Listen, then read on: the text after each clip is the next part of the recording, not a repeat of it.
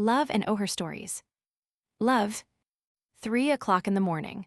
The soft April night is looking in at my windows and caressingly winking at me with its stars. I can't sleep. I am so happy.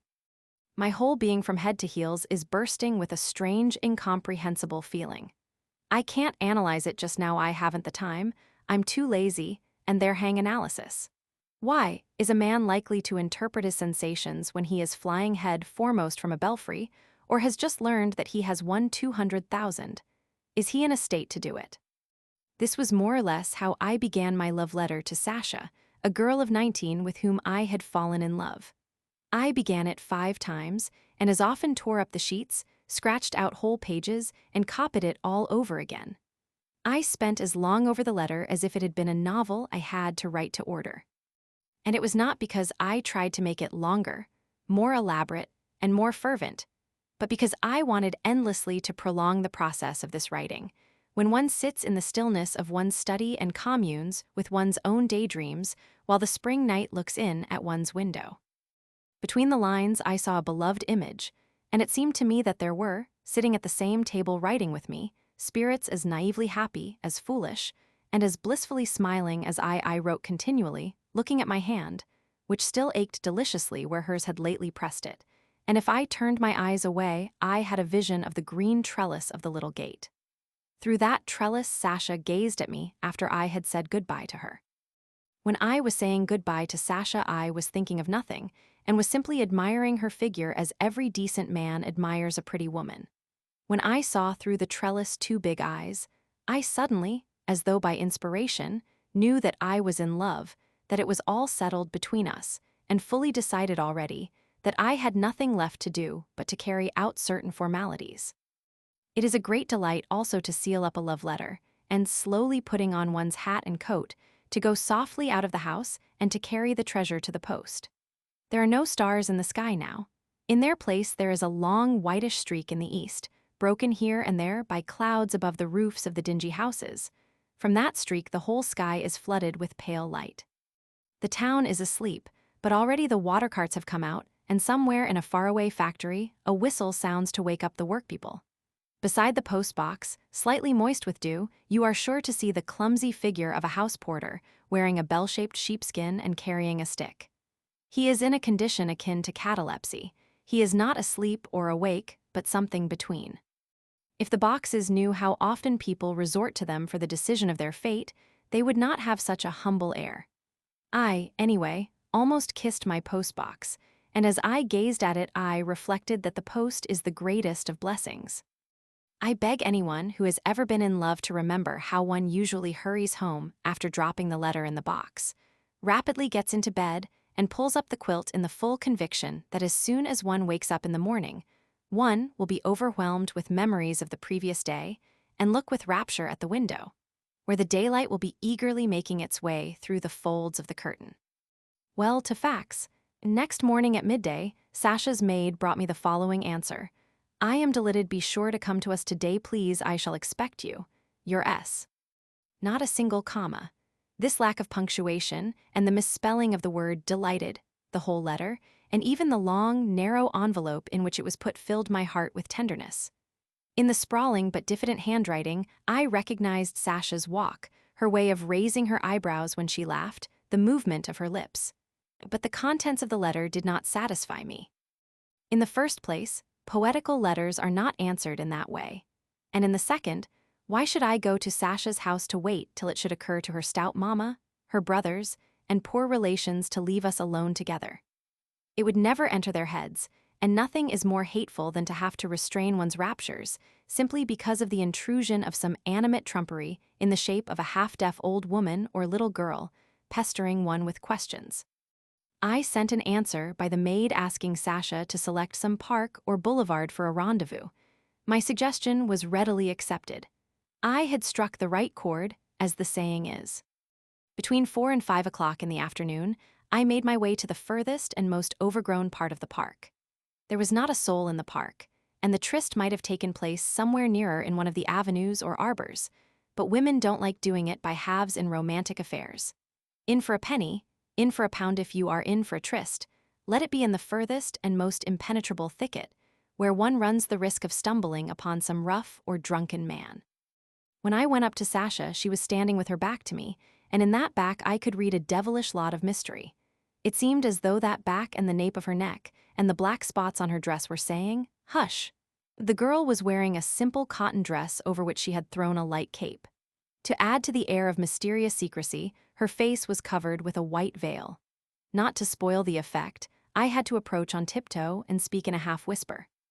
From what I remember now, I was not so much the essential point of the rendezvous as a detail of it. Sasha was not so much absorbed in the interview itself as in its romantic mysteriousness, my kisses, the silence of the gloomy trees, my vows. There was not a minute in which she forgot herself, was overcome, or let the mysterious expression drop from her face, and really if there had been any Ivan Sidorich or Sidor Ivanich in my place, she would have felt just as happy. How is one to make out in such circumstances whether one is loved or not? Whether the love is the real thing or not? From the park, I took Sasha home with me. The presence of the beloved woman in one's bachelor quarters affects one like wine and music. Usually one begins to speak of the future, and the confidence and self-reliance with which one does so is beyond bounds. You make plans and projects, talk fervently of the rank of general though you have not yet reached the rank of a lieutenant, and altogether you fire off such high-flown nonsense that your listener must have a great deal of love and ignorance of life to assent to it. Fortunately for men, women in love are always blinded by their feelings and never know anything of life. Far from not assenting, they actually turn pale with holy awe, are full of reverence and hang greedily on the maniac's words. Sasha listened to me with attention, but I soon detected an absent-minded expression on her face. She did not understand me. The future of which I talked interested her only in its external aspect, and I was wasting time in displaying my plans and projects before her. She was keenly interested in knowing which would be her room, what paper she would have in the room, why I had an upright piano instead of a grand piano, and so on. She examined carefully all the little things on my table, looked at the photographs, sniffed at the bottles, peeled the old stamps off the envelopes, saying she wanted them for something.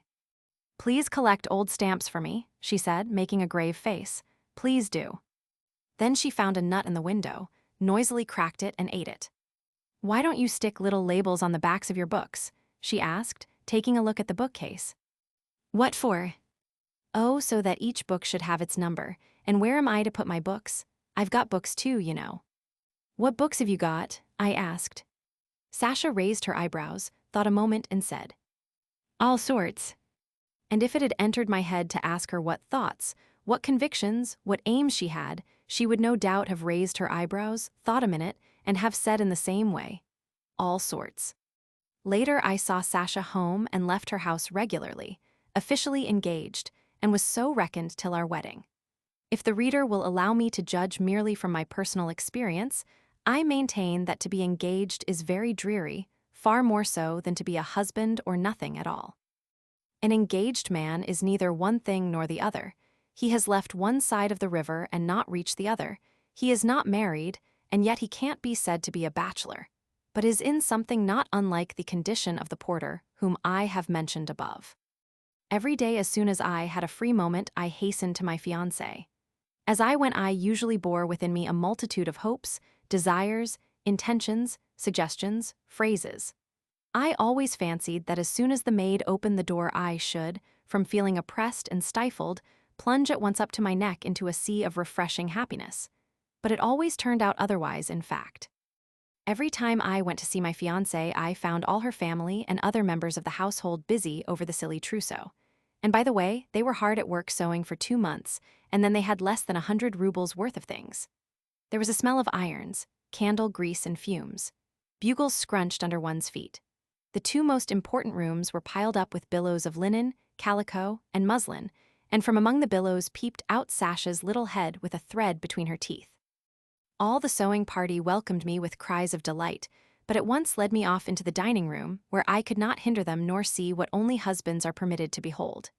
In spite of my feelings, I had to sit in the dining room and converse with Pimnovna, one of the poor relations. Sasha, looking worried and excited, kept running by me with a thimble, a skein of wool, or some other boring object. Wait, I shan't be a minute," she would say when I raised imploring eyes to her. Only fancy that wretch Stepanida has spoilt the bodice of the barge dress. And after waiting in vain for this grace, I lost my temper, went out of the house and walked about the streets in the company of the new cane I had bought.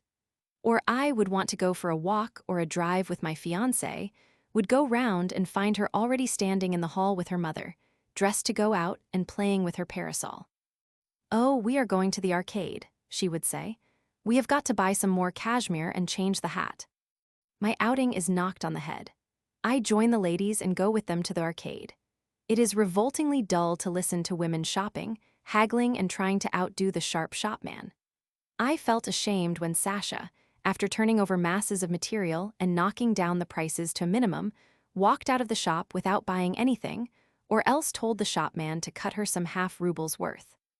When they came out of the shop, Sasha and her mama with scared and worried faces would discuss at length having made a mistake, having bought the wrong thing, the flowers and the chintz being too dark, and so on. Yes, it is a bore to be engaged. I'm glad it's over. Now I am married. It is evening. I am sitting in my study reading. Behind me on the sofa Sasha is sitting munching something noisily. I want a glass of beer. "Sasha, look for the corkscrew." I say, "It's lying about somewhere." Sasha leaps up, rummages in a disorderly way among 2 or 3 heaps of papers, drops the matches, and without finding the corkscrew, sits down in silence. 5 minutes past 10. I begin to be fretted both by thirst and vexation. "Sasha, do look for the corkscrew," I say. Sasha leaps up again and rummages among the papers near me. Her munching and rustling of the papers affects me like the sound of sharpening knives against each other. I get up and begin looking for the corkscrew myself. At last it is found, and the beer is uncorked. Sasha remains by the table and begins telling me something at great length. "You'd better read something, Sasha," I say. She takes up a book, sits down facing me and begins moving her lips. I look at her little forehead, moving lips, and sink into thought. She is getting on for 20. I reflect. If one takes a boy of the educated class and of that age and compares them, what a difference! The boy would have knowledge and convictions and some intelligence. But I forgive that difference, just as the low forehead and moving lips are forgiven. I remember in my old Lovelace days I have cast off women for a stain on their stockings, or for one foolish word, or for not cleaning their teeth, and now I forgive everything. The munching, the muddling about after the corkscrew, the slovenliness, the long talking about nothing that matters. I forgive it all almost unconsciously, with no effort of will, as though Sasha's mistakes were my mistakes, and many things which would have made me wince in old days move me to tenderness and even rapture. The explanation of this forgiveness of everything lies in my love for Sasha, but what is the explanation of the love itself? I really don't know. Lights.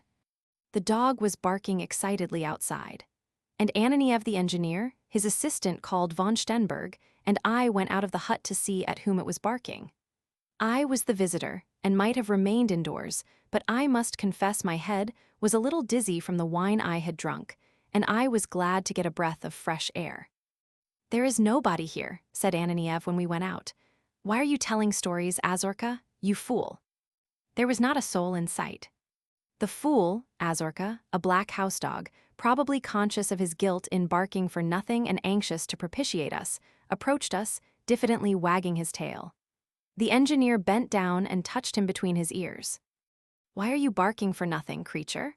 he said in the tone in which good-natured people talk to children and dogs. "Have you had a bad dream or what? Here, doctor, let me commend to your attention," he said, turning to me, "a wonderfully nervous subject. Would you believe it? He can't endure solitude. He is always having terrible dreams and suffering from nightmares, and when you shout at him, he has something like an attack of hysterics." "Yes, a dog of refined feelings," the student chimed in. Azorka must have understood that the conversation was concerning him. He turned his head upwards and grinned plaintively, as though to say, "Yes, at times I suffer unbearably, but please excuse it." It was an August night, there were stars, but it was dark. Owing to the fact that I had never in my life been in such exceptional surroundings, as I had chanced to come into now, the starry night seemed to me gloomy, inhospitable, and darker than it was in reality. I was on a railway line which was still in process of construction. The high, half-finished embankment, the mounds of sand, clay, and rubble, the holes, the wheelbarrows standing here and there, the flat tops of the mud huts in which the workmen lived, all this muddle, colored to one tint by the darkness, gave the earth a strange, wild aspect that suggested the times of chaos. There was so little order in all that lay before me that it was somehow strange in the midst of the hideously excavated, grotesque-looking earth to see the silhouettes of human beings and the slender telegraph posts. Both spoiled the ensemble of the picture and seemed to belong to a different world. It was still, and the only sound came from the telegraph wire droning its wearisome refrain somewhere very high above our heads. We climbed up on the embankment and from its height looked down upon the earth. 100 yards away, where the pits, holes, and mounds melted into the darkness of the night, a dim light was twinkling. Beyond it gleamed another light, beyond that a third.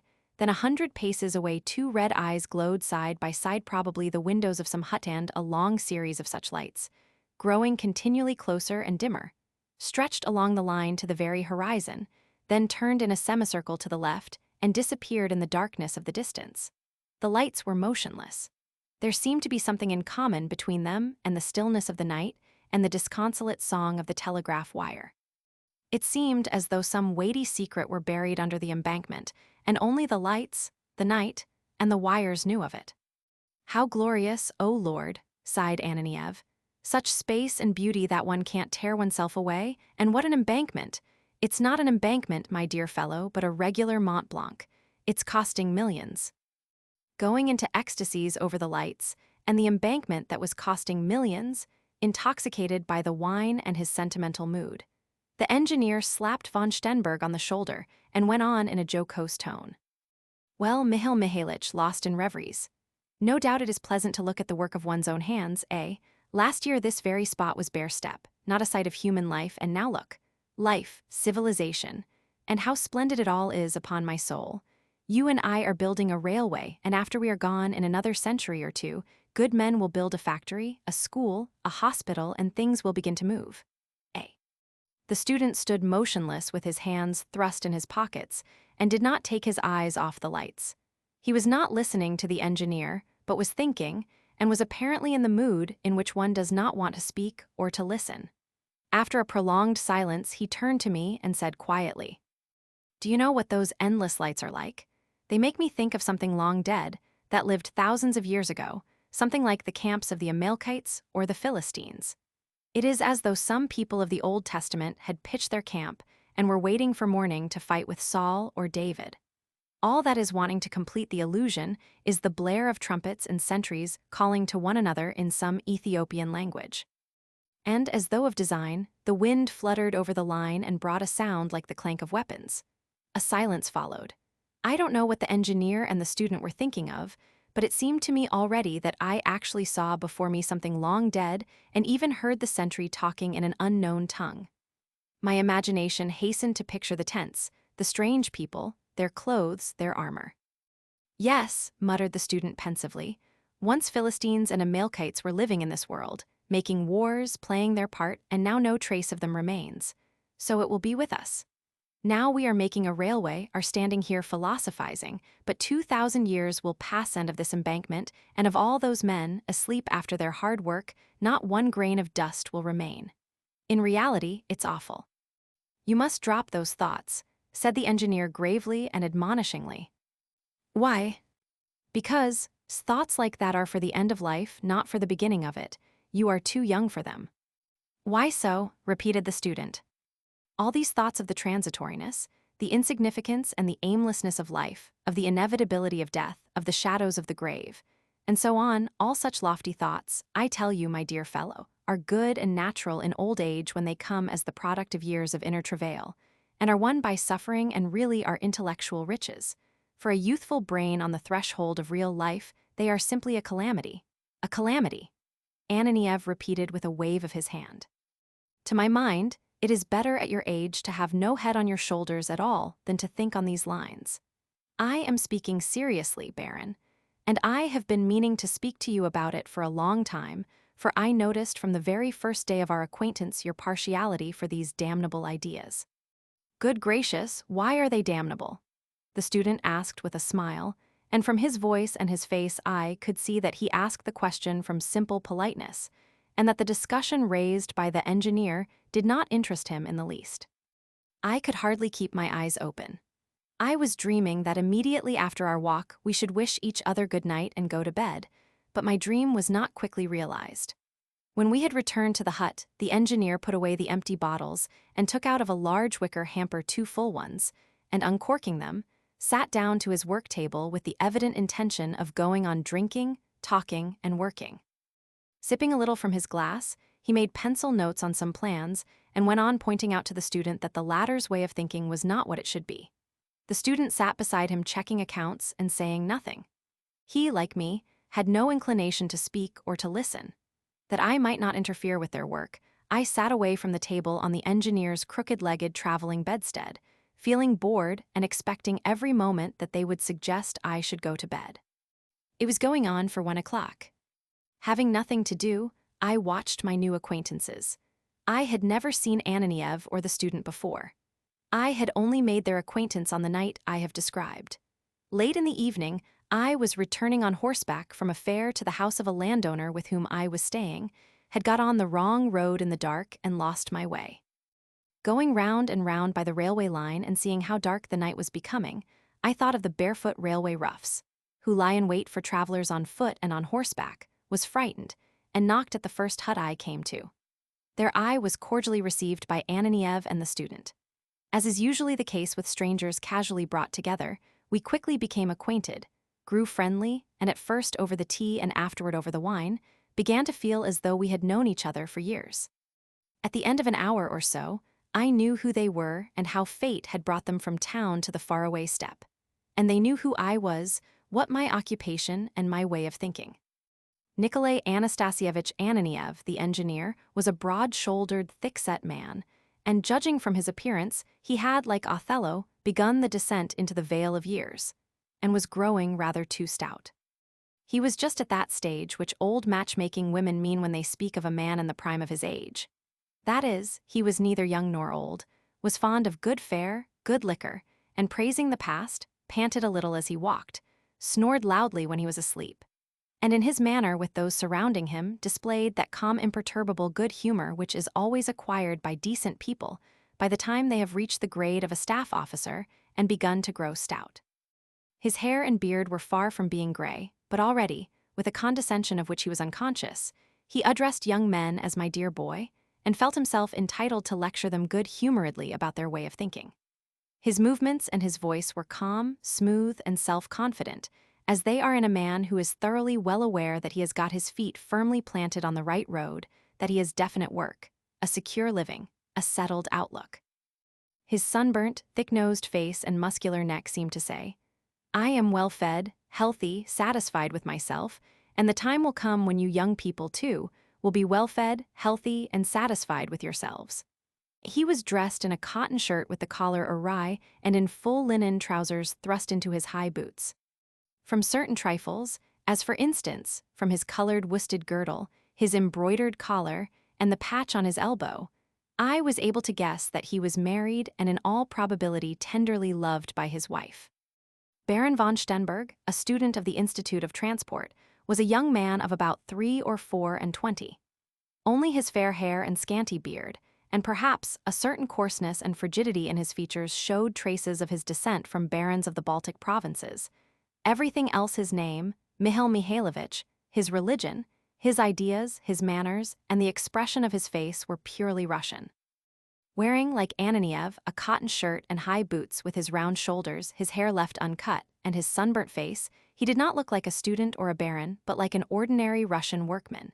His words and gestures were few. He drank reluctantly without relish, checked the accounts mechanically, and seemed all the while to be thinking of something else.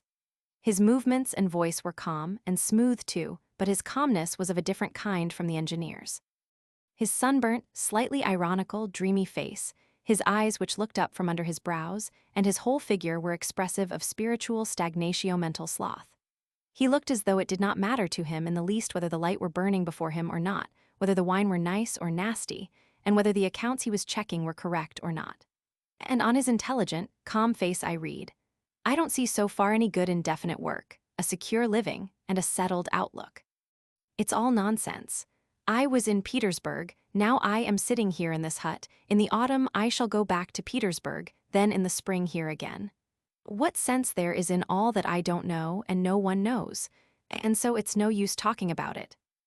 He listened to the engineer without interest, with the condescending indifference with which cadets in the senior classes listen to an effusive and good-natured old attendant. It seemed as though there were nothing new to him in what the engineer said, and that if he had not himself been too lazy to talk, he would have said something newer and cleverer. Meanwhile, Ananiev would not desist. He had by now laid aside his good-humored, jocose tone and spoke seriously, even with a fervor which was quite out of keeping with his expression of calmness. Apparently he had no distaste for abstract subjects, was fond of them, indeed, but had neither skill nor practice in the handling of them. And this lack of practice was so pronounced in his talk that I did not always grasp his meaning at once. "I hate those ideas with all my heart," he said. "I was infected by them myself in my youth. I have not quite got rid of them even now, and I tell you perhaps because I am stupid and such thoughts were not the right food for my mind, they did me nothing but harm. That's easy to understand. Thoughts of the aimlessness of life, of the insignificance and transitoriness of the visible world, Solomon's vanity of vanities have been, and are to this day, the highest and final stage in the realm of thought. The thinker reaches that stage and comes to a halt. There is nowhere further to go. The activity of the normal brain is completed with this, and that is natural and in the order of things. Our misfortune is that we begin thinking at that end. What normal people end with we begin with.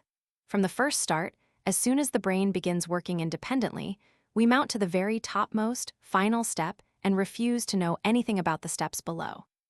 What harm is there in that? Said the student.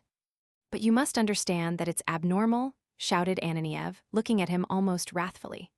If we find means of mounting to the topmost step without the help of the lower ones, then the whole long ladder, that is the whole of life, with its colors, sounds, and thoughts, loses all meaning for us. That at your age such reflections are harmful and absurd, you can see from every step of your rational, independent life. Let us suppose you sit down this minute to read Darwin or Shakespeare. You have scarcely read a page before the poison shows itself. And your long life, and Shakespeare and Darwin seem to you nonsense, absurdity. Because you know you will die, that Shakespeare and Darwin have died too, that their thoughts have not saved them, nor the earth, nor you, and that if life is deprived of meaning in that way, all science, poetry, and exalted thought seem only useless diversions, the idle playthings of grown-up people. And you leave off reading at the second page. Now, let us suppose that people come to you as an intelligent man and ask your opinion about war, for instance, whether it is desirable, whether it is morally justifiable or not. In answer to that terrible question, you merely shrug your shoulders and confine yourself to some commonplace, because for you, with your way of thinking, it makes absolutely no difference whether hundreds of thousands of people die a violent death or a natural one. The results are the same ashes and oblivion. You and I are building a railway line. What's the use, one may ask, of our worrying our heads, inventing, rising above the hackneyed thing, feeling for the workmen, stealing or not stealing, when we know that this railway line will turn to dust within 2,000 years, and so on and so on? You must admit that with such a disastrous way of looking at things, there can be no progress, no science, no art, nor even thought itself. We fancy that we are clever than the crowd, and than Shakespeare. In reality, our thinking leads to nothing because we have no inclination to go down to the lower steps, and there is nowhere higher to go, so our brain stands at the freezing point neither up nor down. I was in bondage to these ideas for 6 years, and by all that is holy, I never read a sensible book all that time, did not gain a hapworth of wisdom, and did not raise my moral standard an inch. Was not that disastrous? Moreover, besides being corrupted ourselves, we bring poison into the lives of those surrounding us. It would be all right if, with our pessimism, we renounced life, went to live in a cave, or made haste to die, but as it is, in obedience to the universal law, we live, feel, love women, bring up children, construct railways. Our thoughts make no one hot or cold, the student said reluctantly. Ah, there you are again, do stop it. You have not yet had a good sniff at life. But when you have lived as long as I have, you will know a thing or two. Our theory of life is not so innocent as you suppose. In practical life, in contact with human beings, it leads to nothing but horrors and follies. It has been my lot to pass through experiences which I would not wish a wicked totter to endure. For instance, I asked. For instance, repeated the engineer. He thought a minute, smiled and said, For instance, take this example. More correctly, it is not an example, but a regular drama with a plot and a denouement. An excellent lesson, ah, what a lesson. He poured out wine for himself and us, emptied his glass, stroked his broad chest with his open hands, and went on, addressing himself more to me than to the student. It was in the year 187, soon after the war, and when I had just left the university. I was going to the Caucasus, and on the way stopped for 5 days in the seaside town of N. I must tell you that I was born and grew up in that town, and so there is nothing odd in my thinking N. Extraordinarily snug, cozy, and beautiful, though for a man from Petersburg or Moscow, life in it would be as dreary and comfortless as in any Tichloma or Kashira. With melancholy, I passed by the high school where I had been a pupil. With melancholy, I walked about the very familiar park. I made a melancholy attempt to get a nearer look at people I had not seen for a long time, all with the same melancholy. Among other things, I drove out one evening to the so-called quarantine. It was a small mangy copse in which, at some forgotten time of plague, there really had been a quarantine station, and which was now the resort of summer visitors. It was a drive of 3 miles from the town along a good soft road. As one drove along, one saw on the left the blue sea, on the right the unending gloomy steppe. There was plenty of air to breathe, and wide views for the eyes to rest on. The copse itself lay on the seashore. Dismissing my cabman, I went in at the familiar gates and first turned along an avenue leading to a little stone summer house, which I had been fond of in my childhood. In my opinion, that round, heavy summer house on its clumsy columns, which combined the romantic charm of an old tomb with the ungainliness of a Sobakevich asterisk, was the most poetical nook in the whole town. It stood at the edge above the cliff, and from it there was a splendid view of the sea. A character in Gogol's Dead, Soul's Translator's note. I sat down on the seat and, bending over the parapet, looked down. A path ran from the summer house along the steep, almost overhanging cliff between the lumps of clay and tussocks of burdock. Where it ended, far below on the sandy shore, low waves were languidly foaming and softly purring. The sea was as majestic, as infinite, and as forbidding as 7 years before when I left the high school and went from my native town to the capital. In the distance, there was a dark streak of smoke a steamer was passing and, except for this hardly visible and motionless streak, and the sea swallows that flitted over the water, there was nothing to give life to the monotonous view of sea and sky. To right and left of the summer house stretched uneven clay cliffs. You know that when a man in a melancholy mood is left terre-à-terre with the sea, or any landscape which seems to him grandiose, there is always, for some reason, mixed with melancholy, a conviction that he will live and die in obscurity, and he reflectively snatches up a pencil and hastens to write his name on the first thing that comes handy. And that, I suppose, is why all convenient solitary nooks like my summer house are always scrawled over in pencil or carved with penknives. I remember as though it were today, looking at the parapet, I read, Ivan Korolkov, May 16, 1876. Beside Korolkov, some local dreamer had scribbled freely, adding, He stood on the desolate ocean's strand, while his soul was filled with imaginings grand. And his handwriting was dreamy, limp like wet silk. An individual called Cross, probably an insignificant little man, felt his unimportance so deeply that he gave full license to his penknife and carved his name in deep letters an inch high. I took a pencil out of my pocket mechanically, and I too scribbled on one of the columns. All that is irrelevant, however. You must forgive me, I don't know how to tell a story briefly. I was sad and a little bored. Boredom, the stillness, and the purring of the sea gradually brought me to the line of thought we have been discussing. At that period, towards the end of the 70s, it had begun to be fashionable with the public. And later, at the beginning of the 80s, it gradually passed from the general public into literature, science, and politics.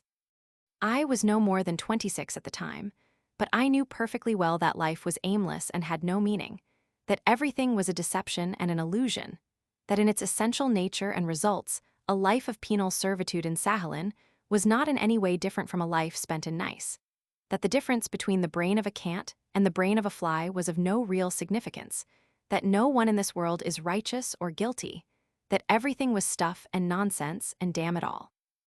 I lived as though I were doing a favor to some unseen power which compelled me to live, and to which I seemed to say, "Look, I don't care a straw for life, but I am living."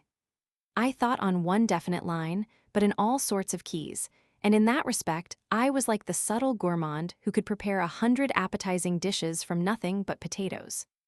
There is no doubt that I was one-sided and even to some extent narrow, but I fancied at the time that my intellectual horizon had neither beginning nor end, and that my thought was as boundless as the sea. Well, as far as I can judge by myself, the philosophy of which we are speaking has something alluring, narcotic in its nature, like tobacco or morphia. It becomes a habit, a craving.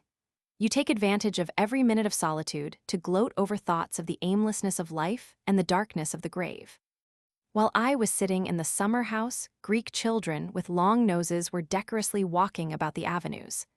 I took advantage of the occasion and, looking at them, began reflecting in this style. Why are these children born and what are they living for? Is there any sort of meaning in their existence? They grow up without themselves knowing what for. They will live in this God-forsaken, comfortless hole for no sort of reason, and then they will die. And I actually felt vexed with those children because they were walking about decorously and talking with dignity, as though they did not hold their little colorless lives so cheap and knew what they were living for. I remember that far away at the end of an avenue 3 feminine figures came into sight. 3 young ladies, one in a pink dress, 2 in white, were walking arm in arm, talking and laughing. Looking after them, I thought, it wouldn't be bad to have an affair with some woman for a couple of days in this dull place. I recalled, by the way, that it was 3 weeks since I had visited my Petersburg lady, and thought that a passing love affair would come in very appropriately for me just now. The young lady in white in the middle was rather younger and better looking than her companions, and judging by her manners and her laugh, she was a high school girl in an upper form. I looked, not without impure thoughts, at her bust, and at the same time reflected about her. She will be trained in music and manners, she will be married to some Greek god help us, will lead a gray, stupid, comfortless life, will bring into the world a crowd of children without knowing why, and then will die. An absurd life. I must say that as a rule I was a great hand at combining my lofty ideas with the lowest prose. Thoughts of the darkness of the grave did not prevent me from giving busts and legs their full due. Our dear Baron's exalted ideas do not prevent him from going on Saturdays to Vukolovka on amatory expeditions. To tell the honest truth, as far as I remember, my attitude to women was most insulting. Now, when I think of that high school girl, I blush for my thoughts then, but at the time my conscience was perfectly untroubled. I, the son of honorable parents, a Christian who had received a superior education, not naturally wicked or stupid, felt not the slightest uneasiness when I paid women Blutgeld, as the Germans call it, or when I followed high school girls with insulting looks. The trouble is that youth makes its demands, and our philosophy has nothing in principle against those demands, whether they are good or whether they are loathsome. One who knows that life is aimless and death inevitable is not interested in the struggle against nature or the conception of sin. Whether you struggle or whether you don't, you will die and rot just the same. Secondly, my friends, our philosophy instills even into very young people what is called reasonableness. The predominance of reason over the heart is simply overwhelming amongst us. Direct feeling, inspiration, everything is choked by petty analysis. Where there is reasonableness, there is coldness, and cold people it's no use to disguise it know nothing of chastity. That virtue is only known to those who are warm, affectionate, and capable of love. Thirdly, our philosophy denies the significance of each individual personality. It's easy to see that if I deny the personality of some Natalia Stepanovna, it's absolutely nothing to me whether she is insulted or not. Today one insults her dignity as a human being and pays her Blutgeld, and next day thinks no more of her. So I sat in the summer house and watched the young ladies. Another woman's figure appeared in the avenue, with fair hair, her head uncovered, and a white knitted shawl on her shoulders. She walked along the avenue, then came into the summer house, and taking hold of the parapet, looked indifferently below and into the distance over the sea. As she came in she paid no attention to me, as though she did not notice me. I scrutinized her from foot to head, not from head to foot, as one scrutinizes men, and found that she was young, not more than 25, nice-looking, with a good figure, in all probability married and belonging to the class of respectable women. She was dressed as though she were at home, but fashionably and with taste, as ladies are, as a rule, in N. This one would do nicely, I thought, looking at her handsome figure and her arms. She is all right. She is probably the wife of some doctor or schoolmaster. But to make up to her, that is, to make her the heroine of one of those impromptu affairs to which tourists are so prone, was not easy, and indeed, hardly possible. I felt that as I gazed at her face. The way she looked, and the expression of her face, suggested that the sea, the smoke in the distance, and the sky had bored her long, long ago and wearied her sight. She seemed to be tired, bored, and thinking about something dreary. And her face had not even that fussy, affectedly indifferent expression which one sees in the face of almost every woman when she is conscious of the presence of an unknown man in her vicinity. The fair-haired lady took a bored and passing glance at me, sat down on a seat and sank into reverie, and from her face I saw that she had no thoughts for me, and that I, with my Petersburg appearance, did not arouse in her even simple curiosity. But yet I made up my mind to speak to her, and asked, "Madam, allow me to ask you at what time do the wagonettes go from here to the town?" "At 10 or 11, I believe." I thanked her. She glanced at me once or twice, and suddenly there was a gleam of curiosity, then of something like wonder on her passionless face. I made haste to assume an indifferent expression and to fall into a suitable attitude. She was catching on. She suddenly jumped up from the seat, as though something had bitten her, and examining me hurriedly, with a gentle smile, asked timidly, "Oh, aren't you Ananiev?"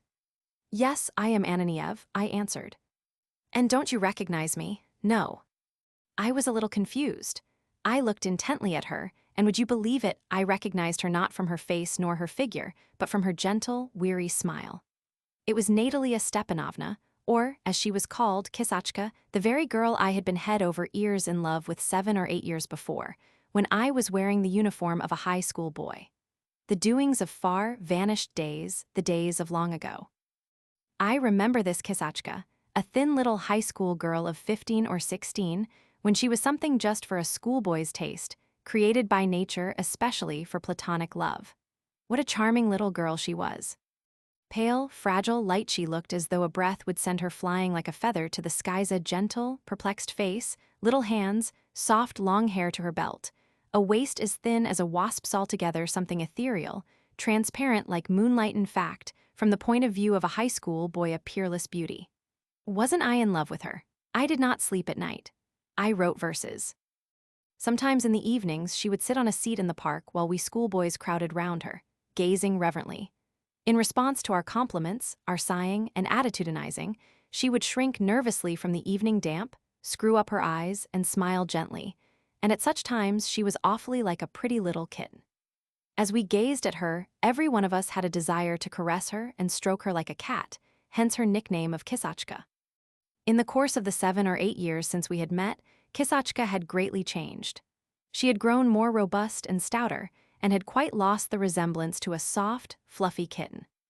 It was not that her features looked old or faded, but they had somehow lost their brilliance and looked sterner. Her hair seemed shorter, she looked taller, and her shoulders were quite twice as broad. And what was most striking, there was already in her face the expression of motherliness and resignation commonly seen in respectable women of her age, and this, of course, had never seen in her before. In short, of the school-girlish and the platonic, her face had kept the gentle smile and nothing more. We got into conversation. Learning that I was already an engineer, Kissachka was immensely delighted. "How good that is," she said, looking joyfully into my face. "Ah, how good, and how splendid you all are. Of all who left with you, not one has been a failure. They have all turned out well. One an engineer, another a doctor, a third a teacher, another, they say, is a celebrated singer in Petersburg. You are all splendid, all of you. Ah, how good that is." Kissachka's eyes shone with genuine goodwill and gladness. She was admiring me like an elder sister or a former governess. While I looked at her sweet face and thought, it wouldn't be bad to get hold of her today. "Do you remember, Natalia Stepanovna," I asked her, "how I once brought you in the park a bouquet with a note in it? You read my note, and such a look of bewilderment came into your face. No, I don't remember that, she said, laughing. But I remember how you wanted to challenge Florence to a duel over me. Well, would you believe it, I don't remember that. Well, that's all over and done with, sighed Cossack. At one time I was your idol, and now it is my turn to look up to all of you. From further conversation I learned that 2 years after leaving the high school, Cossack had been married to a resident in the town who was half Greek, half Russian, had a post either in the bank or in the insurance society, and also carried on a trade in corn. He had a strange surname, something in the style of Populaki or Scarandipilo. Goodness only knows I have forgot. As a matter of fact, Cossack spoke little and with reluctance about herself. The conversation was only about me. She asked me about the College of Engineering, about my comrades, about Petersburg, about my plans, and everything I said moved her to eager delight and exclamations of, "Oh, how good that is." We went down to the sea and walked over the sands. Then, when the night air began to blow chill and damp from the sea, we climbed up again. All the while our talk was of me and of the past.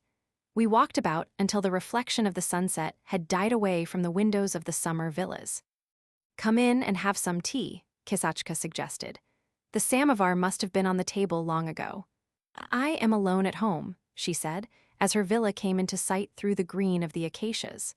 "My husband is always in the town and only comes home at night, and not always then, and I must own that I am so dull that it's simply deadly."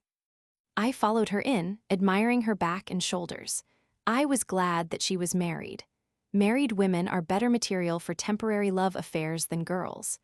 I was also pleased that her husband was not at home. At the same time, I felt that the affair would not come off. We went into the house. The rooms were smallish and had low ceilings, and the furniture was typical of the summer villa. Russians like having at their summer villas uncomfortable, heavy, dingy furniture which they are sorry to throw away and have nowhere to put. But from certain details, I could observe that Cossack and her husband were not badly off, and must be spending 5,000 or 6,000 rubles a year. I remember that in the middle of the room, which Cossack called the dining room, there was a round table, supported for some reason on 6 legs, and on it a samovar and cups. At the edge of the table lay an open book, a pencil, and an exercise book. I glanced at the book and recognized it as Mezzanine and Buranin's arithmetical examples. It was open, as I now remember, at the rules of compound interest. "To whom are you giving lessons?" I asked Cossack. "Nobody," she answered. "I am just doing some. I have nothing to do, and am so bored that I think of the old days and do sums." "Have you any children?" "I had a baby boy, but he only lived a week." We began drinking tea. Admiring me, Cossack said again how good it was that I was an engineer, and how glad she was of my success. And the more she talked, and the more genuinely she smiled, the stronger was my conviction that I should go away without having gained my object. I was a connoisseur in love affairs in those days, and could accurately gauge my chances of success. You can boldly reckon on success if you are tracking down a fool or a woman as much on the lookout for new experiences and sensations as yourself, or an adventuress to whom you are a stranger.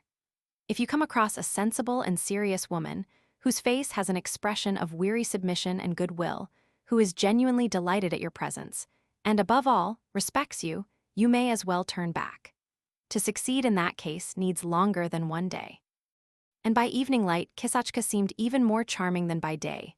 She attracted me more and more, and apparently she liked me too, and the surroundings were most appropriate. The husband not at home, no servants visible, stillness around.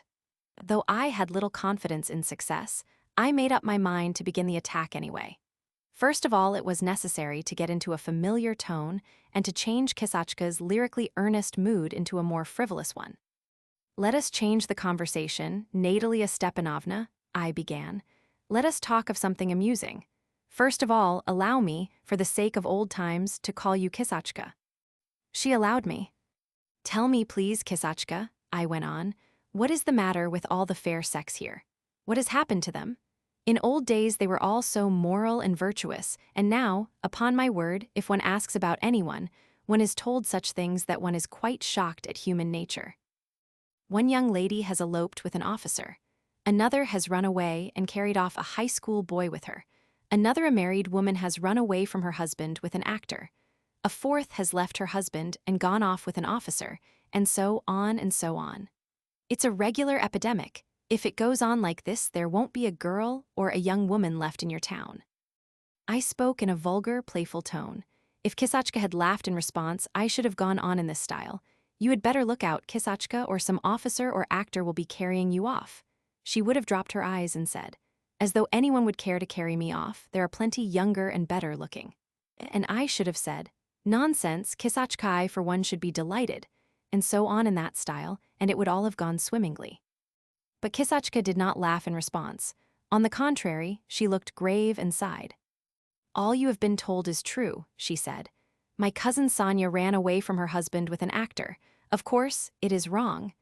Everyone ought to bear the lot that fate has laid on him, but I do not condemn them or blame them. Circumstances are sometimes too strong for anyone. That is so, Kisachka, but what circumstances can produce a regular epidemic? It's very simple and easy to understand, replied Kisachka, raising her eyebrows. There is absolutely nothing for us educated girls and women to do with ourselves. Not everyone is able to go to the university, to become a teacher, to live for ideas. In fact, as men do, they have to be married. And whom would you have them marry? You boys leave the high school and go away to the university, never to return to your native town again, and you marry in Petersburg or Moscow, while the girls remain. To whom are they to be married? Why, in the absence of decent, cultured men, goodness knows what sort of men they marry, stockbrokers and such people of all kinds, who can do nothing but drink and get into rows at the club. A girl married like that, at random, and what is her life like afterwards? You can understand. A well-educated, cultured woman is living with a stupid, boorish man. If she meets a cultivated man, an officer, an actor, or a doctor, well, she gets to love him, her life becomes unbearable to her, and she runs away from her husband. And one can't condemn her. If that is so, Kisachka, why get married? I asked. Yes, of course, said Kisachka with a sigh, but you know every girl fancies that any husband is better than nothing.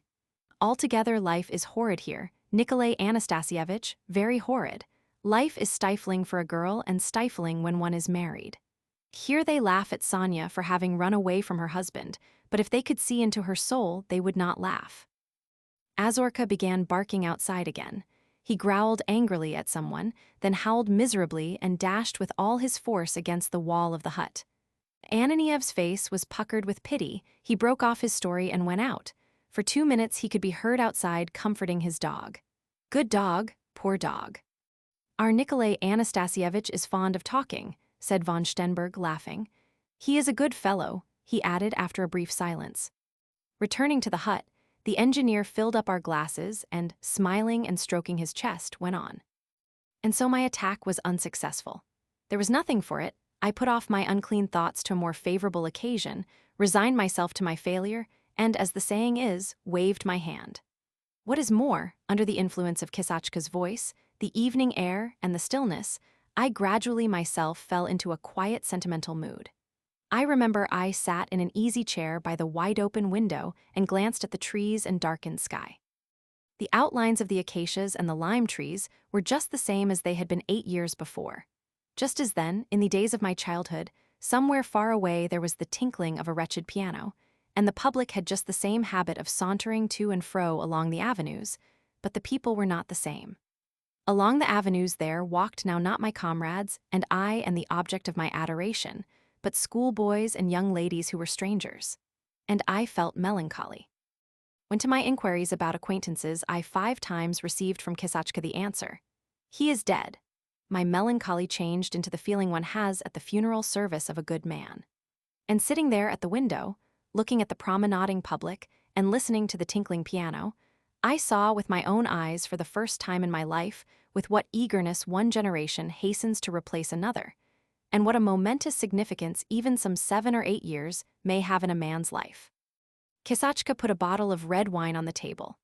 I drank it off, grew sentimental, and began telling a long story about something or other. Kisachka listened as before, admiring me and my cleverness. And time passed. The sky was by now so dark that the outlines of the acacias and lime trees melted into one, the public was no longer walking up and down the avenues, the piano was silent, and the only sound was the even murmur of the sea. Young people are all alike. Be friendly to a young man, make much of him, regale him with wine, let him understand that he is attractive and he will sit on, forget that it is time to go, and talk and talk and talk. His hosts cannot keep their eyes open, it's past their bedtime, and he still stays and talks. That was what I did. Once I chanced to look at the clock, it was 10:30. I began saying goodbye. Have another glass before your walk, said Kissachka. I took another glass, again I began talking at length, forgot it was time to go, and sat down. Then there came the sound of men's voices, footsteps, and the clank of spurs. I think my husband has come in, said Kissachka, listening. The door creaked, 2 voices came now from the passage, and I saw 2 men pass the door that led into the dining room. One a stout, solid dark man with a hooked nose, wearing a straw hat, and the other a young officer in a white tunic. As they passed the door, they both glanced casually and indifferently at Kissachka and me, and I fancied both of them were drunk. She told you a lie then, and you believed her, we heard a loud voice with a marked nasal twang say a minute later. To begin with, it wasn't at the big club but at the little one. You are angry, Jupiter, so you are wrong, said another voice, obviously the officer's, laughing and coughing. I say, can I stay the night? Tell me honestly, shall I be in your way? What a question, not only you can, but you must. What will you have, beer or wine? They were sitting 2 rooms away from us, talking loudly, and apparently feeling no interest in Kissachka or her visitor. A perceptible change came over Kissachka on her husband's arrival. At first she flushed red, then her face wore a timid, guilty expression. She seemed to be troubled by some anxiety, and I began to fancy that she was ashamed to show me her husband and wanted me to go. I began taking leave. Kissachka saw me to the front door. I remember well her gentle, mournful smile and kind, patient eyes as she pressed my hand and said, "Most likely we shall never see each other again. Well, God give you every blessing. Thank you." Not one sigh, not one fine phrase. As she said goodbye, she was holding the candle in her hand. Patches of light danced over her face and neck as though chasing her mournful smile. I pictured to myself the old Kissachka, whom one used to want to stroke like a cat. I looked intently at the present Kissachka, and for some reason recalled her words. Everyone ought to bear the lot that fate has laid on him. And I had a pang at my heart. I instinctively guessed how it was, and my conscience whispered to me that I, in my happiness and indifference, was face to face with a good, warm-hearted, loving creature, who was broken by suffering. I said goodbye and went to the gate. By now it was quite dark. In the south, the evenings draw in early in July, and it gets dark rapidly. Towards 10 o'clock, it is so dark that you can't see an inch before your nose. I lighted a couple of dozen matches before, almost groping, I found my way to the gate. "Cab," I shouted, going out of the gate, not a sound, not a sigh in answer. "Cab," I repeated, "hey, cab." But there was no cab of any description. The silence of the grave. I could hear nothing but the murmur of the drowsy sea and the beating of my heart from the wine. Lifting my eyes to the sky, I found not a single star. It was dark and sullen. Evidently the sky was covered with clouds. For some reason, I shrugged my shoulders, smiling foolishly, and once more, not quite so resolutely, shouted for a cab. The echo answered me. A walk of 3 miles across open country and in the pitch dark was not an agreeable prospect. Before making up my mind to walk, I spent a long time deliberating and shouting for a cab, then, shrugging my shoulders, I walked lazily back to the copse, with no definite object in my mind. It was dreadfully dark in the copse. Here and there between the trees, the windows of the summer villas glowed a dull red. A raven, disturbed by my steps and the matches with which I lighted my way to the summer house, flew from tree to tree and rustled among the leaves.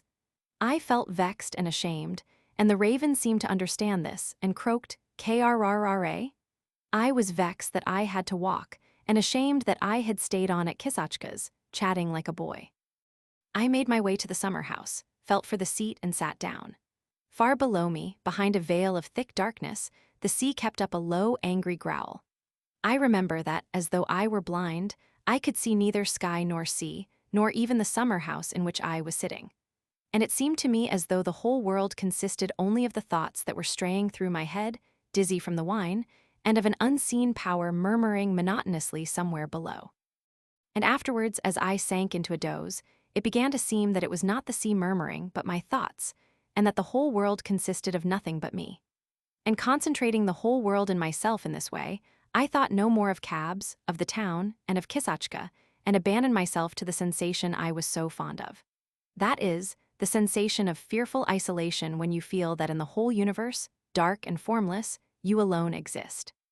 It is a proud, demoniac sensation, only possible to Russians whose thoughts and sensations are as large, boundless, and gloomy as their plains, their forests, and their snow. If I had been an artist, I should certainly have depicted the expression of a Russian's face when he sits motionless, and with his legs under him and his head clasped in his hands, abandons himself to this sensation. And together with this sensation come thoughts of the aimlessness of life, of death, and of the darkness of the grave. The thoughts are not worth a brass farthing, but the expression of face must be fine. While I was sitting and dozing, unable to bring myself to get up, I was warm and comfortable all at once. Against the even monotonous murmur of the sea, as though upon a canvas, sounds began to grow distinct which drew my attention from myself. Someone was coming hurriedly along the avenue. Reaching the summer house, this someone stopped, gave a sob like a little girl, and said in the voice of a weeping child, "My God, when will it all end? Merciful heavens." Judging from the voice and the weeping, I took it to be a little girl of 10 or 12. She walked irresolutely into the summer house, sat down, and began half praying, half complaining aloud. "Merciful God," she said, crying, "it's unbearable. It's beyond all endurance. I suffer in silence, but I want to live too. Oh, my God, my God." And so on in the same style. I wanted to look at the child and speak to her. So as not to frighten her, I first gave a loud sigh and coughed, then cautiously struck a match. There was a flash of bright light in the darkness, which lighted up the weeping figure. It was Kissachka. "Marvels upon marvels," said von Stenberg with a sigh. "Black night, the murmur of the sea, she in grief, he with a sensation of world solitude. It's too much of a good thing. You only want Circassians with daggers to complete it. I am not telling you a tale, but fact. Well, even if it is a fact, it all proves nothing, and there is nothing new in it." "Wait a little before you find fault. Let me finish," said Ananiev, waving his hand with vexation. "Don't interfere, please. I am not telling you, but the doctor." "Well," he went on, addressing me and glancing askance at the student who bent over his books and seemed very well satisfied at having jibed at the engineer. Well, Kissachka was not surprised or frightened at seeing me. It seemed as though she had known beforehand that she would find me in the summer house. She was breathing in gasps and trembling all over as though in a fever, while her tear-stained face, so far as I could distinguish it as I struck match after match, was not the intelligent, submissive, weary face I had seen before, but something different, which I cannot understand to this day. It did not express pain, nor anxiety, nor misery, nothing of what was expressed by her words and her tears. I must own that, probably because I did not understand it, it looked to me senseless and as though she were drunk. "I can't bear it," muttered Kissachka in the voice of a crying child. "It's too much for me, Nikolay Anastasievich. Forgive me, Nikolav Anastasievich, I can't go on living like this. I am going to the town to my mother's. Take me there, for God's sake." In the presence of tears, I can neither speak nor be silent. I was flustered and muttered some nonsense trying to comfort her. "No, no, I will go to my mother's," said Kissachka resolutely, getting up and clutching my arm convulsively. Her hands and her sleeves were wet with tears. "Forgive me, Nikolay Anastasievich, I am going. I can bear no more." "Kissachka, but there isn't a single cab," I said. "How can you go?"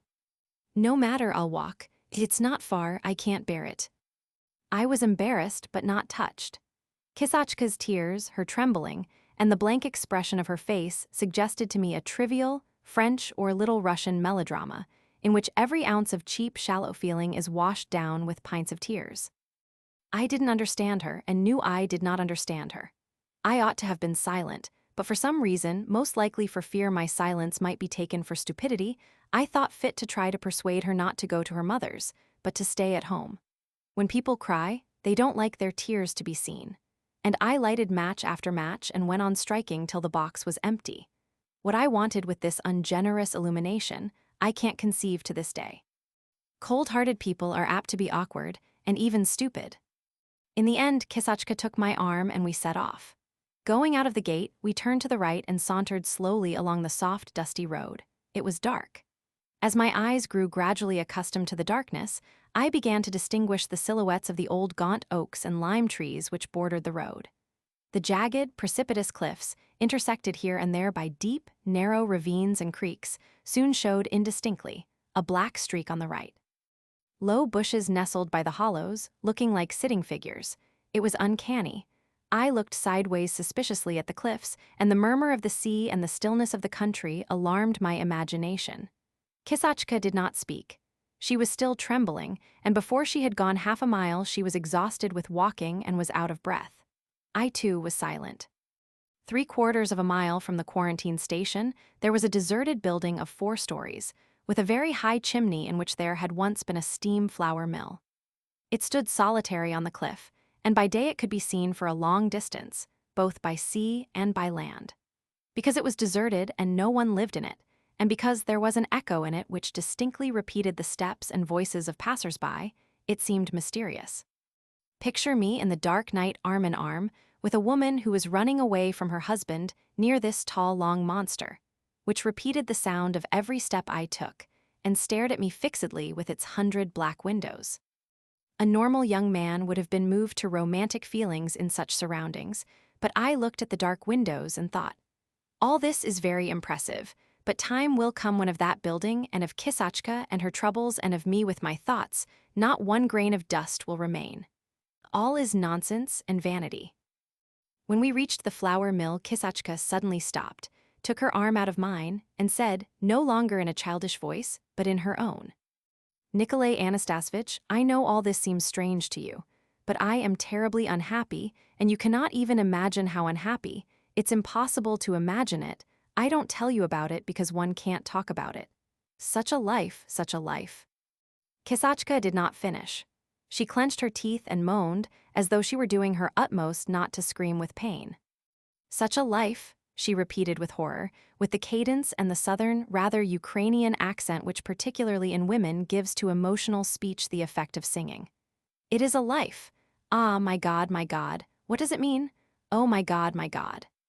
As though trying to solve the riddle of her fate, she shrugged her shoulders in perplexity, shook her head, and clasped her hands.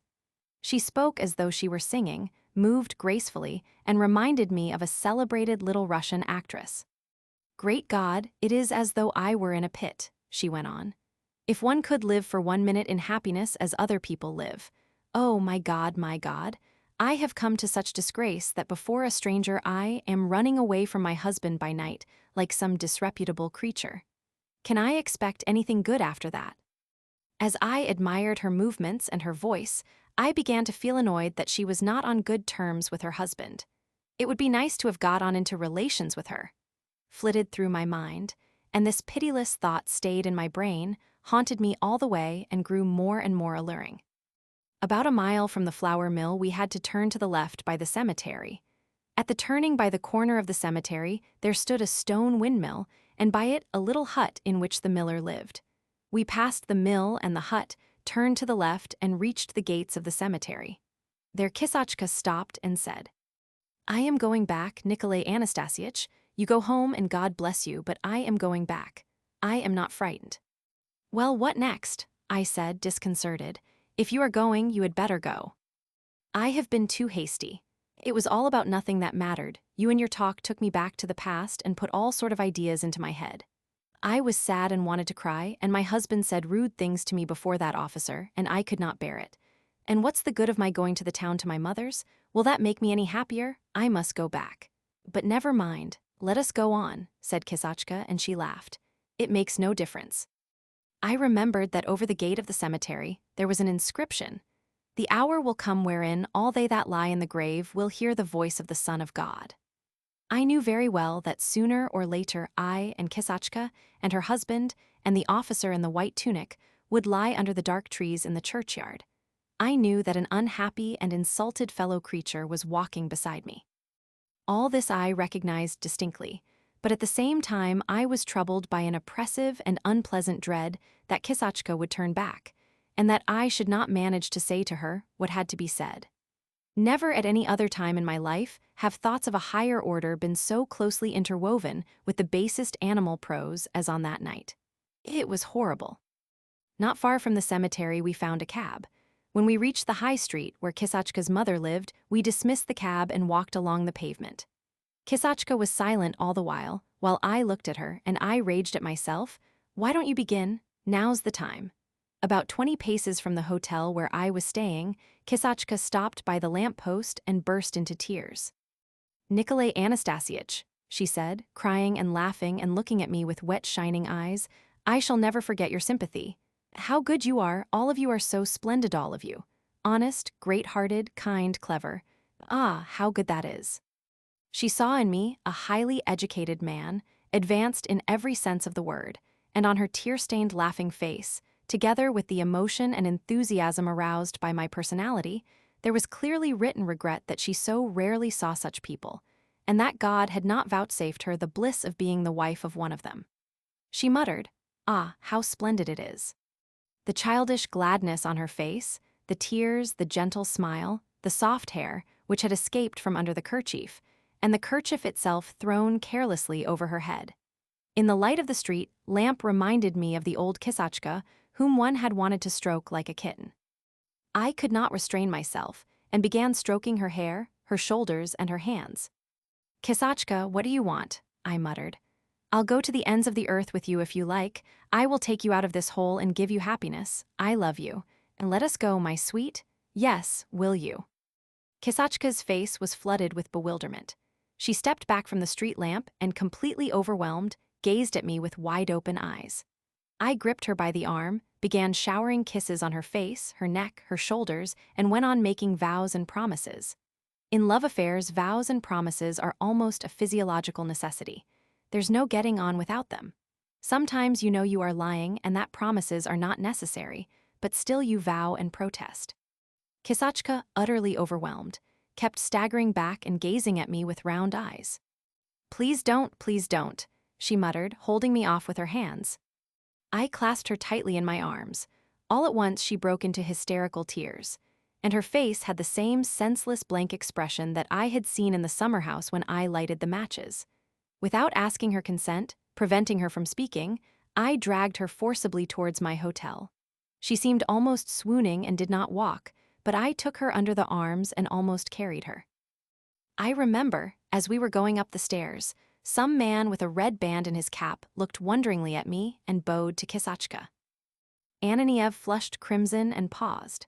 He walked up and down near the table in silence, scratched the back of his head with an air of vexation, and several times shrugged his shoulders and twitched his shoulder blades while a shiver ran down his huge back. The memory was painful and made him ashamed, and he was struggling with himself. "It's horrible," he said, draining a glass of wine and shaking his head. "I am told that in every introductory lecture on women's diseases, the medical students are admonished to remember that each one of them has a mother, a sister, a fiancée, before undressing and examining a female patient. That advice would be very good not only for medical students, but for everyone who in one way or another has to deal with a woman's life. Now that I have a wife and a little daughter, oh, how well I understand that advice. How I understand it, my God. You may as well hear the rest, though. As soon as she had become my mistress, Kisachka's view of the position was very different from mine. First of all, she felt for me a deep and passionate love. What was for me an ordinary amatory episode was for her an absolute revolution in her life. I remember, it seemed to me that she had gone out of her mind.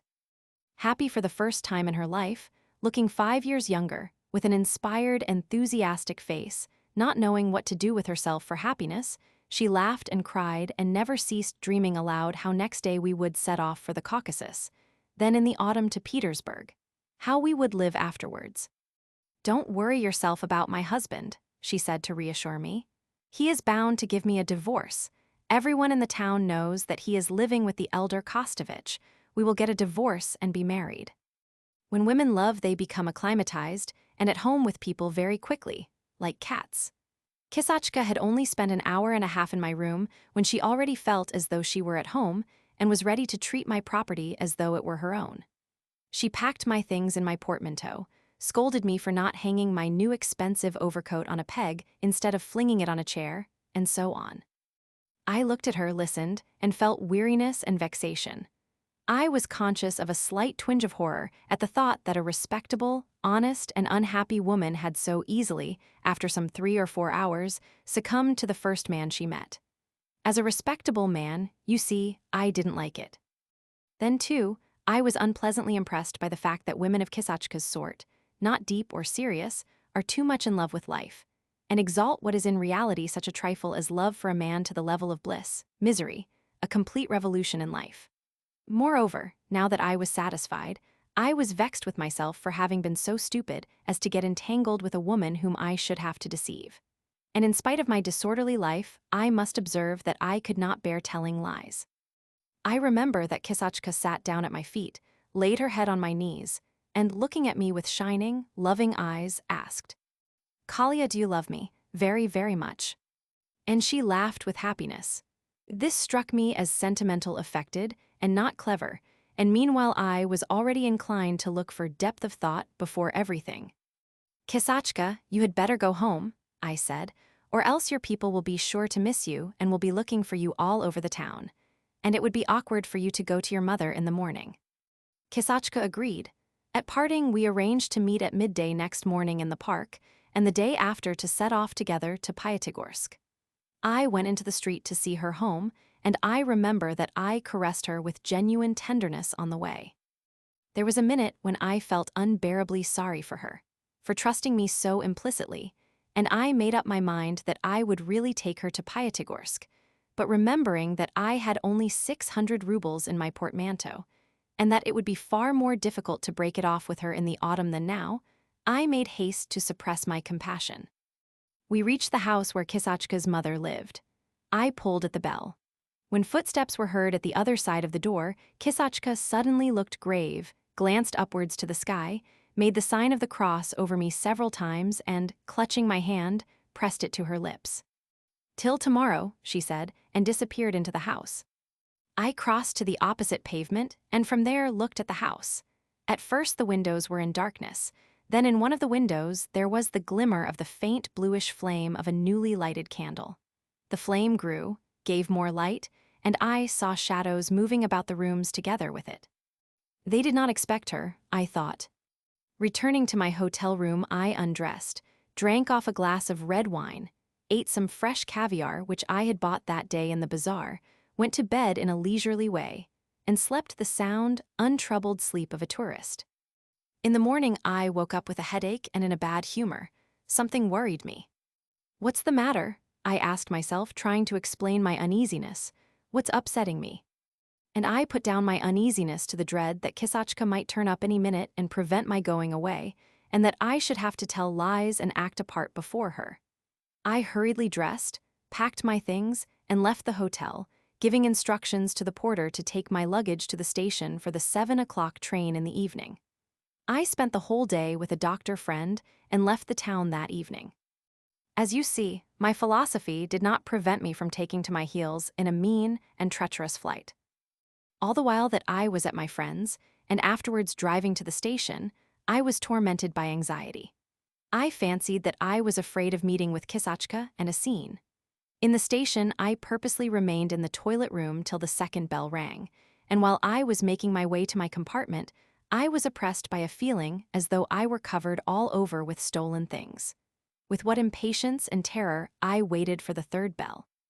At last, the third bell that brought my deliverance rang at last, the train moved. We passed the prison, the barracks, came out into the open country, and yet, to my surprise, the feeling of uneasiness still persisted, and still I felt like a thief passionately longing to escape. It was queer. To distract my mind and calm myself, I looked out of the window. The train ran along the coast. The sea was smooth, and the turquoise sky, almost half covered with the tender golden-crimson light of sunset, was gaily and serenely mirrored in it. Here and there fishing boats and rafts made black patches on its surface. The town, as clean and beautiful as a toy, stood on the high cliff and was already shrouded in the mist of evening. The golden domes of its churches, the windows and the greenery reflected the setting sun, glowing and melting like shimmering gold. The scent of the fields mingled with the soft, damp air from the sea. The train flew rapidly along. I heard the laughter of passengers and guards. Everyone was good-humored and light-hearted, yet my unaccountable uneasiness grew greater and greater. I looked at the white mist that covered the town, and I imagined how a woman with a senseless blank face was hurrying up and down in that mist by the churches and the houses, looking for me and moaning, "Oh my God! Oh my God!" in the voice of a little girl or the cadences of a little Russian actress. I recalled her grave face and big anxious eyes as she made the sign of the cross over me, as though I belonged to her, and mechanically I looked at the hand which she had kissed the day before. Surely I am not in love, I asked myself, scratching my hand. Only as night came on, when the passengers were asleep, and I was left terre-à-terre with my conscience, I began to understand what I had not been able to grasp before. In the twilight of the railway carriage, the image of Kissachka rose before me, haunted me, and I recognized clearly that I had committed a crime as bad as murder.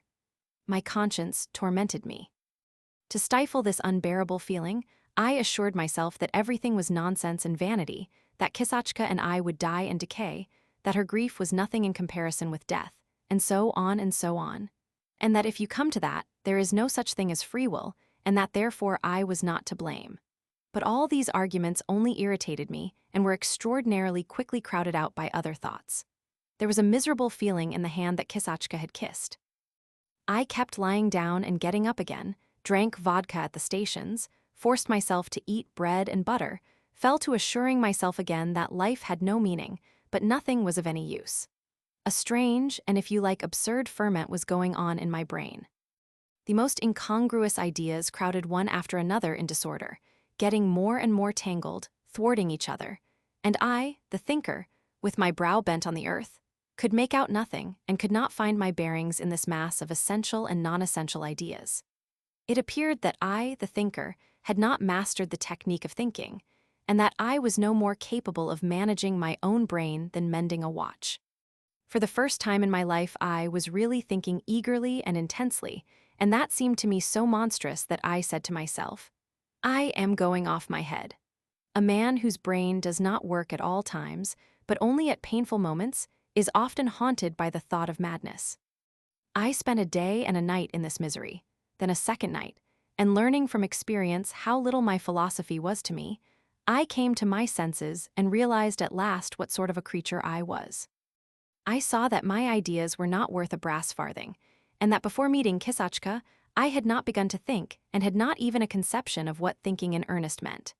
Now through suffering I realized that I had neither convictions nor a definite moral standard, nor heart, nor reason. My whole intellectual and moral wealth consisted of specialist knowledge, fragments, useless memories, other people's ideas, and nothing else. And my mental processes were as lacking in complexity, as useless and as rudimentary as a Yakut's. If I had disliked lying, had not stolen, had not murdered, and in fact made obviously gross mistakes, that was not owing to my convictions I had none, but because I was in bondage, hand and foot, to my nurse's fairy tales and to copybook morals, which had entered into my flesh and blood, and without my noticing it guided me in life, though I looked on them as absurd. I realized that I was not a thinker, not a philosopher, but simply a dilettante. God had given me a strong, healthy Russian brain with promise of talent. And only fancy, here was that brain at 26, undisciplined, completely free from principles, not weighed down by any stores of knowledge, but only lightly sprinkled with information of a sort in the engineering line. It was young and had a physiological craving for exercise. It was on the lookout for it, when all at once, quite casually, the fine, juicy idea of the aimlessness of life and the darkness beyond the tomb descends upon it. It greedily sucks it in, puts its whole outlook at its disposal, and begins playing with it, like a cat with a mouse. There is neither learning nor system in the brain, but that does not matter. It deals with the great ideas with its own innate powers, like a self-educated man, and before a month has passed, the owner of the brain can turn a potato into 100 dainty dishes and fancies himself a philosopher. Our generation has carried this dilettantism, this playing with serious ideas into science, into literature, into politics, and into everything which it is not too lazy to go into. And with its dilettantism has introduced, too, its coldness, its boredom, and its one-sidedness, and, as it seems to me, It has already succeeded in developing in the masses a new hitherto non-existent attitude to serious ideas. I realized and appreciated my abnormality and utter ignorance, thanks to a misfortune. My normal thinking, so it seems to me now, dates from the day when I began again from the A, B, C, when my conscience sent me flying back to N, when with no philosophical subtleties I repented, besought Kissachka's forgiveness like a naughty boy and wept with her. Ananiev briefly described his last interview with Kissachka. The student filtered through his teeth when the engineer had finished. That's the sort of thing that happens. His face still expressed mental inertia, and apparently Ananiev's story had not touched him in the least. Only when the engineer, after a moment's pause, began expounding his view again and repeating what he had said at first, the student frowned irritably, got up from the table and walked away to his bed. He made his bed and began undressing. "You look as though you have really convinced someone this time," he said irritably.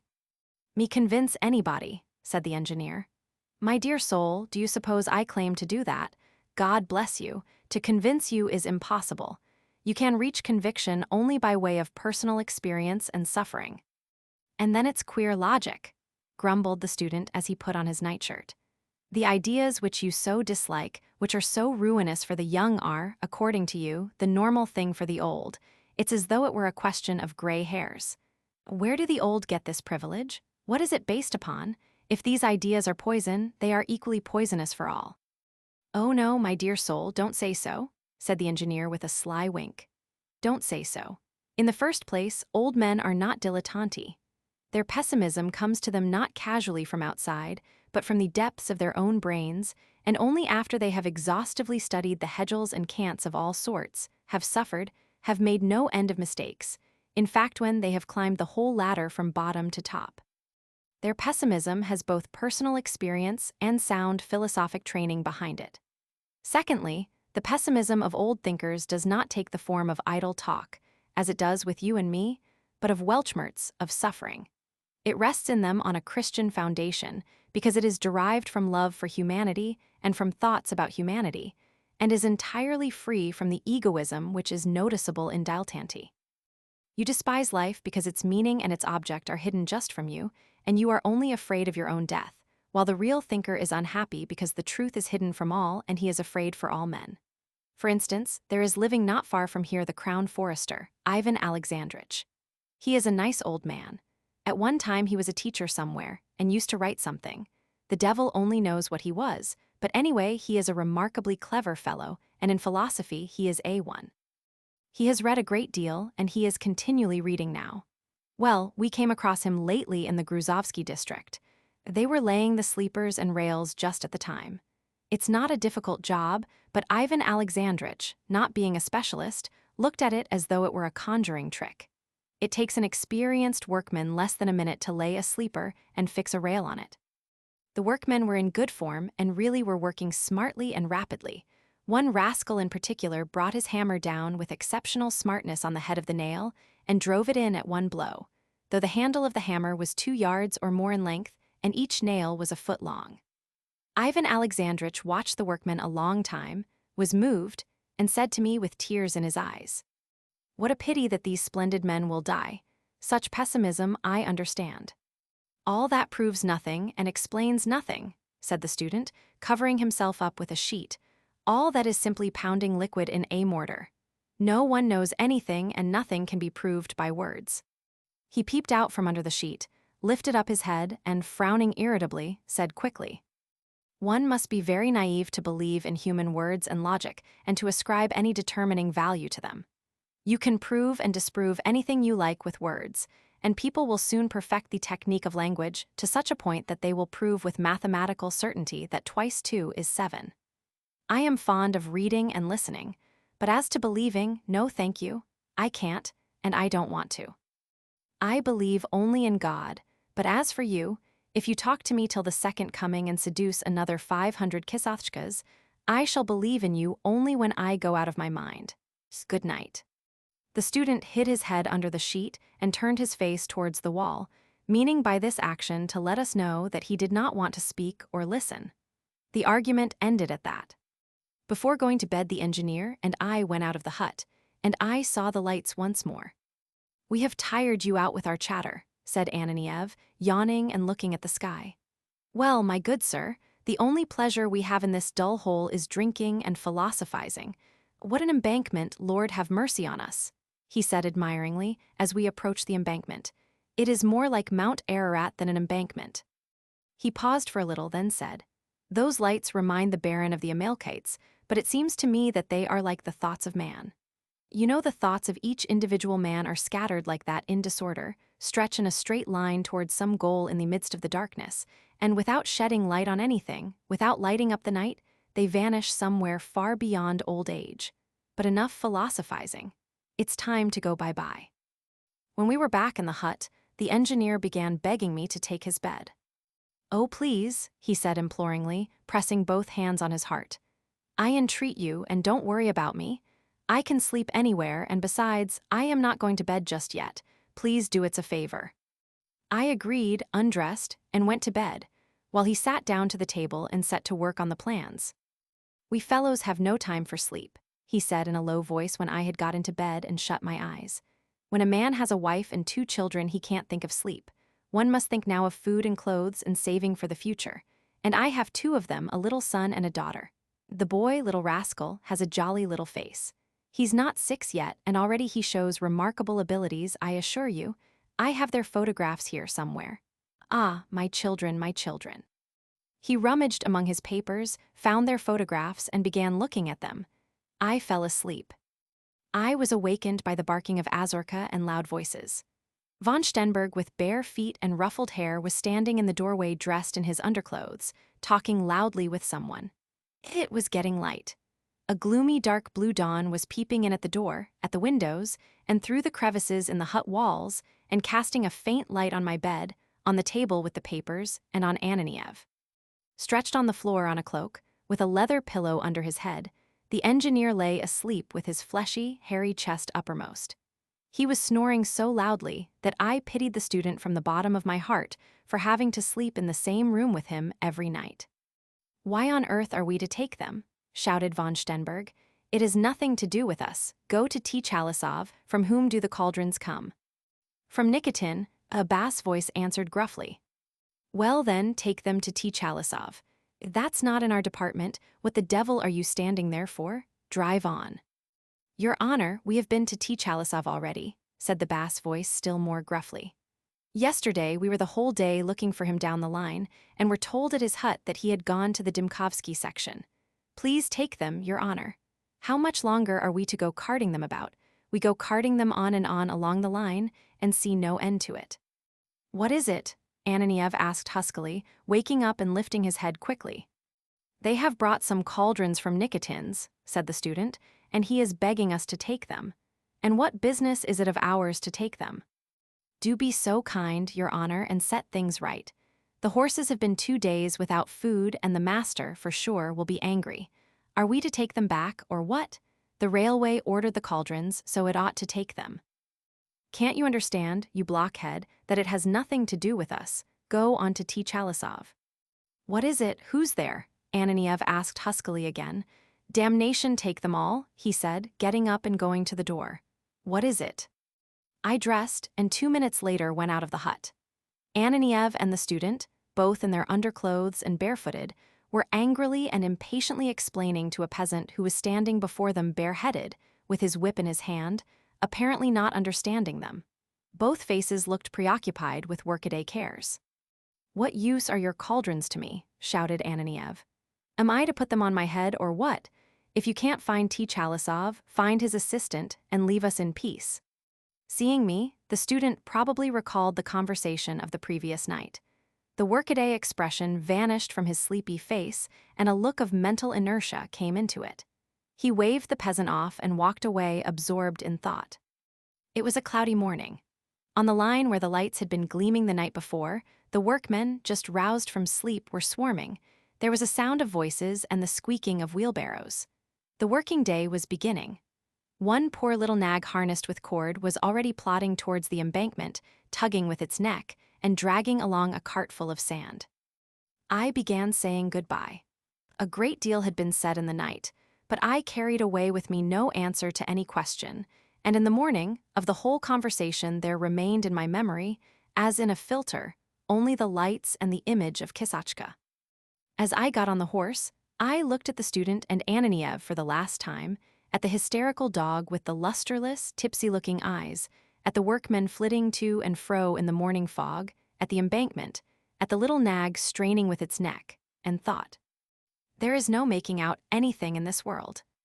And when I lashed my horse and galloped along the line, and when a little later I saw nothing before me but the endless gloomy plain and the cold overcast sky, I recalled the questions which were discussed in the night. I pondered while the sun-scorched plain, the immense sky, the oak forest, dark on the horizon and the hazy distance, seemed saying to me, yes, there's no understanding anything in this world. The sun began to rise. A story without an end.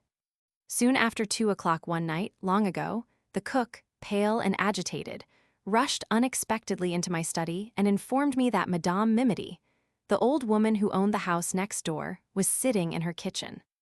She begs you to go into her, sir, said the cook, panting. Something bad has happened about her lodger. He has shot himself or hanged himself. What can I do? Said I. Let her go for the doctor or for the police. How is she to look for a doctor? She can hardly breathe and she has huddled under the stove, she is so frightened. You had better go round, sir. I put on my coat and hat and went to Madame Mimity's house. The gate towards which I directed my steps was open. After pausing beside it, uncertain what to do, I went into the yard without feeling for the porter's bell. In the dark and dilapidated porch the door was not locked. I opened it and walked into the entry. Here there was not a glimmer of light, it was pitch dark, and moreover, there was a marked smell of incense. Groping my way out of the entry, I knocked my elbow against something made of iron, and in the darkness stumbled against a board of some sort which almost fell to the floor.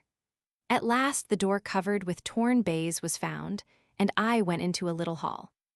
I am not at the moment writing a fairy tale, and am far from intending to alarm the reader, but the picture I saw from the passage was fantastic and could only have been drawn by death. Straight before me was a door leading to a little drawing room. 3 5-kopeck wax candles, standing in a row, threw a scanty light on the faded slate-colored wallpaper. A coffin was standing on 2 tables in the middle of the little room. The 2 candles served only to light up a swarthy yellow face with a half-open mouth and sharp nose. Billows of muslin were mingled in disorder from the face to the tips of the 2 shoes, and from among the billows peeped out 2 pale, motionless hands, holding a wax cross. The dark, gloomy corners of the little drawing room, the icons behind the coffin itself, everything except the softly glimmering lights, were still as death, as the tomb itself. How strange, I thought, dumbfounded by the unexpected panorama of death. Why this haste?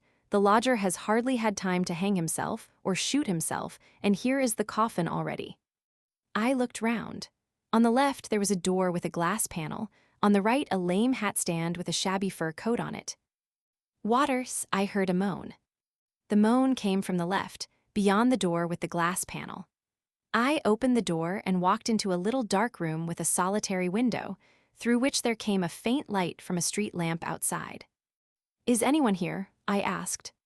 And without waiting for an answer, I struck a match. This is what I saw while it was burning. A man was sitting on the blood-stained floor at my very feet. If my step had been a longer one, I should have trodden on him. With his legs thrust forward and his hands pressed on the floor, he was making an effort to raise his handsome face, which was deathly pale against his pitch-black beard. In the big eyes which he lifted upon me, I read unutterable terror, pain, and entreaty. A cold sweat trickled in big drops down his face. That sweat, the expression of his face, the trembling of the hands he leaned upon, his hard breathing and his clenched teeth showed that he was suffering beyond endurance. Near his right hand in a pool of blood lay a revolver. Don't go away, I heard a faint voice when the match had gone out. There's a candle on the table. I lighted the candle and stood still in the middle of the room, not knowing what to do next. I stood and looked at the man on the floor, and it seemed to me that I had seen him before. The pain is insufferable, he whispered, and I haven't the strength to shoot myself again. Incomprehensible lack of will. I flung off my overcoat and attended to the sick man.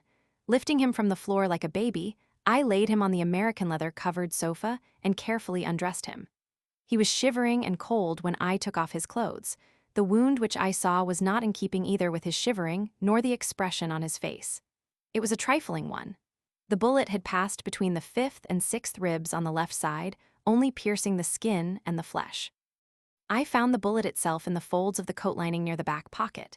Stopping the bleeding as best I could and making a temporary bandage of a pillowcase, a towel, and 2 handkerchiefs, I gave the wounded man some water and covered him with a fur coat that was hanging in the passage. We neither of us said a word while the bandaging was being done. I did my work while he lay motionless looking at me with his eyes screwed up as though he were ashamed of his unsuccessful shot and the trouble he was giving me. "Now I must trouble you to lie still," I said, when I had finished the bandaging, "while I run to the chemist and get something." "No need," he muttered, clutching me by the sleeve and opening his eyes wide. I read terror in his eyes. He was afraid of my going away. "No need, stay another 5 minutes. 10. If it doesn't disgust you, do stay, I entreat you." As he begged me, he was trembling and his teeth were chattering. I obeyed and sat down on the edge of the sofa. 10 minutes passed in silence. I sat silent, looking about the room into which fate had brought me so unexpectedly. What poverty! This man, who was the possessor of a handsome, effeminate face and a luxuriant, well-tended beard, had surroundings which a humble working man would not have envied. A sofa with its American leather torn and peeling, a humble, greasy-looking chair, a table covered with a little of paper, and a wretched oleograph on the wall, that was all I saw. Damp, gloomy, and gray. "What a wind," said the sick man without opening his eyes. "How it whistles." "Yes," I said. "I say, I fancy I know you. Didn't you take part in some private theatricals in General Luhachev's villa last year?" "What of it?" he asked, quickly opening his eyes. A cloud seemed to pass over his face. "I certainly saw you there. Isn't your name Vasiliev?" "If it is, what of it? It makes it no better that you should know me." "No, but I just asked you." Vasiliev closed his eyes and, as though offended, turned his face to the back of the sofa. "I don't understand your curiosity," he muttered. "You'll be asking me next what it was drove me to commit suicide."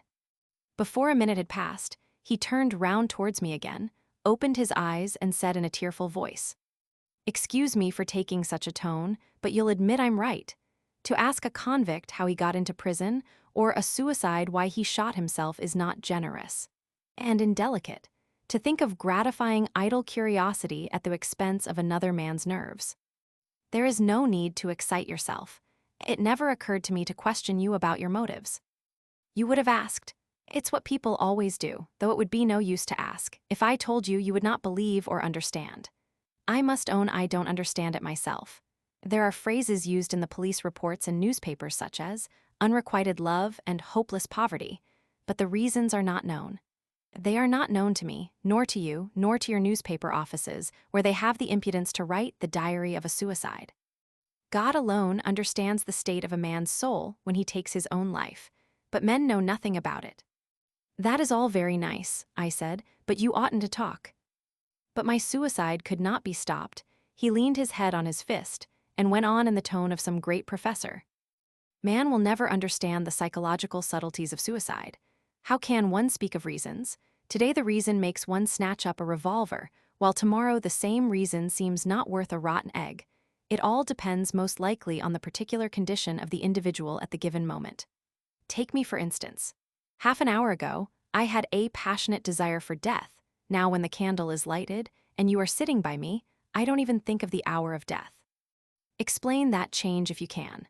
Am I better off, or has my wife risen from the dead? Is it the influence of the light on me, or the presence of an outsider? The light certainly has an influence. I muttered for the sake of saying something. The influence of light on the organism. The influence of light. We admit it, but you know men do shoot themselves by candlelight, and it would be ignominious indeed for the heroes of your novels if such a trifling thing as a candle were to change the course of the drama so abruptly. All this nonsense can be explained perhaps, but not by us. It's useless to ask questions or give explanations of what one does not understand. Forgive me, I said, but judging by the expression of your face, it seems to me that at this moment you are posing. Yes, Vasiliev said, startled. It's very possible. I am naturally vain and fatuous. Well, explain it if you believe in your power of reading faces. Half an hour ago I shot myself, and just now I am posing. Explain that if you can.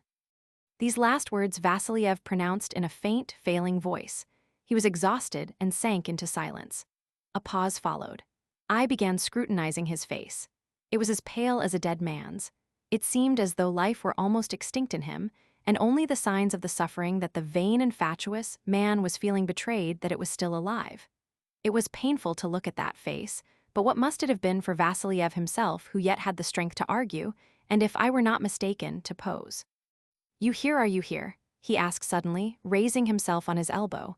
My God, just listen. I began listening. The rain was pattering angrily on the dark window, never ceasing for a minute. The wind howled plaintively and lugubriously.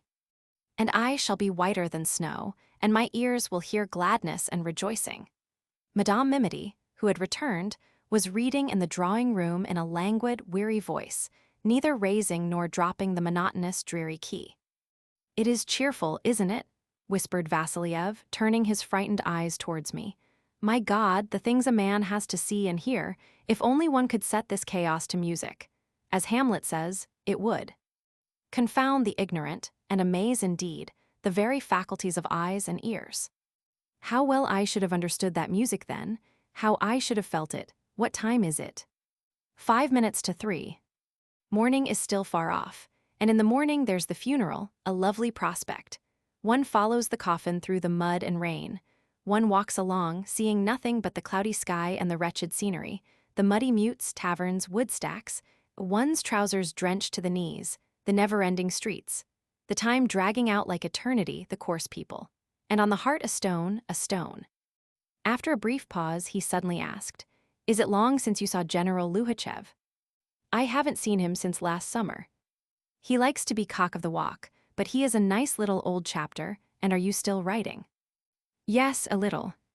Ah, do you remember how I pranced about like a needle, like an enthusiastic ass at those private theatricals when I was courting Zina? It was stupid, but it was good, it was fun. The very memory of it brings back a whiff of spring. And now, what a cruel change of scene. There is a subject for you, only don't you go in for writing the diary of a suicide. That's vulgar and conventional. You make something humorous of it. Again you are posing, I said. There's nothing humorous in your position. Nothing laughable? You say nothing laughable? Vasiliev sat up, and tears glistened in his eyes. An expression of bitter distress came into his pale face. His chin quivered. You laugh at the deceit of cheating clerks and faithless wives, he said. But no clerk, no faithless wife has cheated as my fate has cheated me. I have been deceived as no bank depositor, no duped husband has ever been deceived. Only realize what an absurd fool I have been made. Last year before your eyes, I did not know what to do with myself for happiness, and now before your eyes. Vasiliev's head sank on the pillow, and he laughed. Nothing more absurd and stupid than such a change could possibly be imagined. Chapter 1, Spring, Love, Honeymoon. Honey, in fact. Chapter 2, Looking for a job, the pawn shop, pallor, the chemist's shop, and tomorrow's splashing through the mud to the graveyard. He laughed again. I felt acutely uncomfortable and made up my mind to go. I tell you what, I said, you lie down and I will go to the chemist's. He made no answer. I put on my greatcoat and went out of his room. As I crossed the passage, I glanced at the coffin and Madame Mimity reading over it. I strained my eyes in vain. I could not recognize in the swarthy, yellow-faced Zina the lively, pretty ingenue of Luhachev's company. Sic transit, I thought. With that I went out, not forgetting to take the revolver, and made my way to the chemist's. But I ought not to have gone away. When I came back from the chemist's, Vasiliev lay on the sofa fainting. The bandages had been roughly torn off, and blood was flowing from the reopened wound. It was daylight before I succeeded in restoring him to consciousness. He was raving in delirium, shivering, and looking with unseeing eyes about the room till morning had come, and we heard the booming voice of the priest as he read the service over the dead. When Vasiliev's rooms were crowded with old women and mutes, when the coffin had been moved and carried out of the yard, I advised him to remain at home. But he would not obey me. in spite of the pain and the gray, rainy morning. He walked bareheaded and in silence behind the coffin all the way to the cemetery, hardly able to move one leg after the other, and from time to time clutching convulsively at his wounded side. His face expressed complete apathy.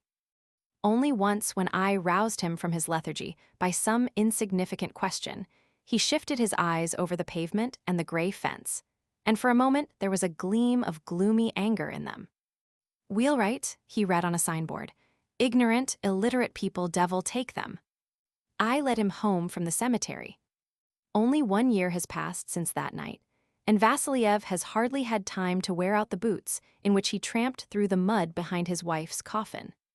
At the present time, as I finish this story, he is sitting in my drawing room and playing on the piano, is showing the ladies how provincial misses sing sentimental songs. The ladies are laughing, and he is laughing too. He is enjoying himself. I call him into my study. Evidently not pleased at my taking him from agreeable company, he comes to me and stands before me in the attitude of a man who has no time to spare. I give him this story and ask him to read it. Always condescending about my authorship, he stifles a sigh, the sigh of a lazy reader, sits down in an armchair and begins upon it. "Hang it all, what horrors," he mutters with a smile. But the further he gets into the reading, the graver his face becomes.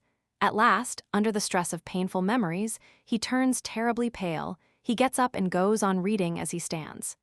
When he has finished, he begins pacing from corner to corner. "How does it end?" I ask him. "How does it end, HM?" He looks at the room, at me, at himself. He sees his new fashionable suit, hears the ladies laughing, and, sinking on a chair, begins laughing as he laughed on that night. "Wasn't I right when I told you it was all absurd? My God, I have had burdens to bear that would have broken an elephant's back. The devil knows what I have suffered. No, one could have suffered more, I think, and where are the traces?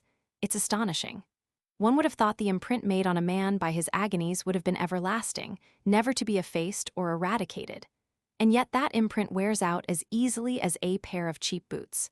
There is nothing left, not a scrap. It's as though I hadn't been suffering then, but had been dancing a mazurka.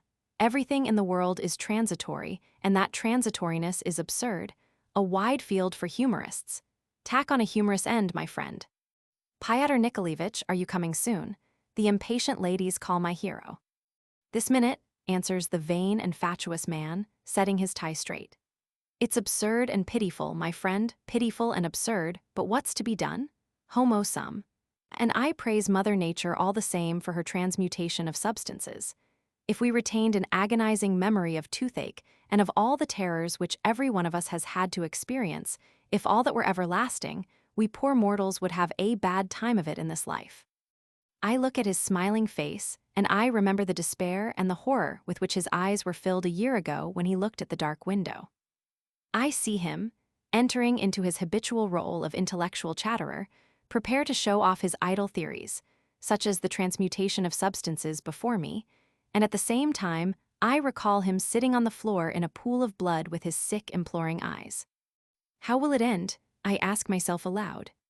Vasiliev, whistling and straightening his tie, walks off into the drawing room, and I look after him and feel vexed.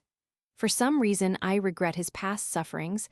I regret all that I felt myself on that man's account on that terrible night. It is as though I had lost something. Maridel. It was a free night. Natalia Andreevna Bronin, her married name was Nikitin, the opera singer, is lying in her bedroom, her whole being abandoned to repose. She lies, deliciously drowsy, thinking of her little daughter who lives somewhere far away with her grandmother or aunt. The child is more precious to her than the public, bouquets, notices in the papers, adorers, and she would be glad to think about her till morning. She is happy, at peace, and all she longs for is not to be prevented from lying undisturbed, dozing and dreaming of her little girl. All at once the singer starts and opens her eyes wide. There is a harsh, abrupt ring in the entry.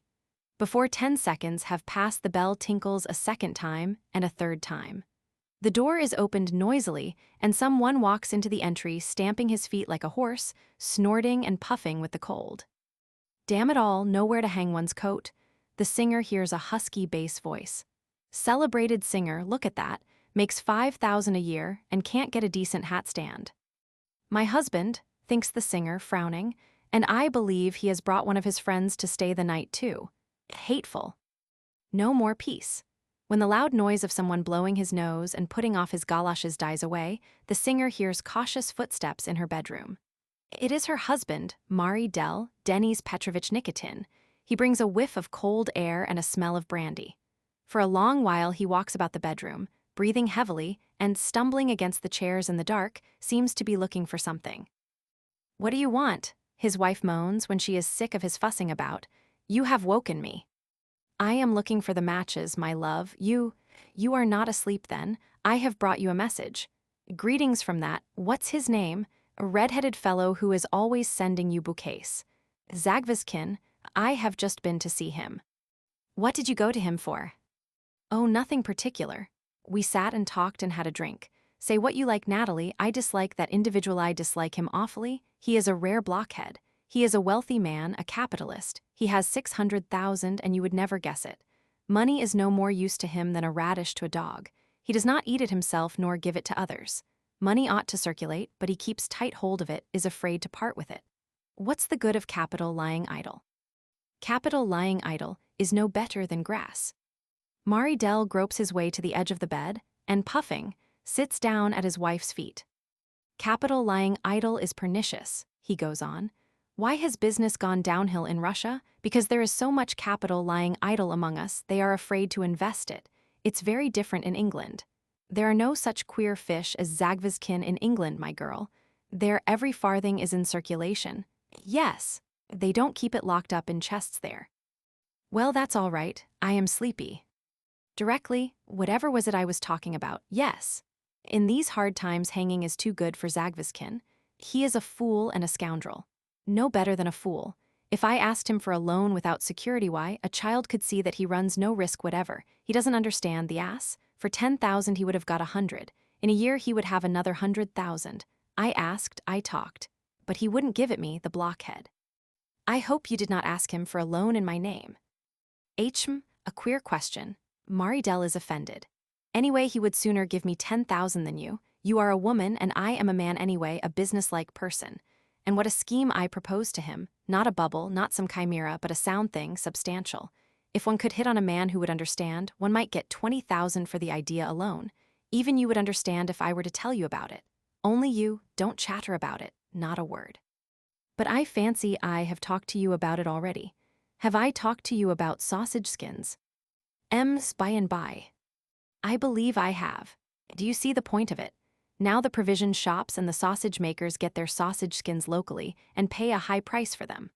Well, but if one were to bring sausage skins from the Caucasus where they are worth nothing and where they are thrown away, then where do you suppose the sausage makers would buy their skins, here in the slaughterhouses or from me? From me, of course. Why, I shall sell them 10 times as cheap. Now let us look at it like this. Every year in Petersburg and Moscow and in other centers these same skins would be bought to the sum of 500,000, let us suppose. That's the minimum. Well, and if you can tell me tomorrow, later on."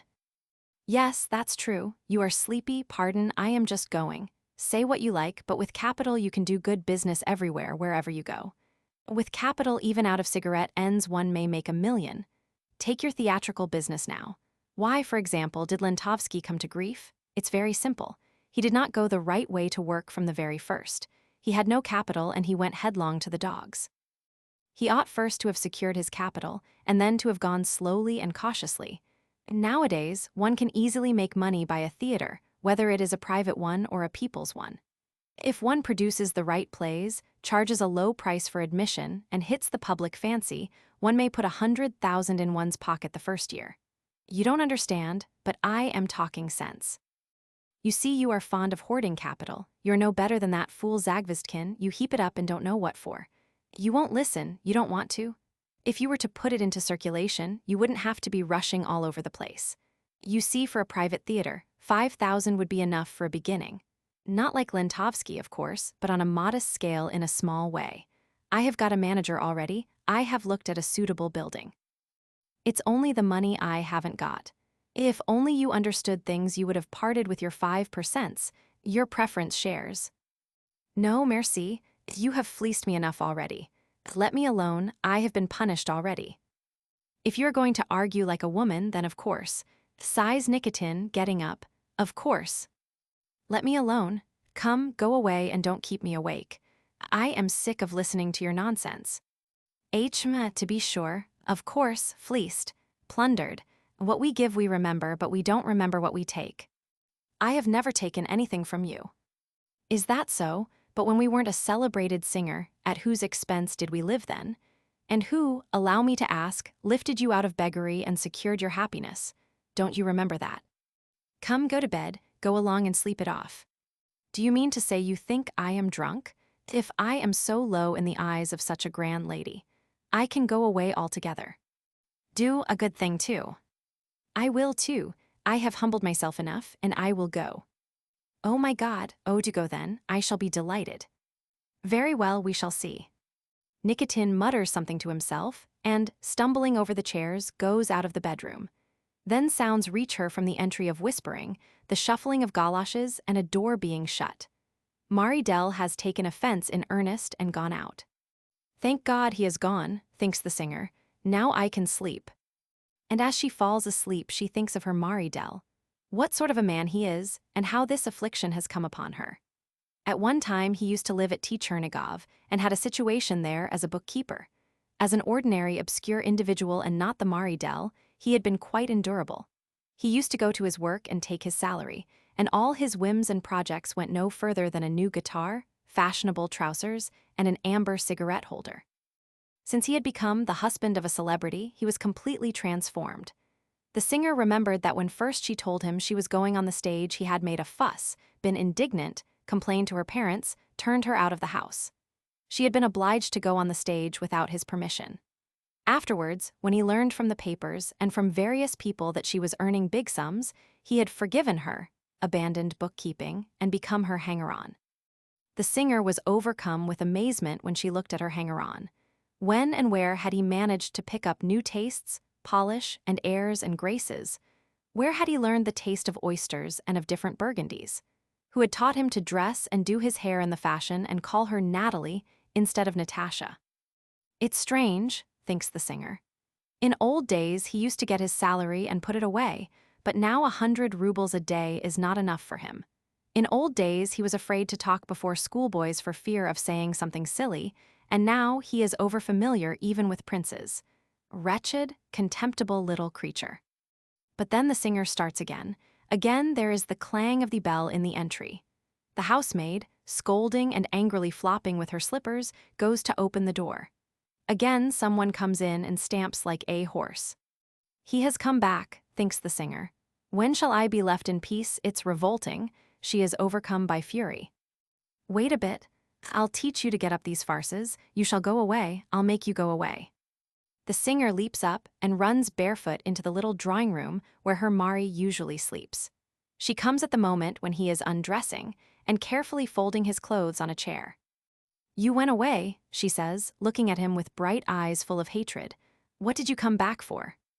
Nikitin remains silent and merely sniffs. You went away. Kindly take yourself off this very minute, do you hear? Marydel coughs, and without looking at his wife, takes off his braces. If you don't go away, you insolent creature, I shall go, the singer goes on, stamping her bare foot and looking at him with flashing eyes. I shall go, do you hear, insolent, worthless wretch, flunky, out you go. You might have some shame before outsiders, mutters her husband. Zero. The singer looks round, and only then sees an unfamiliar countenance that looks like an actor's. The countenance, seeing the singer's uncovered shoulders and bare feet, shows signs of embarrassment and looks ready to sink through the floor. Let me introduce, mutters Nikitin, Bezbizhnikov, a provincial manager. The singer utters a shriek and runs off into her bedroom. There you see, says Marydel as he stretches himself on the sofa, it was all honey just now. My love, my dear, my darling, kisses and embraces. But as soon as money is touched upon then, as you see, money is the great thing. Good night. A minute later there is a snore. A living chattel. Grohalski embraced Liza, kept kissing one after another all her little fingers with their bitten pink nails, and laid her on the couch covered with cheap velvet. Lisa crossed one foot over the other, clasped her hands behind her head, and lay down. Grohalski sat down in a chair beside her and bent over. He was entirely absorbed in contemplation of her. How pretty she seemed to him, lighted up by the rays of the setting sun. There was a complete view from the window of the setting sun, golden, lightly flecked with purple. The whole drawing room, including Lisa, was bathed by it with brilliant light that did not hurt the eyes, and for a little while covered with gold. Grohalski was lost in admiration. Lisa was so incredibly beautiful.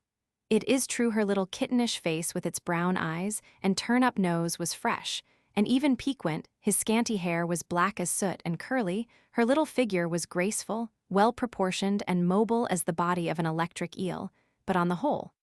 However, my taste has nothing to do with it. Grohalski, who was spoilt by women, and who had been in love and out of love hundreds of times in his life, saw her as a beauty. He loved her, and blind love finds ideal beauty everywhere. "I say," he said, looking straight into her eyes, "I have come to talk to you, my precious. Love cannot bear anything vague or indefinite. Indefinite relations, you know, I told you yesterday, Lisa. We will try today to settle the question we raised yesterday. Come, let us decide together." "What are we to do?" Lisa gave a yawn and scowling, drew her right arm from under her head. "What are we to do?" she repeated hardly audibly after Grohalski. "Well, yes, what are we to do? Come decide, wise little head. I love you, and a man in love is not fond of sharing. He is more than an egoist. It is too much for me to go shares with your husband. I mentally tear him to pieces when I remember that he loves you too. In the second place, you love me. Perfect freedom is an essential condition for love. And are you free? Are you not tortured by the thought that that man towers forever over your soul? A man whom you do not love, whom very likely and quite naturally you hate. That's the second thing. And thirdly, what is the third thing? Oh yes, we are deceiving him, and that is dishonorable. Truth before everything, Lisa. Let us have done with lying. Well then, what are we to do? You can guess. I think it necessary, obligatory, to inform him of our relations and to leave him, to begin to live in freedom. Both must be done as quickly as possible. This very evening, for instance. It's time to make an end of it. Surely you must be sick of loving like a thief. Tell Vanya. Why, yes. That's impossible. I told you yesterday, Mitchell, that it is impossible. Why? He will be upset. He'll make a row, do all sorts of unpleasant things. Don't you know what he is like? God forbid. There's no need to tell him. What an idea. Grohalski passed his hand over his brow and heaved a sigh. Yes, he said, he will be more than upset. I am robbing him of his happiness. Does he love you? He does love me, very much. There's another complication. One does not know where to begin. To conceal it from him is base. Telling him would kill him. Goodness knows what's one to do. Well, how is it to be? Grohalski pondered. His pale face wore a frown. Let us go on always as we are now, said Lisa. Let him find out for himself if he wants to. But you know that is sinful, and besides, the fact is you are mine, and no one has the right to think that you do not belong to me but to someone else. You are mine. I will not give way to anyone. I am sorry for him. God knows how sorry I am for him, Lisa. It hurts me to see him. But it can't be helped after all. You don't love him, do you? What's the good of your going on being miserable with him? We must have it out. We will have it out with him, and you will come to me. You are my wife and not his. Let him do what he likes. He'll get over his troubles somehow. He is not the first, and he won't be the last. Will you run away? Make haste and tell me, will you run away? Lisa got up and looked inquiringly at Grohalski. Run away. Yes, to my estate, then to the Crimea. We will tell him by letter. We can go at night. There is a train at 1:30. Well, is that all right? Lisa scratched the bridge of her nose and hesitated. Very well, she said, and burst into tears. Patches of red came out of her cheeks, her eyes swelled, and tears flowed down her kittenish face. What is it? Cried Grohalski in a flutter. Lisa, what's the matter? Come, what are you crying for? What a girl. Come, what is it, darling little woman? Lisa held out her hands to Grohalski and hung on his neck. There was a sound of sobbing. I am sorry for him, muttered Lisa. Oh, I am so sorry for him. Sorry for whom? Va Vanya. And do you suppose I'm not? But what's to be done? We are causing him suffering. He will be unhappy, will curse us, but is it our fault that we love one another?" As he uttered the last word, Groholski darted away from Lisa as though he had been stung and sat down in an easy chair. Lisa sprang away from his neck and rapidly in one instant dropped on the lounge. They both turned fearfully red, dropped their eyes and coughed. A tall, broad-shouldered man of 30, in the uniform of a government clerk, had walked into the drawing room. He had walked in unnoticed. Only the bang of a chair which he knocked in the doorway had warned the lovers of his presence and made them look round. It was the husband. They had looked round too late. He had seen Groholski's arm round Lisa's waist, and had seen Lisa hanging on Groholski's white and aristocratic neck. "He saw us," Lisa and Groholski thought at the same moment, while they did not know what to do with their heavy hands and embarrassed eyes. 0. The petrified husband, rosy-faced, turned white. An agonizing, strange, soul-revolting silence lasted for 3 minutes. Oh, those 3 minutes. Groholski remembers them to this day. The first to move and break the silence was the husband. He stepped up to Groholski and, screwing his face into a senseless grimace like a smile, gave him his hand. Groholski shook the soft, perspiring hand and shuddered all over as though he had crushed a cold frog in his fist. "Good evening," he muttered. "How are you?" the husband brought out in a faint, husky, almost inaudible voice, and he sat down opposite Groholski, straightening his collar at the back of his neck. Again, an agonizing silence followed, but that silence was no longer so stupid. The first step, most difficult and colorless, was over. All that was left now was for one of the two to depart in search of matches or on some such trifling errand. Both longed intensely to get away. They sat still, not looking at one another, and pulled at their beards while they ransacked their troubled brains for some means of escape from their horribly awkward position. Both were perspiring. Both were unbearably miserable, and both were devoured by hatred. They longed to begin the tussle, but how were they to begin, and which was to begin first? If only she would have gone out. "I saw you yesterday at the Assembly Hall," muttered Bugrov. That was the husband's name. "Yes, I was there. The ball. Did you dance?" Yes, with the younger Lyukovsky. She dances heavily. She dances impossibly. She is a great chatterbox. Pause, she is never tired of talking. Yes, it was slow. I saw you too." Groholski accidentally glanced at Bugrov. He caught the shifting eyes of the deceived husband and could not bear it. He got up quickly seized Bugrov's hand, shook it, picked up his hat, and walked towards the door, conscious of his own back. He felt as though thousands of eyes were looking at his back. It is a feeling known to the actor who has been hissed and is making his exit from the stage, and to the young dandy who has received a blow on the back of the head and is being led away in charge of a policeman. As soon as the sound of Groholski's steps had died away and the door in the hall creaked, Bugrov leapt up, and after making 2 or 3 rounds of the drawing room, strolled up to his wife. The kittenish face puckered up and began blinking its eyes as though expecting a slap. Her husband went up to her, and with a pale, distorted face, with arms, head, and shoulders shaking, stepped on her dress and knocked her knees with his. "If, you wretched creature," he began in a hollow, wailing voice, "you let him come here once again, don't let him dare to set his foot. I'll kill you, do you understand? Worthless creature, you shudder, fill thy woman." Bugrov seized her by the elbow, shook her, and flung her like an india-rubber ball towards the window. "Wretched, vulgar woman, you have no shame." She flew towards the window, hardly touching the floor with her feet, and caught at the curtains with her hands. "Hold your tongue," shouted her husband, going up to her with flashing eyes and stamping his foot. She did hold her tongue. She looked at the ceiling, and whimpered while her face wore the expression of a little girl in disgrace, expecting to be punished. "So that's what you are like, carrying on with a fop. Good, and your promise before the altar. What are you, a nice wife and mother? Hold your tongue." And he struck her on her pretty supple shoulder. "Hold your tongue, you wretched creature. I'll give you worse than that. If that scoundrel dares to show himself here ever again, if I see you listen, with that blackguard ever again, don't ask for mercy. I'll kill you if I go to Siberia for it, and him too. I shouldn't think twice about it. You can go, I don't want to see you." Bugrov wiped his eyes and his brow with his sleeve and strode about the drawing room, Liza sobbing more and more loudly, twitching her shoulders and her little turned-up nose, became absorbed in examining the lace on the curtain. "You are crazy," her husband shouted. "Your silly head is full of nonsense. Nothing but whims. I won't allow it, Elizaveta, my girl. You had better be careful with me. I don't like it. If you want to behave like a pig, then out you go. There is no place in my house for you. Out you packif. You are a wife, so you must forget these dandies, put them out of your silly head. It's all foolishness. Don't let it happen again. You try defending yourself. Love your husband. You have been given to your husband, so you must love him.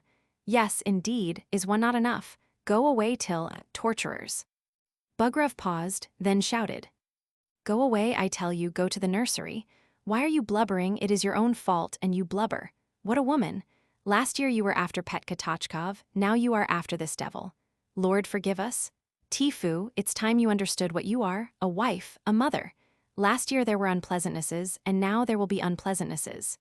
Tifu." Bugrov heaved a loud sigh, and the air was filled with the smell of sherry. He had come back from dining and was slightly drunk. "Don't you know your duty? No. You must be taught. You've not been taught so far. Your mama was a gadabout, and you can blubber. Yes, blubber away." Bugrov went up to his wife and drew the curtain out of her hands. "Don't stand by the window, people will see you blubbering. Don't let it happen again. You'll go from embracing to worse trouble. You'll come to grief. Do you suppose I like to be made a fool of? And you will make a fool of me if you carry on with them, the low brutes. Come, that's enough. Don't you? Another time. Of course Liza, stay." Bugrov heaved a sigh and enveloped Liza in the fumes of sherry. "You are young and silly, you don't understand anything. I am never at home, and they take advantage of it. You must be sensible, prudent, they will deceive you, and then I won't endure it. Then I may do anything. Of course, then you can just lie down and die. I am capable of doing anything if you deceive me, my good girl. I might beat you to death. And I shall turn you out of the house, and then you can go to your rascals." And Bugrov, horrible dictu, wiped the wet, tearful face of the traitress Liza with his big soft hand. He treated his 20-year-old wife as though she were a child. "Come, that's enough. I forgive you. Only God forbid it should happen again. I forgive you for the 5th time, but I shall not forgive you for the 6th, as God is holy. God does not forgive such as you for such things." Bugrov bent down and put out his shining lips towards Liza's little head. But the kiss did not follow. The doors of the hall, of the dining room, of the parlor, and of the drawing room all slammed, and Groholsky flew into the drawing room like a whirlwind. He was pale and trembling. He was flourishing his arms and crushing his expensive hat in his hands. His coat fluttered upon him as though it were on a peg. He was the incarnation of acute fever. When Bugrov saw him, he moved away from his wife and began looking out of the other window. Groholsky flew up to him, and waving his arms and breathing heavily and looking at no one, he began in a shaking voice. "Ivan Petrovitch, let us leave off keeping up this farce with one another. We have deceived each other long enough. It's too much. I cannot stand it. You must do as you like, but I cannot. It's hateful and mean, it's revolting. Do you understand that it is revolting?" Groholsky spluttered and gasped for breath. "It's against my principles, and you are an honest man. I love her. I love her more than anything on earth. You have noticed it, and it's my duty to say this." What am I to say to him? Ivan Petrovitch wondered. We must make an end of it. This farce cannot drag on much longer. It must be settled somehow. Groholsky drew a breath and went on. "I cannot live without her. She feels the same. You are an educated man. You will understand that in such circumstances your family life is impossible. This woman is not yours, so, in short, I beg you to look at the matter from an indulgent, humane point of view. Ivan Petrovitch, you must understand at last that I love her more than myself, more than anything in the world, and to struggle against that love is beyond my power." "And she?" Bugrov asked in a sullen, somewhat ironical tone. "Ask her, come now, ask her. For her to live with a man she does not love, to live with you is a misery." "And she?" Bugrov repeated, this time not in an ironical tone. She loves me. We love each other, Ivan Petrovitch. Kill us, despise us, pursue us, do as you will, but we can no longer conceal it from you. We are standing face to face. You may judge us with all the severity of a man whom fate has robbed of happiness." Bugrov turned as red as a boiled crab and looked out of one eye at Liza. He began blinking. His fingers, his lips, and his eyelids twitched. Poor fellow, the eyes of his weeping wife told him that Groholski was right, that it was a serious matter. "Well," he muttered, "if you, in these days, you are always." "As God is above," Groholski shrilled in his high tenor, "we understand you. Do you suppose we have no sense, no feeling? I know what agonies I am causing you as God's above. But be indulgent, I beseech you, we are not to blame. Love is not a crime, no one can struggle against it. Give her up to me, Ivan Petrovitch. Let her go with me. Take from me what you will for your sufferings. Take my life, but give me Liza. I am ready to do anything. Come, tell me how I can do something to make up in part at least.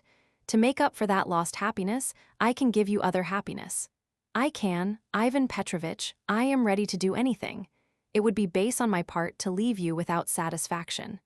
I understand you at this moment." Bugrov waved his hand as though to say, "For God's sake, go away." His eyes began to be dimmed by a treacherous moisture. In a moment, they would see him crying like a child. "I understand you, Ivan Petrovitch. I will give you another happiness such as hitherto you have not known. What would you like? I have money, my father is an influential man. Will you? Come, how much do you want?" Bugrov's heart suddenly began throbbing.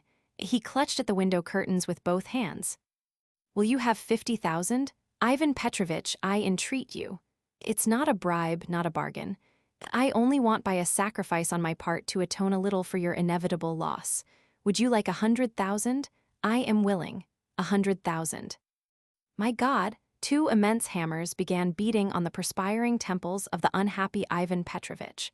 Russian sledges with tinkling bells began racing in his ears. "Accept this sacrifice from me," Groholski went on. "I entreat you, you will take a load off my conscience. I implore you."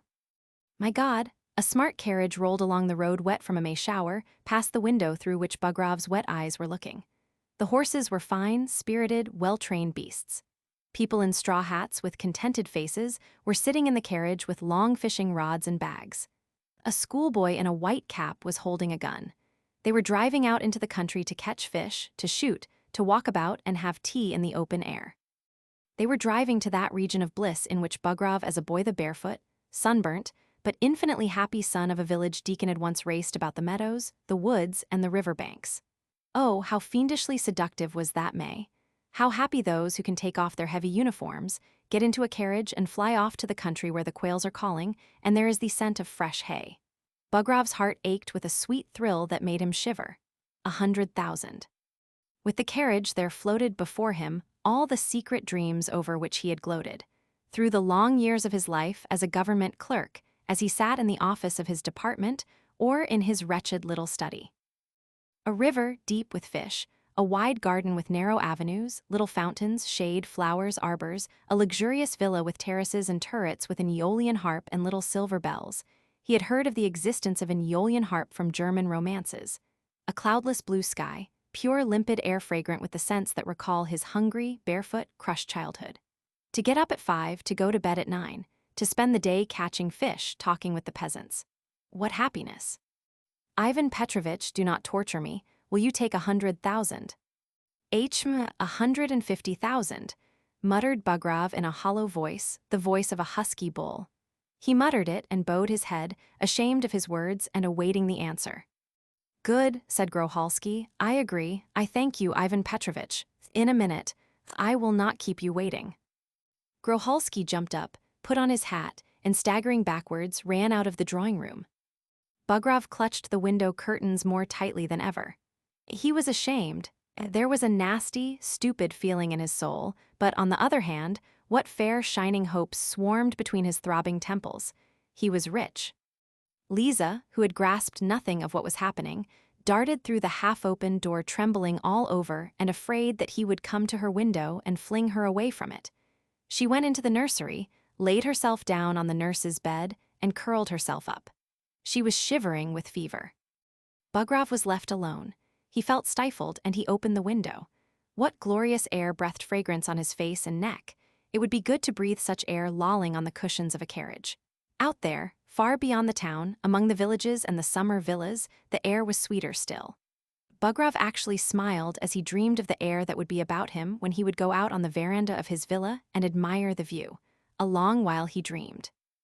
The sun had set, and still he stood and dreamed, trying his utmost to cast out of his mind the image of Liza, which obstinately pursued him in all his dreams. "I have brought it, Ivan Petrovitch," Grohalski, re-entering, whispered above his ear. "I have brought it, take it. Here in this roll there are 40,000. With this check will you kindly get 20 the day after tomorrow from Valentinov. Here is a bill of exchange, a check, the remaining 30,000 in a day or two. My steward will bring it to you." Grohalski, pink and excited, with all his limbs in motion, laid before Bugrov a heap of rolls of notes and bundles of papers. The heap was big, and of all sorts of hues and tints. Never in the course of his life had Bugrov seen such a heap. He spread out his fat fingers and, not looking at Grohalski, fell to going through the bundles of notes and bonds. 0.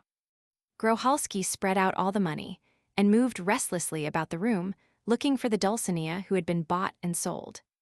Filling his pockets and his pocketbook, Bugrov thrust the securities into the table drawer, and, drinking off half a decanter full of water, dashed out into the street. "Cab," he shouted in a frantic voice.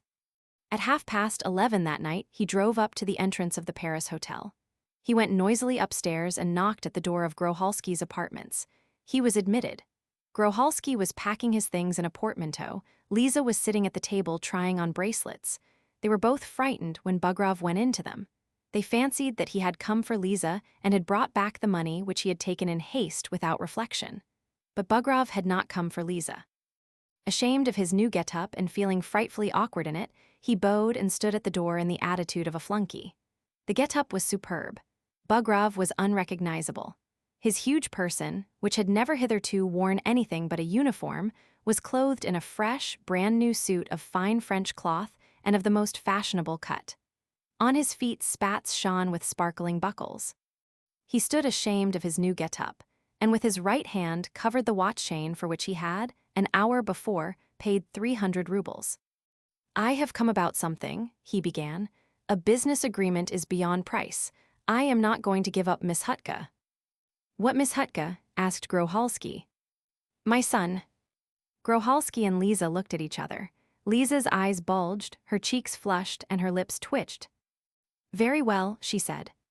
She thought of Miss Hutka's warm little cot. It would be cruel to exchange that warm little cot for a chilly sofa in the hotel, and she consented. "I shall see him," she said. Bugrov bowed, walked out, and flew down the stairs in his splendor, cleaving the air with his expensive cane. "Home," he said to the cabman. "I am starting at 5 o'clock tomorrow morning. You will come. If I am asleep, you will wake me. We are driving out of town." Roman 2. It was a lovely August evening. The sun, set in a golden background lightly flecked with purple, stood above the western horizon on the point of sinking behind the faraway tumuli. In the garden, shadows and half-shadows had vanished, and the air had grown damp, but the golden light was still playing on the treetops. It was warm.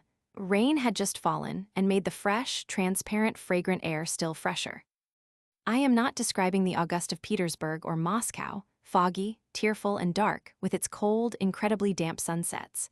God forbid, I am not describing our cruel northern August. I ask the reader to move with me to the Crimea, to one of its shores, not far from Fedosia, the spot where stands the villa of one of our heroes. It is a pretty, neat villa surrounded by flower beds and clipped bushes. 100 paces behind it is an orchard in which its inmates walk. Grohalski pays a high rent for that villa, 1,000 rubles a year, I believe. The villa is not worth that rent, but it is pretty. Tall, with delicate walls and very delicate parapets, fragile, slender, painted a pale blue color, hung with curtains, portieres, draperies, it suggests a charming, fragile Chinese lady. On the evening described above, Grohalski and Liza were sitting on the veranda of this villa. Grohalski was reading Novoye Vremya and drinking milk out of a green mug. A siphon of seltzer water was standing on the table before him. Grohalski imagined that he was suffering from catarrh of the lungs, and by the advice of Dr. Dmitriev, consumed an immense quantity of grapes, milk, and seltzer water. Liza was sitting in a soft, easy chair some distance from the table. With her elbows on the parapet and her little face propped on her little fists, she was gazing at the villa opposite. The sun was playing upon the windows of the villa opposite, the glittering panes reflected the dazzling light. Beyond the little garden and the few trees that surrounded the villa, there was a glimpse of the sea with its waves, its dark blue color, its immensity, its white masts. It was so delightful. Grohalski was reading an article by Anonymous, and after every dozen lines he raised his blue eyes to Liza's back. The same passionate, fervent love was shining in those eyes still. He was infinitely happy in spite of his imaginary catarrh of the lungs. Liza was conscious of his eyes upon her back and was thinking of Miss Hutka's brilliant future, and she felt so comfortable, so serene. She was not so much interested by the sea, and the glittering reflection on the windows of the villa opposite as by the wagons which were trailing up to that villa one after another. The wagons were full of furniture and all sorts of domestic articles. Liza watched the trellis gates and big glass doors of the villa being opened, and the men bustling about the furniture and wrangling incessantly. Big armchairs and a sofa covered with dark raspberry-colored velvet, tables for the hall, the drawing room and the dining room, a big double bed and a child's cot were carried in by the glass doors. Something big, wrapped up in sacking, was carried in too. A grand piano, thought Liza, and her heart throbbed. It was long since she had heard the piano, and she was so fond of it, they had not a single musical instrument in their villa. Grohalski and she were musicians only in soul, no more. There were a great many boxes and packages with the words, "With care," upon them carried in after the piano. They were boxes of looking-glasses and crockery.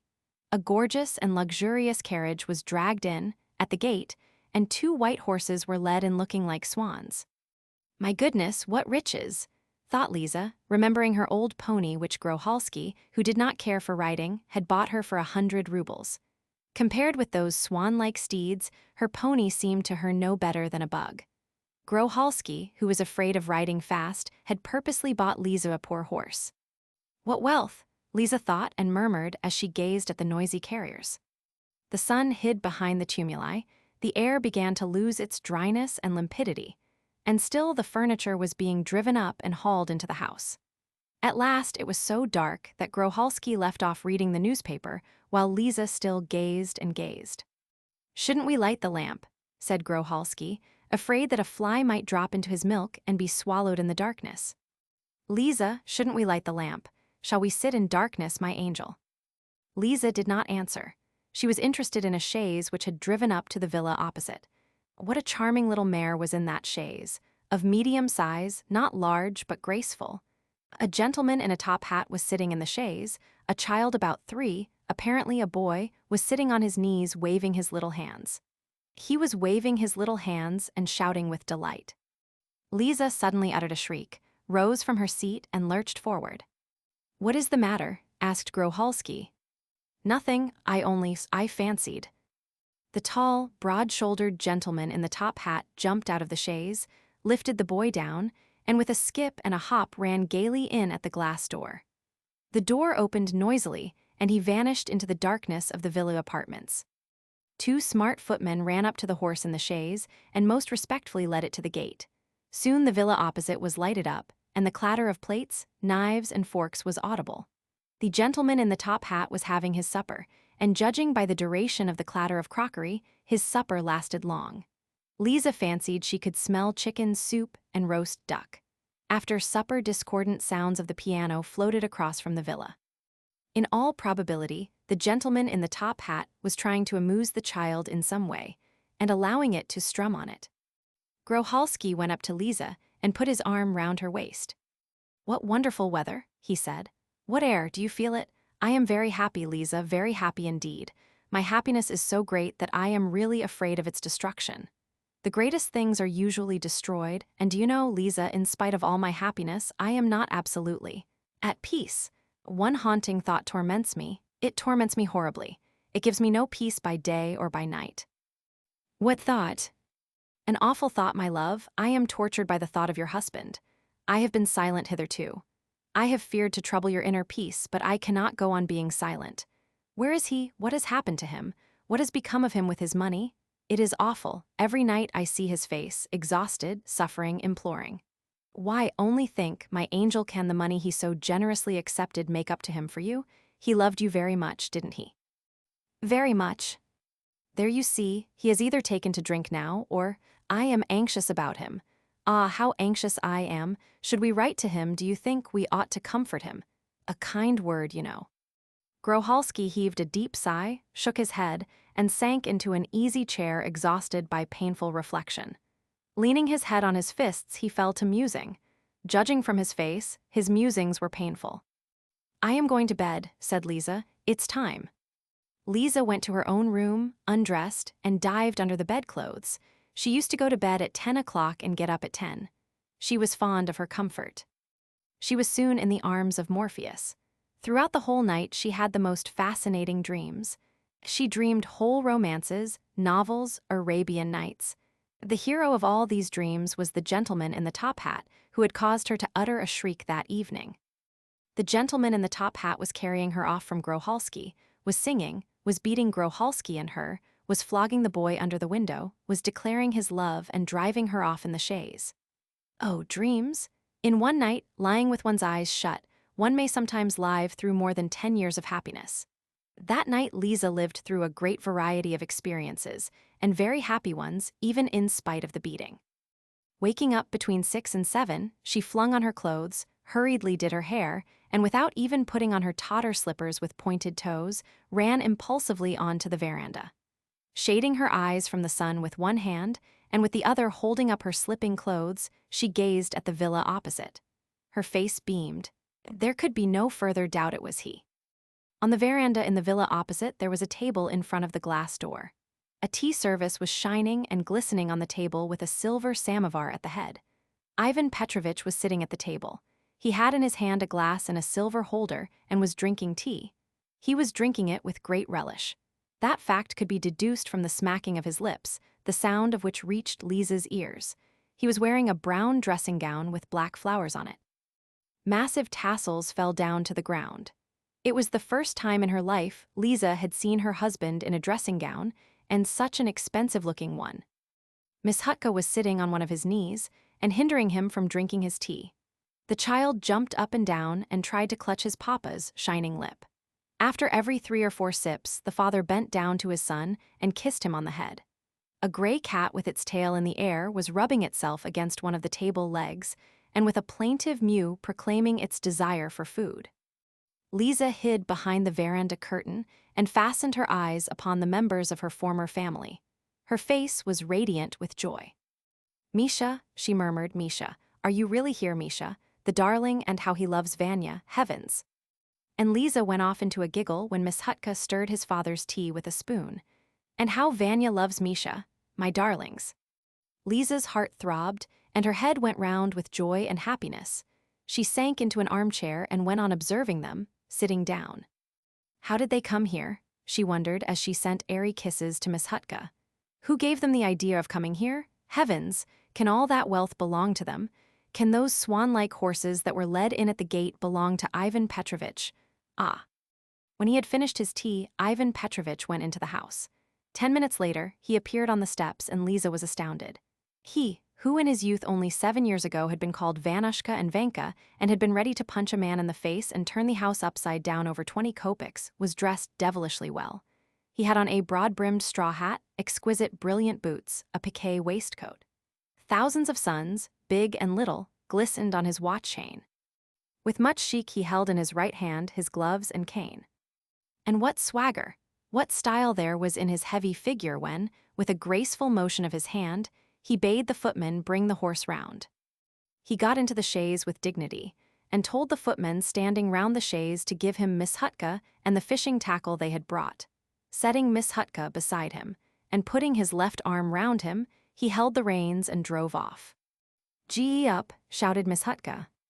Lisa, unaware of what she was doing, waved her handkerchief after them. If she had looked in the glass, she would have been surprised at her flushed, laughing, and at the same time, tear-stained face. She was vexed that she was not beside her gleeful boy, and that she could not for some reason shower kisses on him at once. For some reason, away with all your petty delicacies. Grisha, Grisha! Lisa ran into Grohalski's bedroom and set to work to wake him. Get up, they have come, the darling. Who has come? Asked Grohalski, waking up. Our people, Vanya and Misha, they have come, they are in the villa opposite. I looked out, and there they were drinking tea. And Misha too. What a little angel our Misha has grown. If only you had seen him, Mother of God.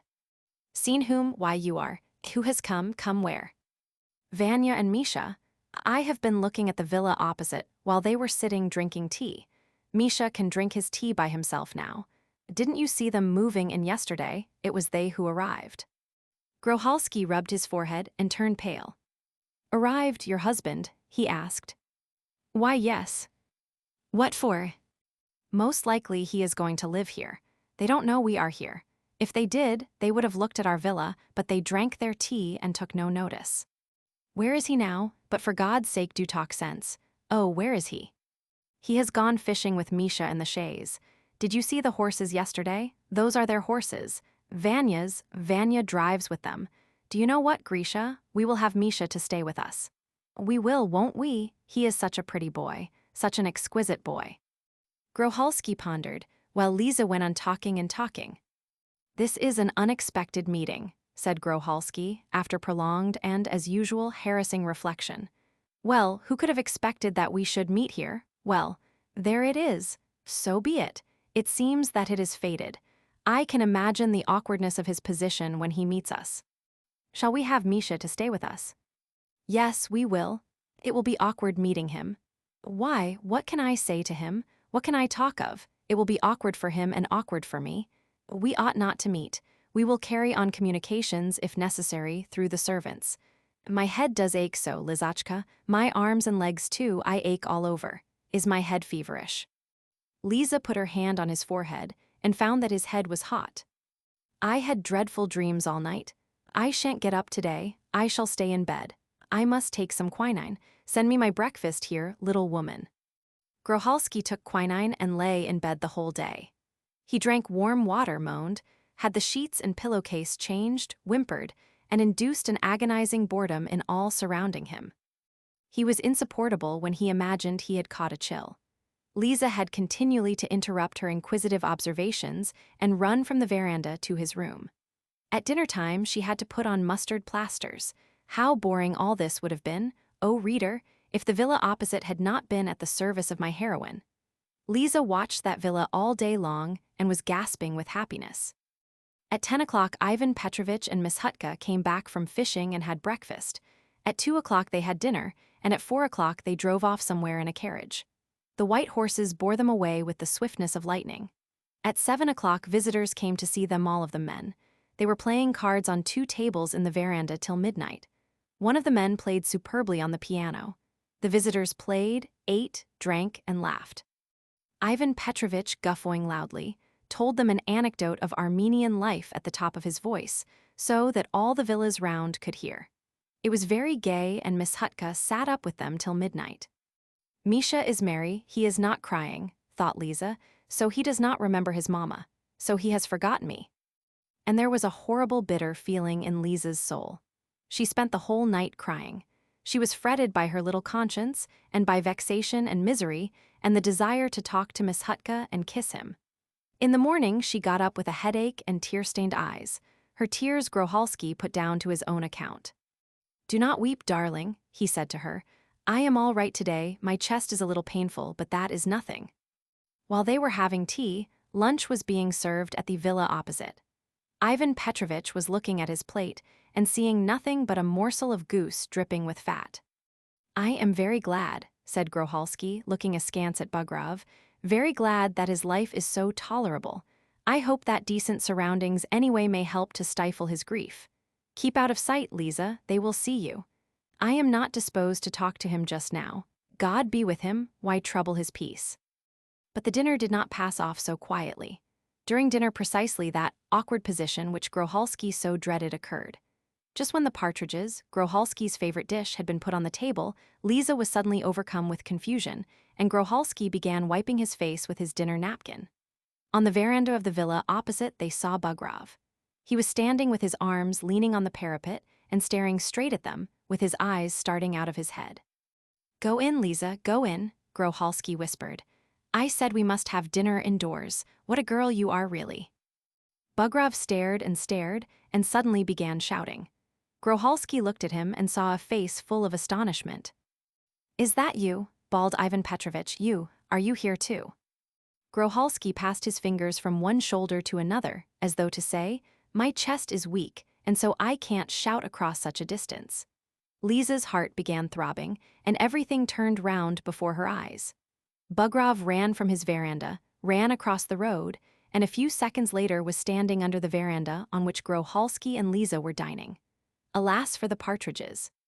"How are you?" he began, flushing crimson and stuffing his big hands in his pockets. "Are you here? Are you here too?" "Yes, we are here too." "How did you get here?" "Why, how did you?" It's a long story, a regular romance, my good friend, but don't put yourselves out to eat your dinner. I've been living, ever since then, in the Oriol province. I rented an estate, a splendid estate, but do eat your dinner. I stayed there from the end of May, but now I have given it up. It was cold there, and well, the doctor advised me to go to the Crimea. "Are you ill then?" inquired Groholski. "Oh well, there always seems, as it were, something gurgling here." And at the word, "here," Ivan Petrovitch passed his open hand from his neck down to the middle of his stomach. "So you are here too?" "Yes, that's very pleasant. Have you been here long?" "Since July." "Oh, and you, Liza, how are you?" "Quite well." "Quite well," answered Liza, and was embarrassed. "You miss Miss Hutka, I'll be bound." Well, he's here with me. I'll send him over to you directly with Nikifor. This is very nice. Well, goodbye, I have to go off directly. I made the acquaintance of Prince Turhamazov yesterday, delightful man, though he is an Armenian, so he has a croquet party today. We are going to play croquet. Goodbye, the carriage is waiting. Ivan Petrovitch whirled round, tossed his head, and waving adieu to them, ran home. "Unhappy man," said Groholski, heaving a deep sigh as he watched him go off. "In what way is he unhappy?" asked Liza. "To see you, and not have the right to call you his." "Fool," Liza was so bold to think. "Idiot." Before evening, Liza was hugging and kissing Miss Hutka. At first the boy howled, but when he was offered jam, he was all friendly smiles. For 3 days, Groholski and Liza did not see Bugrov. He had disappeared somewhere and was only at home at night. On the 4th day, he visited them again at dinner time. He came in, shook hands with both of them, and sat down to the table. His face was serious. "I have come to you on business," he said. "Read this," and he handed Groholski a letter.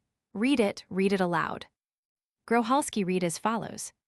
"My beloved and consoling, never forgotten son Ion, I have received the respectful and loving letter in which you invite your aged father to the mild and salubrious Crimea, to breathe the fragrant air, and behold strange lands. To that letter I reply that on taking my holiday, I will come to you, but not for long. My colleague, Father Gerasim, is a frail and delicate man, and cannot be left alone for long. I am very sensible of your not forgetting your parents, your father and your mother. You rejoice your father with your affection, and you remember your mother in your prayers, and so it is fitting to do. Meet me at Fedosia. What sort of town is Fedosia? What is it like? It will be very agreeable to see it. Your godmother, who took you from the font, is called Fedosia. You write that God has been graciously pleased that you should win 200,000 rubles. That is gratifying to me. But I cannot approve of your having left the service while still of a grade of little importance. Even a rich man ought to be in the service. I bless you always, now and hereafter. Ilya and Seryozhka Andronov send you their greetings. You might send them 10 rubles each, they are badly off. Your loving father. Pyotr Bugrov, priest." Groholski read this letter aloud, and he and Liza both looked inquiringly at Bugrov. "You see what it is," Ivan Petrovitch began hesitatingly. "I should like to ask you, Liza, not to let him see you, to keep out of his sight while he is here. I have written to him that you are ill and gone to the Caucasus for a cure. If you meet him, you see yourself. It's awkward. H. Very well," said Liza. "We can do that," thought Groholski. "Since he makes sacrifices, why shouldn't we?" "Please do. If he sees you, there will be trouble. My father is a man of strict principles. He would curse me in 7 churches. Don't go out of doors, Liza, that is all. He won't be here long. Don't be afraid." Father Pyotr did not long keep them waiting. One fine morning Ivan Petrovitch ran in and hissed in a mysterious tone. "He has come. He is asleep now, so please be careful." and Liza was shut up within 4 walls. She did not venture to go out into the yard or on to the veranda. She could only see the sky from behind the window curtain. Unluckily for her, Ivan Petrovich's papa spent his whole time in the open air and even slept on the veranda. Usually Father Pyotr, a little parish priest, in a brown cassock and a top hat with a curly brim, walked slowly round the villas and gazed with curiosity at the strange lands through his grandfatherly spectacles. Ivan Petrovich with the Stanislav on a little ribbon accompanied him. He did not wear a decoration as a rule, but before his own people he liked to show off. In their society, he always wore the Stanislav. Liza was bored to death. Groholsky suffered too. He had to go for his walks alone without a companion. He almost shed tears, but had to submit to his fate. And to make things worse, Bugrov would run across every morning and in a hissing whisper would give some quite unnecessary bulletin concerning the health of Father Pyotr. He bored them with those bulletins. He slept well, he informed them. Yesterday he was put out because I had no salted cucumbers. He has taken to Miss Hutka, he keeps patting him on the head. At last, a fortnight later, little Father Pyotr walked for the last time round the villas and to Groholsky's immense relief departed. He had enjoyed himself and went off very well satisfied. Liza and Groholsky fell back into their old manner of life. Groholsky once more blessed his fate, but his happiness did not last for long. A new trouble worse than Father Pyotr followed. Ivan Petrovich took to coming to see them every day. Ivan Petrovich, to be frank, though a capital fellow, was a very tedious person. He came at dinner time, dined with them and stayed a very long time. That would not have mattered, but they had to buy vodka, which Groholsky could not endure for his dinner. He would drink 5 glasses and talk the whole dinner time. That too would not have mattered. But he would sit on till 2 o'clock in the morning, and not let them get to bed, and, worse still, he permitted himself to talk of things about which he should have been silent. When towards 2 o'clock in the morning he had drunk too much vodka and champagne, he would take Miss Hutka in his arms, and weeping, say to him, before Groholsky and Liza, "Mihail, my son, what am I? I am a scoundrel. I have sold your mother. Sold her for 30 pieces of silver, may the Lord punish me. Mihail Ivanitch, little sucking pig, where is your mother? Lost, gone, sold into slavery.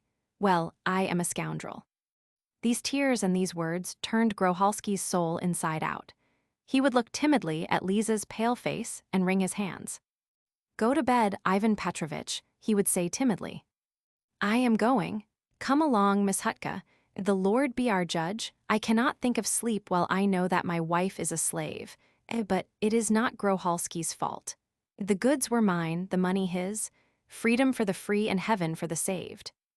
By day, Ivan Petrovich was no less insufferable to Groholsky.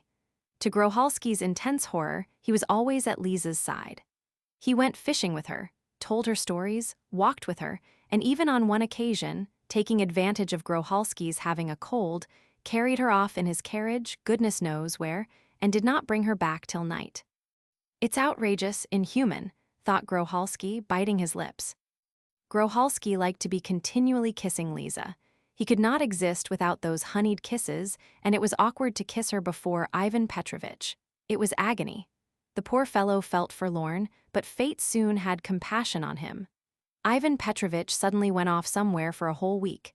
Visitors had come and carried him off with them, and Miss Hutka was taken too. One fine morning, Groholsky came home from a walk good-humored and beaming.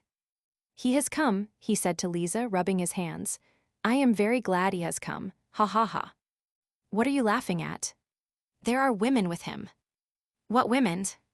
"I don't know. It's a good thing he has got women. It's a capital thing, in fact. He is still young and fresh. Come here, look."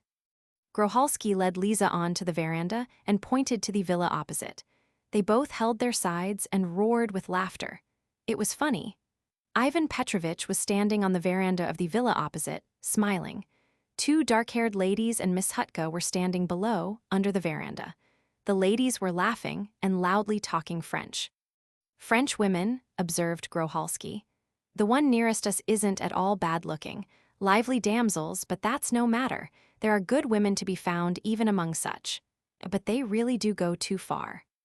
What was funny was that Ivan Petrovich bent across the veranda, and stretching with his long arms, put them round the shoulders of one of the French girls, lifted her in the air, and set her giggling on the veranda. After lifting up both ladies onto the veranda, he lifted up Miss Hutka too. The ladies ran down, and the proceedings were repeated. "Powerful muscles, I must say," muttered Groholski, looking at the scene. The operation was repeated some 6 times. The ladies were so amiable as to show no embarrassment whatever when the boisterous wind disposed of their inflated skirts as it willed while they were being lifted. Groholski dropped his eyes in a shamefaced way when the ladies flung their legs over the parapet as they reached the veranda. But Lisa watched and laughed. What did she care? It was not a case of men misbehaving themselves, which would have put her, as a woman, to shame, but of ladies. In the evening, Ivan Petrovitch flew over, and with some embarrassment announced that he was now a man with a household to look after.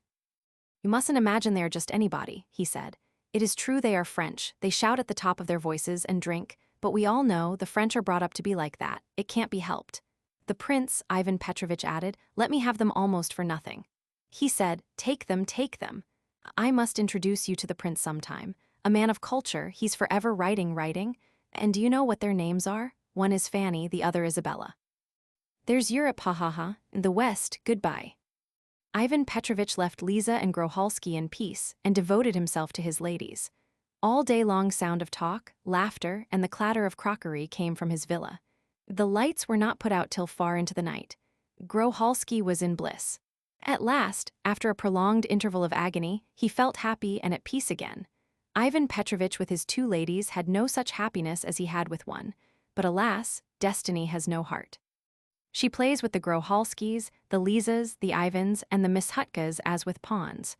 Groholski lost his peace again. One morning, about 10 days afterwards, on waking up late, he went out onto the veranda and saw a spectacle which shocked him, revolted him, and moved him to intense indignation. Under the veranda of the villa opposite stood the French women, and between them Lisa. She was talking and looking askance at her own villa as though to see whether that tyrant, that despot, were awake, so Groholski interpreted those looks. Ivan Petrovitch, standing on the veranda with his sleeves tucked up, lifted Isabella into the air, then Fanny, and then Lisa. When he was lifting Lisa, it seemed to Groholski that he pressed her to himself. Lisa, too, flung one leg over the parapet. Oh, these women, all sphinxes, every one of them.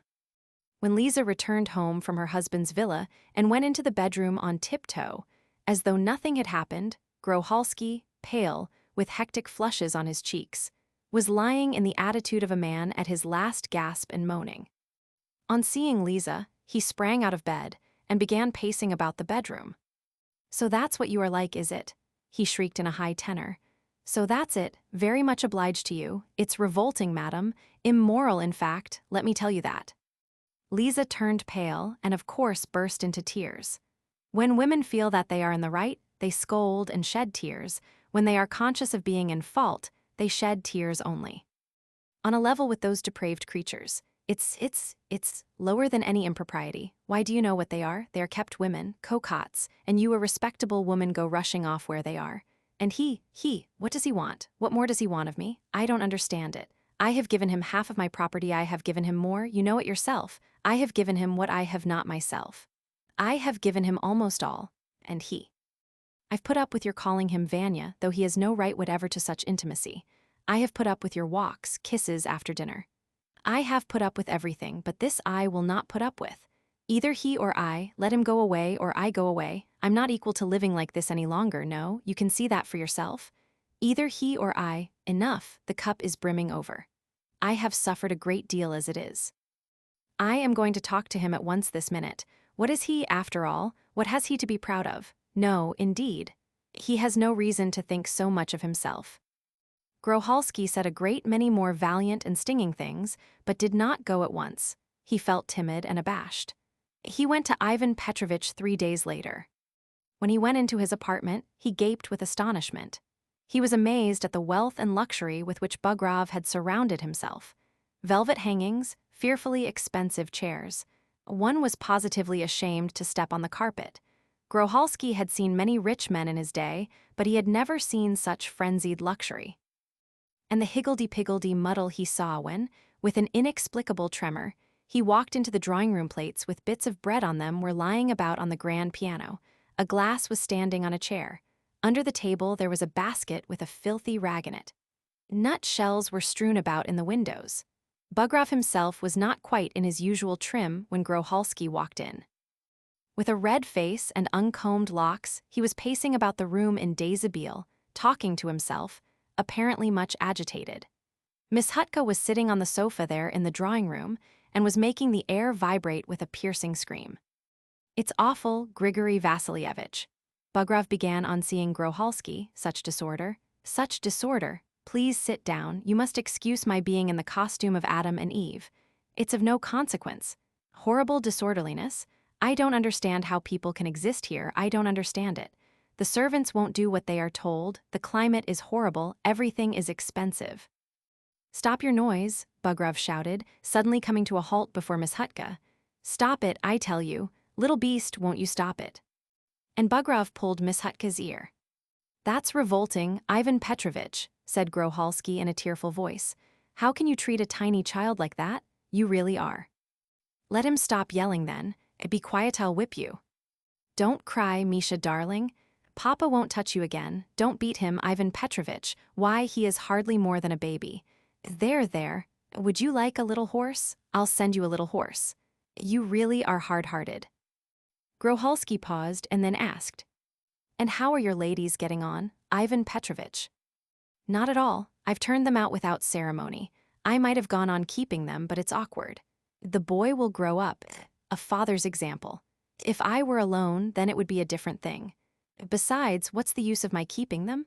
Poof, it's a regular farce. I talk to them in Russian, and they answer me in French. They don't understand a thing. You can't knock anything into their heads. I've come to you about something, Ivan Petrovitch, to talk things over.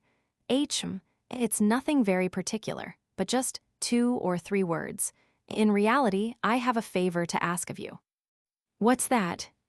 "Would you think it possible, Ivan Petrovitch, to go away? We are delighted that you are here. It's very agreeable for us, but it's inconvenient, don't you know? You will understand me. It's awkward in a way. Such indefinite relations, such continual awkwardness in regard to one another. We must part. It's essential, in fact. Excuse my saying so, but you must see for yourself, of course, that in such circumstances to be living side by side leads to reflections. That is, not to reflections, but there is a certain awkward feeling." "Yes, that is so. I have thought of it myself. Very good, I will go away." "We shall be very grateful to you. Believe me, Ivan Petrovitch, we shall preserve the most flattering memory of you, the sacrifice which you—" "Very good. Only what am I to do with all this? I say you buy this furniture of mine. What do you say? It's not expensive, 8,000, 10, the furniture, the carriage, the grand piano." "Very good. I will give you 10,000. "Well, that is capital. I will set off tomorrow. I shall go to Moscow. It's impossible to live here. Everything is so dear, awfully dear, the money fairly flies. You can't take a step without spending 1,000. I can't go on like that. I have a child to bring up. Well, thank God that you will buy my furniture. That will be a little more in hand, or I should have been regularly bankrupt." Groholski got up, took leave of Bugrov, and went home rejoicing. In the evening he sent him 10,000 rubles. Early next morning, Bugrov and Miss Hutka were already at Fedosia. Roman 3. Several months had passed. Spring had come. With spring, fine bright days had come too. Life was not so dull and hateful, and the earth was more fair to look upon. There was a warm breeze from the sea and the open country. The earth was covered with fresh grass, fresh leaves were green upon the trees. Nature had sprung into new life and had put on new array. It might be thought that new hopes and new desires would surge up in man when everything in nature is renewed and young and fresh. But it is hard for man to renew life. Groholski was still living in the same villa. His hopes and desires, small and unexacting, were still concentrated on the same Liza, on her alone, and on nothing else. As before, he could not take his eyes off her and gloated over the thought, "How happy I am." The poor fellow really did feel awfully happy. Liza sat as before on the veranda and unaccountably stared with bored eyes at the villa opposite and the trees near it through which there was a peep at the dark blue sea. As before, she spent her days for the most part in silence, often in tears and from time to time in putting mustard plasters on Groholski. She might be congratulated on one new sensation, however. There was a worm gnawing at her vitals. That worm was misery. She was fearfully miserable, pining for her son, for her cheerful manner of life. Her life in the past had not been particularly cheerful, but still it was livelier than her present existence. When she lived with her husband, she used from time to go to a theater, to an entertainment, to visit acquaintances. But here with Groholski it was all quietness and emptiness. Besides, here there was one man, and he with his ailments and his continual mawkish kisses, was like an old grandfather forever shedding tears of joy. It was boring. Here she had not Mihi Sergej, who used to be fond of dancing the mazurka with her. She had not Spiridon Nikolaich, the son of the editor of the Provincial News. Spiridon Nikolaich sang well and recited poetry. Here she had not a table set with lunch for visitors. She had not Gerasimovna, the old nurse who used to be continually grumbling at her for eating too much jam. She had no one. There was simply nothing for her but to lie down and die of depression. Groholski rejoiced in his solitude, but he was wrong to rejoice in it. All too soon he paid for his egoism. At the beginning of May, when the very air seemed to be in love and faint with happiness, Groholski lost everything, the woman he loved and... That year Bugrov, too, visited the Crimea. He did not take the villa opposite, but pottered about, going from one town to another with Miss Hutka. He spent his time eating, drinking, sleeping, and playing cards.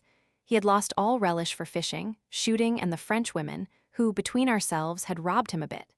He had grown thin, lost his broad and beaming smiles, and had taken to dressing in canvas. Ivan Petrovitch from time to time visited Groholski's villa. He brought Lisa jam, sweets, and fruit, and seemed trying to dispel her ennui. Groholski was not troubled by these visits, especially as they were brief and infrequent, and were apparently paid on account of Miss Hutka, who could not under any circumstances have been altogether deprived of the privilege of seeing his mother. Bugrov came, unpacked his presents, and after saying a few words, departed. And those few words he said not to Lisa but to Groholski. With Lisa he was silent and Groholski's mind was at rest, but there is a Russian proverb which he would have done well to remember. Don't fear the dog that barks, but fear the dog that's quiet. A fiendish proverb, but in practical life sometimes indispensable. As he was walking in the garden one day, Groholski heard two voices in conversation. One voice was a man's, the other was a woman's. One belonged to Bugrov, the other to Lisa. Groholski listened and, turning white as death, turned softly towards the speakers. He halted behind a lilac bush and proceeded to watch and listen. His arms and legs turned cold. A cold sweat came out upon his brow.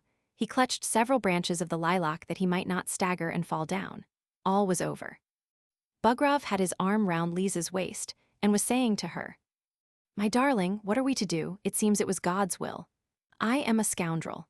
I sold you. I was seduced by that Herod's money, plague take him, and what good have I had from the money? Nothing but anxiety and display.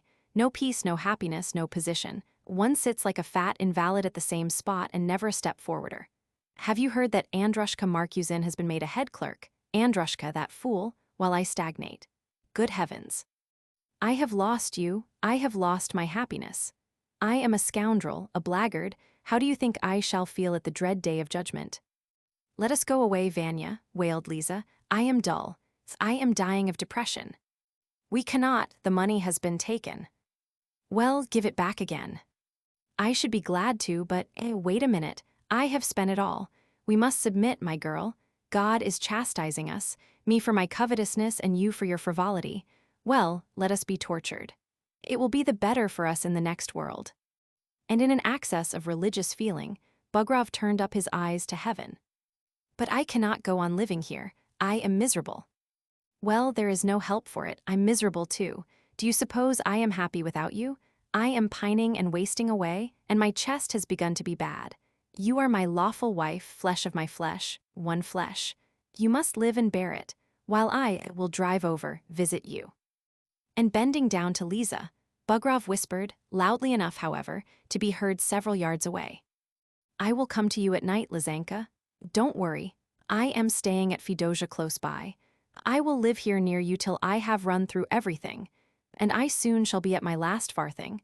What a life it is.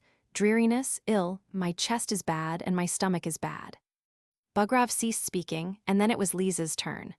My God, the cruelty of that woman! She began weeping, complaining, enumerating all the defects of her lover and her own sufferings. Grohalski, as he listened to her, felt that he was a villain, a miscreant, a murderer. "He makes me miserable," Liza said in conclusion. After kissing Liza at parting and going out at the garden gate, Bugrov came upon Grohalski, who was standing at the gate waiting for him. "Ivan Petrovitch," said Grohalski in the tone of a dying man, "I have seen and heard it all. It's not honorable on your part, but I do not blame you. You love her too, but you must understand that she is mine. Mine, I cannot live without her. How is it you don't understand that? Granted that you love her, that you are miserable.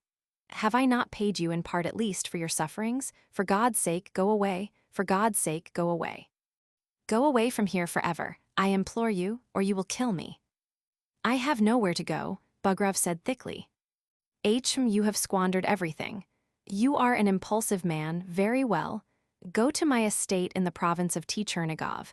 If you like, I will make you a present of the property. It's a small estate, but a good one. On my honor, it's a good one." Bugrov gave a broad grin. He suddenly felt himself in the seventh heaven. "I will give it you. This very day I will write to my steward and send him an authorization for completing the purchase. You must tell everyone you have bought it. Go away, I entreat you." "Very good, I will go, I understand." "Let us go to a notary." "At once," said Grohalski, greatly cheered, and he went to order the carriage. On the following evening, when Liza was sitting on the garden seat where her rendezvous with Ivan Petrovitch usually took place, Grohalski went quietly to her. He sat down beside her and took her hand. "Are you dull, Lizachka?" he said after a brief silence. "Are you depressed? Why shouldn't we go away somewhere? Why is it we always stay at home? We want to go about to enjoy ourselves, to make acquaintances. Don't we?" "I want nothing," said Liza, and turned her pale, thin face towards the path by which Bugrov used to come to her. Grohalski pondered. He knew who it was she expected, who it was she wanted. "Let us go home, Liza," he said. "It is damp here." "You go, I'll come directly." Grohalski pondered again. "You are expecting him?" he asked, and made a wry face as though his heart had been gripped with red-hot pincers. "Yes, I want to give him the socks for Misha." "He will not come." "How do you know?" "He has gone away." Liza opened her eyes wide. "He has gone away, gone to the Chernigov province. I have given him my estate." Liza turned fearfully pale and caught at Grohalski's shoulder to save herself from falling. "I saw him off at the steamer at 3 o'clock. Liza suddenly clutched at her head, made a movement, and falling on the seat, began shaking all over. "Vanya," she wailed, "Vanya, I will go to Vanya. Darling." She had a fit of hysterics. And from that evening, right up to July, 2 shadows could be seen in the park in which the summer visitors took their walks. The shadows wandered about from morning till evening and made the summer visitors feel dismal. After Liza's shadow invariably walked the shadow of Grohalski. I call them shadows because they had both lost their natural appearance. They had grown thin and pale and shrunken and looked more like shadows than living people. Both were pining away like fleas in the classic anecdote of the Jew who sold insect powder. At the beginning of July, Liza ran away from Grohalski, leaving a note in which she wrote that she was going for a time to her son. For a time, she ran away by night when Grohalski was asleep. After reading her letter, Grohalski spent a whole week wandering round about the villa as though he were mad, and neither ate nor slept. In August, he had an attack of recurrent fever, and in September he went abroad. There he took to drink. He hoped in drink and dissipation to find comfort. He squandered all his fortune, but did not succeed, poor fellow, in driving out of his brain the image of the beloved woman with the kittenish face. Men do not die of happiness, nor do they die of misery. Grohalski's hair went gray, but he did not die. He is alive to this day. He came back from abroad to have just a peep at Liza. Bugrov met him with open arms and made him stay for an indefinite period. He is staying with Bugrov to this day. This year I happened to be passing through Groholiovka, Bugrov's estate. I found the master and the mistress of the house having supper. Ivan Petrovitch was highly delighted to see me and fell to pressing good things upon me. He had grown rather stout, and his face was a trifle puffy, though it was still rosy and looked sleek and well-nourished. He was not bald. Liza, too, had grown fatter. Plumpness did not suit her. Her face was beginning to lose the kittenish look, and was, alas, more suggestive of the seal. Her cheeks were spreading upwards, outwards, and to both sides. The Bugrovs were living in first-rate style. They had plenty of everything. The house was overflowing with servants and edibles. When we had finished supper, we got into conversation. Forgetting that Lisa did not play, I asked her to play us something on the piano. "She does not play," said Bugrov. "She is no musician." "Hey, you there, Ivan, call Grigory Vasilievich here. What's he doing there?" And turning to me, Bugrov added, "Our musician will come directly. He plays the guitar. We keep the piano for Miss Hutkowy are having him taught." 5 minutes later, Groholsky walked into the room sleepy, unkempt and unshaven. He walked in, bowed to me, and sat down on one side. "Why, whoever goes to bed so early?" said Bugrov, addressing him. "What a fellow you are really. He's always asleep, always asleep. The sleepy head. Come, play us something lively." Groholsky turned the guitar, touched the strings, and began singing. "Yesterday I waited for my dear one." I listened to the singing, looked at Bugrov's well-fed countenance, and thought, "Nasty brute." I felt like crying. And when he had finished singing, Groholsky bowed to us and went out. "What am I to do with him?" Bugrov said when he had gone away. "I do have trouble with him. In the day he is always brooding and brooding, and at night he moans. He sleeps, but he sighs and moans in his sleep. It is a sort of illness. What am I to do with him? I can't think. He won't let us sleep. I am afraid that he will go out of his mind. People think he is badly treated here." "In what way is he badly treated?" "He eats with us and he drinks with us. Only we won't give him money. If we were to give him any, he would spend it on drink or waste it. That's another trouble for me. Lord forgive me, a sinner." They made me stay the night. When I woke next morning, Bugrov was giving someone a lecture in the adjoining room. "Set a fool to say his prayers, and he will crack his skull on the floor. Why, who paints oars green? Do think, blockhead. Use your sense. Why don't you speak?" I've made a mistake," said a husky tenor apologetically. The tenor belonged to Groholsky. Groholsky saw me to the station. "He is a despot, a tyrant," he kept whispering to me all the way. "He is a generous man, but a tyrant. Neither heart nor brain are developed in him. He tortures me. If it were not for that noble woman, I should have gone away long ago. I am sorry to leave her. It's somehow easier to endure together." Groholsky heaved a sigh and went on. "She is with child. You notice it. It is really my child. Mine. She soon saw her mistake and gave herself to me again. She cannot endure him." "You are a rag," I could not refrain from saying to Groholsky. "Yes, I am a man of weak character." "That is quite true. I was born so. Do you know how I came into the world? My late papa cruelly oppressed a certain little clerk. It was awful how he treated him. He poisoned his life. Well, and my late mamma was tender-hearted. She came from the people, she was of the working class. She took that little clerk to her heart from pity. Well, and so I came into the world. The son of the ill-treated clerk. How could I have a strong will? Where was I to get it from? But that's the second bell. Goodbye. Come and see us again, but don't tell Ivan Petrovitch what I have said about him." I pressed Groholsky's hand and got into the train. He bowed towards the carriage and went to the water barrel. I suppose he was thirsty. The doctor. It was still in the drawing room, so still that a housefly that had flown in from outside could be distinctly heard brushing against the ceiling. Olga Ivanovna, the lady of the villa, was standing by the window, looking out at the flower beds and thinking. Dr. T.S. Vyatkov, who was her doctor as well as an old friend and had been sent for to treat her son Misha, was sitting in an easy chair and swinging his hat, which he held in both hands, and he too was thinking. Except them, there was not a soul in the drawing room or in the adjoining rooms. The sun had set, and the shades of evening began settling in the corners under the furniture and on the cornices. The silence was broken by Olga Ivanovna. "No misfortune more terrible can be imagined," she said, without turning from the window. "You know that life has no value for me whatever apart from the boy." "Yes, I know that," said the doctor. "No value whatever," said Olga Ivanovna, and her voice quivered. "He is everything to me. He is my joy, my happiness, my wealth. And if, as you say, I cease to be a mother, if he dies, there will be nothing left of me but a shadow. I cannot survive it." Wringing her hands, Olga Ivanovna walked from one window to the other and went on. "When he was born, I wanted to send him away to the Foundling Hospital. You remember that, but my God, how can that time be compared with now? Then I was vulgar, stupid, feather-headed, but now I am a mother, do you understand? I am a mother, and that's all I care to know. Between the present and the past, there is an impassable gulf. Silence followed again. The doctor shifted his seat from the chair to the sofa and, impatiently playing with his hat, kept his eyes fixed upon Olga Ivanovna. From his face, it could be seen that he wanted to speak and was waiting for a fitting moment. "You are silent, but still I do not give up hope," said the lady, turning round. "Why are you silent?" "I should be as glad of any hope as you, Olga, but there is none," T.S. Vyatkov answered. "We must look the hideous truth in the face.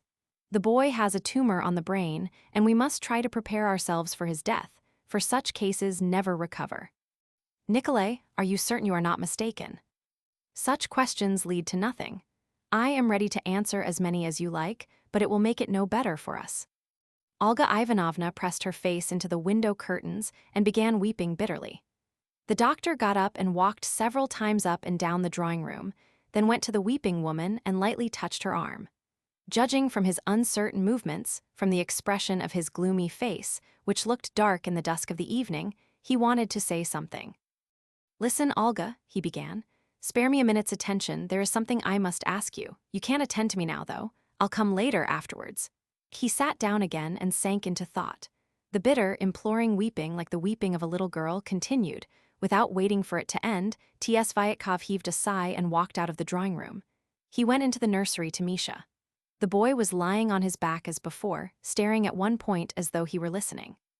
The doctor sat down on his bed and felt his pulse. "Misha, does your head ache?" he asked.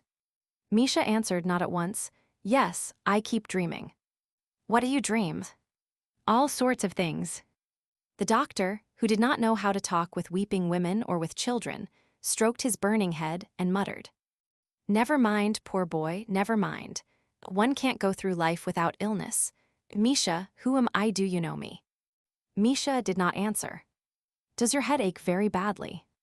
"Very, I keep dreaming." After examining him and putting a few questions to the maid who was looking after the sick child, the doctor went slowly back to the drawing room. There it was by now dark, and Olga Ivanovna, standing by the window, looked like a silhouette. "Shall I light up?" asked T.S. Vyatkov. No answer followed. The housefly was still brushing against the ceiling. Not a sound floated in from outside, as though the whole world, like the doctor, were thinking and could not bring itself to speak. Olga Ivanovna was not weeping now, but as before, staring at the flower bed in profound silence. When T.S. Vyatkov went up to her, and through the twilight glanced at her pale face, exhausted with grief, her expression was such as he had seen before during her attacks of acute, stupefying, sick headache. "Nikolay Trofimych," she addressed him, "and what do you think about a consultation?" "Very good, I'll arrange it tomorrow." From the doctor's tone, it could be easily seen that he put little faith in the benefit of a consultation. Olga Ivanovna would have asked him something else, but her sobs prevented her. Again, she pressed her face into the window curtain. At that moment, the strains of a band playing at the club floated in distinctly. They could hear not only the wind instruments, but even the violins and the flutes. "If he is in pain, why is he silent?" asked Olga Ivanovna. "All day long, not a sound, he never complains and never cries. I know God will take the poor boy from us because we have not known how to prize him, such a treasure." The band finished the march, and a minute later began playing a lively waltz for the opening of the ball. "Good God, can nothing really be done?" moaned Olga Ivanovna. "Nikolay, you are a doctor and ought to know what to do. You must understand that I can't bear the loss of him. I can't survive it." The doctor, who did not know how to talk to weeping women, heaved a sigh and paced slowly about the drawing room. There followed a succession of oppressive pauses interspersed with weeping and the questions which lead to nothing. The band had already played a quadrille, a polka, and another quadrille. It got quite dark. In the adjoining room, the maid lighted the lamp, and all the while the doctor kept his hat in his hands and seemed trying to say something. Several times Olga Ivanovna went off to her son, sat by him for half an hour, and came back again into the drawing room. She was continually breaking into tears and lamentations. The time dragged agonizingly, and it seemed as though the evening had no end. At midnight, when the band had played the cotillion and ceased altogether, the doctor got ready to go. "I will come again tomorrow," he said, pressing the mother's cold hand. "You go to bed." After putting on his greatcoat in the passage and picking up his walking stick, he stopped, thought a minute, and went back into the drawing room.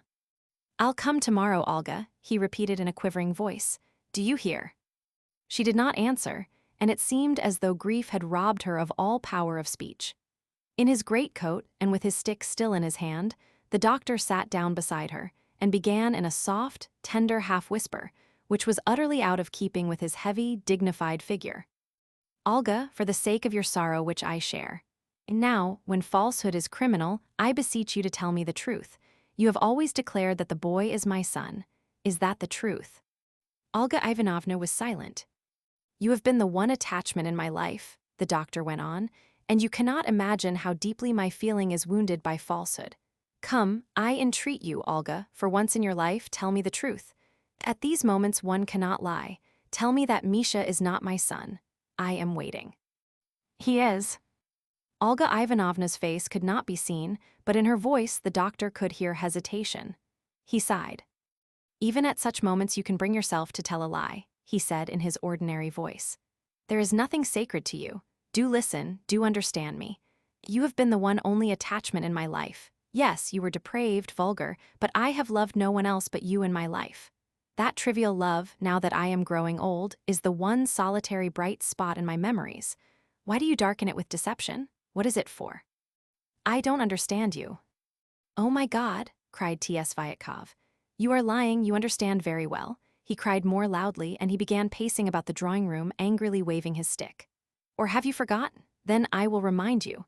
A father's rights to the boy are equally shared with me by Petrov and Kurovsky the lawyer, who still make you an allowance for their son's education, just as I do. Yes, indeed, I know all that quite well. I forgive your lying in the past, what does it matter? But now when you have grown older, at this moment when the boy is dying, your lying stifles me. How sorry I am that I cannot speak, how sorry I am." The doctor unbuttoned his overcoat, and still pacing about said, "Wretched woman, even such moments have no effect on her. Even now she lies as freely as 9 years ago in the Hermitage restaurant. She is afraid if she tells me the truth I shall leave off giving her money. She thinks that if she did not lie I should not love the boy. You are lying, it's contemptible." The doctor rapped the floor with his stick, and cried, "It's loathsome, warped, corrupted creature. I must despise you, and I ought to be ashamed of my feeling. Yes, your lying has stuck in my throat these 9 years, I have endured it, but now it's too much, too much." From the dark corner where Olga Ivanovna was sitting there came the sound of weeping. The doctor ceased speaking and cleared his throat. A silence followed.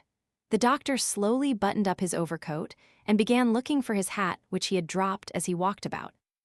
"I lost my temper," he muttered, bending down to the floor. "I quite lost sight of the fact that you cannot attend to me now.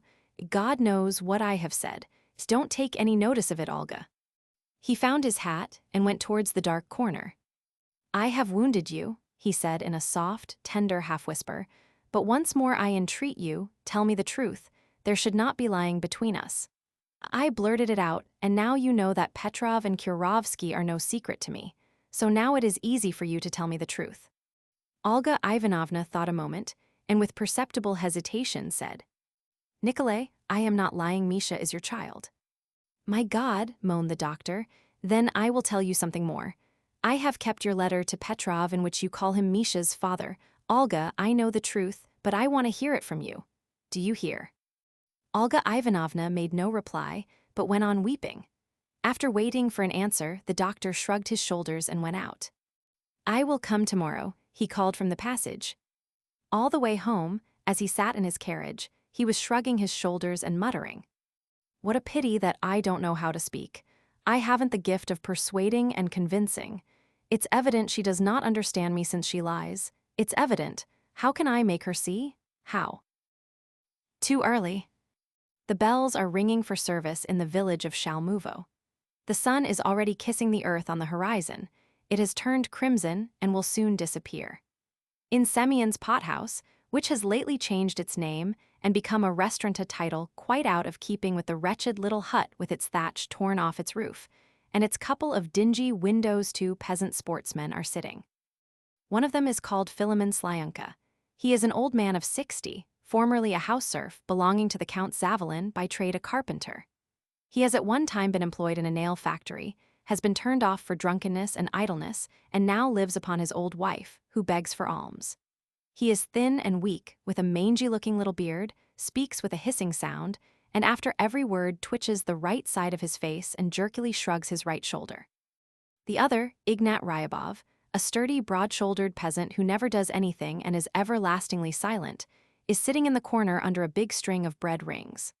The door, opening inwards, throws a thick shadow upon him, so that Slyunka and Semyon the publican can see nothing but his patched knees, his long fleshy nose, and a big tuft of hair which has escaped from the thick uncombed tangle covering his head. Semyon, a sickly little man, with a pale face and a long sinewy neck, stands behind his counter, looks mournfully at the string of bread rings, and coughs meekly. "You think it over now, if you have any sense," Slyunka says to him, twitching his cheek. "You have the thing lying by unused and get no sort of benefit from it, while we need it. A sportsman without a gun is like a sacristan without a voice. You ought to understand that, but I see you don't understand it, so you can have no real sense. Hand it over." "You left the gun in pledge, you know," says Semyon in a thin, womanish little voice, sighing deeply and not taking his eyes off the string of bread rings. "Hand over the ruble you borrowed, and then take your gun." "I haven't got a ruble. I swear to you, Semyon Mitrich, as God sees me, you give me the gun and I will go today with Ignashka and bring it you back again. I'll bring it back, strike me dead.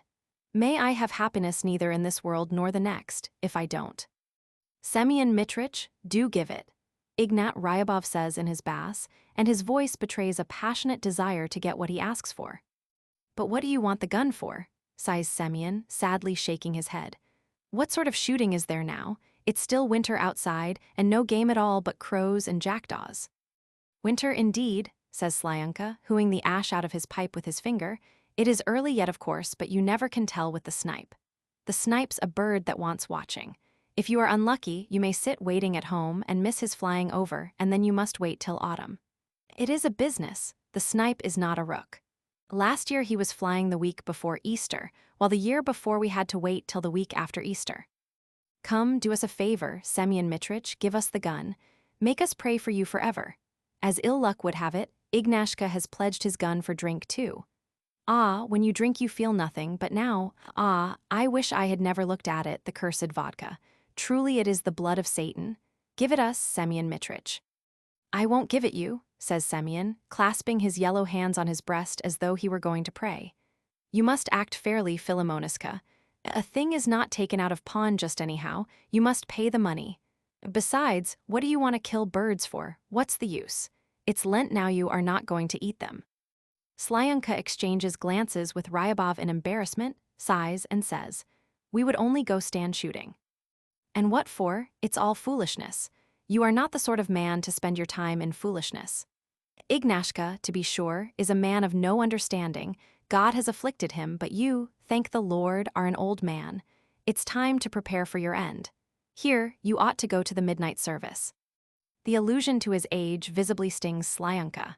He clears his throat, wrinkles up his forehead, and remains silent for a full minute. "I say, Semyon Mitrich," he says hotly, getting up and twitching not only in his right cheek but all over his face. "It's God's truth. May the Almighty strike me dead. After Easter I shall get something from Stepan Kuzmich for an axle, and I will pay you not 1 ruble but 2. May the Lord chastise me. Before the holy image, I tell you, only give me the gun." "Gi'ivit," Ryabov says in his growling bass. They can hear him breathing hard, and it seems that he would like to say a great deal, but cannot find the words. "Gi'ivit." "No, brothers, and don't ask," sighs Semyon, shaking his head mournfully. "Don't lead me into sin. I won't give you the gun. It's not the fashion for a thing to be taken out of pawn and no money paid. Besides, why this indulgence? Go your way and God bless you." Slyunka rubs his perspiring face with his sleeve and begins hotly swearing and entreating. He crosses himself, holds out his hands to the icon, calls his deceased father and mother to bear witness, but Semyon sighs and meekly looks as before at the string of bread rings. In the end, Ignashka Ryabov, hitherto motionless, gets up impulsively and bows down to the ground before the innkeeper, but even that has no effect on him. "May you choke with my gun, you devil," says Slyanka, with his face twitching and his shoulders shrugging. May you choke, you plague, you scoundrelly soul. Swearing and shaking his fists, he goes out of the tavern with Ryabov and stands still in the middle of the road. He won't give it, the damned brute, he says in a weeping voice, looking into Ryabov's face with an injured air. He won't give it, booms Ryabov. The windows of the furthest huts, the starling coat on the tavern, the tops of the poplars, and the cross on the church are all gleaming with a bright golden flame. Now they can see only half of the sun, which, as it goes to its night's rest, is winking, shedding a crimson light and seems laughing gleefully. Slyanka and Ryabov can see the forest lying, a dark blur, to the right of the sun, 1.5 miles from the village, and tiny clouds flitting over the clear sky, and they feel that the evening will be fine and still. Now is just the time, says Slyanka with his face twitching. It would be nice to stand for an hour or two. He won't give it us, the damned brute, may he? For stand shooting, now is the very time, Ryabov articulated, as though with an effort, stammering. After standing still for a little, they walk out of the village, without saying a word to each other, and look towards the dark streak of the forest. The whole sky above the forest is studded with moving black spots, the rooks flying home to roost. The snow, lying white here and there on the dark brown plowland, is lightly flecked with gold by the sun. This time last year I went stand shooting in Zhivki, says Slyanka, after a long silence. I brought back 3 snipe. Again, there follows a silence. Both stand a long time and look towards the forest, and then lazily move and walk along the muddy road from the village. It's most likely the snipe haven't come yet, says Slyanka, but maybe they are here. Koska says they are not here yet. Maybe they are not, who can tell? One year is not like another. But what mud? But we ought to stand. To be sure we ought, why not? We can stand and watch. It wouldn't be amiss to go to the forest and have a look. If they are there, we will tell Kostka, or maybe get a gun ourselves and come tomorrow. What a misfortune, God forgive me. It was the devil put it in my mind to take my gun to the pothouse. I am more sorry than I can tell you, Ignashka. Conversing thus, the sportsmen approach the forest. The sun has set and left behind it a red streak like the glow of a fire, scattered here and there with clouds. There is no catching the colors of those clouds. Their edges are red, but they themselves are 1 minute gray, at the next lilac, at the next ashen. In the forest, among the thick branches of fir trees and under the birch bushes, it is dark, and only the outermost twigs on the side of the sun, with their fat buds and shining bark, stand out clearly in the air. There is a smell of thawing snow and rotting leaves. It is still, nothing stirs. From the distance comes the subsiding caw of the rooks. We ought to be standing in Zhivki now, whispers Slyanka, looking with awe at Ryabov. There's good stand shooting there. Ryabov too looks with awe at Slyanka, with unblinking eyes and open mouth. A lovely time, Slyanka says in a trembling whisper. The Lord is sending a fine spring, and I should think the snipe are here by now. Why not? The days are warm now. The cranes were flying in the morning, lots and lots of them. Slyanka and Ryabov, splashing cautiously through the melting snow and sticking in the mud, walk 200 paces along the edge of the forest and their halt. Their faces wear a look of alarm and expectation of something terrible and extraordinary. They stand like posts, do not speak nor stir, and their hands gradually fall into an attitude as though they were holding a gun at the cock. A big shadow creeps from the left and envelops the earth. The dusk of evening comes on. If one looks to the right, through the bushes and tree trunks, there can be seen crimson patches of the afterglow. It is still and damp. There's no sound of them, whispers Slyanka, shrugging with the cold and sniffing with his chilly nose. But frightened by his own whisper, he holds his finger up at someone, opens his eyes wide, and purses up his lips. There is a sound of a light snapping. The sportsmen look at each other significantly and tell each other with their eyes that it is nothing. It is the snapping of a dry twig or a bit of bark. The shadows of evening keep growing and growing, the patches of crimson gradually grow dim, and the dampness becomes unpleasant. The sportsmen remain standing a long time, but they see and hear nothing. Every instant they expect to see a delicate leaf float through the air, to hear a hurried call like the husky cough of a child, and the flutter of wings. No, not a sound, Slyanka says aloud, dropping his hands and beginning to blink. So they have not come yet. It's early. You are right there. The sportsmen cannot see each other's faces. It is getting rapidly dark. We must wait another 5 days, says Slyunka, as he comes out from behind a bush with Ryabov. It's too early. They go homewards and are silent all the way. The Cossack, Maxim Torchakov, a farmer in southern Russia, was driving home from church with his young wife and bringing back an Easter cake which had just been blessed. The sun had not yet risen, but the east was all tinged with red and gold and had dissipated the haze which usually in the early morning screens the blue of the sky from the eyes. It was quiet. The birds were hardly yet awake. The corncrake uttered its clear note, and far away above a little tumulus, a sleepy kite floated, heavily flapping its wings, and no other living creature could be seen all over the steppe. Torchakov drove on and thought that there was no better nor happier holiday than the feast of Christ's resurrection. He had only lately been married, and was now keeping his first Easter with his wife. Whatever he looked at, whatever he thought about, it all seemed to him bright, joyous, and happy. He thought about his farming and thought that it was all going well, that the furnishing of his house was all the heart could desire, there was enough of everything and all of it good. He looked at his wife, and she seemed to him lovely, kind, and gentle.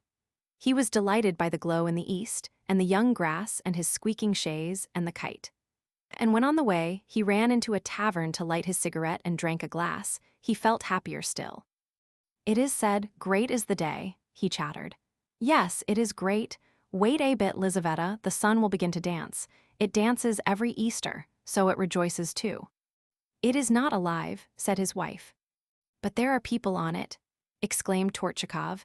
There are really. Ivan Stepanich told me that there are people on all the planets, on the sun and on the moon. Truly. But maybe the learned men tell lies, the devil only knows. Stay, surely that's not a horse. Yes, it is.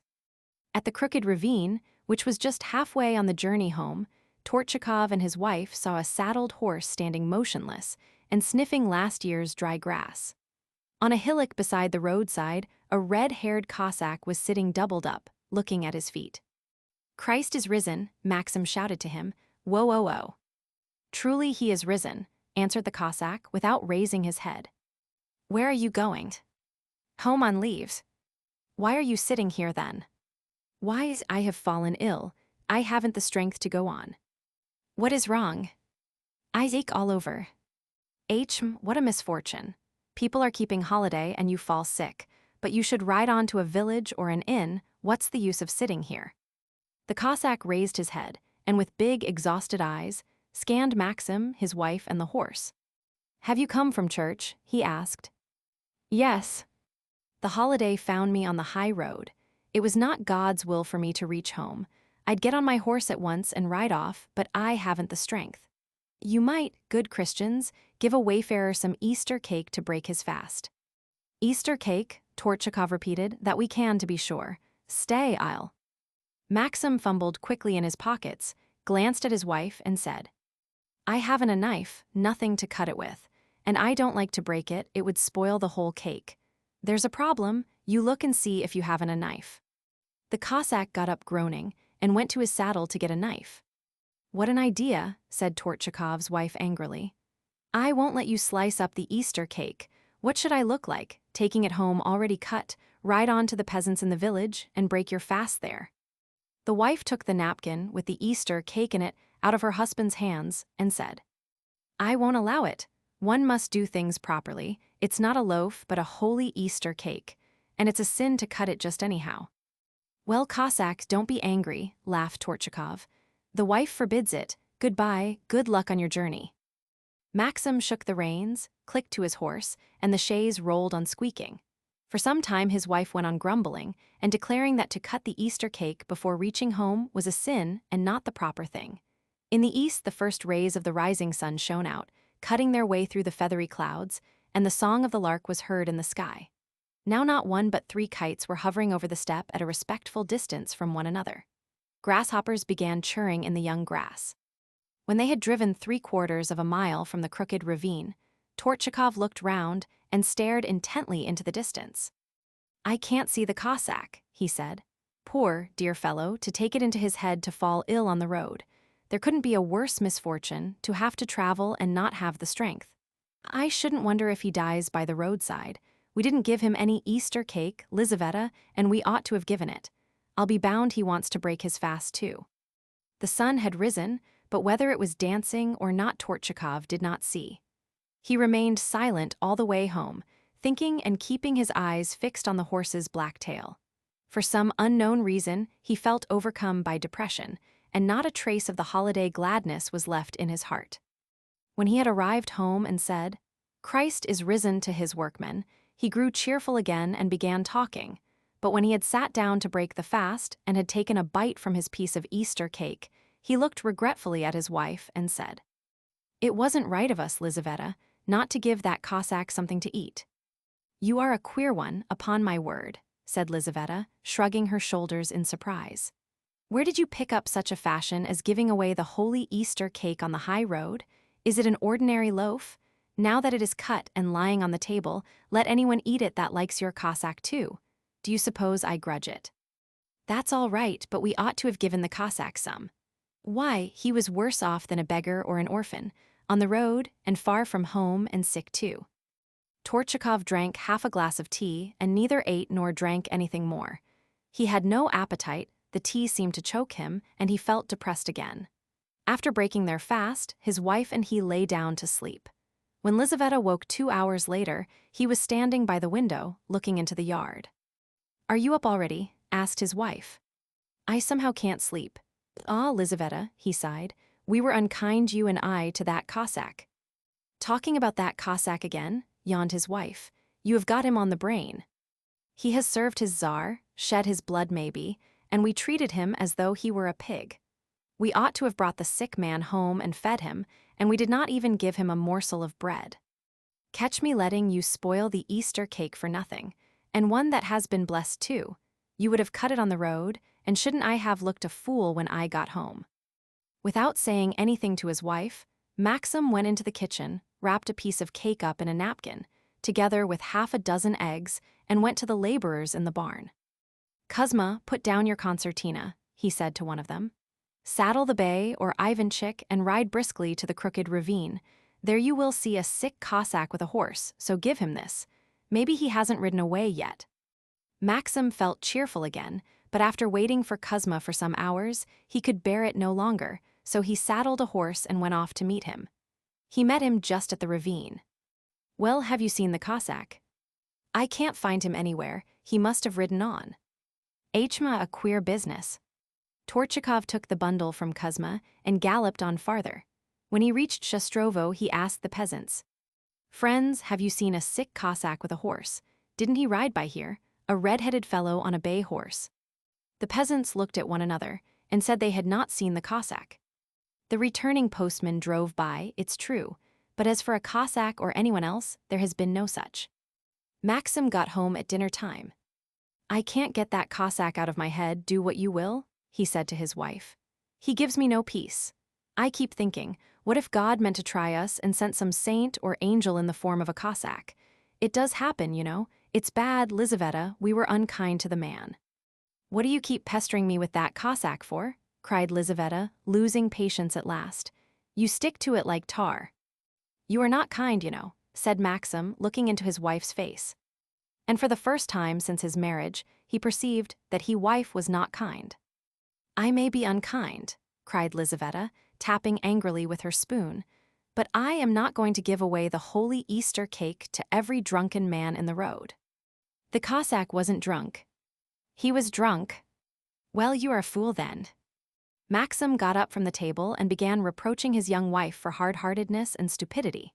She, getting angry too, answered his reproaches with reproaches, burst into tears, and went away into their bedroom, declaring she would go home to her father's. This was the first matrimonial squabble that had happened in the Chekhov's married life. He walked about the yard till the evening, picturing his wife's face, and it seemed to him now spiteful and ugly. And as though to torment him, the Cossack haunted his brain, and Maxim seemed to see now his sick eyes, now his unsteady walk. "Ah, we were unkind to the man," he muttered. When it got dark, he was overcome by an insufferable depression such as he had never felt before. Feeling so dreary and being angry with his wife, he got drunk, as he had sometimes done before he was married.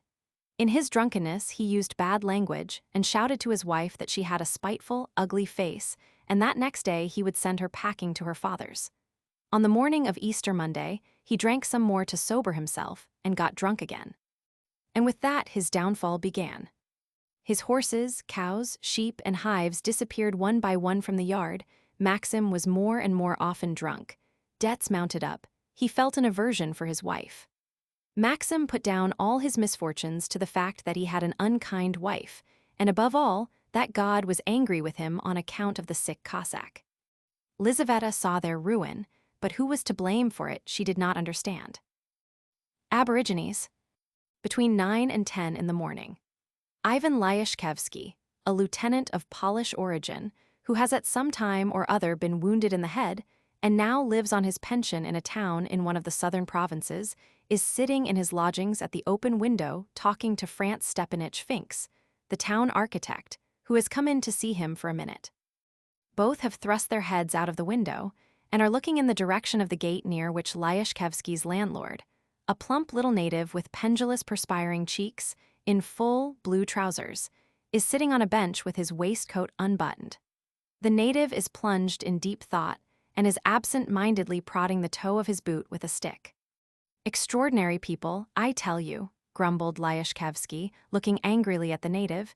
"Here he has sat down on the bench, and so he will sit, damn the fellow, with his hands folded till evening. They do absolutely nothing, the wastrels and loafers. It would be all right, you scoundrel, if you had money lying in the bank or had a farm of your own where others would be working for you. But here you have not a penny to your name, you eat the bread of others, you are in debt all round, and you starve your family, devil take you. You wouldn't believe me, Franz Stepanich, sometimes it makes me so cross that I could jump out of the window and give the low fellow a good horsewhipping. Come, why don't you work? What are you sitting there for?" The native looks indifferently at Lyashkevsky, tries to say something but cannot. Sloth and the sultry heat have paralyzed his conversational faculties.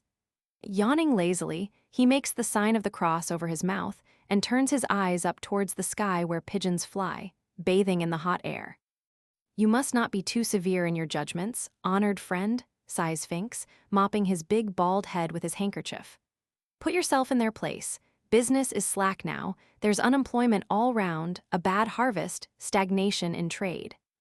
"Good gracious, how you talk," cries Lyashkevsky in indignation, angrily wrapping his dressing gown round him. "Supposing he has no job and no trade, why doesn't he work in his own home, the devil flay him? I say, is there no work for you at home? Just look, you brute.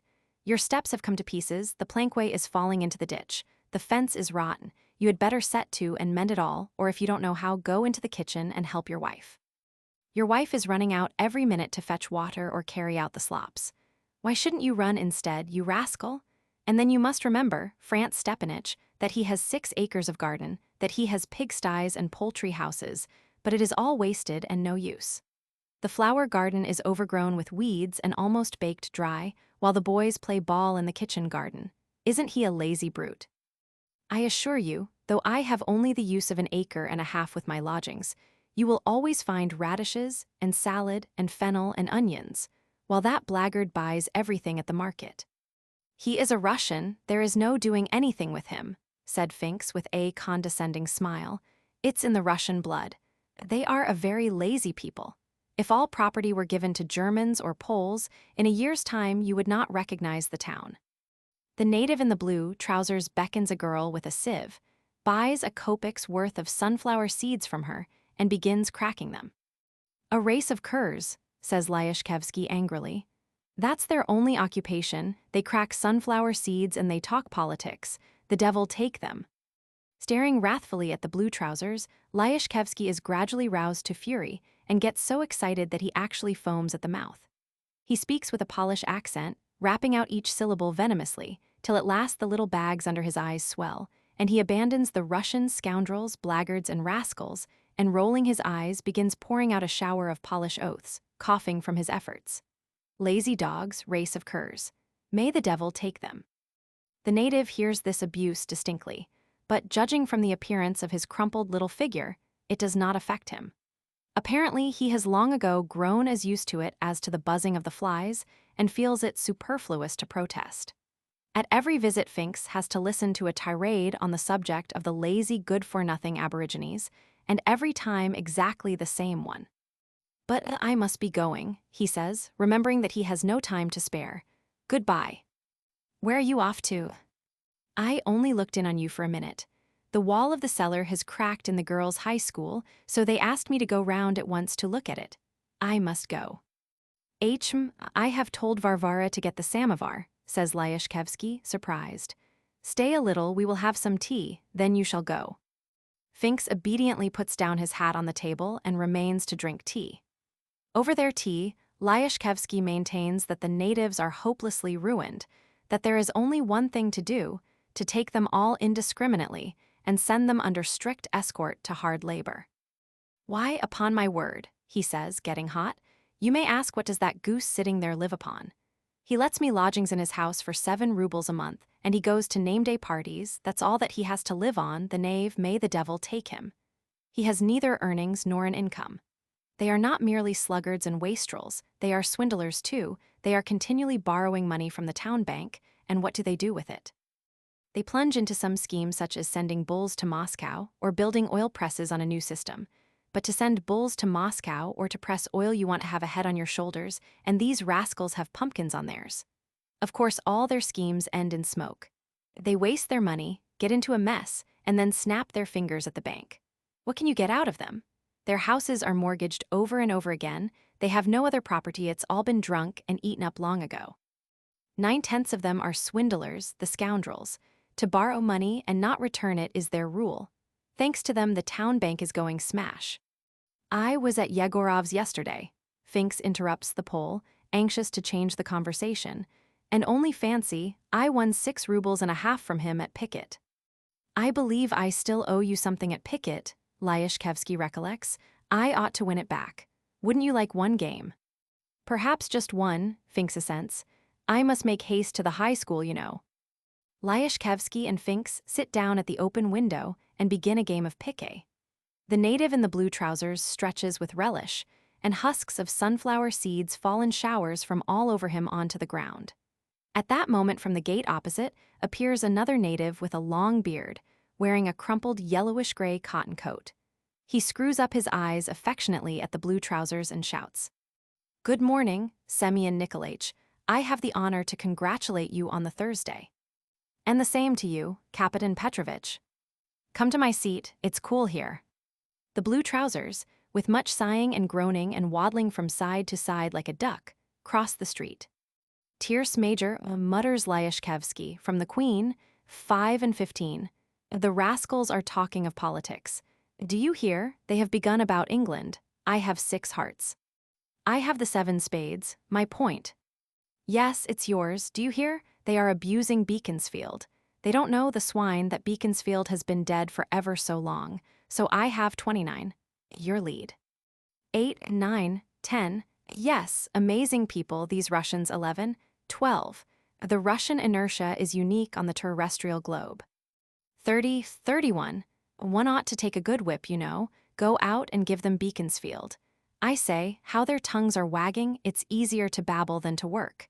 I suppose you threw away the Queen of Clubs and I didn't realize it. 13, 14. It's unbearably hot. One must be made of iron to sit in such heat on a seat in the full sun. 15. The first game is followed by a second, the second by a third. Finks loses, and by degrees works himself up into a gambling fever and forgets all about the cracking walls of the high school cellar. As Lyashkevsky plays, he keeps looking at the Aborigines. He sees them, entertaining each other with conversation, go to the open gate, cross the filthy yard, and sit down on a scanty patch of shade under an aspen tree.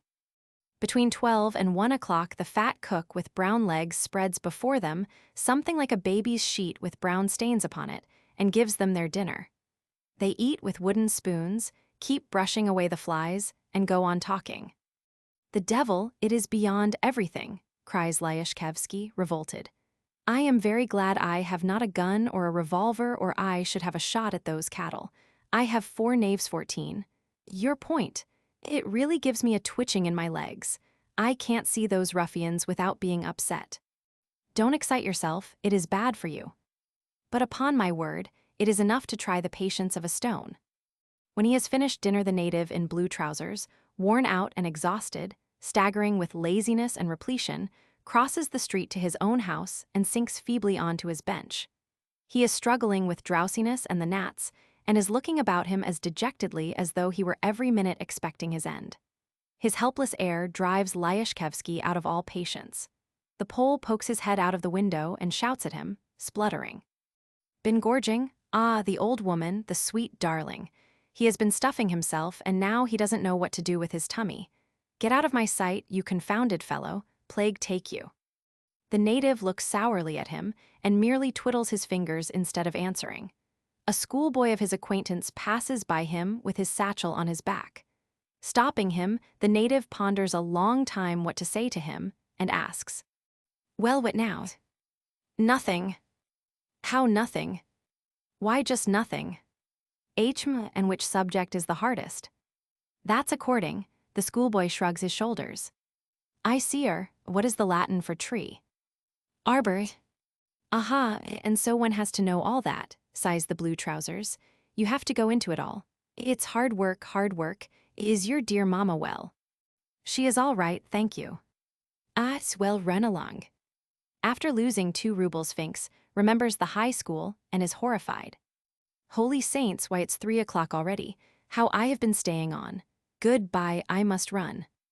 "Have dinner with me and then go," says Lyashkevsky. "You have plenty of time." Finks stays, but only on condition that dinner shall last no more than 10 minutes.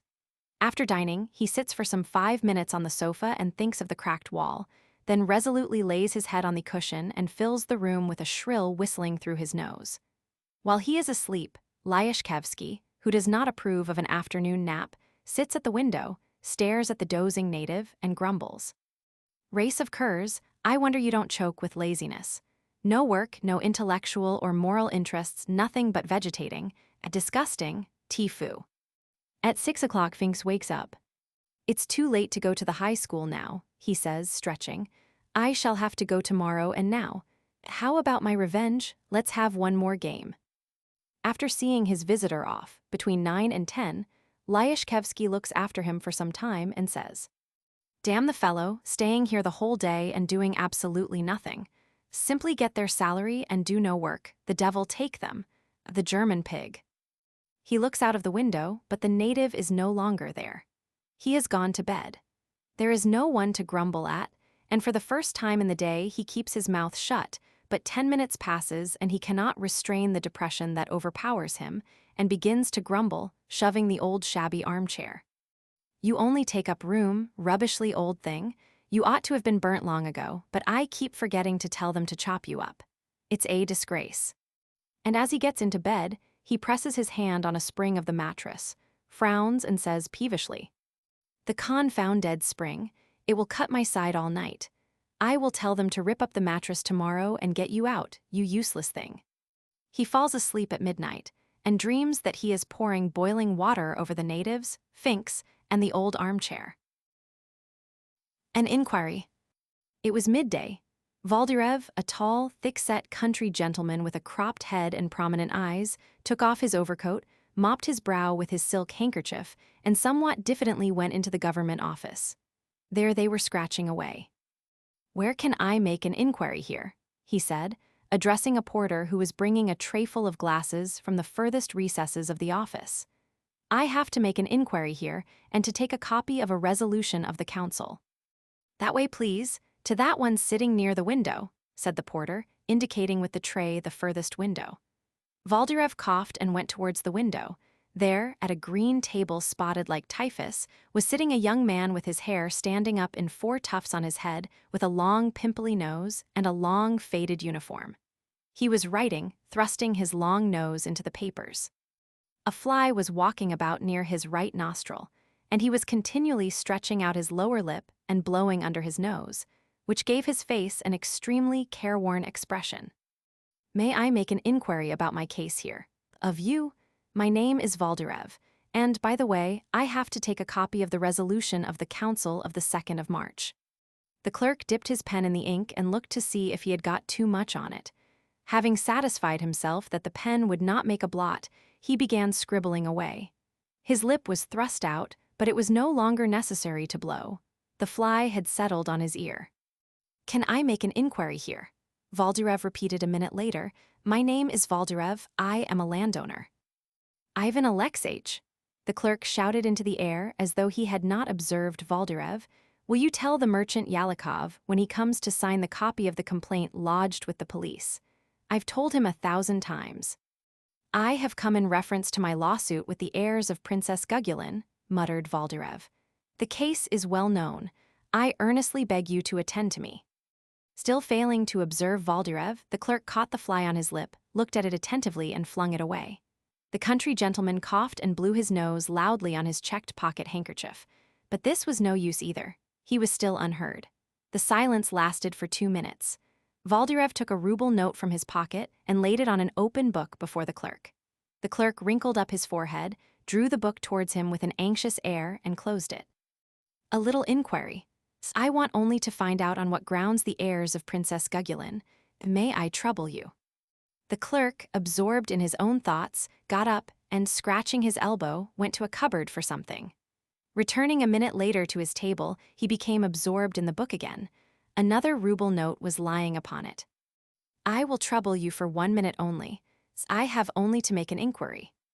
The clerk did not hear. He had begun copying something. Valdyrev frowned and looked hopelessly at the whole scribbling brotherhood. "They write," he thought, sighing. "They write the devil take them entirely." He walked away from the table and stopped in the middle of the room, his hands hanging hopelessly at his sides. The porter, passing again with glasses, probably noticed the helpless expression of his face, for he went close up to him and asked him in a low voice, "Well, have you inquired?" "I've inquired, but he wouldn't speak to me." "You give him 3 rubles, whispered the porter. "I've given him 2 already." "Give him another." Valdyrev went back to the table and laid a green note on the open book. The clerk drew the book towards him again and began turning over the leaves, and all at once, as though by chance, lifted his eyes to Valdyrev. His nose began to shine, turned red, and wrinkled up in a grin. What do you want?" he asked.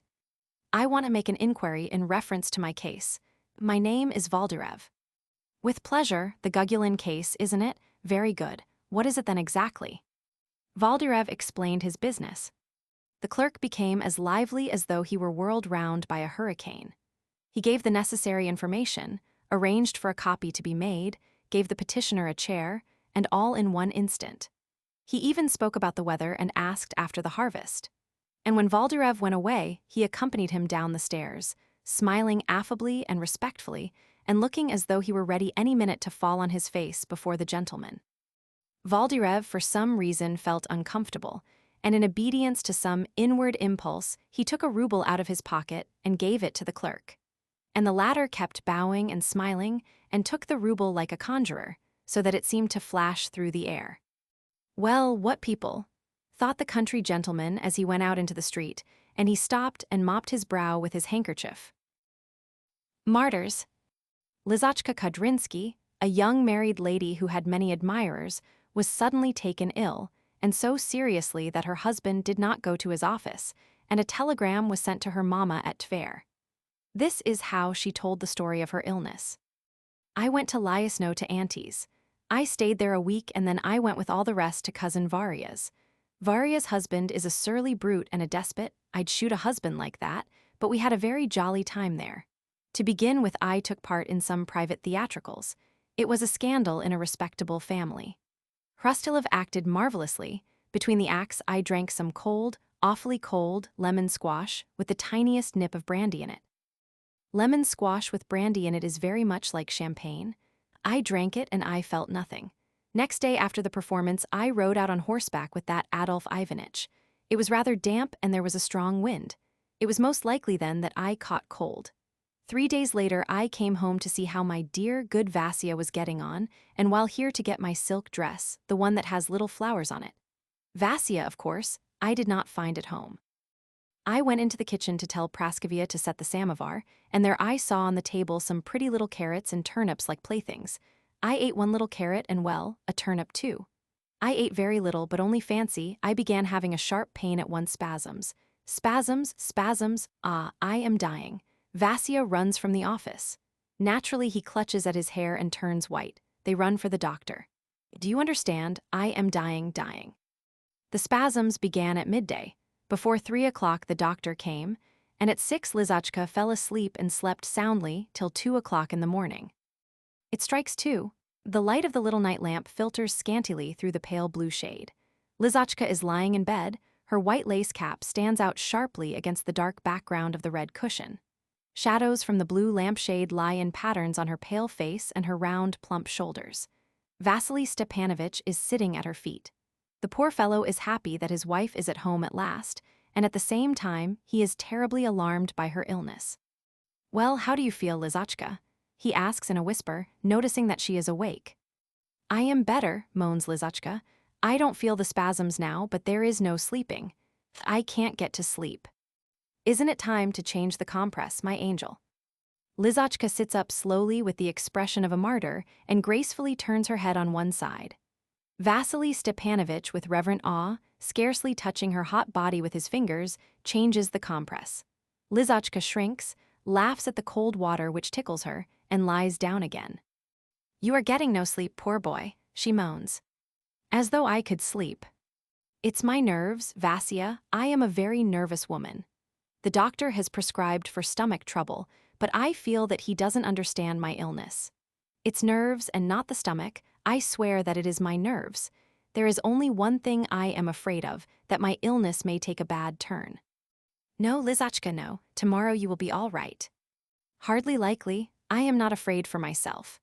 I don't care, indeed. I shall be glad to die, but I am sorry for you. You'll be a widower and left all alone." Vasachka rarely enjoys his wife's society and has long been used to solitude, but Lizachka's words agitate him. "Goodness knows what you are saying, little woman. Why these gloomy thoughts?" "Well, you will cry and grieve, and then you will get used to it. You'll even get married again." The husband clutches his head. There, I won't," Lizachka soothes him, "only you ought to be prepared for anything." "And all of a sudden I shall die," she thinks, shutting her eyes. And Lizachka draws a mental picture of her own death, how her mother, her husband, her cousin Varya with her husband, her relations, the admirers of her talent press round her deathbed as she whispers her last farewell. All are weeping. Then when she is dead they dress her, interestingly pale and dark-haired, in a pink dress, it suits her, and lay her in a very expensive coffin on gold legs, full of flowers. There is a smell of incense, the candles splutter. Her husband never leaves the coffin, while the admirers of her talent cannot take their eyes off her and say, "As though living, she is lovely in her coffin." The whole town is talking of the life cut short so prematurely, but now they are carrying her to the church. The bearers are Ivan Petrovich, Adolf Ivanitch, Varya's husband, Nikolay Semyonitch, and the black-eyed student who had taught her to drink lemon squash with brandy. It's only a pity there's no music playing. After the burial service comes the leave-taking. The church is full of sobs, they bring the lid with tassels, and Lizachka is shut off from the light of day forever. There is the sound of hammering nails. Knock, knock, knock. Lizachka shudders and opens her eyes. "Vasya, are you here?" she asks. "I have such gloomy thoughts. Goodness, why am I so unlucky as not to sleep? Vasya, have pity, do tell me something." "What shall I tell you?" "Something about love," Lizachka says languidly, "or some anecdote about Jews." Vasily Stepanovich, ready for anything if only his wife will be cheerful and not talk about death, combs locks of hair over his ears, makes an absurd face, and goes up to Lizachka. "Does your vatch vamp mending?" he asks. It does, giggles Lizachka, and hands him her gold watch from the little table. "Mend it." Vasya takes the watch, examines the mechanism for a long time, and wriggling and shrugging says, "She cannot be mended. In Vunville 2 cogs are vanting." This is the whole performance. Lizachka laughs and claps her hands. "Capital," she exclaims. "Wonderful. Do you know, Vasya, it's awfully stupid of you not to take part in amateur theatricals. You have a remarkable talent. You are much better than Sisonov. There was an amateur called Sisonov who played with us in It's My Birthday. A first-class comic talent, only fancy. A nose as thick as a parsnip, green eyes, and he walks like a crane. We all roared, "Stay, I will show you how he walks." Lizachka springs out of bed and begins pacing about the floor, barefooted and without her cap. "A very good day to you," she says in a bass, imitating a man's voice. Anything pretty? Anything new under the moon? Ha ha ha, she laughs. Ha ha ha, Vasya seconds her. And the young pair, roaring with laughter, forgetting the illness, chase one another about the room. The race ends in Vasya's catching his wife by her nightgown and eagerly showering kisses upon her. After one particularly passionate embrace, Lizachka suddenly remembers that she is seriously ill. What silliness, she says, making a serious face and covering herself with the quilt. I suppose you have forgotten that I am ill. Clever, I must say. Sorry, falters her husband in confusion. If my illness takes a bad turn, it will be your fault. Not kind, not good. Lizachka closes her eyes and is silent. Her former languor and expression of martyrdom return again. There is a sound of gentle moans. Vasya changes the compress, and glad that his wife is at home and not gadding off to her aunt's, sits meekly at her feet. He does not sleep all night. At 10 o'clock the doctor comes. Well, how are we feeling? He asks as he takes her pulse. Have you slept? Badly, Lizachka's husband answers for her. Very badly. The doctor walks away to the window and stares at a passing chimney sweep. Doctor, may I have coffee today? Asks Lizachka. You may. And may I get up? You might, perhaps, but you had better lie in bed another day. She is awfully depressed, Vasya whispers in his ear. Such gloomy thoughts, such pessimism. I am dreadfully uneasy about her. The doctor sits down to the little table and, rubbing his forehead, prescribes bromide of potassium for Lizachka, then makes his bow, and promising to look in again in the evening, departs.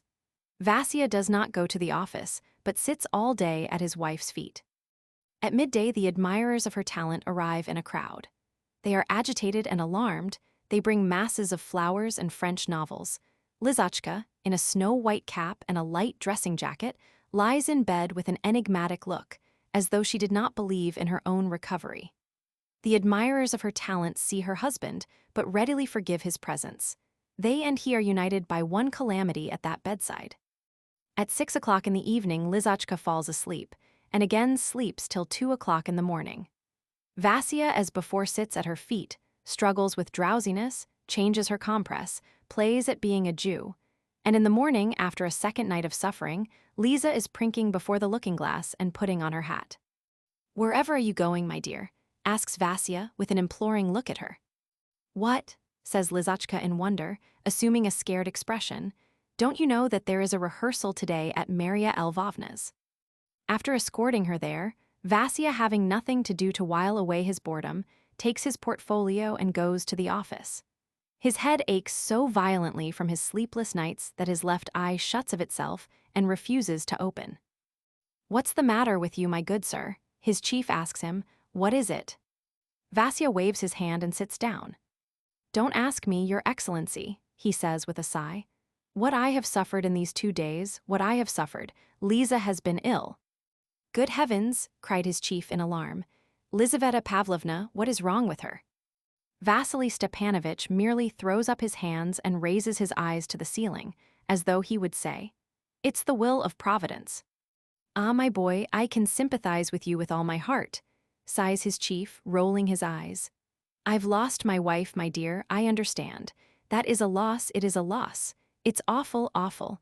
I hope Lizaveta Pavlovna is better now. What doctor is attending her? Von Sturck. Von Sturck, but you would have been better to have called in Magnus or Semendritsky. But how very pale your face is. You are ill yourself. This is awful. Yes, your excellency, I haven't slept. What I have suffered, what I have been through. And yet you came. Why you came I can't understand. One can't force oneself like that. One mustn't do oneself harm like that. Go home and stay there till you are well again. Go home, I command you. Zeal is a very fine thing in a young official, but you mustn't forget, as the Romans used to say, mens sana in corpore sano, that is, a healthy brain in a healthy body.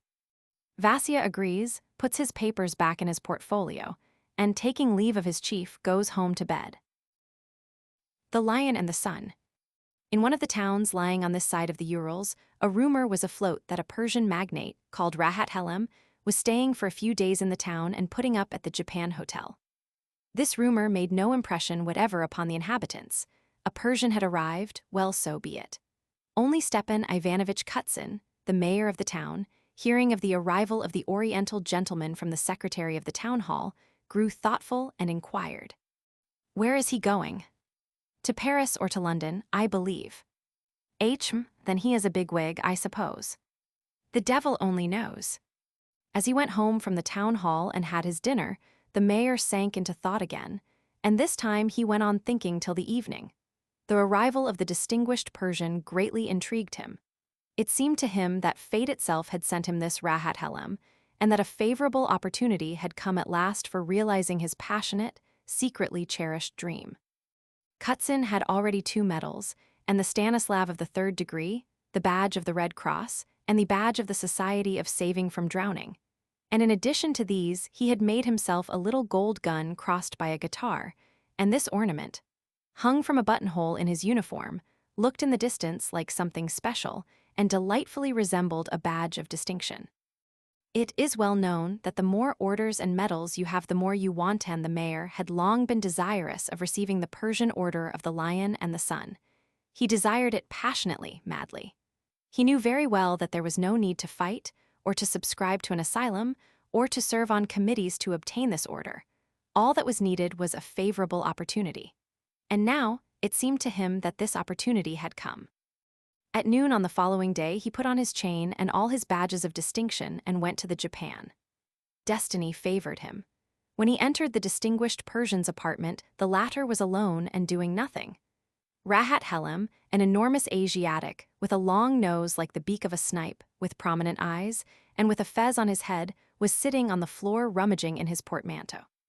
"I beg you to excuse my disturbing you," began Kutzin, smiling. "I have the honor to introduce myself, the hereditary, honorable citizen and cavalier, Stepan Ivanovich Kutzin, mayor of this town. I regard it as my duty to honor, in the person of your highness, so to say, the representative of a friendly and neighborly state." The Persian turned and muttered something in very bad French that sounded like tapping a board with a piece of wood. The frontiers of Persia, Kutzin continued the greeting he had previously learned by heart, are in close contact with the borders of our spacious fatherland, and therefore mutual sympathies impel me, so to speak, to express my solidarity with you.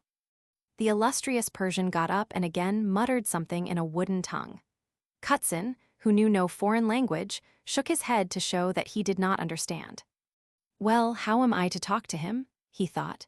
"It would be a good thing to send for an interpreter at once, but it is a delicate matter. I can't talk before witnesses.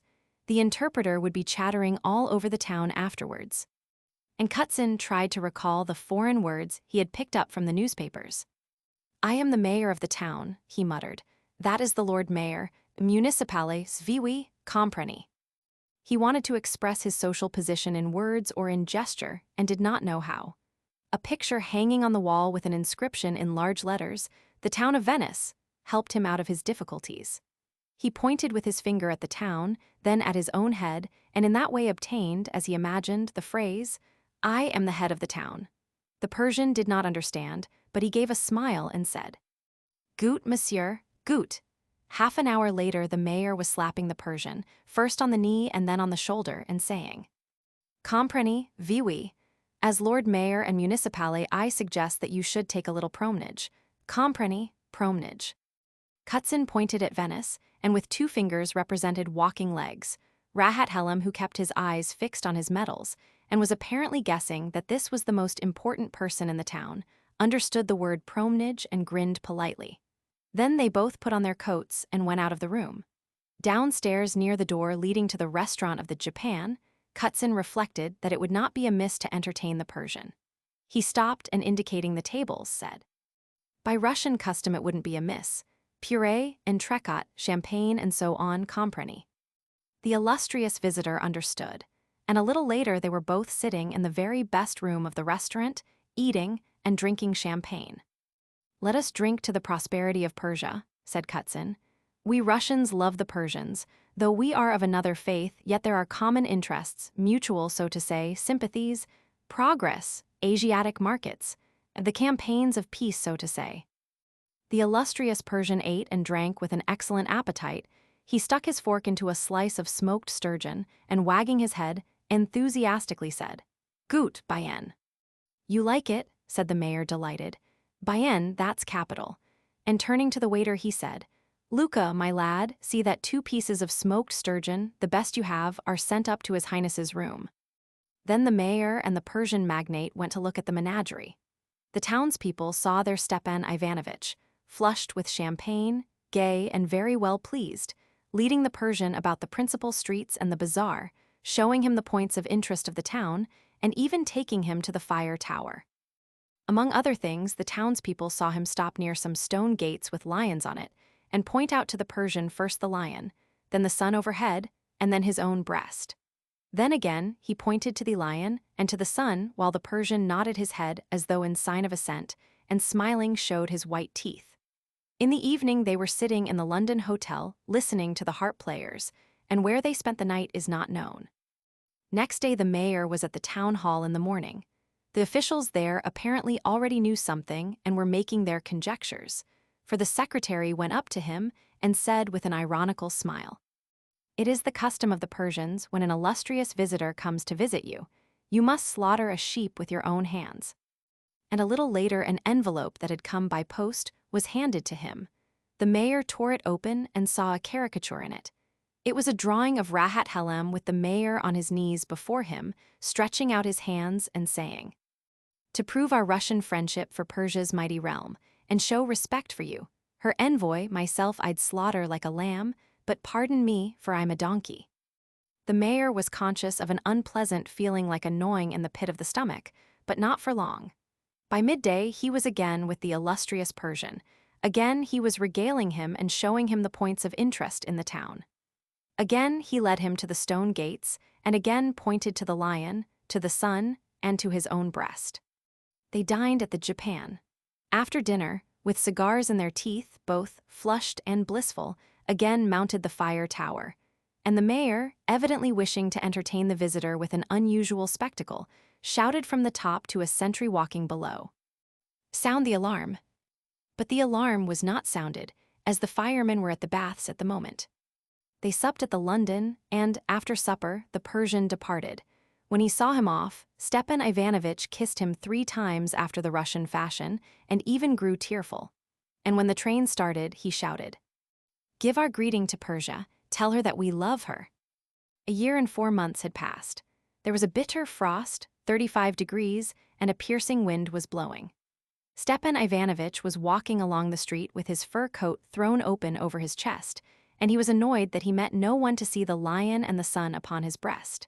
He walked about like this till evening with his fur coat open, was chilled to the bone, and at night tossed from side to side and could not get to sleep. He felt heavy at heart. There was a burning sensation inside him, and his heart throbbed uneasily. He had a longing now to get a Serbian order. It was a painful, passionate longing. A Daughter of Albion. A fine carriage with rubber tires, a fat coachman, and velvet on the seats rolled up to the house of a landowner called Gryabov.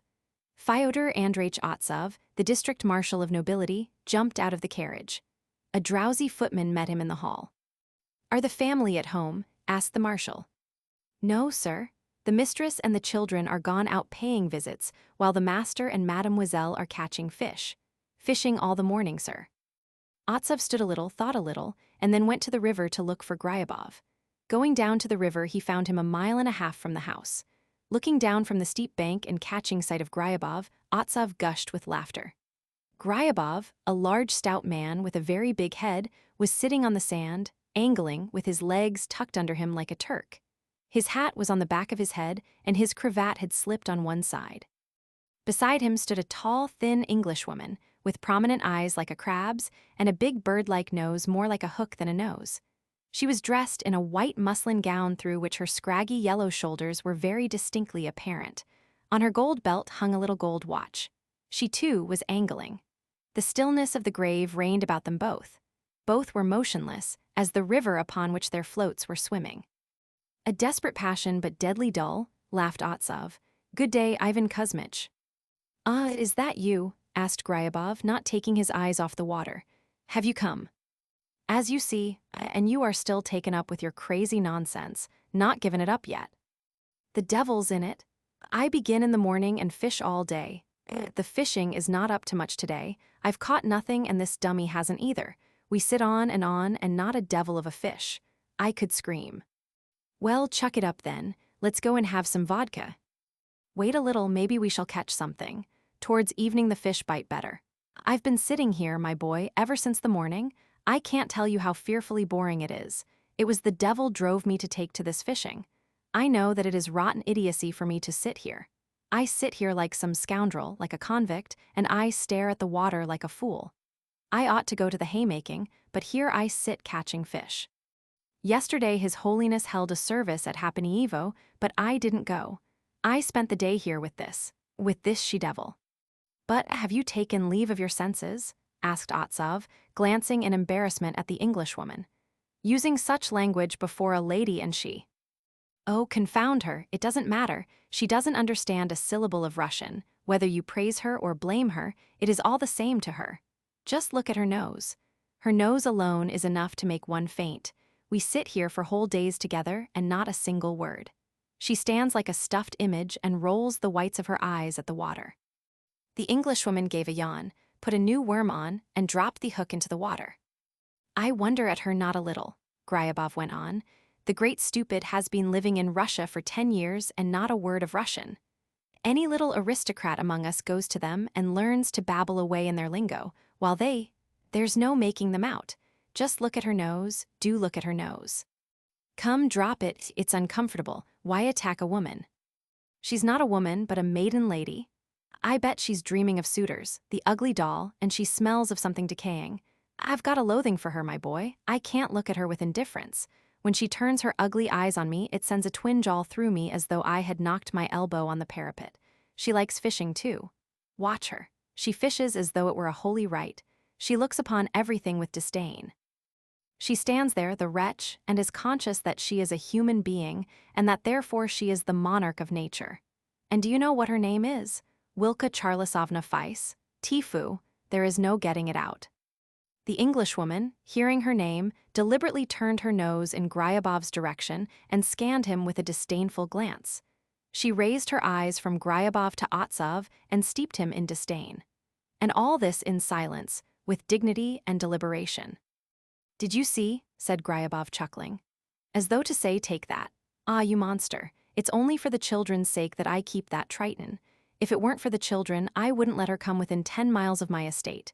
She has got a nose like a hawk's, and her figure, that doll makes me think of a long nail, so I could take her and knock her into the ground, you know. Stay, I believe I have got a bite. Gryabov jumped up and raised his rod. The line drew taut. Gryabov tugged again, but could not pull out the hook. It has caught, he said, frowning, on a stone I expect. Damnation take it. There was a look of distress on Gryabov's face. Sighing, moving uneasily, and muttering oaths, he began tugging at the line. What a pity, I shall have to go into the water. Oh, chuck it. I can't. There's always good fishing in the evening. What a nuisance. Lord, forgive us, I shall have to wade into the water, I must, and if only you knew, I have no inclination to undress. I shall have to get rid of the Englishwoman. It's awkward to undress before her. After all, she is a lady, you know. Gryabov flung off his hat and his cravat. Miss, he said, addressing the Englishwoman, Miss Feiss, je vous prie. Well, what am I to say to her? How am I to tell you so that you can understand? I say, over there, go away over there, do you hear? Miss Feiss enveloped Gryabov in disdain and uttered a nasal sound. What, don't you understand? Go away from here, I tell you. I must undress, you devil's doll. Go over there, over there. Gryabov pulled the lady by her sleeve, pointed her towards the bushes, and made as though he would sit down, as much as to say, go behind the bushes and hide yourself there. The Englishwoman, moving her eyebrows vigorously, uttered rapidly a long sentence in English. The gentleman gushed with laughter. It's the first time in my life I've heard her voice. There's no denying it is a voice. She does not understand. Well, what am I to do with her? Chuck it, let's go and have a drink of vodka. I can't, now's the time to fish the evening. It's evening, come, what would you have me do? It is a nuisance. I shall have to undress before her. Gryabov flung off his coat and his waistcoat and sat on the sand to take off his boots. "I say, Ivan Kuzmich," said the marshal, chuckling behind his hand.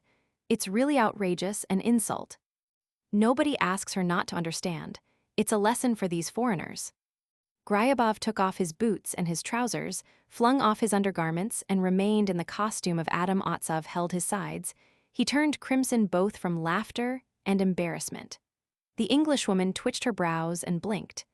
A haughty, disdainful smile passed over her yellow face. "I must cool off," said Gryabov, slapping himself on the ribs.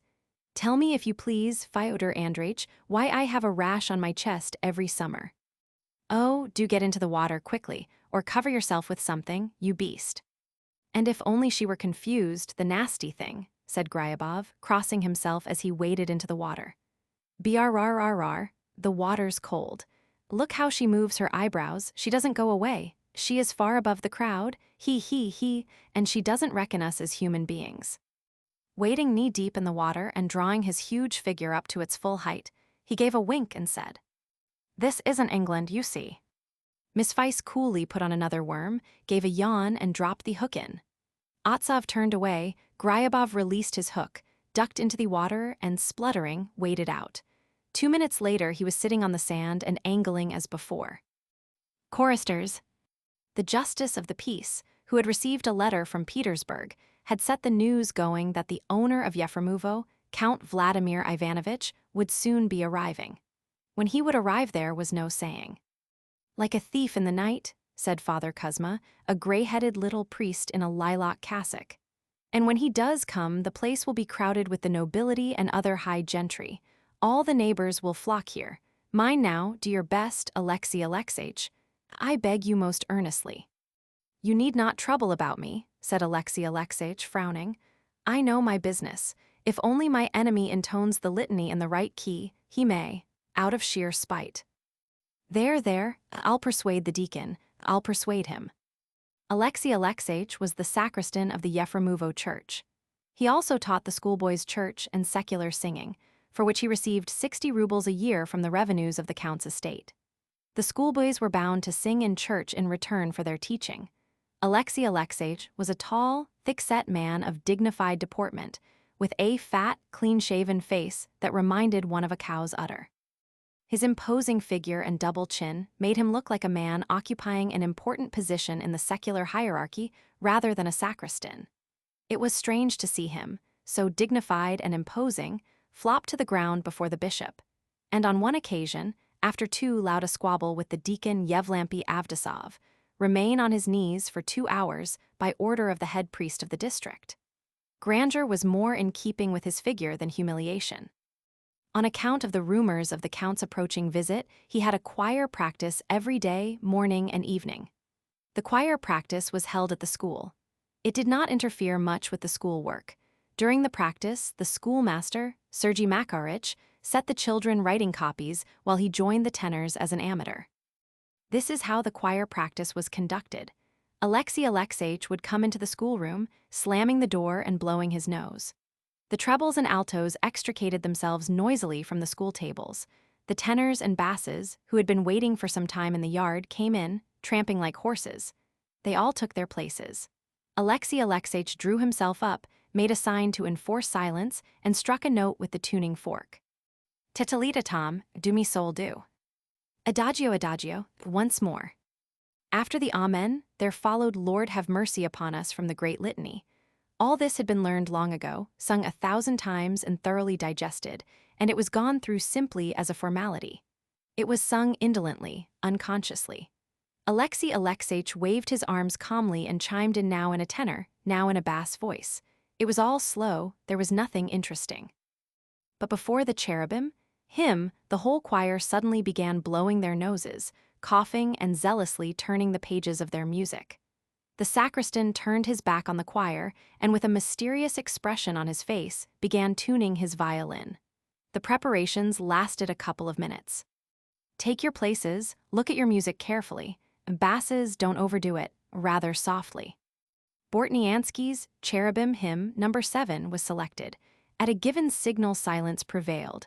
All eyes were fastened on the music, the trebles opened their mouths. Alexei Alexeich softly lowered his arm. "Pianos, piano, Do you see piano is written there? More lightly, more lightly. When they had to sing, piano, an expression of benevolence and amiability overspread Alexei Alexeich's face, as though he was dreaming of a dainty morsel. Forte, forte, hold it. And when they had to sing, forte, the sacristan's fat face expressed alarm and even horror. The Cherubim hymn was sung well, so well that the school children abandoned their copies and fell to watching the movements of Alexei Alexeich. People stood under the windows. The school watchman, Vasily, came in wearing an apron and carrying a dinner knife in his hand and stood listening. Father Kuzma, with an anxious face, appeared suddenly as though he had sprung from out of the earth. After "Let us lay aside all earthly cares," Alexei Alexeich wiped the sweat off his brow and went up to Father Kuzma in excitement. "It puzzles me, Father Kuzma," he said, shrugging his shoulders. "Why is it that the Russian people have no understanding? It puzzles me, may the Lord chastise me. Such an uncultured people that you really cannot tell whether they have a windpipe in their throats or some other sort of internal arrangement. Were you choking, or what?" he asked, addressing the bass Gennady Semichov, the innkeeper's brother. "Why? What is your voice like? It rattles like a saucepan. I bet you were boozing yesterday, that's what it is. Your breath smells like a tavern. You are a clodhopper, brother, you are a lout. How can you be a chorister if you keep company with peasants in the tavern? You are an ass, brother." It's a sin, brother," muttered Father Kuzma. "God sees everything, through and through. That's why you have no idea of singing, because you care more for vodka than for godliness, you fool." "Don't work yourself up," said Father Kuzma. "Don't be cross, I will persuade him." Father Kuzma went up to Gennady Semichov and began persuading him. "What do you do it for? Try and put your mind to it. A man who sings ought to restrain himself because his throat is, tender." Gennady scratched his neck and looked sideways towards the window as though the words did not apply to him. After the Cherubim hymn they sang the creed, then "It is meet and right." They sang smoothly and with feeling, and so right on to Our Father. "To my mind, Father Kuzma," said the sacristan, "the old Our Father is better than the modern. That's what we ought to sing before the Count."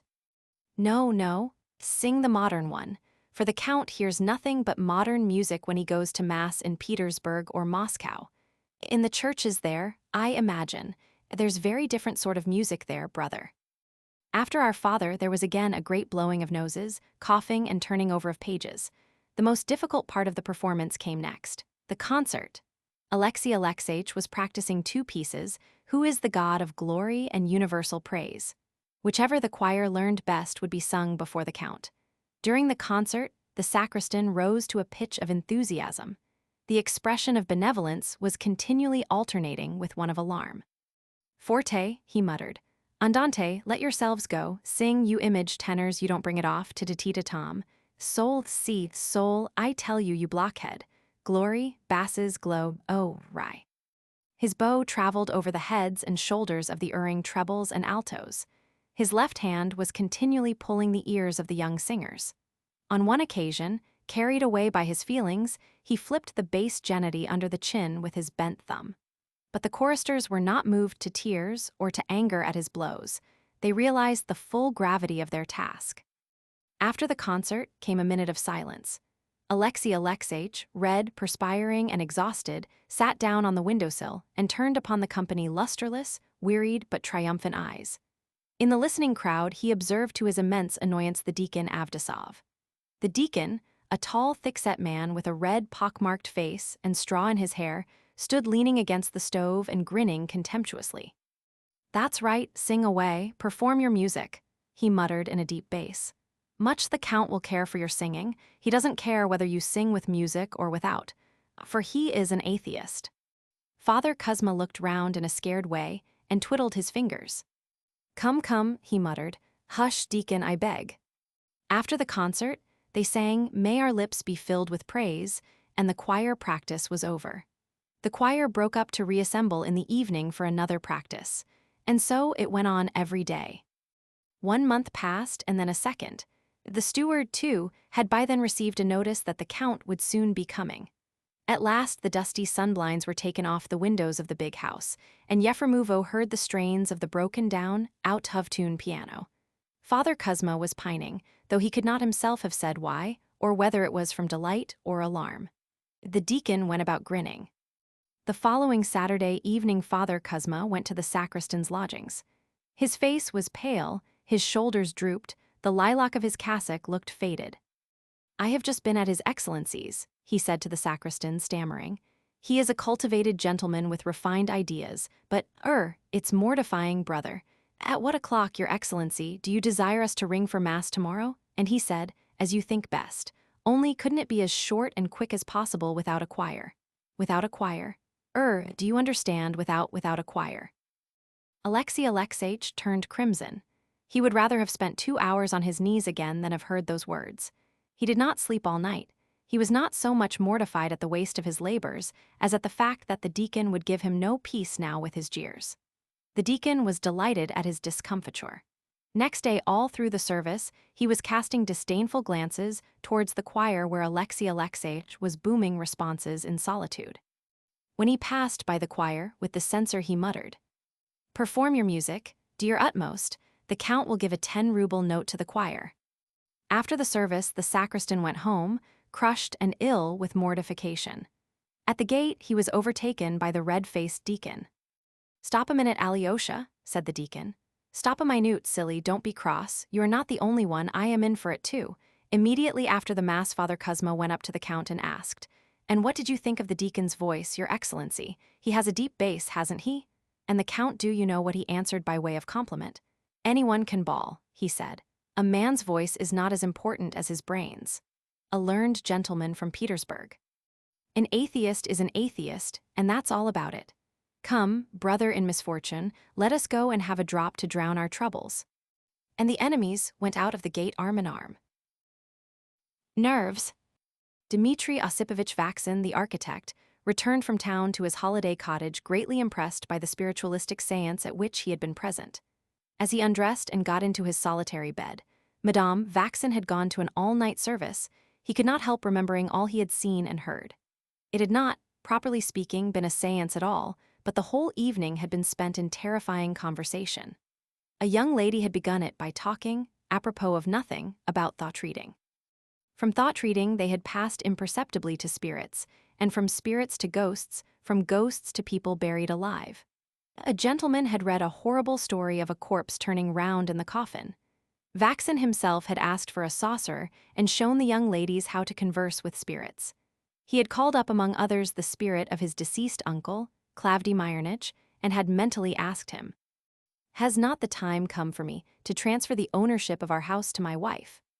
To which his uncle's spirit had replied, "All things are good in their season." There is a great deal in nature that is mysterious and terrible, thought Vaksin as he got into bed. It's not the dead but the unknown that's so horrible. It struck 1 o'clock. Vaksin turned over on the other side and peeped out from beneath the bedclothes at the blue light of the lamp burning before the holy icon. The flame flickered and cast a faint light on the icon stand and the big portrait of Uncle Klavdy that hung facing his bed. And what if the ghost of Uncle Klavdy should appear this minute, flashed through Vaksin's mind. But of course, that's impossible. Ghosts are, we all know, a superstition, the offspring of undeveloped intelligence, but Vaksin, nevertheless, pulled the bedclothes over his head and shut his eyes very tight. The corpse that turned round in its coffin came back to his mind, and the figures of his deceased mother-in-law, of a colleague who had hanged himself, and of a girl who had drowned herself, rose before his imagination. Vaksin began trying to dispel these gloomy ideas, but the more he tried to drive them away, the more haunting the figures and fearful fancies became. He began to feel frightened. "Hang it all," he thought, "here I am afraid in the dark like a child, idiotic." Tick, tick, tick. He heard the clock in the next room. The church bell chimed the hour in the churchyard close by. The bell tolled slowly, depressingly, mournfully. A cold chill ran down Vaksin's neck and spine. He fancied he heard someone breathing heavily over his head, as though Uncle Klavdy had stepped out of his frame and was bending over his nephew. Vaksin felt unbearably frightened. He clenched his teeth and held his breath in terror.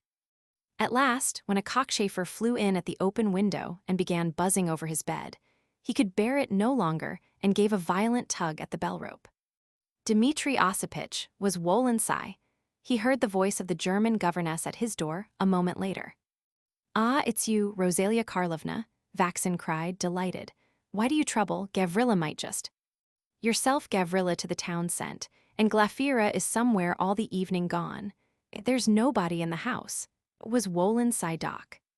"Well, what I wanted, but please come in, you needn't mind, it's dark." Rosalia Karlovna, a stout red-cheeked person, came into the bedroom and stood in an expectant attitude at the door. "Sit down, please. You see, it's like this. What on earth am I to ask her for?" he wondered, stealing a glance at Uncle Clavdy's portrait and feeling his soul gradually returning to tranquility. "What I really wanted to ask you was, when the man goes to town, don't forget to tell him to get some cigarette papers. But do, please sit down." "Cigarette papers, good," it was Wolin Synok. "Ich will, there's nothing I will, but do sit down, I shall think of something else in a minute." It is shocking for a maiden in a man's room to remain. "Mr. Vaxin, you are, I see, a naughty man. I understand. To order cigarette papers one does not a person wake. I understand you." Rosalia Karlovna turned and went out of the room. Somewhat reassured by his conversation with her and ashamed of his cowardice, Vaxin pulled the bedclothes over his head and shut his eyes. For about 10 minutes he felt fairly comfortable, then the same nonsense came creeping back into his mind. He swore to himself, felt for the matches, and without opening his eyes lighted a candle. But even the light was no use. To Vaxin's excited imagination, it seemed as though someone were peeping round the corner and that his uncle's eyes were moving. "I'll ring her up again. Damn the woman," he decided. "I'll tell her I'm unwell and ask for some drops." Vaxin rang, there was no response. He rang again, and as though answering his ring, he heard the church bell toll the hour. Overcome with terror, cold all over, he jumped out of bed, ran headlong out of his bedroom, and making the sign of the cross and cursing himself for his cowardice, he fled barefoot in his nightshirt to the governess's room. "Rosalia Karlovna," he began in a shaking voice as he knocked at her door. "Rosalia Karlovna, are you asleep? I feel so, unwell. Drops." There was no answer. Silence reigned. "I beg you, do you understand? I beg you, why this squeamishness I can't understand, especially when a man is ill. How absurdly zealic mannerlich you are really, at your age. I to your wife shall tell, will not leave an honest maiden in peace. When I was at Baron Anzig's, and the Baron tried to come to me for matches, I understand at once what his matches mean and tell to the Baroness. I am an honest maiden. Hang your honesty, I am ill I tell you, and asking you for drops, do you understand? I'm ill. Your wife is an honest, good woman and you ought her to love. Ja, she is noble. I will not be her foe. You are a fool, simply a fool, do you understand, a fool?" Vaxin leaned against the doorpost, folded his arms and waited for his panic to pass off.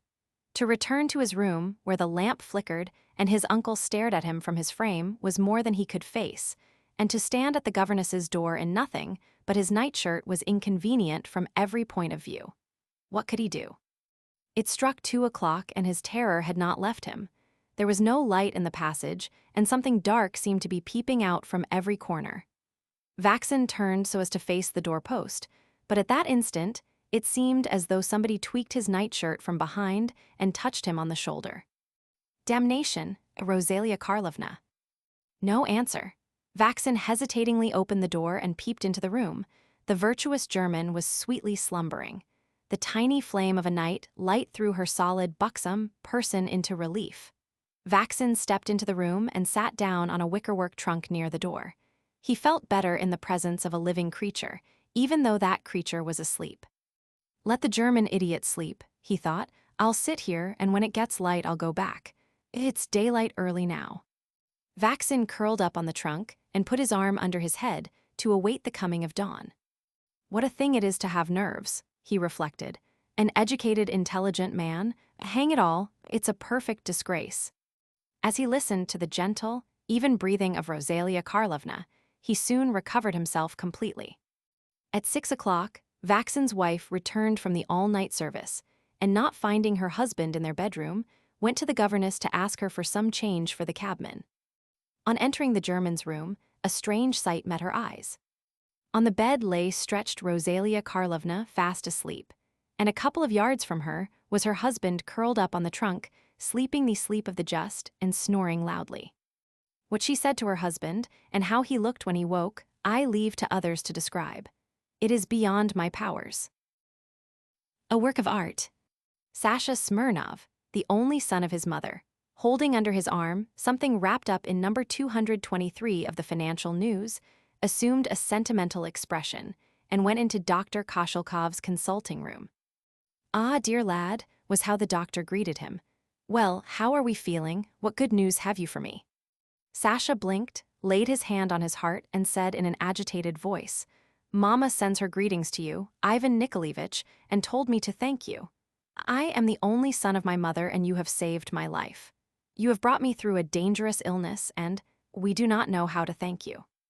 "Nonsense, lad," said the doctor, highly delighted.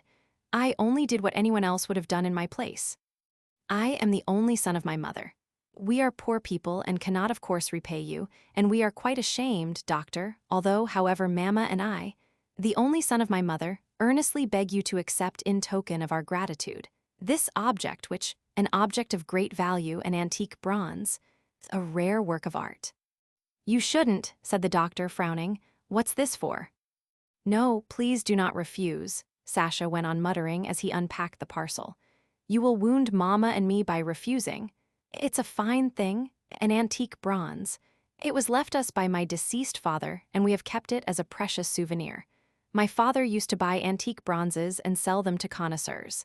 Mama and I keep on the business now." Sasha undid the object and put it solemnly on the table. It was a not very tall candelabra of old bronze and artistic workmanship. It consisted of a group. On the pedestal stood two female figures in the costume of Eve and in attitudes for the description of which I have neither the courage nor the fitting temperament. The figures were smiling coquettishly and altogether looked as though, had it not been for the necessity of supporting the candlestick, they would have skipped off the pedestal and have indulged in an orgy such as is improper for the reader even to imagine. Looking at the present, the doctor slowly scratched behind his ear, cleared his throat, and blew his nose irresolutely. "Yes, it certainly is a fine thing," he muttered, "but how shall I express it? It's not quite for family reading. It's not simply décolleté, but beyond anything, dash it all." "How do you mean?" "The serpent tempter himself could not have invented anything worse. Why, to put such a phantasmagoria on the table would be defiling the whole flat." "What a strange way of looking at art, doctor," said Sasha, offended. "Why, it is an artistic thing, look at it. There is so much beauty and elegance that it fills one's soul with a feeling of reverence and brings a lump into one's throat.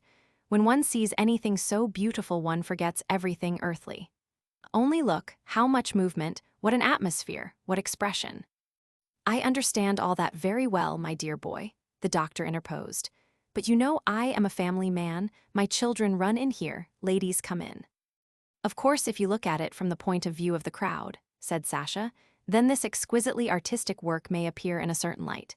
But doctor, rise superior to the crowd, especially as you will wound Mama and me by refusing it. I am the only son of my mother, you have saved my life. We are giving you the thing most precious to us, and I only regret that I have not the pair to present to you." "Thank you, my dear fellow, I am very grateful. Give my respects to your mother, but really consider, my children run in here, ladies come. However, let it remain. I see there's no arguing with you." "And there is nothing to argue about," said Sasha, relieved. "Put the candlestick here by this vase. What a pity we have not the pair to it, it is a pity. Well, goodbye, doctor." After Sasha's departure, the doctor looked for a long time at the candelabra, scratched behind his ear and meditated. "It's a superb thing, there's no denying it," he thought, "and it would be a pity to throw it away. But it's impossible for me to keep it. Here's a problem, to whom can I make a present of it, or to what charity can I give it?" After long meditation, he thought of his good friend, the lawyer Chekhov, to whom he was indebted for the management of legal business. "Excellent," the doctor decided. "It would be awkward for him as a friend to take money from me, and it will be very suitable for me to present him with this. I will take him the devilish thing. Luckily, he is a bachelor and easygoing. Without further procrastination, the doctor put on his hat and coat, took the candelabra, and went off to Chekov's. "How are you, friend?" he said, finding the lawyer at home. "I've come to see you, to thank you for your efforts. You won't take money, so you must at least accept this thing here. See, my dear fellow, the thing is magnificent." On seeing the bronze, the lawyer was moved to indescribable delight. "What a specimen," he chuckled. "Ah, deuce take it, to think of them imagining such a thing, the devils. Exquisite, ravishing. Where did you get hold of such a delightful thing?"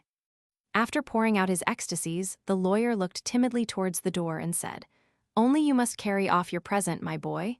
I can't take it." "Why?" cried the doctor, disconcerted. "Why? Because my mother is here at times, my clients. Besides, I should be ashamed for my servants to see it." "Nonsense, nonsense, don't you dare to refuse," said the doctor, gesticulating. "It's piggish of you, it's a work of art. What movement, what expression, I won't even talk of it, you will offend me. If one could plaster it over or stick on fig leaves." But the doctor gesticulated more violently than before, and dashing out of the flat went home, glad that he had succeeded in getting the present off his hands.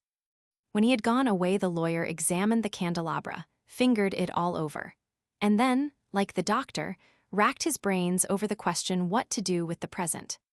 "It's a fine thing," he mused, "and it would be a pity to throw it away and improper to keep it. The very best thing would be to make a present of it to someone. I know what, I'll take it this evening to Shashkin, the comedian. The rascal is fond of such things, and by the way, it is his benefit tonight." No sooner said than done. In the evening, the candelabra, carefully wrapped up, was duly carried to Shashkin's. The whole evening, the comic actor's dressing room was besieged by men coming to admire the present. The dressing room was filled with the hum of enthusiasm and laughter like the neighing of horses. If one of the actresses approached the door and asked, "May I come in?" the comedian's husky voice was heard at once. "No, no, my dear, I am not dressed." After the performance, the comedian shrugged his shoulders, flung up his hands, and said, "Well, what am I to do with the horrid thing? Why, I live in a private flat. Actresses come and see me. It's not a photograph that you can put in a drawer." "You had better sell it, sir," the hairdresser who was disrobing the actor advised him. "There's an old woman living about here who buys antique bronzes. Go and inquire for Madame Smirnov. Everyone knows her." The actor followed his advice. 2 days later, the doctor was sitting in his consulting room, and with his finger to his brow was meditating on the acids of the bile. All at once the door opened, and Sasha Smirnov flew into the room. He was smiling, beaming, and his whole figure was radiant with happiness. In his hands he held something wrapped up in newspaper. "Doctor," he began breathlessly, "imagine my delight. Happily for you, we have succeeded in picking up the pair to your candelabra. Mama is so happy.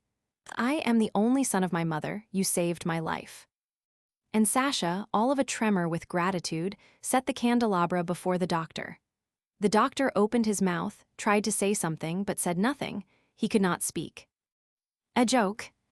It was a bright winter midday. There was a sharp snapping frost, and the curls on Nadinka's temples and the down on her upper lip were covered with silvery frost. She was holding my arm, and we were standing on a high hill. From where we stood to the ground below, there stretched a smooth sloping descent, in which the sun was reflected as in a looking glass. Beside us was a little sledge lined with bright red cloth. "Let us go down, Nadezhda Petrovna," I besought her. "Only once. I assure you we shall be all right and not hurt." But Nadinka was afraid. The slope from her little galoshes to the bottom of the ice hill seemed to her a terrible, immensely deep abyss.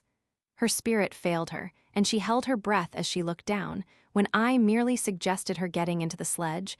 But what would it be if she were to risk flying into the abyss? She would die, she would go out of her mind. "I entreat you," I said, "you mustn't be afraid, you know it's poor-spirited, it's cowardly." Nadinka gave way at last, and from her face I saw that she gave way in mortal dread. I sat her in the sledge, pale and trembling, put my arm round her, and with her cast myself down the precipice. The sledge flew like a bullet. The air cleft by our flight beat in our faces, roared, whistled in our ears, tore at us, nipped us cruelly in its anger, tried to tear our heads off our shoulders. We had hardly strength to breathe from the pressure of the wind. It seemed as though the devil himself had caught us in his claws and was dragging us with a roar to hell. Surrounding objects melted into one long, furiously racing streak. Another moment, and it seemed we should perish. "I love you, Nadia," I said in a low voice.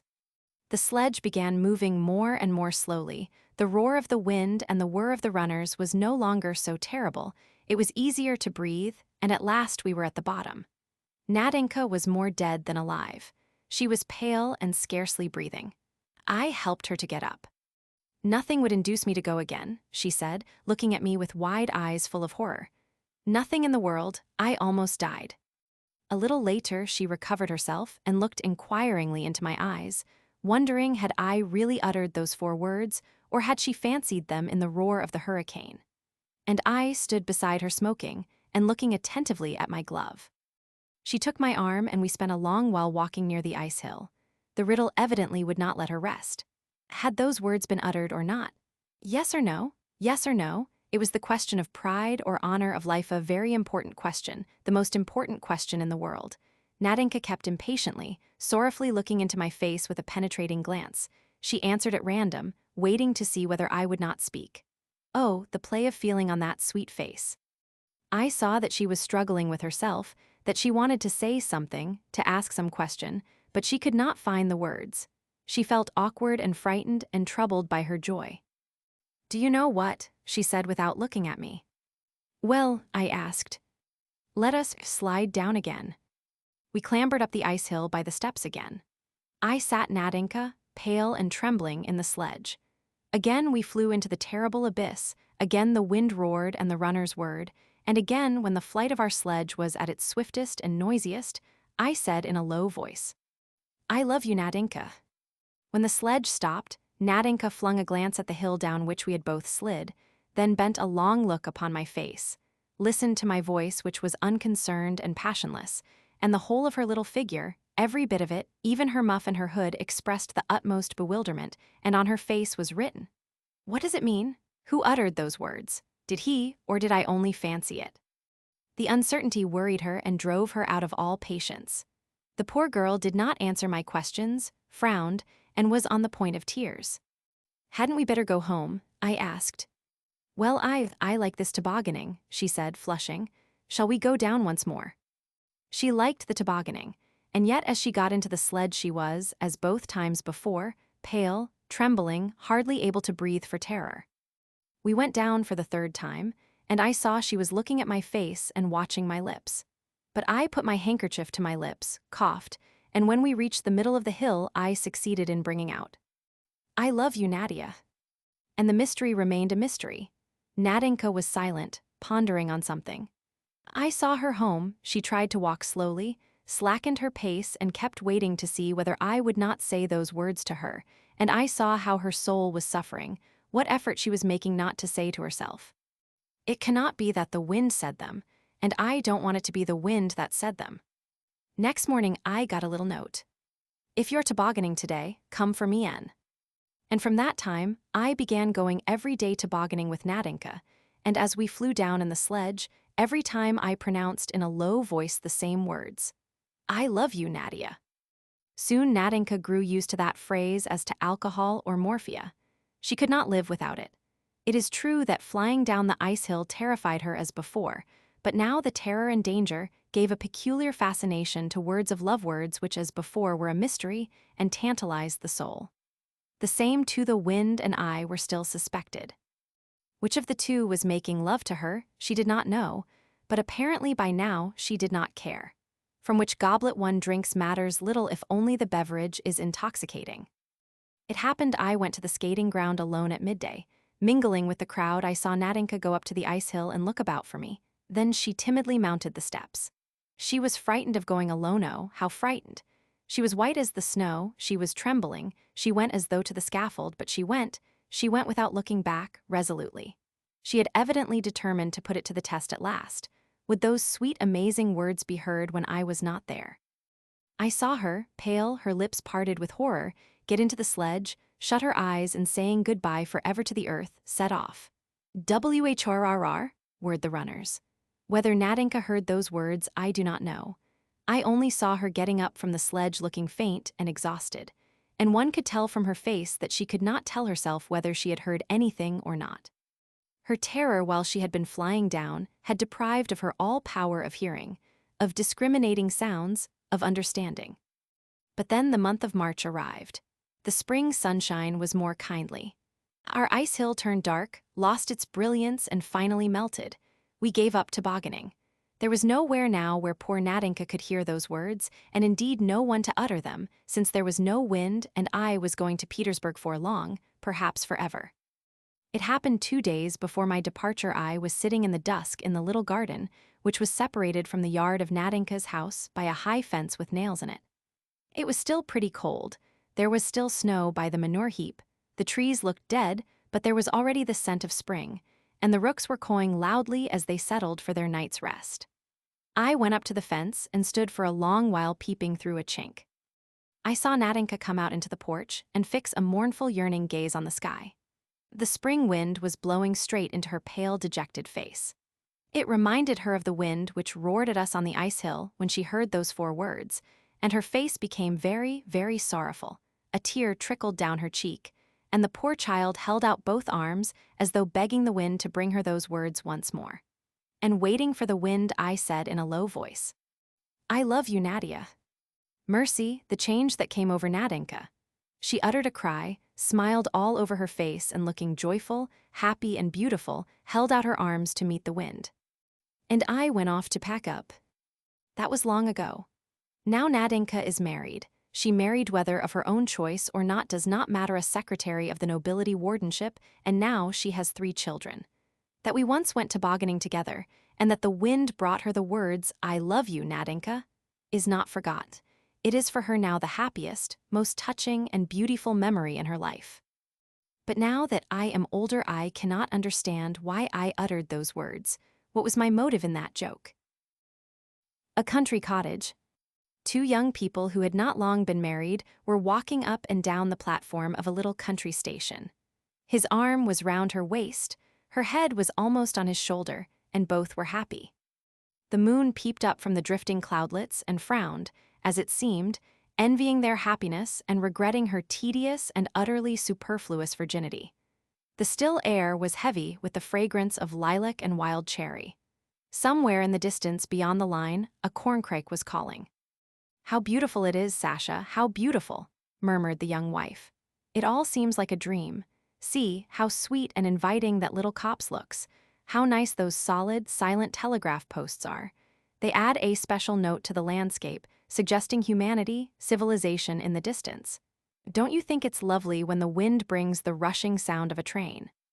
"Yes, but what hot little hands you've got."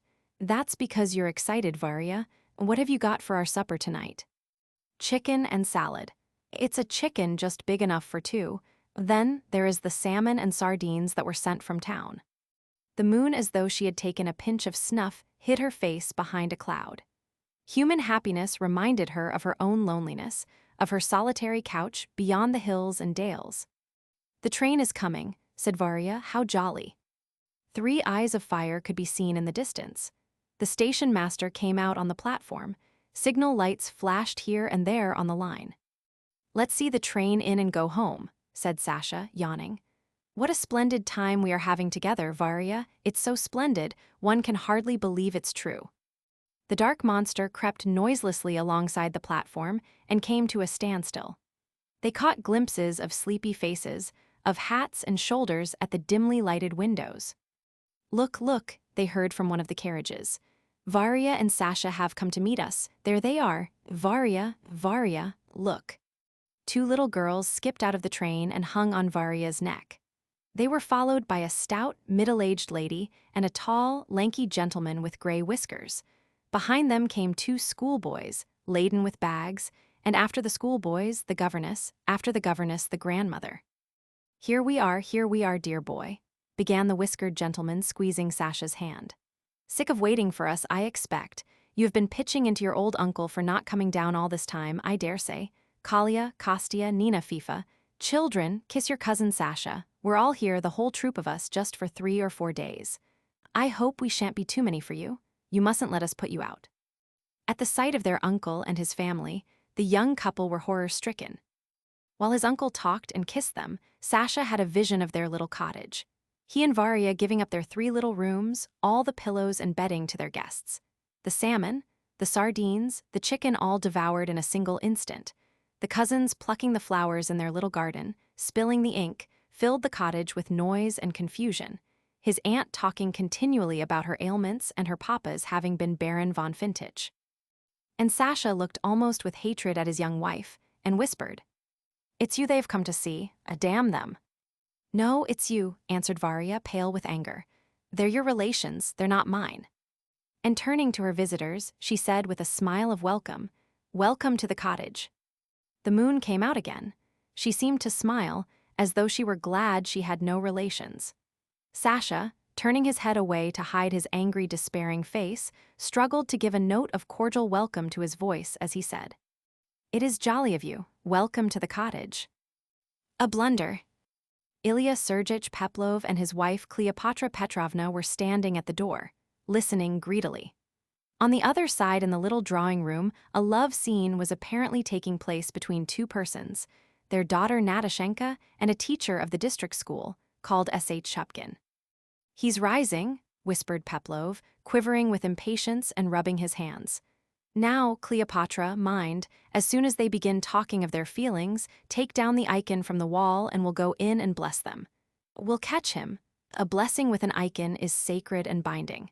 He couldn't get out of it if he brought it into court." On the other side of the door, this was the conversation. "Don't go on like that," said S.H. Shupkin, striking a match against his checked trousers. "I never wrote you any letters." "I like that, as though I didn't know your writing," giggled the girl with an affected shriek, continually peeping at herself in the glass. "I knew it at once, and what a queer man you are. You are a writing master, and you write like a spider. How can you teach writing if you write so badly yourself?" That means nothing. The great thing in writing lessons is not the hand one writes, but keeping the boys in order. You hit one on the head with a ruler, make another kneel down. Besides, there's nothing in handwriting. Nekrasov was an author, but his handwriting's a disgrace. There's a specimen of it in his collected works. You are not Nekrasov. A sigh. I should love to marry an author. He'd always be writing poems to me. I can write you a poem too, if you like. What can you write about? Love passion your eyes. You'll be crazy when you read it. It would draw a tear from a stone. And if I write you a real poem, will you let me kiss your hand? That's nothing much. You can kiss it now if you like. S.H. Shupkin jumped up, and making sheepish eyes, bent over the fat little hand that smelt of egg soap. "Take down the icon," Peplov whispered in a fluster, pale with excitement and buttoning his coat as he prodded his wife with his elbow. "Come along now." And without a second's delay Peplov flung open the door. "Children," he muttered, lifting up his arms and blinking tearfully, "the Lord bless you, my children. May you live, be fruitful and multiply." And I bless you too," the mamma brought out, crying with happiness. "May you be happy, my dear ones. Oh, you are taking from me my only treasure," she said to S.H. Shupkin. "Love my girl, be good to her." S.H. Shupkin's mouth fell open with amazement and alarm. The parent's attack was so bold and unexpected that he could not utter a single word. "I'm in for it, I'm spliced," he thought, going limp with horror. "It's all over with you now, my boy, there's no escape." And he bowed his head submissively, as though to say, "Take me, I'm vanquished." "Blee blessings on you," the papa went on, and he, too, shed tears. "Natashenka, my daughter, stand by his side. Cleopatra, give me the icon." But at this point the father suddenly left off weeping, and his face was contorted with anger. "You ninny," he said angrily to his wife. "You are an idiot, is that the icon?" "Och, saints alive!" What had happened? The writing master raised himself and saw that he was saved. In her flutter the mamma had snatched from the wall the portrait of Kalashnikov, the author, in mistake for the icon. Old Peplov and his wife stood disconcerted in the middle of the room, holding the portrait aloft, not knowing what to do or what to say. The writing master took advantage of the general confusion and slipped away. Fat and thin. 2 friends, one a fat man and the other a thin man, met at the Nikolaevsky station. The fat man had just dined in the station, and his greasy lips shone like ripe cherries. He smelt of sherry and fleur d'orange. The thin man had just slipped out of the train and was laden with portmanteaus, bundles, and bandboxes. He smelt of ham and coffee grounds. A thin woman with a long chin, his wife, and a tall schoolboy with one eye screwed up came into view behind his back. "Porphyry," cried the fat man on seeing the thin man. "Is it you, my dear fellow? How many summers, how many winters?" "Holy saints," cried the thin man in amazement.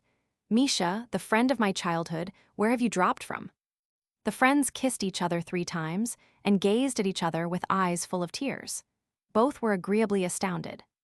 "My dear boy," began the thin man after the kissing, "this is unexpected. This is a surprise. Come have a good look at me, just as handsome as I used to be, just as great a darling and a dandy. Good gracious me. Well, and how are you? Made your fortune? Married? I am married, as you see. This is my wife Lewis. Her maiden name was Vansenbach, of the Lutheran persuasion. And this is my son Nathanael, a schoolboy in the 3rd class. This is the friend of my childhood, Nathania.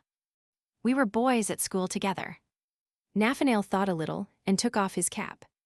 "We were boys at school together," the thin man went on.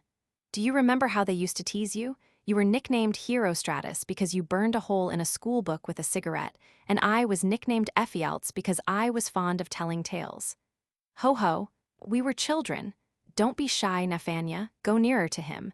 And this is my wife, her maiden name was Vansenbach, of the Lutheran persuasion." Nathanael thought a little and took refuge behind his father's back. "Well, how are you doing, my friend?" the fat man asked, looking enthusiastically at his friend. "Are you in the service? What grade have you reached?" "I am, dear boy. I have been a collegiate assessor for the last 2 years, and I have the Stanislav. The salary is poor, but that's no great matter. The wife gives music lessons, and I go in for carving wooden cigarette cases in a private way. Capital cigarette cases. I sell them for ₹1 each. If anyone takes 10 or more, I make a reduction, of course. We get along somehow. I served as a clerk, you know, and now I have been transferred here as a head clerk in the same department.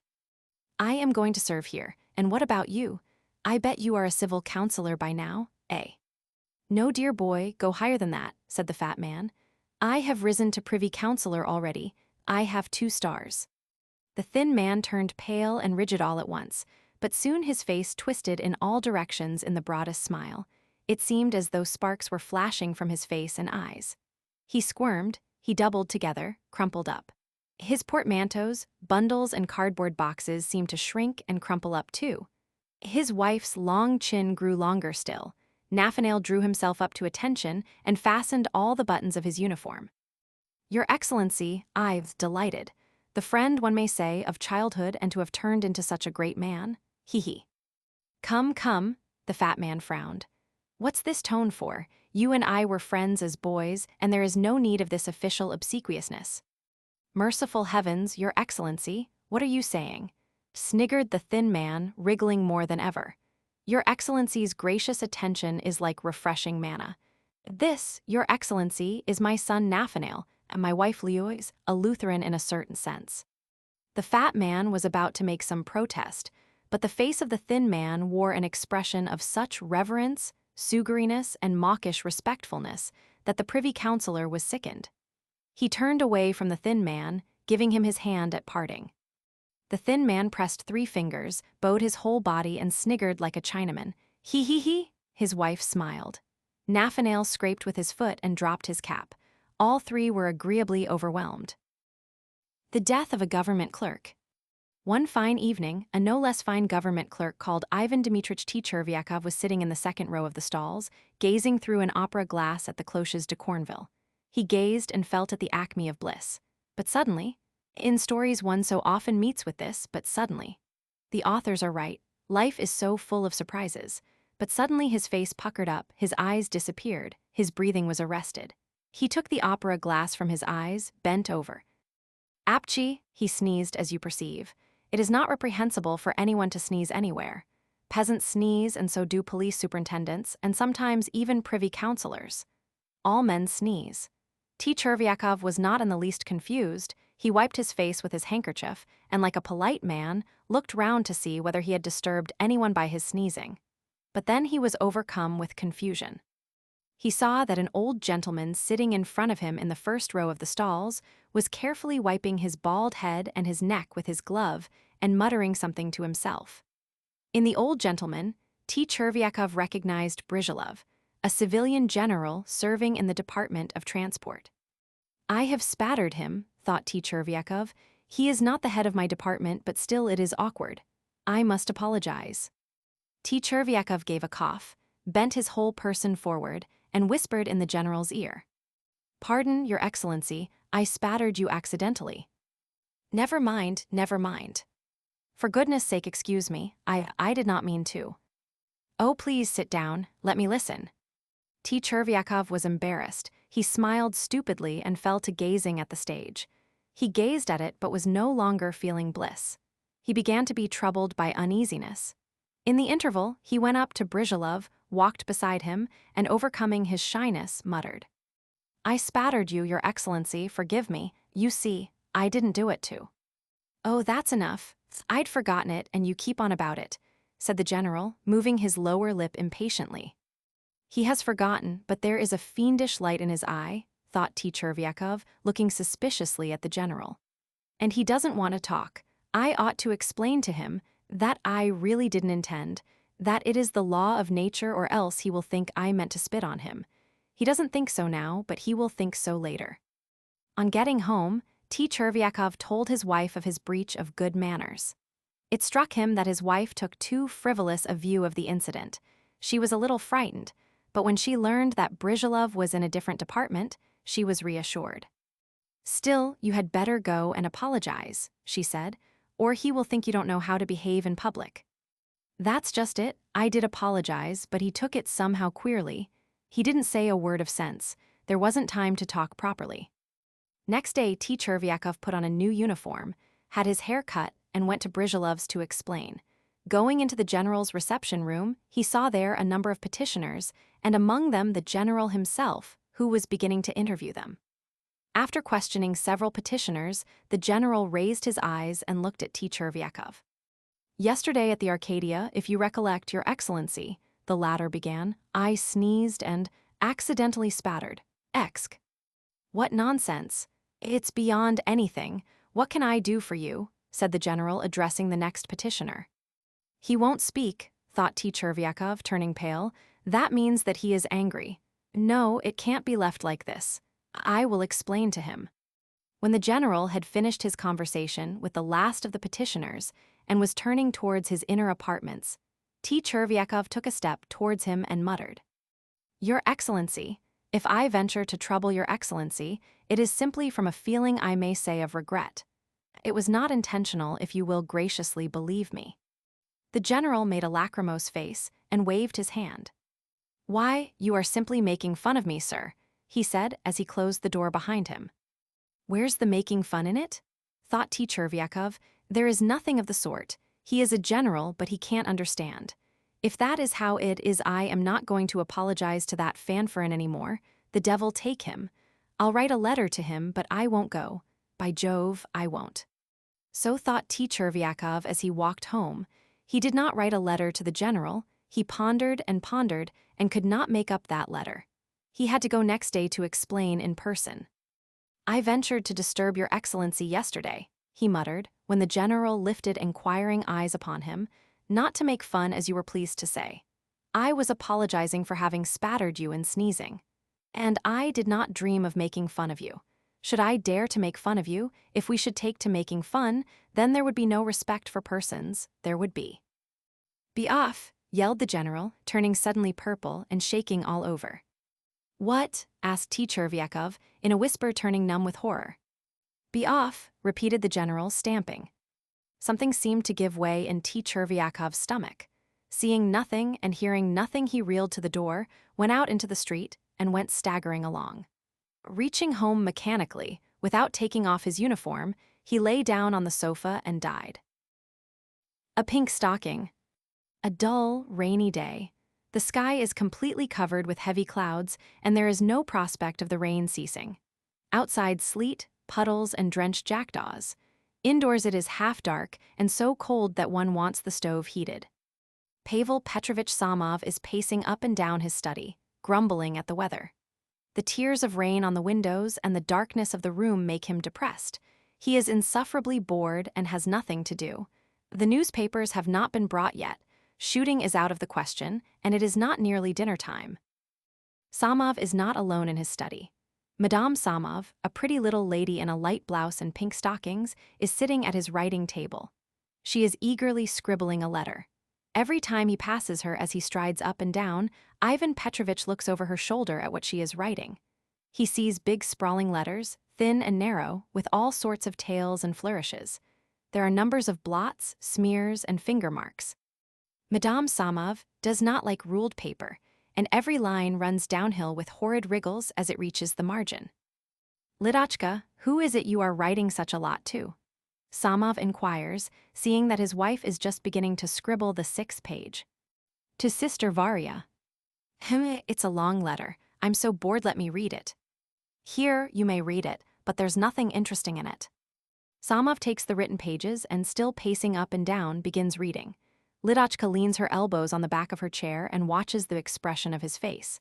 After the 1st page, his face lengthens and an expression of something almost like panic comes into it. At the 3rd page, Samov frowns and scratches the back of his head. At the 4th, he pauses, looks with a scared face at his wife, and seems to ponder. After thinking a little, he takes up the letter again with a sigh. His face betrays perplexity and even alarm. "Well, this is beyond anything," he mutters, as he finishes reading the letter and flings the sheets on the table. "It's positively incredible." "What's the matter?" asks Lidochka, flustered. "What's the matter? You've covered 6 pages, wasted a good 2 hours scribbling, and there's nothing in it at all. If there were one tiny idea, one reads on, and one's brain is as muddled as though one were deciphering the Chinese wriggles on tea chests." "Ah." "Yes, that's true, Vanya," says Lidochka, reddening. "I wrote it carelessly." "Queer sort of carelessness. In a careless letter there is some meaning and style, there is sense in it, while yours, excuse me, but I don't know what to call it. It's absolute twaddle. There are words and sentences, but not the slightest sense in them. Your whole letter is exactly like the conversation of 2 boys. We had pancakes today, and we had a soldier come to see us. You say the same thing over and over again. You drag it out, repeat yourself. The wretched ideas dance about like devils. There's no making out where anything begins, where anything ends. How can you write like that?" "If I had been writing carefully," Lidochka says in self-defense, "then there would not have been mistakes." "Oh, I'm not talking about mistakes, the awful grammatical howlers. There's not a line that's not a personal insult to grammar. No stops nor commas in the spelling. BRRR, earth has an A in it. And the writing, it's desperate. I'm not joking, Lida. I'm surprised and appalled at your letter. You mustn't be angry, darling, but really, I had no idea you were such a duffer at grammar. And yet you belong to a cultivated, well-educated circle. You are the wife of a university man and the daughter of a general. Tell me, did you ever go to school?" "What next? I finished at the von Mebs boarding school." Samov shrugs his shoulders and continues to pace up and down, sighing. Lidochka, conscious of her ignorance and ashamed of it, sighs too and casts down her eyes. 10 minutes pass in silence. "You know, Lidochka, it really is awful," says Samov, suddenly halting in front of her and looking into her face with horror. "You are a mother. Do you understand? A mother. How can you teach your children if you know nothing yourself? You have a good brain, but what's the use of it if you have never mastered the very rudiments of knowledge? There, never mind about knowledge. The children will get that at school, but, you know, you are very shaky on the moral side too. You sometimes use such language that it makes my ears tingle." Samov shrugs his shoulders again, wraps himself in the folds of his dressing gown, and continues his pacing. He feels vexed and injured, and at the same time sorry for Lidochka, who does not protest, but merely blinks. Both feel oppressed and miserable. Absorbed in their woes, they do not notice how time is passing and the dinner hour is approaching. Sitting down to dinner, Samov, who is fond of good eating and of eating in peace, drinks a large glass of vodka and begins talking about something else. Lidochka listens and assents, but suddenly over the soup her eyes fill with tears and she begins whimpering. "It's all Mother's fault," she says, wiping away her tears with her dinner napkin. "Everyone advised her to send me to the high school, and from the high school I should have been sure to go on to the university." "University, high school," mutters Samov. "That's running to extremes, my girl. What's the good of being a blue stocking? A blue stocking is the very deuce. Neither man nor woman, but just something midway, neither one thing nor another. I hate blue stockings. I would never have married a learned woman. There's no making you out, says Lidochka. You are angry because I am not learned, and at the same time you hate learned women. You are annoyed because I have no ideas in my letter, and yet you yourself are opposed to my studying.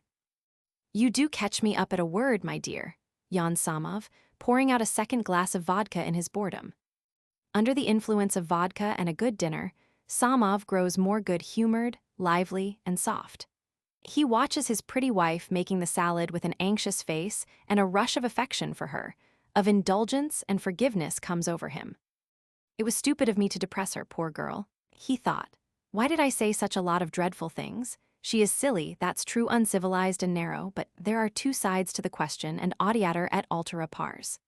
Perhaps people are perfectly right when they say that woman's shallowness rests on her very vocation. Granted that it is her vocation to love her husband, to bear children, and to mix salad, what the devil does she want with learning? No, indeed. At that point, he remembers that learned women are usually tedious, that they are exacting, strict, and unyielding. And on the other hand, how easy it is to get on with silly Lidochka, who never pokes her nose into anything, does not understand so much, and never obtrudes her criticism. There is peace and comfort with Lidochka, and no risk of being interfered with. Confound them, those clever and learned women. It's better and easier to live with simple ones, he thinks, as he takes a plate of chicken from Lidochka. He recollects that a civilized man sometimes feels a desire to talk and share his thoughts with a clever and well-educated woman. What of it, thinks Samov. If I want to talk of intellectual subjects, I'll go to Natalia Andreevna, or to Maria Frantsovna. It's very simple, but no, I shan't go. One can discuss intellectual subjects with men, he finally decides. At a summer villa. I love you, you are my life, my happiness, everything to me. Forgive the avowal, but I have not the strength to suffer and be silent. I ask not for love in return, but for sympathy. Be at the old arbor at 8 o'clock this evening. To sign my name is unnecessary, I think, but do not be uneasy at my being anonymous. I am young, nice-looking. What more do you want? When Pavel Ivanitch Vyhidsev, a practical married man who was spending his holidays at a summer villa, read this letter, he shrugged his shoulders and scratched his forehead in perplexity. What devilry is this, he thought. I'm a married man, and to send me such a queer, silly letter, who wrote it? Pavel Ivanitch turned the letter over and over before his eyes, read it through again, and spat with disgust. I love you, he said jeeringly. A nice boy she has pitched on, so I'm to run off to meet you in the arbor. I got over all such romances and fleurs d'amour years ago, my girl. She must be some reckless, immoral creature. Well, these women are a set.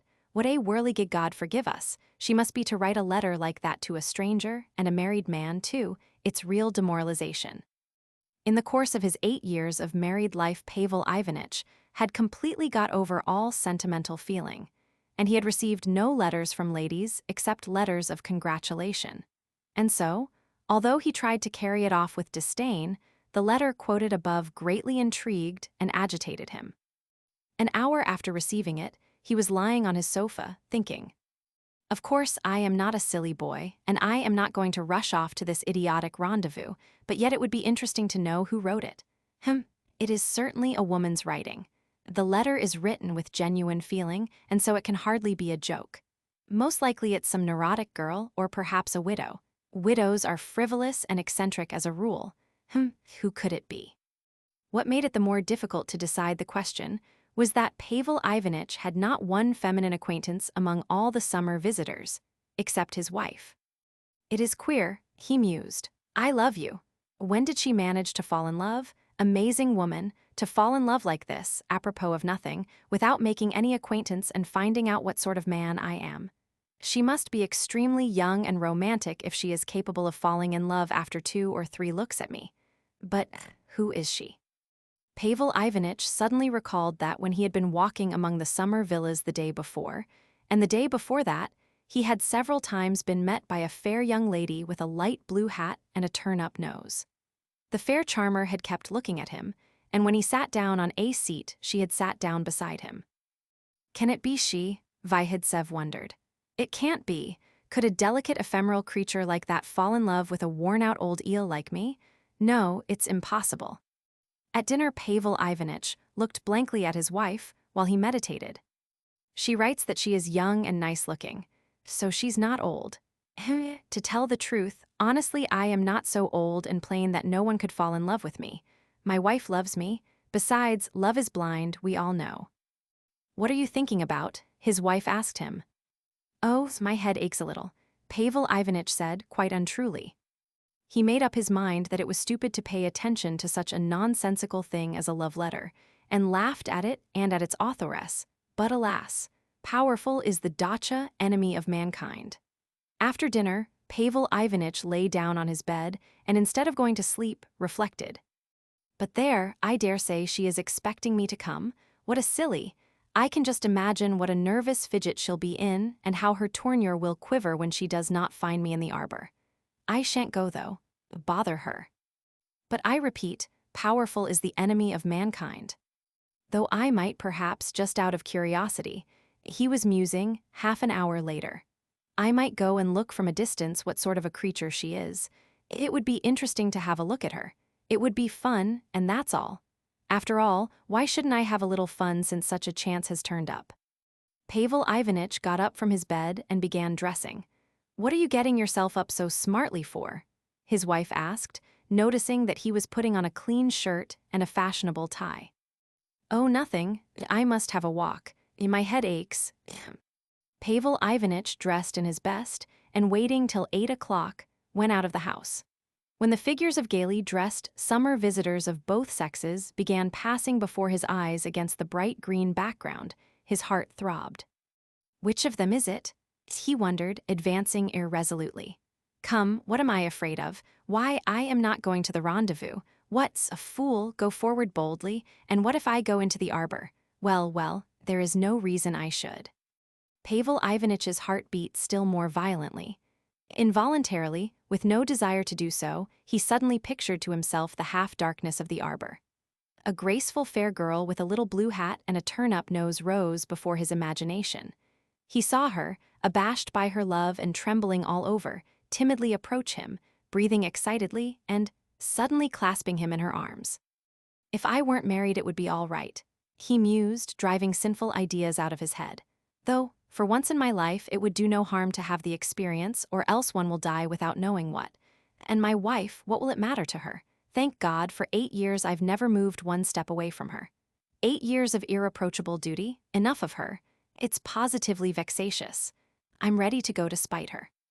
Trembling all over and holding his breath, Pavel Ivanitch went up to the arbor, wreathed with ivy and wild vine, and peeped into it. A smell of dampness and mildew reached him.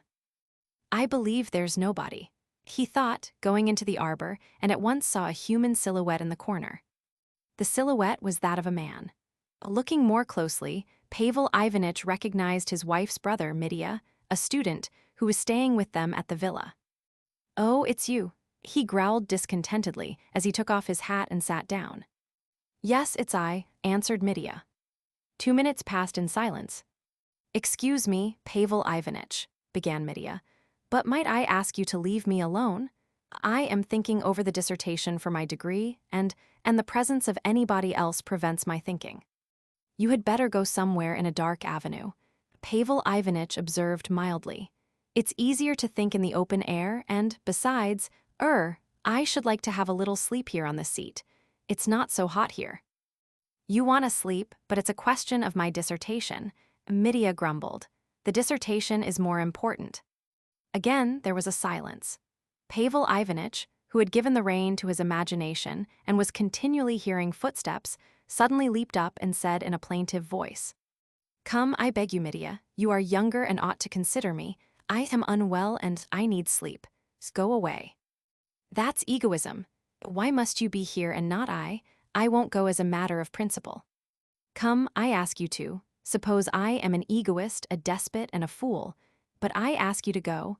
For once in my life, I ask you a favor. Show some consideration. Mitya shook his head. What a beast, thought Pavel Ivanitch. That can't be a rendezvous with him here. It's impossible with him here.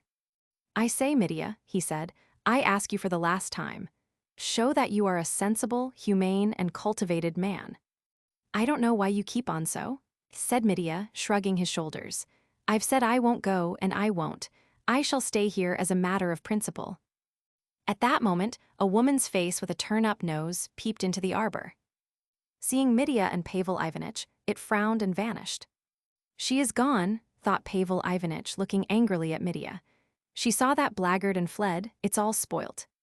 After waiting a little longer, he got up, put on his hat and said, You're a beast, a low brute and a blackguard. Yes, a beast, it's mean and silly, everything is at an end between us. Delighted to hear it, muttered Medea, also getting up and putting on his hat. Let me tell you that by being here just now you've played me such a dirty trick that I'll never forgive you as long as I live. Pavel Ivanitch went out of the arbor, and beside himself with rage, strode rapidly to his villa. Even the sight of the table laid for supper did not soothe him. Once in a lifetime such a chance has turned up, he thought in agitation, and then it's been prevented, now she is offended, crushed. At supper, Pavel Ivanitch and Medea kept their eyes on their plates and maintained a sullen silence. They were hating each other from the bottom of their hearts. What are you smiling at? Asked Pavel Ivanitch, pouncing on his wife. It's only silly fools who laugh for nothing. His wife looked at her husband's angry face and went off into a peal of laughter. What was that letter you got this morning? She asked. I didn't get one. Pavel Ivanitch was overcome with confusion. You are inventing imagination. Oh, come, tell us. Own up you did. Why, it was I sent you that letter, honor bright, I did. Ha ha. Pavel Ivanitch turned crimson and bent over his plate. Silly jokes, he growled. But what could I do? Tell me that. We had to scrub the rooms out this evening, and how could we get you out of the house? There was no other way of getting you out. But don't be angry, stupid. I didn't want you to be dull in the arbor, so I sent the same letter to Medea too. Medea, have you been to the arbor? Medea grinned and left off glaring with hatred at his rival. The house with the mezzanine. The house with the mezzanine. A painter's story. It happened nigh on 7 years ago, when I was living in one of the districts of the J province, on the estate of Bilokurov, a landowner, a young man who used to get up early, dress himself in a long overcoat, drink beer in the evenings, and all the while complain to me that he could nowhere find anyone in sympathy with his ideas. He lived in a little house in the orchard, and I lived in the old manor house, in a huge pillared hall where there was no furniture except a large divan, on which I slept, and a table at which I used to play patience. Even in calm weather there was always a moaning in the chimney, and in a storm the whole house would rock and seem as though it must split, and it was quite terrifying, especially at night, when all the 10 great windows were suddenly lit up by a flash of lightning. Doomed by fate to permanent idleness, I did positively nothing. For hours together I would sit and look through the windows at the sky, the birds, the trees, and read my letters over and over again, and then for hours together I would sleep. Sometimes I would go out and wander aimlessly until evening. Once on my way home I came unexpectedly on a strange farmhouse. The sun was already setting, and the lengthening shadows were thrown over the ripening corn. 2 rows of closely planted tall fir trees stood like 2 thick walls, forming a somber, magnificent avenue. I climbed the fence and walked up the avenue, slipping on the fir needles which lay 2 inches thick on the ground. It was still dark, and only here and there in the tops of the trees shimmered a bright gold light casting the colors of the rainbow on a spider's web. The smell of the firs was almost suffocating. Then I turned into an avenue of limes, and here too were desolation and decay. The dead leaves rustled mournfully beneath my feet, and there were lurking shadows among the trees. To the right, in an old orchard, a goldhammer sang a faint, reluctant song, and he too must have been old. The lime trees soon came to an end, and I came to a white house with a terrace and a mezzanine, and suddenly a vista opened upon a farmyard with a pond and a bathing shed, and a row of green willows with a village beyond, and above it stood a tall, slender belfry, on which glowed a cross catching the light of the setting sun.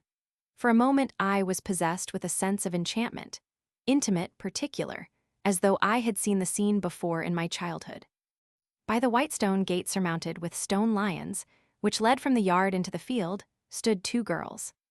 One of them, the elder, thin, pale, very handsome, with masses of chestnut hair and a little stubborn mouth, looked rather prim and scarcely glanced at me.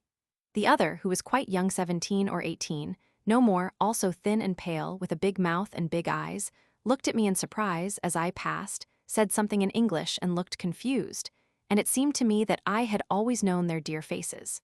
And I returned home feeling as though I had awoke from a pleasant dream. Soon after that, one afternoon, when Bilokurov and I were walking near the house, suddenly there came into the yard a spring carriage in which sat one of the two girls, the elder. She had come to ask for subscriptions to a fund for those who had suffered in a recent fire. Without looking at us, she told us very seriously how many houses had been burned down in Sionov, how many men, women, and children had been left without shelter, and what had been done by the committee of which she was a member.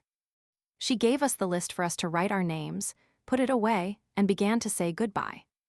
"You have completely forgotten us, Pyotr Petrovitch," she said to Bilokurov as she gave him her hand. "Come and see us, and if Mr. N," she said my name, "would like to see how the admirers of his talent live and would care to come and see us, then Mother and I would be very pleased." I bowed. When she had gone, Pyotr Petrovitch began to tell me about her. The girl, he said, was of a good family and her name was Lydia Volchaninov, and the estate, on which she lived with her mother and sister, was called, like the village on the other side of the pond, Shalkovka. Her father had once occupied an eminent position in Moscow and died a privy councillor. Notwithstanding their large means, the Volchaninovs always lived in the village, summer and winter, and Lydia was a teacher in the Zemstvo school at Shalkovka and earned 25 rubles a month. She only spent what she earned on herself and was proud of her independence. "They are an interesting family," said Bilokurov. "We ought to go and see them. They will be very glad to see you."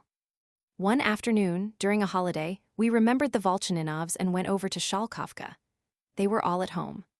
The mother, Ekaterina Pavlovna, had obviously once been handsome, but now she was stouter than her age warranted, suffered from asthma, was melancholy and absent-minded as she tried to entertain me with talk about painting. When she heard from her daughter that I might perhaps come over to Shalkovka, she hurriedly called to mind a few of my landscapes which she had seen in exhibitions in Moscow, and now she asked what I had tried to express in them. Lydia, or as she was called at home, Lida, talked more to Bilokurov than to me. Seriously and without a smile, she asked him why he did not work for the Zemstvo, and why up till now he had never been to a Zemstvo meeting. "It is not right of you, Pyotr Petrovitch," she said reproachfully. "It is not right, it is a shame." "True, Lida, true," said her mother. "It is not right. All our district is in Balaguin's hands," Lida went on, turning to me. "He is the chairman of the council, and all the jobs in the district are given to his nephews and brothers-in-law, and he does exactly as he likes. We ought to fight him. The young people ought to form a strong party, but you see what our young men are like. It is a shame, Pyotr Petrovitch." The younger sister, Genya, was silent during the conversation about the Zemstvo. She did not take part in serious conversations, for by the family she was not considered grown-up, and they gave her her baby name, Misius, because as a child she used to call her English governess that. All the time she examined me curiously, and when I looked at the photograph album she explained, "This is my uncle. That is my godfather," and fingered the portraits, and at the same time touched me with her shoulder in a childlike way, and I could see her small, undeveloped bosom, her thin shoulders, her long, slim waist tightly drawn in by a belt. We played croquet and lawn tennis, walked in the garden, had tea, and then a large supper. After the huge pillared hall, I felt out of tune in the small, cozy house, where there were no oleographs on the walls and the servants were treated considerately, and everything seemed to me young and pure, through the presence of Lida and Misius, and everything was decent and orderly. At supper, Lida again talked to Bilokurov about the Zemst, about Balaguin, about school libraries. She was a lively, sincere, serious girl, and it was interesting to listen to her, though she spoke at length and in a loud voice perhaps because she was used to holding forth at school.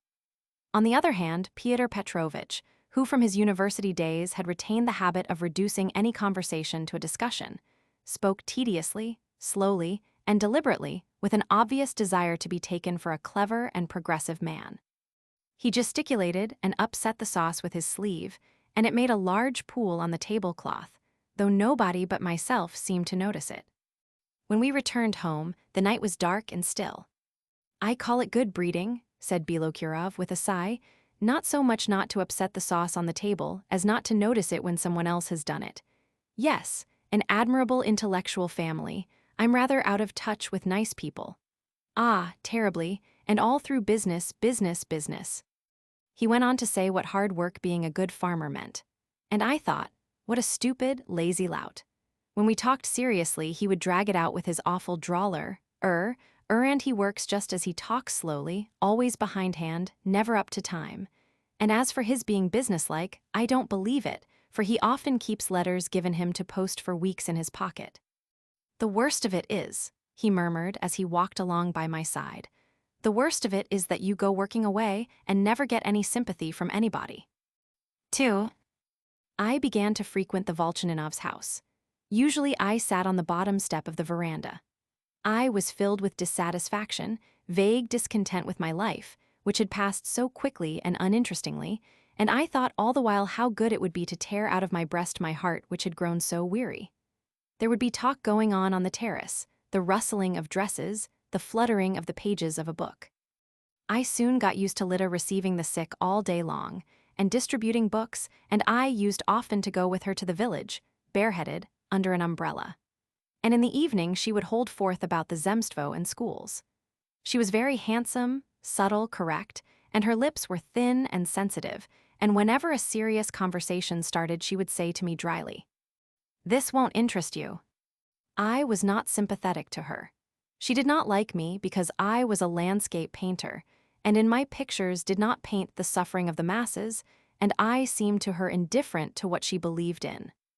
I remember once driving along the shore of the Baikal, and I met a Buryak girl, in shirt and trousers of Chinese cotton, on horseback. I asked her if she would sell me her pipe, and, while we were talking, she looked with scorn at my European face and hat, and in a moment she got bored with talking to me, whooped and galloped away. And in exactly the same way Lida despised me as a stranger. Outwardly she never showed her dislike of me, but I felt it, and as I sat on the bottom step of the terrace, I had a certain irritation and said that treating the peasants without being a doctor meant deceiving them, and that it is easy to be a benefactor when one owns 4,000 acres. Her sister, Misias, had no such cares and spent her time in complete idleness, like myself. As soon as she got up in the morning, she would take a book and read it on the terrace, sitting far back in a lounge chair so that her feet hardly touched the ground, or she would hide herself with her book in the lime walk, or she would go through the gate into the field. She would read all day long, eagerly poring over the book, and only through her looking fatigued, dizzy, and pale sometimes was it possible to guess how much her reading exhausted her. When she saw me come, she would blush a little and leave her book, and looking into my face with her big eyes, she would tell me of things that had happened, how the chimney in the servants' room had caught fire, or how the laborer had caught a large fish in the pond. On weekdays, she usually wore a bright-colored blouse and a dark blue skirt. We used to go out together and pluck cherries for jam, in the boat, and when she jumped to reach a cherry, or pulled the oars, her thin, round arms would shine through her wide sleeves. Or I would make a sketch, and she would stand and watch me breathlessly. One Sunday, at the end of June, I went over to the Volchaninovs in the morning about 9 o'clock.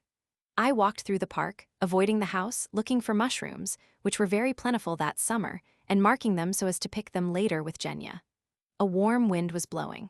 I met Genya and her mother, both in bright Sunday dresses, going home from church, and Genya was holding her hat against the wind. They told me they were going to have tea on the terrace. As a man without a care in the world, seeking somehow to justify his constant idleness, I have always found such festive mornings in a country house universally attractive. When the green garden, still moist with dew, shines in the sun and seems happy, and when the terrace smells of mignonette and oleander, and the young people have just returned from church and drink tea in the garden, and when they are all so gaily dressed and so merry, and when you know that all these healthy, satisfied, beautiful people will do nothing all day long, then you long for all life to be like that. So I thought then as I walked through the garden, quite prepared to drift like that without occupation or purpose, all through the day, all through the summer. Genya carried a basket, and she looked as though she knew that she would find me there. We gathered mushrooms and talked, and whenever she asked me a question she stood in front of me to see my face. "Yesterday," she said, "a miracle happened in our village. Pelagia, the cripple, has been ill for a whole year, and no doctors or medicines were any good, but yesterday an old woman muttered over her and she got better. That's nothing, I said. One should not go to sick people and old women for miracles. Is not health a miracle, and life itself? A miracle is something incomprehensible. And you are not afraid of the incomprehensible. No, I like to face things I do not understand, and I do not submit to them. I am superior to them. Man must think himself higher than lions, tigers, stars, higher than anything in nature, even higher than that which seems incomprehensible and miraculous. Otherwise he is not a man, but a mouse which is afraid of everything. Genya thought that I, as an artist, knew a great deal and could guess what I did not know. She wanted me to lead her into the region of the eternal and the beautiful, into the highest world, with which, as she thought, I was perfectly familiar, and she talked to me of God, of eternal life, of the miraculous. And I, who did not admit that I and my imagination would perish forever, would reply, yes, men are immortal, yes, eternal life awaits us. And she would listen and believe me, and never asked for proof. As we approached the house, she suddenly stopped and said, Our Lida is a remarkable person, isn't she? I love her dearly and would gladly sacrifice my life for her at any time. But tell me, Genya touched my sleeve with her finger, but tell me, why do you argue with her all the time? Why are you so irritated? Because she is not right. Genya shook her head, and tears came to her eyes. How incomprehensible, she muttered. At that moment Lida came out, and she stood by the balcony with a riding whip in her hand, and looked very fine and pretty in the sunlight as she gave some orders to a farm hand. Bustling about and talking loudly, she tended 2 or 3 of her patients. And then with a business-like, preoccupied look she walked through the house, opening one cupboard after another, and at last went off to the attic. It took some time to find her for dinner, and she did not come until we had finished the soup. Somehow I remember all these little details and love to dwell on them, and I remember the whole of that day vividly, though nothing particular happened. After dinner, Genya read, lying in her lounge chair, and I sat on the bottom step of the terrace. We were silent. The sky was overcast, and a thin, fine rain began to fall. It was hot, the wind had dropped, and it seemed the day would never end. Ekaterina Pavlovna came out onto the terrace with a fan, looking very sleepy. Oh, Mama, said Genya, kissing her hand, it is not good for you to sleep during the day. They adored each other. When one went into the garden, the other would stand on the terrace and look at the trees and call, Hello, Genya, or Mama dear, where are you? They always prayed together and shared the same faith, and they understood each other very well, even when they were silent. And they treated other people in exactly the same way. Ekaterina Pavlovna also soon got used to me and became attached to me, and when I did not turn up for a few days, she would send to inquire if I was well. And she too used to look admiringly at my sketches, and with the same frank loquacity, she would tell me things that happened, and she would confide her domestic secrets to me. She revered her elder daughter. Lida never came to her for caresses and only talked about serious things. She went her own way, and to her mother and sister she was as sacred and enigmatic as the admiral, sitting in his cabin, to his sailors. Our Lida is a remarkable person, her mother would often say, isn't she?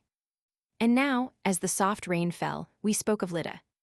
She is a remarkable woman, said her mother, and added in a low voice like a conspirator's as she looked round, such as she have to be looked for with a lamp in broad daylight, though you know I am beginning to be anxious. The school, pharmacies, books all very well, but why go to such extremes? She is 23 and it is time for her to think seriously about herself. If she goes on with her books and her pharmacies, she won't know how life has passed. She ought to marry.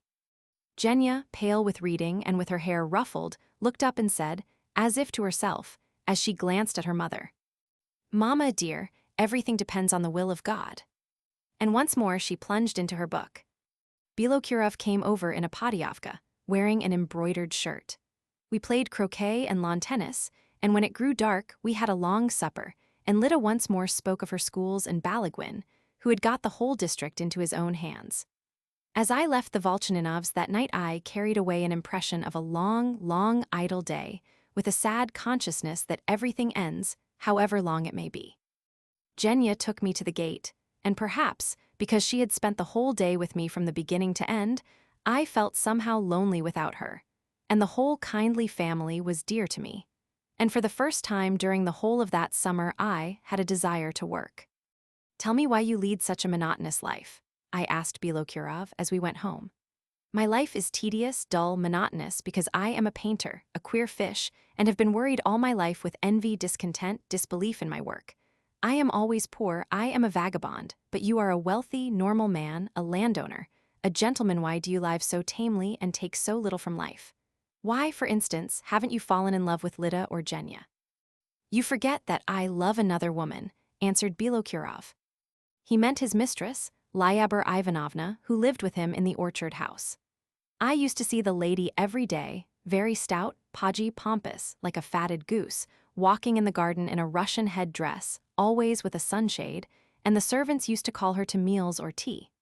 3 years ago, she rented a part of his house for the summer and stayed on to live with Bilokurov, apparently forever. She was 10 years older than he and managed him very strictly, so that he had to ask her permission to go out.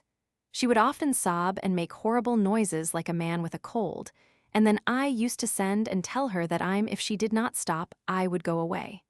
Then she would stop. When we reached home, Bilokurov sat down on the divan and frowned and brooded, and I began to pace up and down the hall, feeling a sweet stirring in me, exactly like the stirring of love. I wanted to talk about the Volchaninovs. Lida could only fall in love with a zemstvo worker like herself, someone who is run off his legs with hospitals and schools, I said.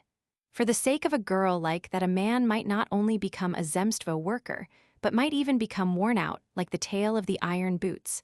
And Misyas? How charming Misyas is. Bilokurov began to talk at length, and with his drawling errors of the disease of the century pessimism.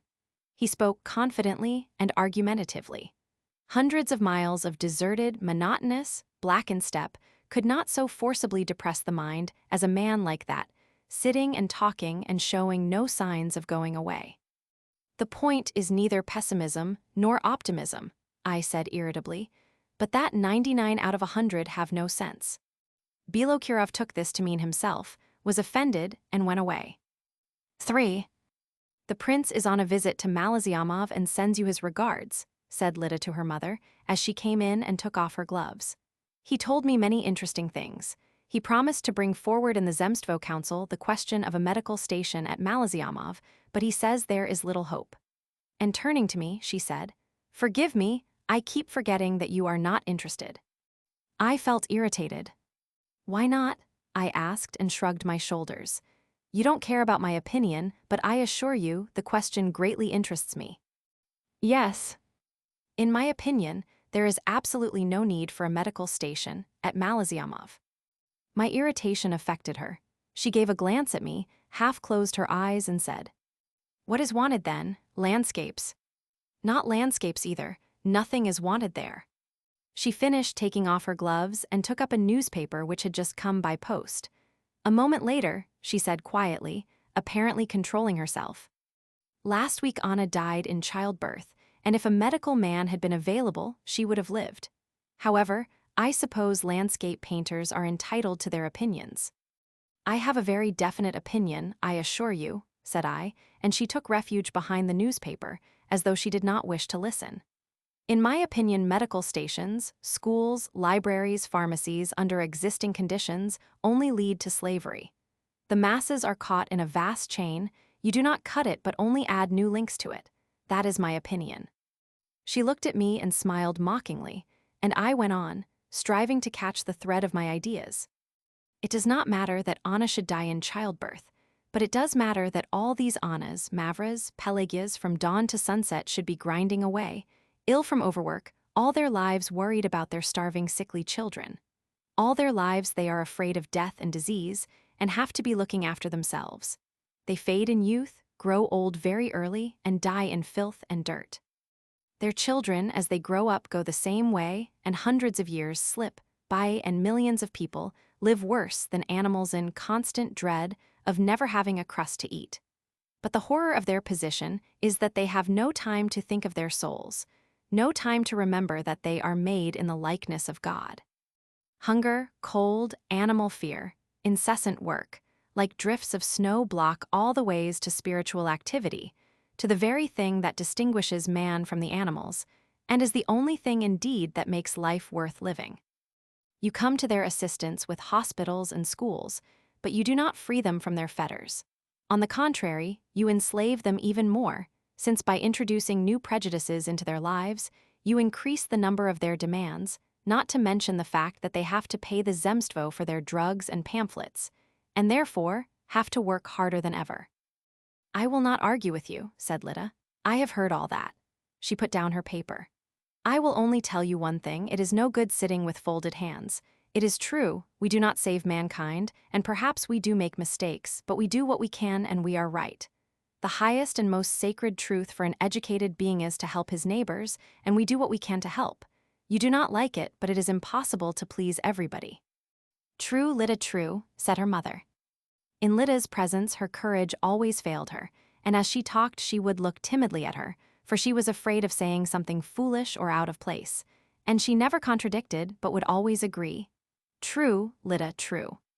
Teaching peasants to read and write, giving them little moral pamphlets and medical assistance, cannot decrease either ignorance or mortality, just as the light from your windows cannot illuminate this huge garden, I said. You give nothing by your interference in the lives of these people. You only create new demands and a new compulsion to work. Ah, my God, but we must do something, said Lida exasperatedly, and I could tell by her voice that she thought my opinions negligible and despised me.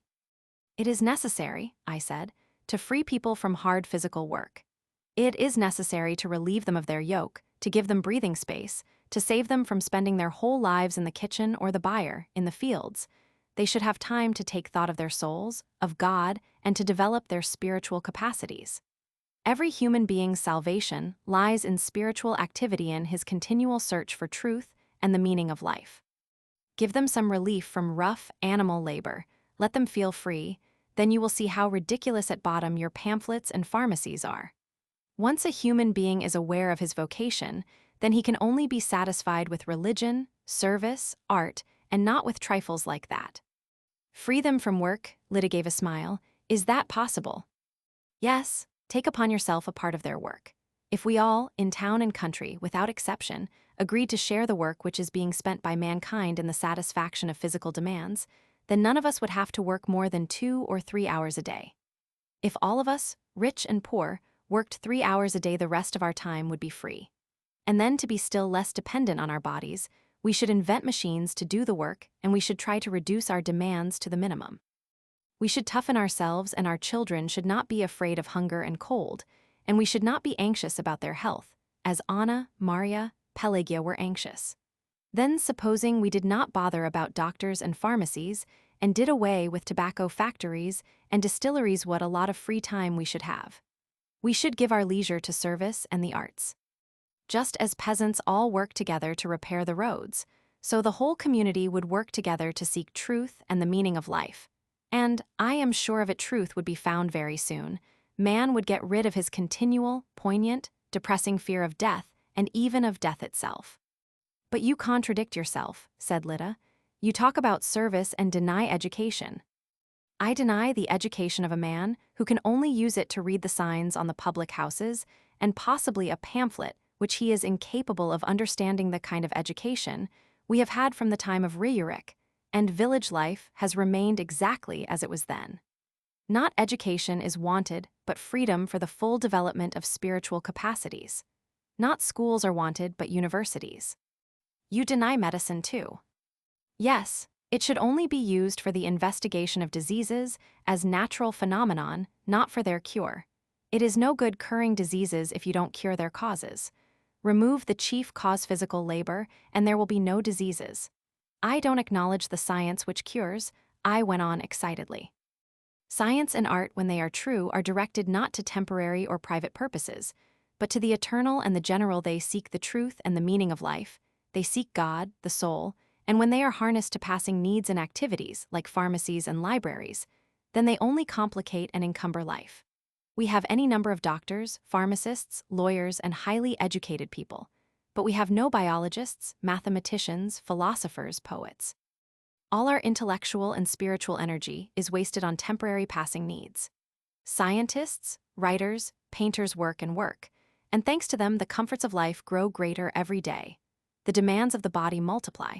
But we are still a long way from the truth, and man still remains the most rapacious and unseemly of animals, and everything tends to make the majority of mankind degenerate and more lacking in vitality. Under such conditions, the life of an artist has no meaning, and the more talented he is, the more strange and incomprehensible his position is, since it only amounts to his working for the amusement of the predatory, disgusting animal, man, and supporting the existing state of things. And I don't want to work and will not. Nothing is wanted, so let the world go to hell. Missias, go away, said Lida to her sister, evidently thinking my words dangerous to so young a girl. Genya looked sadly at her sister and mother and went out. People generally talk like that, said Lida, when they want to excuse their indifference. It is easier to deny hospitals and schools than to come and teach. True, Lida, true, her mother agreed. You say you will not work, Lida went on. Apparently you set a high price on your work, but do stop arguing. We shall never agree, since I value the most imperfect library or pharmacy, of which you spoke so scornfully just now, more than all the landscapes in the world. And at once she turned to her mother and began to talk in quite a different tone. The prince has got very thin and is much changed since the last time he was here. The doctors are sending him to Vichy. She talked to her mother about the prince to avoid talking to me. Her face was burning, and, in order to conceal her agitation, she bent over the table as if she were short-sighted and made a show of reading the newspaper. My presence was distasteful to her. I took my leave and went home. 4. All was quiet outside. The village on the other side of the pond was already asleep, not a single light was to be seen, and on the pond there was only the faint reflection of the stars. By the gate with the stone lions stood Genya, waiting to accompany me. The village is asleep, I said, trying to see her face in the darkness, and I could see her dark, sad eyes fixed on me. The innkeeper and the horse stealers are sleeping quietly, and decent people like ourselves quarrel and irritate each other. It was a melancholy, august night melancholy, because it already smelled of the autumn. The moon rose behind a purple cloud and hardly lighted the road and the dark fields of winter corn on either side. Stars fell frequently. Genya walked beside me on the road and tried not to look at the sky, to avoid seeing the falling stars, which somehow frightened her. I believe you are right, she said, trembling in the evening chill. If people could give themselves to spiritual activity, they would soon burst everything. Certainly, we are superior beings, and if we really knew all the power of the human genius and lived only for higher purposes, then we should become like gods. But this will never be. Mankind will degenerate, and of their genius not a trace will be left. When the gate was out of sight, Genya stopped and hurriedly shook my hand. Good night, she said, trembling. Her shoulders were covered only with a thin blouse and she was shivering with cold. Come tomorrow. I was filled with a sudden dread of being left alone with my inevitable dissatisfaction with myself and people. And I, too, tried not to see the falling stars. Stay with me a little longer, I said, please. I loved Genya, and she must have loved me because she used to meet me and walk with me, and because she looked at me with tender admiration. How thrillingly beautiful her pale face was, her thin nose, her arms, her slenderness, her idleness, her constant reading. And her mind? I suspected her of having an unusual intellect. I was fascinated by the breadth of her views, perhaps because she thought differently from the strong, handsome Lida, who did not love me. Genya liked me as a painter. I had conquered her heart by my talent, and I longed passionately to paint only for her, and I dreamed of her as my little queen, who would one day possess with me the trees, the fields, the river, the dawn, all nature, wonderful and fascinating, with whom, as with them, I have felt helpless and useless. Stay with me a moment longer, I called. I implore you. I took off my overcoat and covered her childish shoulders. Fearing that she would look queer and ugly in a man's coat, she began to laugh and threw it off, and as she did so, I embraced her and began to cover her face, her shoulders, her arms with kisses. Till tomorrow, she whispered timidly as though she was afraid to break the stillness of the night. She embraced me. We have no secrets from one another. I must tell Mama and my sister. Is it so terrible? Mama will be pleased. Mama loves you, but Lida. She ran to the gates. Goodbye, she called out. For a couple of minutes I stood and heard her running. I had no desire to go home, there was nothing there to go for. I stood for a while lost in thought and then quietly dragged myself back to have one more look at the house in which she lived, the dear, simple, old house which seemed to look at me with the windows of the mezzanine for eyes and to understand everything. I walked past the terrace, sat down on a bench by the lawn tennis court, in the darkness under an old elm tree, and looked at the house. In the windows of the mezzanine, where Missias had her room, shone a bright light and then a faint green glow. The lamp had been covered with a shade. Shadows began to move. I was filled with tenderness and a calm satisfaction, to think that I could let myself be carried away and fall in love, and at the same time I felt uneasy at the thought that only a few yards away in one of the rooms of the house lay Lida who did not love me, and perhaps hated me. I sat and waited to see if Genya would come out. I listened attentively, and it seemed to me they were sitting in the mezzanine. An hour passed. The green light went out and the shadows were no longer visible. The moon hung high above the house and lit the sleeping garden and the avenues. I could distinctly see the dahlias and roses in the flower bed in front of the house, and all seemed to be of one color. It was very cold. I left the garden, picked up my overcoat in the road, and walked slowly home. Next day after dinner when I went to the Volchaninovs, the glass door was wide open. I sat down on the terrace expecting Genya to come from behind the flower bed or from one of the avenues, or to hear her voice come from out of the rooms. Then I went into the drawing room and the dining room. There was not a soul to be seen. From the dining room, I went down a long passage into the hall, and then back again. There were several doors in the passage, and behind one of them I could hear Lida's voice. To the crow somewhere, God, she spoke slowly and distinctly and was probably dictating. God sent a piece of cheese. To the crow, somewhere. Who is there? She called out suddenly as she heard my footsteps. It is I. Oh, excuse me, I can't come out just now. I am teaching Masha. Is Ekaterina Pavlovna in the garden? No, she and my sister left today for my aunt's in Penga, and in the winter they are probably going abroad. She added after a short silence, to the crow somewhere God sent a piece of cheese. Have you got that? I went out into the hall, and, without a thought in my head, stood and looked out at the pond and the village, and still I heard. A piece of cheese. To the crow somewhere God sent a piece of cheese. And I left the house by the way I had come the first time, only reversing the order from the yard into the garden, past the house, then along the lime walk. Here a boy overtook me and handed me a note. I have told my sister everything and she insists on my parting from you, I read. I could not hurt her by disobeying.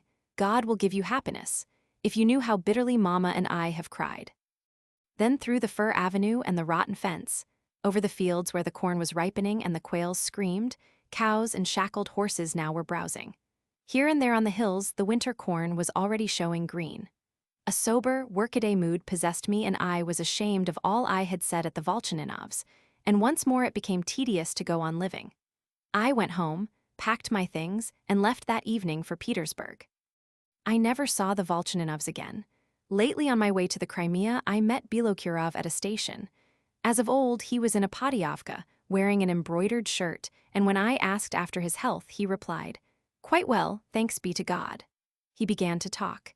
He had sold his estate and bought another, smaller one in the name of Lyubov Ivanovna. He told me a little about the Volchaninovs. Lida, he said, still lived at Shalkovka and taught the children in the school.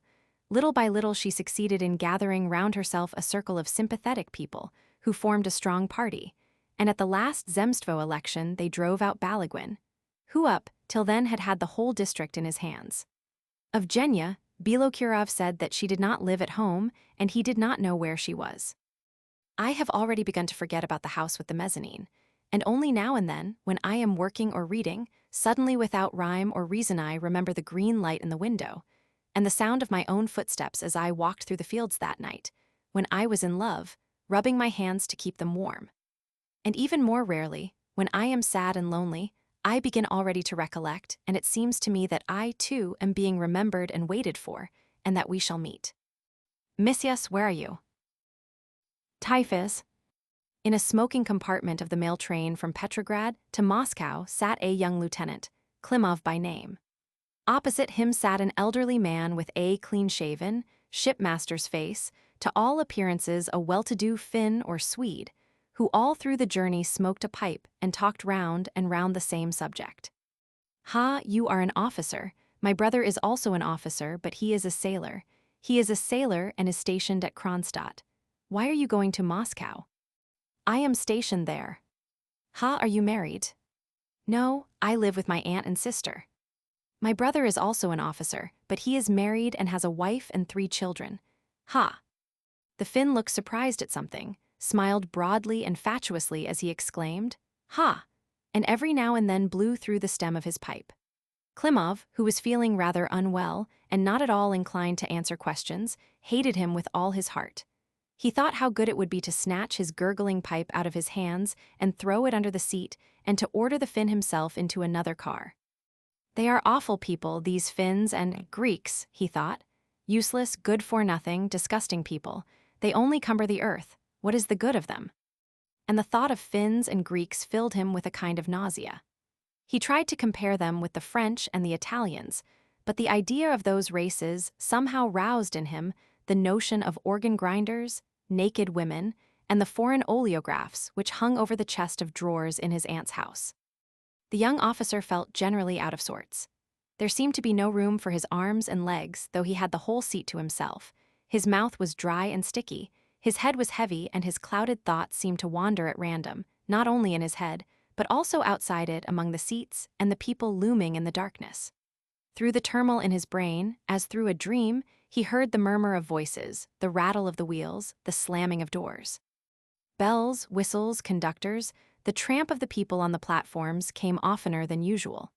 The time slipped by quickly, imperceptibly, and it seemed that the train stopped every minute at a station, as now and then there would come up the sound of metallic voices. "Is the post ready?"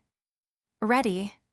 It seemed to him that the stove kneader came in too often to look at the thermometer, and that trains never stopped passing, and his own train was always roaring over bridges. The noise, the whistle, the Finn, the tobacco smoke hall mixed with the ominous shifting of misty shapes, weighed on Klimov like an intolerable nightmare. In terrible anguish, he lifted up his aching head, looked at the lamp whose light was encircled with shadows and misty spots. He wanted to ask for water, but his dry tongue would hardly move, and he had hardly strength enough to answer the Finn's questions. He tried to lie down more comfortably and sleep, but he could not succeed. The Finn fell asleep several times, woke up and lighted his pipe, talked to him with his ha, and went to sleep again, and the lieutenant could still not find room for his legs on the seat, and all the while the ominous figures shifted before his eyes. At Spirov, he got out to have a drink of water. He saw some people sitting at a table eating hurriedly. How can they eat? He thought, trying to avoid the smell of roast meat in the air and seeing the chewing mouths, for both seemed to him utterly disgusting and made him feel sick. A handsome lady was talking to a military man in a red cap, and she showed magnificent white teeth when she smiled. Her smile, her teeth, the lady herself produced in Klimov the same impression of disgust as the ham and the fried cutlets. He could not understand how the military man in the red cap could bear to sit near her and look at her healthy, smiling face. After he had drunk some water, he went back to his place. The Finn sat and smoked. His pipe gurgled and sucked like a galoch full of holes in dirty weather. "Ha," he said with some surprise, "what station is this?" "I don't know," said Klimov, lying down and shutting his mouth to keep out the acrid tobacco smoke. "When do we get to Tver?" "I don't know. I am sorry, I can't talk. I am not well. I have a cold." The Finn knocked out his pipe against the window frame and began to talk of his brother, the sailor. Klimov paid no more attention to him and thought in agony of his soft, comfortable bed, of the bottle of cold water, of his sister Katie, who knew so well how to tuck him up and cosset him. He even smiled when there flashed across his mind his soldier servant Pavel, taking off his heavy, close-fitting boots and putting water on the table. It seemed to him that he would only have to lie on his bed and drink some water, and his nightmare would give way to a sound, healthy sleep. "Is the post ready?" came a dull voice from a distance. "Ready," answered a loud, bass voice almost by the very window. It was the second or third station from Spirov. Time passed quickly, seemed to gallop along, and there would be no end to the bells, whistles, and stops. In despair, Klimov pressed his face into the corner of the cushion, held his head in his hands, and again began to think of his sister Katie and his orderly Pavel. But his sister and his orderly got mixed up with the looming figures and whirled about and disappeared. His breath, thrown back from the cushion, burned his face, and his legs ached, and a draught from the window poured into his back. But painful though it was, he refused to change his position. A heavy, drugging torpor crept over him and chained his limbs. When at length he raised his head, the car was quite light. The passengers were putting on their overcoats and moving about. The train stopped. Porters in white aprons and number plates bustled about the passengers and seized their boxes. Klimov put on his greatcoat mechanically and left the train, and he felt as though it were not himself walking, but someone else, a stranger, and he felt that he was accompanied by the heat of the train, his thirst, and the ominous, lowering figures which all night long had prevented his sleeping. Mechanically, he got his luggage and took a cab. The cabman charged him 1 ruble and 25 kopecks for driving him to Pavarska Street, but he did not haggle and submissively took his seat in the sledge. He could still grasp the difference in numbers, but money had no value to him whatever. At home, Klimov was met by his aunt and his sister Katie, a girl of 18. Katie had a copybook and a pencil in her hands as she greeted him, and he remembered that she was preparing for a teacher's examination. He took no notice of their greetings and questions, but gasped from the heat, and walked aimlessly through the rooms until he reached his own, and then he fell prone on the bed. The Finn, the red cap, the lady with the white teeth, the smell of roast meat, the shifting spot in the lamp, filled his mind, and he lost consciousness and did not hear the frightened voices near him. When he came to himself, he found himself in bed, undressed, and noticed the water bottle and Pavel, but it did not make him any more comfortable nor easy. His legs and arms, as before, felt cramped, his tongue clove to his palate, and he could hear the chuckle of the Finn's pipe. By the bed, growing out of Pavel's broad back, a stout, black-bearded doctor was bustling. All right, my lad," he murmured. Excellent, excellent, just so. The doctor called Klimov my lad. Instead of just so, he said just sao, and instead of yes, yais. Yais, he said. Just sao, don't be downhearted. The doctor's quick, careless way of speaking, his well-fed face, and the condescending tone in which he said, my lad, exasperated Klimov.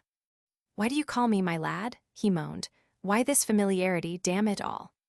And he was frightened by the sound of his own voice. It was so dry, weak, and hollow that he could hardly recognize it. Excellent, murmured the doctor, not at all offended. Yais, you mustn't be cross. And at home the time galloped away as alarmingly quickly as in the train. The light of day in his bedroom was every now and then changed to the dim light of evening. The doctor never seemed to leave the bedside, and his yais could be heard at every moment. Through the room stretched an endless row of faces. Pavel, the Finn, Captain Tarashevich, Sergeant Maximenko, the red cap, the lady with the white teeth, the doctor.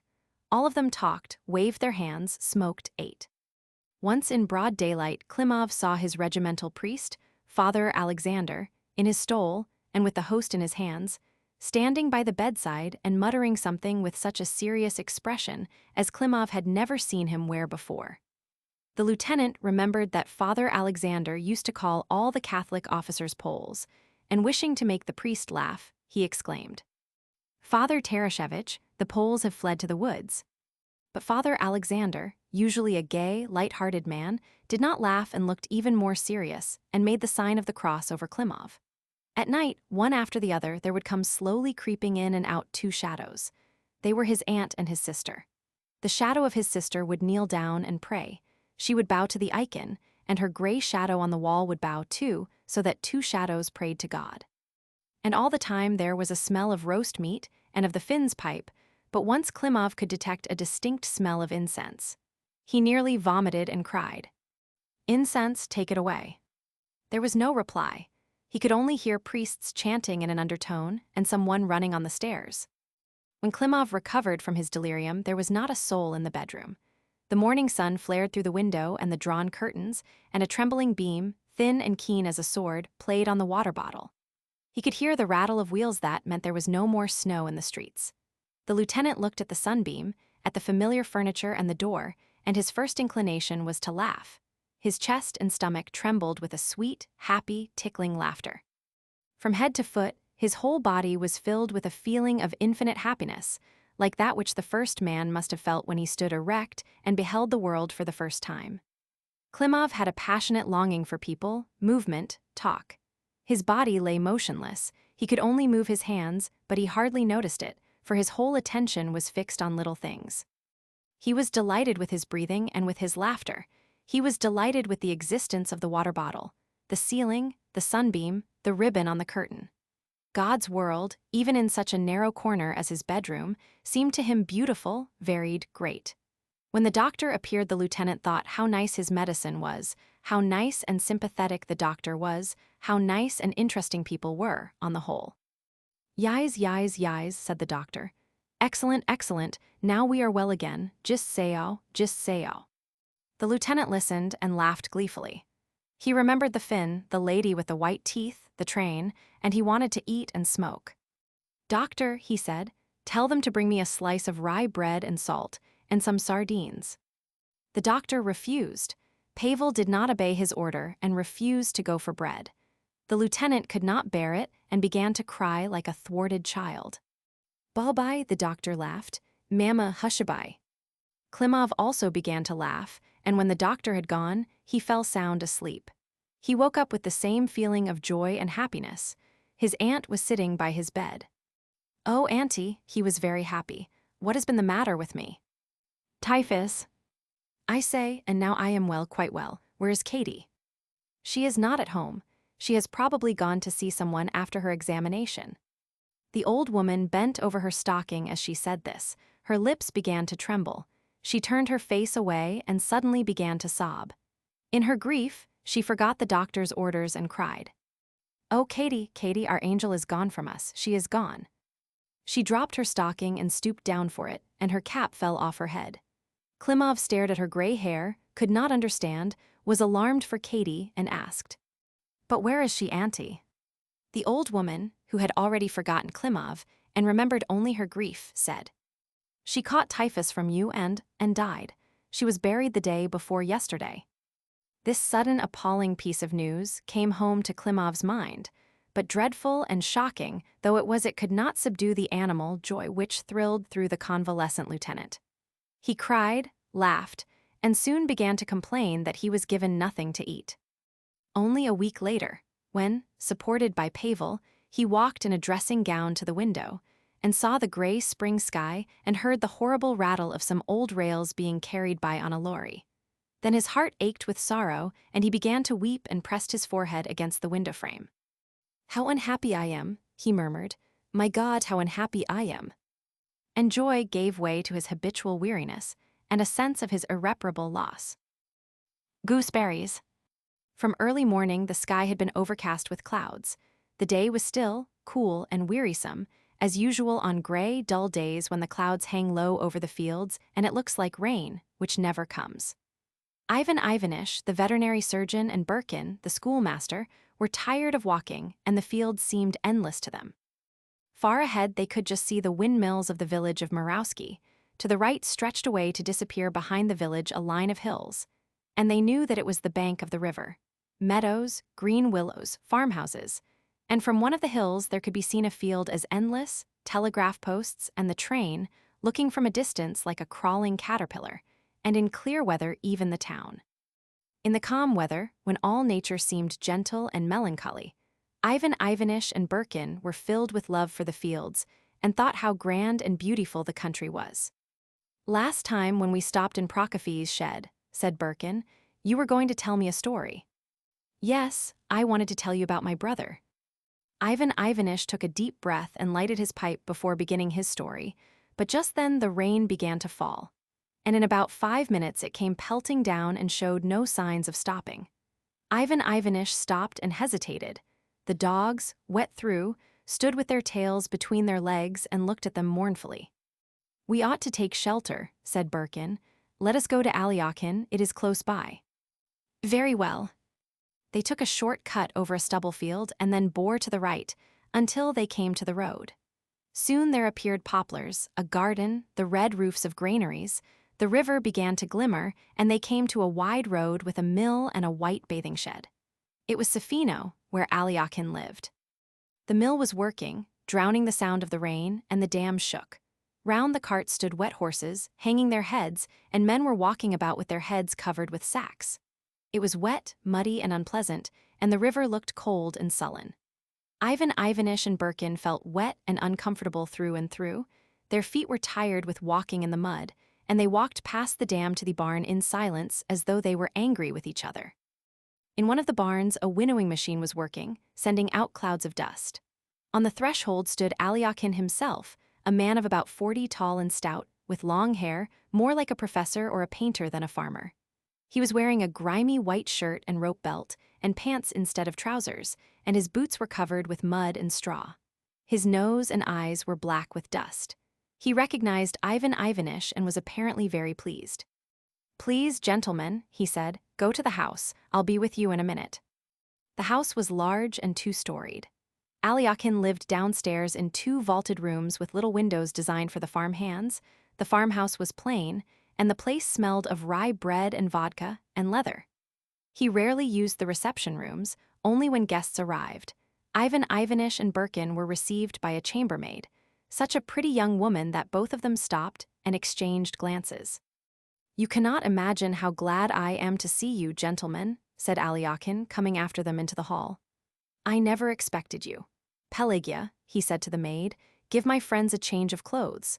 And I will change too, but I must have a bath. I haven't had one since the spring. Wouldn't you like to come to the bathing shed? And meanwhile our things will be got ready." Pretty Pelagia, dainty and sweet, brought towels and soap, and Alyakhin led his guests to the bathing shed. "Yes," he said, "it is a long time since I had a bath. My bathing shed is all right, as you see. My father and I put it up, but somehow I have no time to bathe." He sat down on the step and lathered his long hair and neck, and the water round him became brown. "Yes, I see," said Ivan Ivanitch heavily, looking at his head. "It is a long time since I bathed," said Alyakhin shyly, as he soaped himself again, and the water round him became dark blue, like ink.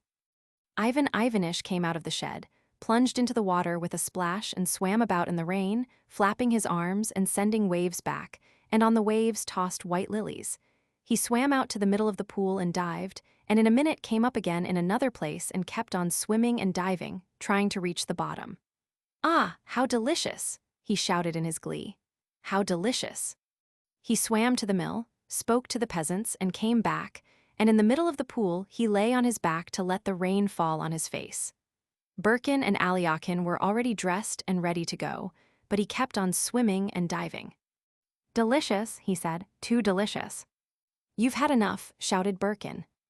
They went to the house, and only when the lamp was lit in the large drawing room upstairs, and Birkin and Ivan Ivanitch, dressed in silk dressing gowns and warm slippers, lounged in chairs, and Alyakhin himself, washed and brushed in a new frock coat, paced up and down, evidently delighting in the warmth and cleanliness and dry clothes and slippers, and pretty Pelagia, noiselessly tripping over the carpet and smiling sweetly, brought in tea and jam on a tray. Only then did Ivan Ivanitch begin his story. And it was as though he was being listened to not only by Birkin and Alyakhin, but also by the old and young ladies and the officer who looked down so staidly and tranquilly from the golden frames. "We are 2 brothers," he began. "I, Ivan Ivanitch, and Nikolai Ivanitch 2 years younger. I went in for study and became a veterinary surgeon, while Nikolai was at the Exchequer Court when he was 19. Our father, Tichamasha Himalaysky, was a cantonist, but he died with an officer's rank and left us his title of nobility and a small estate. After his death, the estate went to pay his debts. However, we spent our childhood there in the country. We were just like peasants' children, spent days and nights in the fields and the woods, minded the house, barked the lime trees, fished, and so on. And you know, once a man has fished, or watched the thrushes hovering in flocks over the village in the bright, cool, autumn days, he can never really be a townsman, and to the day of his death he will be drawn to the country. My brother pined away in the Exchequer. Years passed, and he sat in the same place, wrote out the same documents, and thought of one thing: how to get back to the country. And little by little his distress became a definite disorder, a fixed idea to buy a small farm somewhere by the bank of a river or a lake. He was a good fellow, and I loved him, but I never sympathized with the desire to shut oneself up on one's own farm. It is a common saying that a man needs only 6 feet of land. But surely a corpse wants that, not a man. And I hear that our intellectuals have a longing for the land and want to acquire farms. But it all comes down to the 6 feet of land. To leave town and the struggle and the swim of life and go and hide yourself in a farmhouse is not life, it is egoism, laziness. It is a kind of monasticism, but monasticism without action. A man needs not 6 feet of land, not a farm, but the whole earth, all nature, where in full liberty he can display all the properties and qualities of the free spirit. My brother Nishalai, sitting in his office, would dream of eating his own sky, with its savory smell floating across the farmyard, and of eating out in the open air, and of sleeping in the sun, and of sitting for hours together on a seat by the gate and gazing at the field and the forest. Books on agriculture and the hints in almanacs were his joy, his favorite spiritual food, and he liked reading newspapers, but only the advertisements of land to be sold, so many acres of arable and grassland, with a farmhouse, river, garden, mill, and mill pond. And he would dream of garden walls, flowers, fruits, nests, carp in the pond, don't you know, and all the rest of it.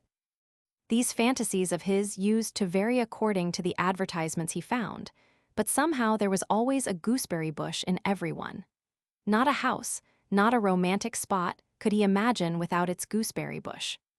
Country life has its advantages, he used to say. You sit on the veranda drinking tea and your ducklings swim on the pond and everything smells good, and there are gooseberries. He used to draw out a plan of his estate and always the same things were shown on it. A farmhouse, B, cottage, C, vegetable garden, D, gooseberry bush. He used to live meagerly and never had enough to eat and drink, dressed God knows how, exactly like a beggar, and always saved and put his money into the bank. He was terribly stingy. It used to hurt me to see him, and I used to give him money to go away for a holiday, but he would put that away, too. Once a man gets a fixed idea, there's nothing to be done. Years passed, he was transferred to another province. He completed his 40th year and was still reading advertisements in the papers and saving up his money. Then I heard he was married. Still with the same idea of buying a farmhouse with a gooseberry bush, he married an elderly, ugly widow, not out of any feeling for her, but because she had money. With her, he still lived stingily, kept her half-starved, and put the money into the bank in his own name. She had been the wife of a postmaster and was used to good living, but with her second husband, she did not even have enough black bread. She pined away in her new life, and in 3 years or so gave up her soul to God. And my brother never for a moment thought himself to blame for her death. Money, like vodka, can play queer tricks with a man. Once in our town, a merchant lay dying. Before his death, he asked for some honey, and he ate all his notes and scrip with the honey so that nobody should get it. Once I was examining a herd of cattle at a station, and a horse jobber fell under the engine, and his foot was cut off. We carried him into the waiting room, with the blood pouring down a terrible business end, all the while he kept on asking anxiously for his foot. He had 25 rubles in his boot, and did not want to lose them. "Keep to your story," said Birkin. After the death of his wife, Ivan Ivanitch continued, after a long pause, my brother began to look out for an estate. Of course you may search for 5 years, and even then buy a pig in a poke. Through an agent, my brother Nishalai raised a mortgage and bought 300 acres with a farmhouse, a cottage, and a park. But there was no orchard, no gooseberry bush, no duck pond. There was a river, but the water in it was coffee-colored because the estate lay between a brickyard and a gelatine factory. But my brother Nishalai was not worried about that. He ordered 20 gooseberry bushes and settled down to a country life. Last year I paid him a visit. I thought I'd go and see how things were with him. In his letters, my brother called his estate Tichimbarshov Corner, or Himalaysko. I arrived at Himalaysko in the afternoon. It was hot. There were ditches, fences, hedges, rows of young fir trees, trees everywhere, and there was no telling how to cross the yard or where to put your horse. I went to the house and was met by a red-haired dog, as fat as a pig. He tried to bark but felt too lazy.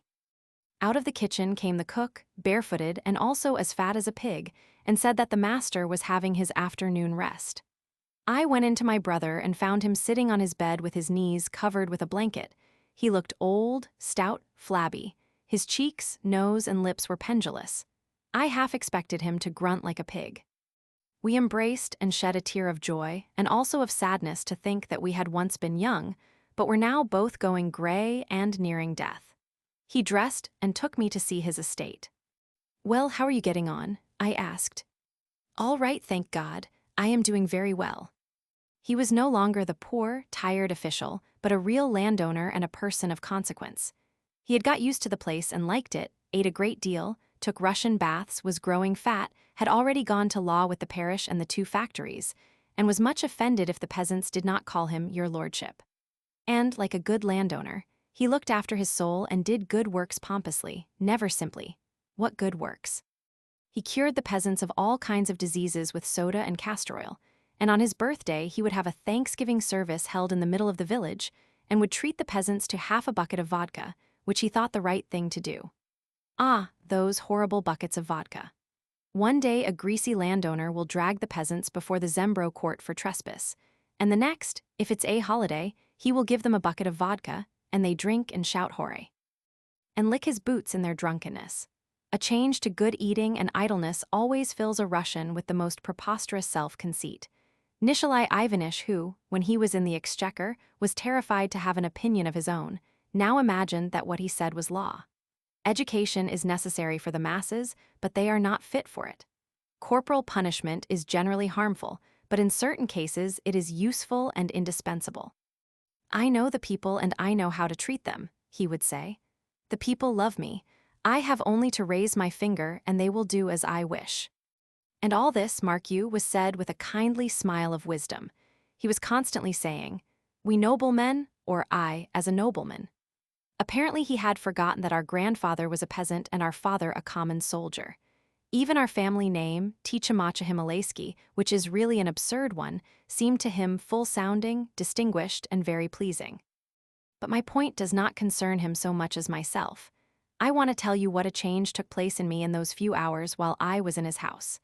In the evening, while we were having tea, the cook laid a plateful of gooseberries on the table. They had not been bought, but were his own gooseberries, plucked for the first time since the bushes were planted. Nikolai Ivanitch laughed with joy, and for a minute or two he looked in silence at the gooseberries with tears in his eyes. He could not speak for excitement, then put one into his mouth, glanced at me in triumph, like a child at last being given its favorite toy, and said, "How good they are." He went on eating greedily, and saying all the while, "How good they are, do try one." It was hard and sour, but as Paushkin said, the illusion which exalts us is dearer to us than 10,000 truths.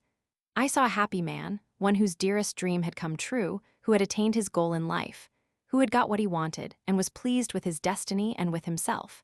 In my idea of human life there is always some alloy of sadness, but now at the sight of a happy man I was filled with something like despair. And at night it grew on me. A bed was made up for me in the room near my brother's, and I could hear him, unable to sleep, going again and again to the plate of gooseberries. I thought, after all, what a lot of contented, happy people there must be. What an overwhelming power that means. I look at this life and see the arrogance and the idleness of the strong, the ignorance and bestiality of the weak, the horrible poverty everywhere, overcrowding, drunkenness, hypocrisy, falsehood. Meanwhile, in all the houses, all the streets, there is peace. Out of 50,000 people who live in our town, there is not one to kick against it all. Think of the people who go to the market for food. During the day they eat. At night they sleep, talk nonsense, marry, grow old, piously follow their dead to the cemetery, one never sees or hears those who suffer, and all the horror of life goes on somewhere behind the scenes.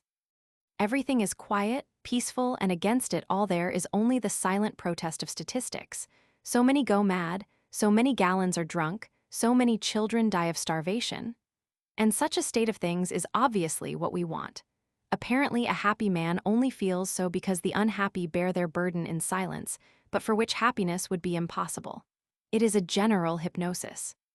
Every happy man should have someone with a little hammer at his door to knock and remind him that there are unhappy people, and that, however happy he may be, life will sooner or later show its claws, and some misfortune will befall him, illness, poverty, loss, and then no one will see or hear him, just as he now neither sees nor hears others. But there is no man with a hammer, and the happy go on living, just a little fluttered with the petty cares of every day. Like an aspen tree in the windand, everything is all right. That night I was able to understand how I, too, had been content and happy. Ivan Ivanitch went on, getting up. I, too, at meals or out hunting, used to lay down the law about living and religion and governing the masses. I, too, used to say that teaching is light, that education is necessary, but that for simple folk reading and writing is enough for the present. Freedom is a boon, I used to say, as essential as the air we breathe, but we must wait. Yes, I used to say so, but now I ask, why do we wait? Ivan Ivanitch glanced angrily at Birkin. Why do we wait, I ask you? What considerations keep us fast? I am told that we cannot have everything at once, and that every idea is realized in time. But who says so? Where is the proof that it is so? You refer me to the natural order of things, to the law of cause and effect. But is there order or natural law in that I, a living, thinking creature, should stand by a ditch until it fills up, or is narrowed when I could jump it or throw a bridge over it? Tell me, I say, why should we wait? Wait, when we have no strength to live, and yet must live and are full of the desire to live. I left my brother early the next morning, and from that time on I found it impossible to live in town. The peace and the quiet of it oppress me. I dare not look in at the windows, for nothing is more dreadful to see than the sight of a happy family, sitting round a table, having tea. I am an old man now and am no good for the struggle. I commenced late. I can only grieve within my soul and fret and sulk. At night my head buzzes with the rush of my thoughts and I cannot sleep. Ah, if I were young. Ivan Ivanitch walked excitedly up and down the room, and repeated, "If I were young." He suddenly walked up to Alyoshin, and shook him first by one hand, and then by the other. "Pavel Konstantinich," he said in a voice of entreaty, "don't be satisfied, don't let yourself be lulled to sleep. While you are young, strong, wealthy, do not cease to do good. Happiness does not exist, nor should it, and if there is any meaning or purpose in life, they are not in our peddling little happiness, but in something reasonable and grand. Do good." Ivan Ivanitch said this with a piteous, supplicating smile, as though he were asking a personal favor. Then they all three sat in different corners of the drawing-room and were silent. Ivan Ivanitch's story had satisfied neither Birkin nor Alyoshin. With the generals and ladies looking down from their gilt frames, seeming alive in the firelight, it was tedious to hear the story of a miserable official who ate gooseberries. Somehow they had a longing to hear and to speak of charming people and of women. And the mere fact of sitting in the drawing-room, where everything the lamp with its colored shade, the chairs, and the carpet under their feet told how the very people who now looked down at them from their frames once walked, and sat and had tea there, and the fact that pretty Pelagia was near was much better than any story. Alyoshin wanted very much to go to bed. He had to get up for his work very early, about 2 in the morning, and now his eyes were closing. But he was afraid of his guest saying something interesting without his hearing it, so he would not go. He did not trouble to think whether what Ivan Ivanitch had been saying was clever or right. His guests were talking of neither groats, nor hay, nor tar, but of something which had no bearing on his life, and he liked it and wanted them to go on. "However, it's time to go to bed," said Birkin, getting up. "I will wish you good night." Alyoshin said good night and went downstairs and left his guests. Each had a large room with an old wooden bed and carved ornaments. In the corner was an ivory crucifix, and their wide, cool beds, made by pretty Pelagia, smelled sweetly of clean linen. Ivan Ivanitch undressed in silence and lay down. "God forgive me, a wicked sinner," he murmured, as he drew the clothes over his head. A smell of burning tobacco came from his pipe, which lay on the table. And Birkin could not sleep for a long time and was worried, because he could not make out where the unpleasant smell came from. The rain beat against the windows all night long. In exile, old Simeon, whose nickname was Brains, and a young Tartar, whose name nobody knew, were sitting on the bank of the river by a wood fire. The other 3 ferrymen were in the hut. Simeon, who was an old man of about 60, skinny and toothless, but broad-shouldered and healthy, was drunk. He would long ago have gone to bed, but he had a bottle in his pocket and was afraid of his comrades asking him for vodka. The Tartar was ill and miserable, and pulling his rags about him, he went on talking about the good things in the province of Simbirsk, and what a beautiful and clever wife he had left at home. He was not more than 25, and now, by the light of the wood fire, with his pale, sorrowful, sickly face, he looked a mere boy. "Of course, it is not a paradise here," said Brains. "You see, water, the bare bushes by the river, clay everywhere, nothing else. It is long past Easter, and there is still ice on the water, and this morning there was snow." "Bad, bad," said the Tartar with a frightened look. A few yards away flowed the dark, cold river, muttering, dashing against the holes in the clayey banks as it tore along to the distant sea. By the bank they were sitting on loomed a great barge, which the ferrymen call a carbess. Far away and away, flashing out, flaring up, were fires crawling like snakes last year's grass being burned, and behind the water again was darkness. Little banks of ice could be heard knocking against the barge. It was very damp and cold. The Tartar glanced at the sky. There were as many stars as at home, and the darkness was the same, but something was missing. At home in the Simbirsk province, the stars and the sky were altogether different. Bad, bad, he repeated. You will get used to it, said Brains with a laugh. You are young yet and foolish. The milk is hardly dry on your lips, and in your folly you imagine that there is no one unhappier than you, but there will come a time when you will say, God give everyone such a life. Just look at me. In a week's time the floods will be gone, and we will fix the ferry here, and all of you will go away into Siberia, and I shall stay here, going to and fro. I have been living thus for the last 22 years, but, thank God, I want nothing. God give everybody such a life. The Tartar threw some branches onto the fire, crawled near to it and said, My father is sick. When he dies, my mother and my wife have promised to come here. What do you want your mother and your wife for? Asked Brains. Just foolishness, my friend. It's the devil tempting you, plague take him. Don't listen to the evil one, don't give way to him. When he talks to you about women, you should answer him sharply, I don't want them. When he talks of freedom, you should stick to it and say, I don't want it, I want nothing. No father, no mother, no wife, no freedom, no home, no love, I want nothing. Plague take 'em all. Brains took a swig at his bottle and went on. My brother, I am not an ordinary peasant. I don't come from the servile masses.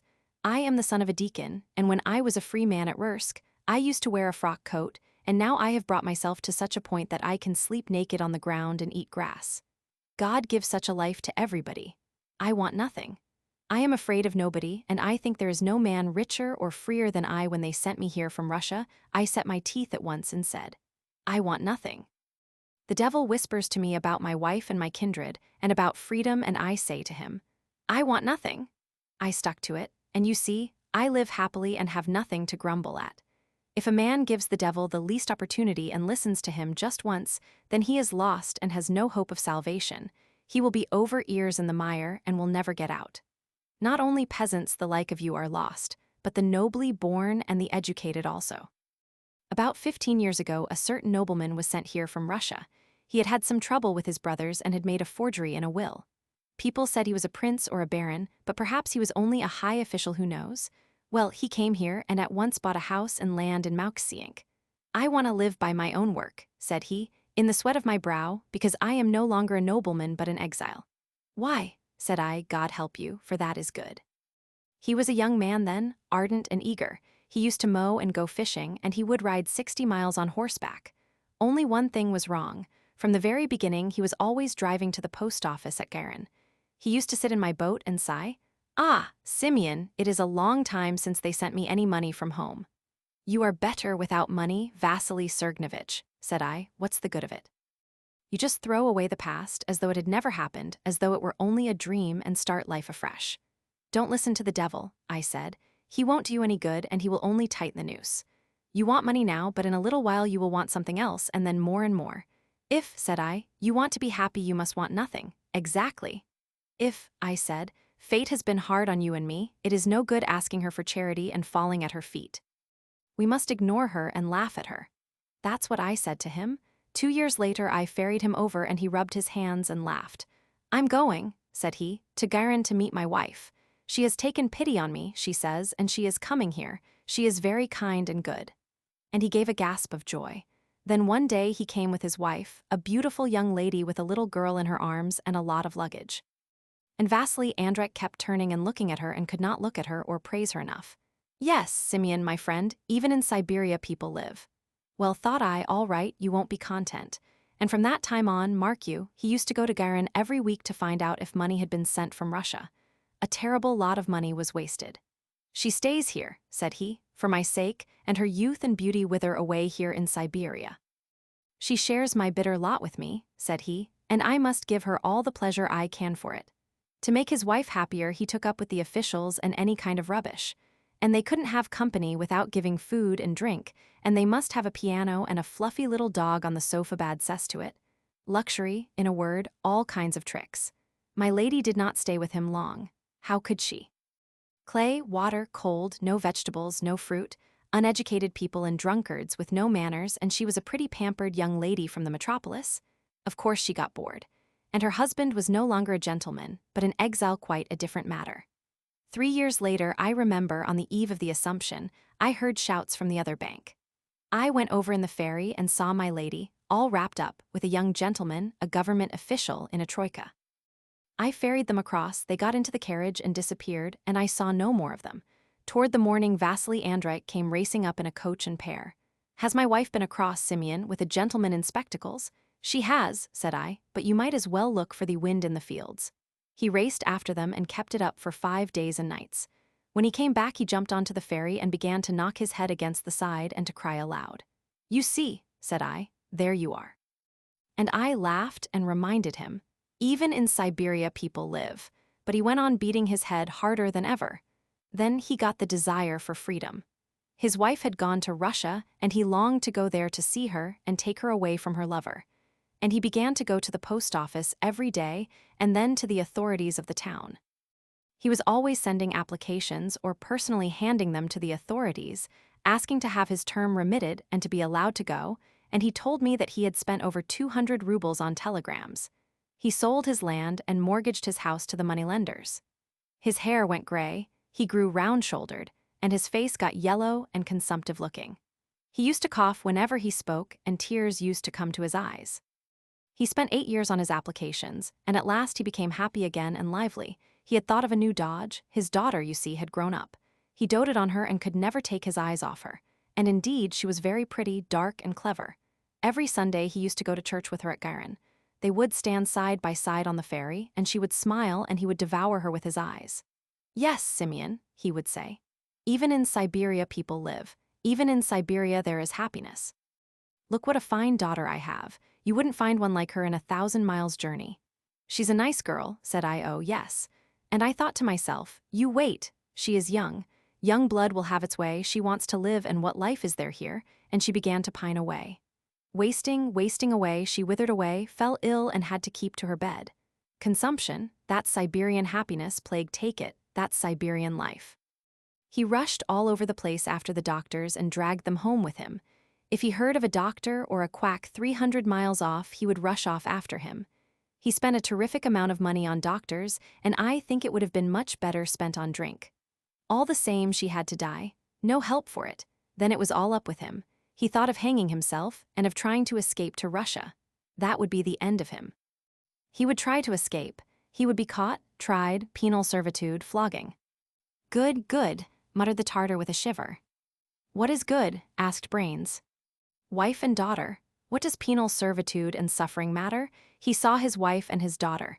You say one should want nothing, but nothing is evil. His wife spent 3 years with him. God gave him that. Nothing is evil and 3 years is good. Why don't you understand that? Trembling and stammering as he groped for Russian words, of which he knew only a few, the Tartar began to say. God forbid he should fall ill among strangers, and die and be buried in the cold, sodden earth. And then, if his wife could come to him, if only for 1 day or even for 1 hour, he would gladly endure any torture for such happiness, and would even thank God. Better 1 day of happiness than nothing. Then once more he said what a beautiful, clever wife he had left at home, and with his head in his hands he began to cry and assured Simeon that he was innocent, and had been falsely accused. His 2 brothers and his uncle had stolen some horses from a peasant and beat the old man nearly to death, and the community never looked into the matter at all, and judgment was passed by which all 3 brothers were exiled to Siberia, while his uncle, a rich man, remained at home. You will get used to it, said Simeon. The Tartar relapsed into silence and stared into the fire with his eyes red from weeping. He looked perplexed and frightened, as if he could not understand why he was in the cold and the darkness, among strangers, and not in the province of Simbirsk. Brains lay down near the fire, smiled at something, and began to say in an undertone, "But what a joy she must be to your father," he muttered after a pause. He loves her and she is a comfort to him, eh? But my man, don't tell me. He is a strict, harsh old man, and girls don't want strictness, they want kisses and laughter, scents and pomade. Yes. Ah, what a life. Simon swore heavily. No more vodka, that means bedtime. What, I'm going, my man. Left alone, the Tartar threw more branches on the fire, lay down, and looking into the blaze, began to think of his native village and of his wife. If she could come if only for a month, or even a day, and then, if she liked, go back again. Better a month or even a day than nothing. But even if his wife kept her promise and came, how could he provide for her? Where was she to live? If there is nothing to eat, how are we to live? Asked the Tartar aloud. For working at the oars day and night he was paid 2 kopecks a day. The passengers gave tips, but the ferrymen shared them out and gave nothing to the Tartar and only laughed at him. And he was poor, cold, hungry, and fearful. With his whole body aching and shivering, he thought it would be good to go into the hut and sleep. But there was nothing to cover himself with, and it was colder there than on the bank. He had nothing to cover himself with there, but he could make up a fire. In a week's time, when the floods had subsided and the ferry would be fixed up, all the ferrymen except Simeon would not be wanted any longer, and the Tartar would have to go from village to village, begging and looking for work. His wife was only 17, beautiful, soft, and shy. Could she go unveiled begging through the villages? No, the idea of it was horrible. It was already dawn. The barges, the bushy willows above the water, the swirling flood began to take shape, and up above in a clayey cliff a hut thatched with straw, and above that the straggling houses of the village, where the cocks had begun to crow. The ginger-colored clay cliff, the barge, the river, the strange wild people, hunger, cold, illness, perhaps all these things did not really exist. Perhaps, thought the Tartar, it was only a dream. He felt that he must be asleep and he heard his own snoring. Certainly he was at home in the Simbirsk province. He had but to call his wife and she would answer, and his mother was in the next room. But what awful dreams there are. Why? The Tartar smiled and opened his eyes. What river was that? The Volga. It was snowing. Hi, ferry, someone shouted on the other bank. Carbo ass. The Tartar awoke and went to fetch his mates to row over to the other side. Hurrying into their sheepskins, swearing sleepily in hoarse voices, and shivering from the cold, the 4 men appeared on the bank. After their sleep, the river from which there came a piercing blast seemed to them horrible and disgusting.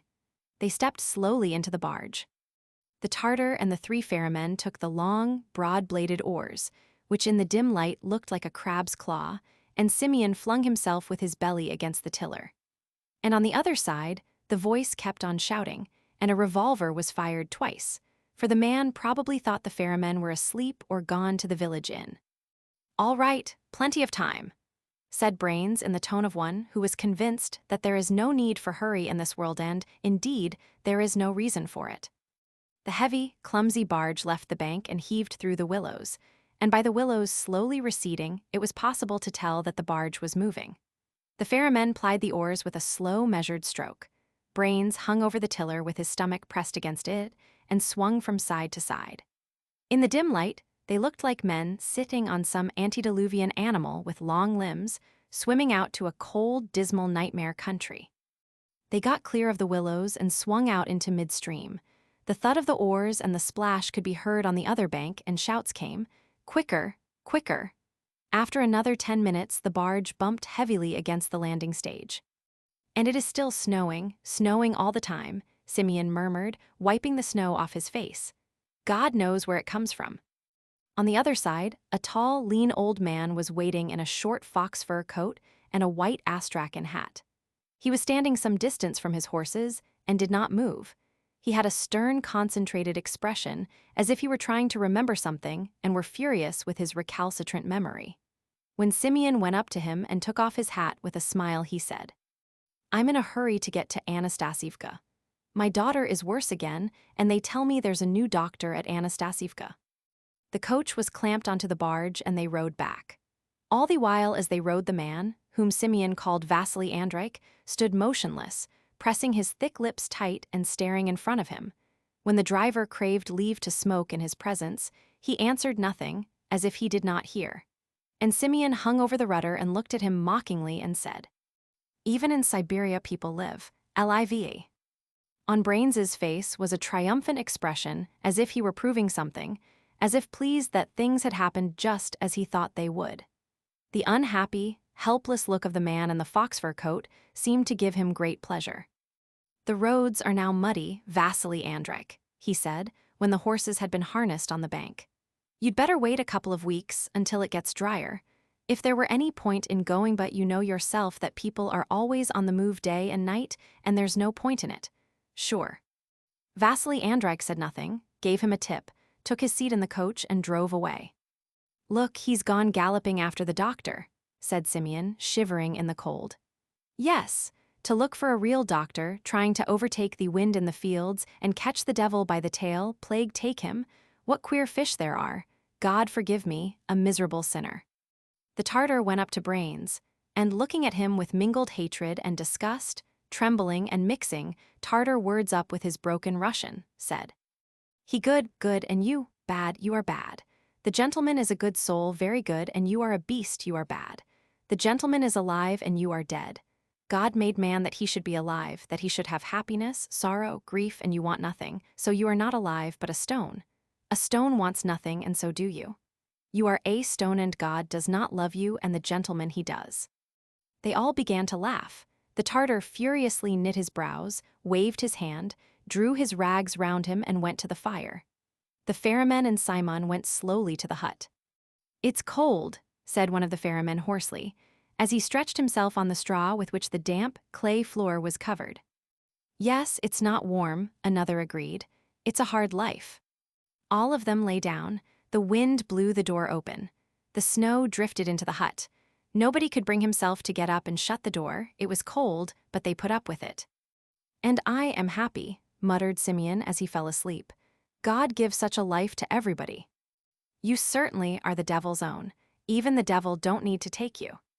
Sounds like the barking of a dog came from outside. "Who is that? Who is there?" "It's the Tartar crying." "Oh, he's a queer fish." "He'll get used to it," said Simeon, and at once he fell asleep. Soon the others slept too, and the door was left open. The lady with the toy dog. It was reported that a new face had been seen on the quay, a lady with a little dog. Dmitry Dmitrich Gamov, who had been a fortnight at Talta and had got used to it, had begun to show an interest in new faces. As he sat in the pavilion at Vernes, he saw a young lady, blonde and fairly tall, and wearing a broad-brimmed hat, pass along the quay. After her ran a white Pomeranian. Later he saw her in the park and in the square several times a day. She walked by herself, always in the same broad-brimmed hat and with this white dog. Nobody knew who she was, and she was spoken of as the lady with the toy dog. If, thought Gamov, if she is here without a husband or a friend, it would be as well to make her acquaintance. He was not yet 40, but he had a daughter of 12 and 2 boys at school. He had married young in his second year at the university, and now his wife seemed half as old again as himself. She was a tall woman with dark eyebrows, erect, grave, stolid, and she thought herself an intellectual woman. She read a great deal, called her husband not Dmitri but Dmitri, and in his private mind he thought her short-witted, narrow-minded, and ungracious. He was afraid of her and disliked being at home. He had begun to betray her with other women long ago, betrayed her frequently, and, probably for that reason, nearly always spoke ill of women, and when they were discussed in his presence, he would maintain that they were an inferior race. It seemed to him that his experience was bitter enough to give him the right to call them any name he liked, but he could not live a couple of days without the inferior race. With men, he was bored and ill at ease, cold and unable to talk. But when he was with women, he felt easy and knew what to talk about, and how to behave, and even when he was silent with them, he felt quite comfortable. In his appearance as in his character, indeed in his whole nature, there was something attractive, indefinable, which drew women to him and charmed them. He knew it, and he, too, was drawn by some mysterious power to them. His frequent, and indeed, bitter experiences had taught him long ago that every affair of that kind, at first a divine diversion, a delicious smooth adventure, is in the end a source of worry for a decent man, especially for men like those at Moscow who are slow to move, irresolute, domesticated, for it becomes at last an acute and extraordinary complicated problem and a nuisance. But whenever he met and was interested in a new woman, then his experience would slip away from his memory, and he would long to live, and everything would seem so simple and amusing. And it so happened that one evening he dined in the gardens, and the lady in the broad-brimmed hat came up at a leisurely pace and sat at the next table. Her expression, her gait, her dress, her coiffure told him that she belonged to society, that she was married, that she was paying her first visit to Talta, that she was alone, and that she was bored. There is a great deal of untruth in the gossip about the immorality of the place. He scorned such tales, knowing that they were for the most part concocted by people who would be only too ready to sin if they had the chance. But when the lady sat down at the next table, only a yard or two away from him, his thoughts were filled with tales of easy conquests, of trips to the mountains, and he was suddenly possessed by the alluring idea of a quick transitory liaison, a moment's affair with an unknown woman whom he knew not even by name. He beckoned to the little dog, and when it came up to him, wagged his finger at it. The dog began to growl. Gamov again wagged his finger. The lady glanced at him, and at once cast her eyes down. "He won't bite," she said and blushed. "May I give him a bone?" And when she nodded emphatically, he asked affably, "Have you been in Talta long?" "About 5 days. And I am just dragging through my second week." They were silent for a while. "Time goes quickly," she said, "and it is amazingly boring here." It is the usual thing to say that it is boring here. People live quite happily in dull holes like Believe or Zhidra, but as soon as they come here they say, "How boring it is, the very dregs of dullness." One would think they came from Spain. She smiled. Then both went on eating in silence as though they did not know each other. But after dinner they went off together and then began an easy, playful conversation as though they were perfectly happy, and it was all one to them where they went or what they talked of. They walked and talked of how the sea was strangely luminous, the water lilac, so soft and warm, and athwart it the moon cast a golden streak. They said how stifling it was after the hot day. Gamov told her how he came from Moscow and was a philologist by education, but in a bank by profession, and how he had once wanted to sing in opera but gave it up, and how he had 2 houses in Moscow. And from her, he learned that she came from Petersburg, was born there but married at S where she had been living for the last 2 years, that she would stay another month at Talta, and perhaps her husband would come for her, because he too needed a rest. She could not tell him what her husband was provincial administration or Zemstvo council, and she seemed to think it funny. And Gamov found out that her name was Anna Sergeyevna. In his room at night, he thought of her and how they would meet next day. They must do so. As he was going to sleep, it struck him that she could only lately have left school, and had been at her lessons even as his daughter was then. He remembered how bashful and gauche she was when she laughed and talked with a stranger. It must be, he thought, the first time she had been alone, and in such a place with men walking after her and looking at her and talking to her, all with the same secret purpose which she could not but guess. He thought of her slender white neck and her pretty gray eyes. There is something touching about her, he thought as he began to fall asleep. 2. A week passed. It was a blazing day. Indoors it was stifling, and in the streets the dust whirled along. All day long he was plagued with thirst, and he came into the pavilion every few minutes and offered Anna Sergeyevna an iced drink or an ice. It was impossibly hot. In the evening, when the air was fresher, they walked to the jetty to see the steamer come in. There was quite a crowd all gathered to meet somebody, for they carried bouquets. And among them were clearly marked the peculiarities of Talta. The elderly ladies were youngly dressed, and there were many generals. The sea was rough and the steamer was late, and before it turned into the jetty it had to do a great deal of maneuvering. Anna Sergeyevna looked through her lorgnette at the steamer and the passengers as though she were looking for friends, and when she turned to Gamov, her eyes shone. She talked much and her questions were abrupt, and she forgot what she had said, and then she lost her lorgnette in the crowd. The well-dressed people went away, the wind dropped, and Gamov and Anna Sergeyevna stood as though they were waiting for somebody to come from the steamer. Anna Sergeyevna was silent. She smelled her flowers and did not look at Gamov. "The weather has got pleasanter toward evening," he said. "Where shall we go now? Shall we take a carriage?" She did not answer. He fixed his eyes on her and suddenly embraced her and kissed her lips, and he was kindled with the perfume and the moisture of the flowers. At once he started and looked round. Had not someone seen? "Let us go to your," he murmured. And they walked quickly away. Her room was stifling and smelled of scents which she had bought at the Japanese shop. Gamov looked at her and thought, What strange chances there are in life.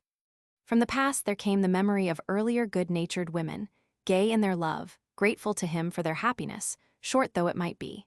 And of others like his wife who loved without sincerity and talked overmuch and affectedly, hysterically, as though they were protesting that it was not love nor passion but something more important.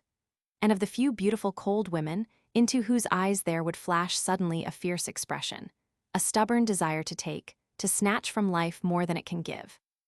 They were no longer in their first youth. They were capricious, unstable, domineering, imprudent, and when Gamov became cold toward them, then their beauty roused him to hatred, and the lace on their lingerie reminded him of the scales of fish. But here there was the shyness and awkwardness of inexperienced youth, a feeling of constraint, an impression of perplexity and wonder, as though someone had suddenly knocked at the door. Anna Sergeyevna, the lady with the toy dog, took what had happened somehow seriously, with a particular gravity, as though thinking that this was her downfall and very strange and improper. Her features seemed to sink and wither, and on either side of her face her long hair hung mournfully down. She sat crestfallen and musing, exactly like a woman taken in sin in some old picture. "It is not right," she said. "You are the first to lose respect for me." There was a melon on the table. Gamov cut a slice and began to eat it slowly. At least half an hour passed in silence. Anna Sergeyevna was very touching. She irradiated the purity of a simple, devout, inexperienced woman. The solitary candle on the table hardly lighted her face, but it showed her very wretched. "Why should I cease to respect you?" asked Gamov. "You don't know what you are saying." "God forgive me," she said, and her eyes filled with tears. "It is horrible. You seem to want to justify yourself." "How can I justify myself? I am a wicked, low woman and I despise myself. I have no thought of justifying myself. It is not my husband that I have deceived but myself, and not only now but for a long time past. My husband may be a good, honest man, but he is a lackey. I do not know what work he does, but I do know that he is a lackey in his soul. I was 20 when I married him. I was overcome by curiosity. I longed for something. Surely, I said to myself, there is another kind of life. I longed to live, and to live. Curiosity burned me up. You do not understand it, but I swear by God, I could no longer control myself. Something strange was going on in me. I could not hold myself in. I told my husband that I was ill and came here. And here I have been walking about dizzily, like a lunatic. And now I have become a low, filthy woman whom everybody may despise." Gamov was already bored. Her simple words irritated him with their unexpected and inappropriate repentance. But for the tears in her eyes, he might have thought her to be joking or playing a part. "I do not understand," he said quietly. "What do you want?" She hid her face in his bosom and pressed close to him. Believe me, I implore you," she said. "I love a pure, honest life and sin is revolting to me. I don't know myself what I am doing. Simple people say, 'The devil entrapped me,' and I can say of myself, 'The evil one tempted me.'" Don't, he murmured. He looked into her staring, frightened eyes, kissed her, spoke quietly and tenderly, and gradually quieted her, and she was happy again, and they both began to laugh. Later, when they went out, there was not a soul on the quay. The town with its cypresses looked like a city of the dead, but the sea still roared and broke against the shore.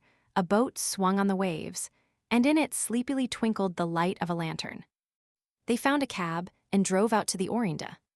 "Just now in the hall," said Gamov, "I discovered your name written on the board von Deidnitz. Is your husband a German?" "No, his grandfather, I believe, was a German, but he himself is an Orthodox Russian." At Orinda they sat on a bench, not far from the church, looked down at the sea and were silent. Talta was hardly visible through the morning mist. The tops of the hills were shrouded in motionless white clouds.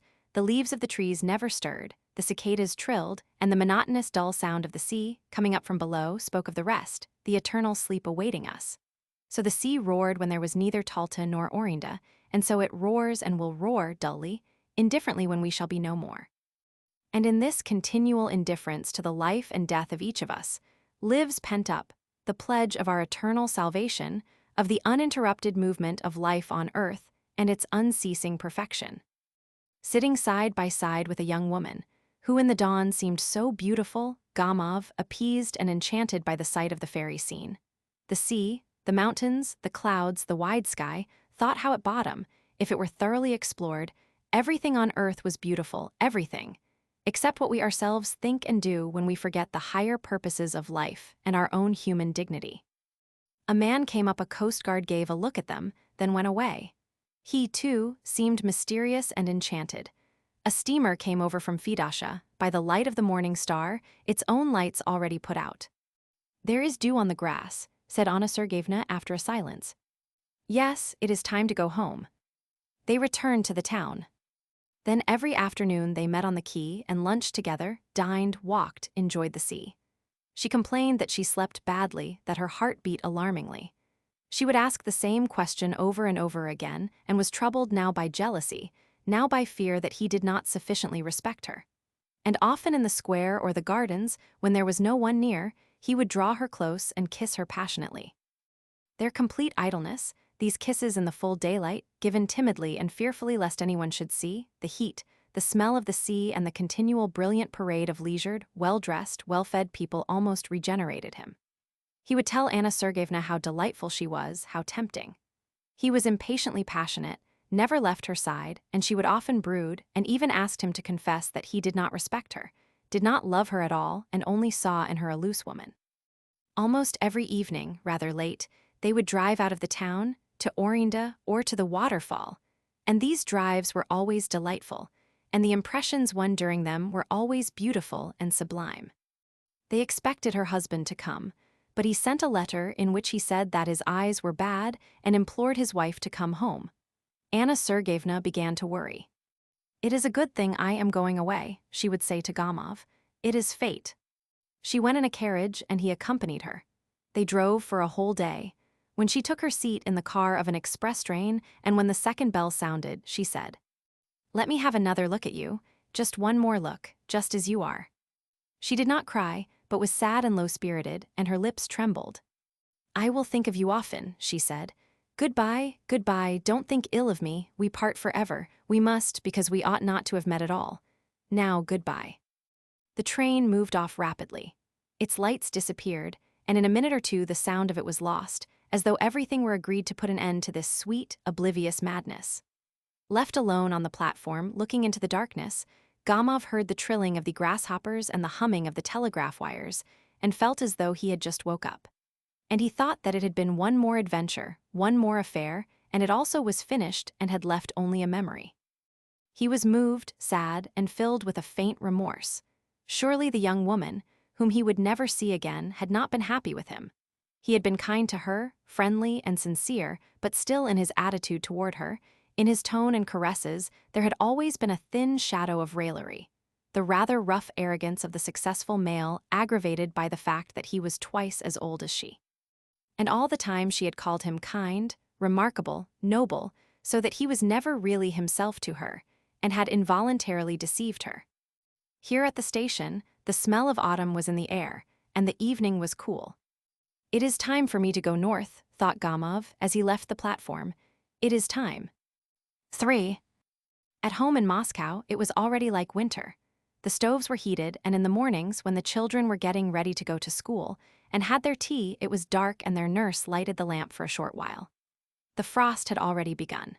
When the first snow falls, the first day of driving in sledges, it is good to see the white earth, the white roofs. One breathes easily, eagerly, and then one remembers the days of youth. The old lime trees and birches, white with hoarfrost, have a kindly expression. They are nearer to the heart than cypresses and palm trees, and with the dear familiar trees, there is no need to think of mountains and the sea. Gamov was a native of Moscow.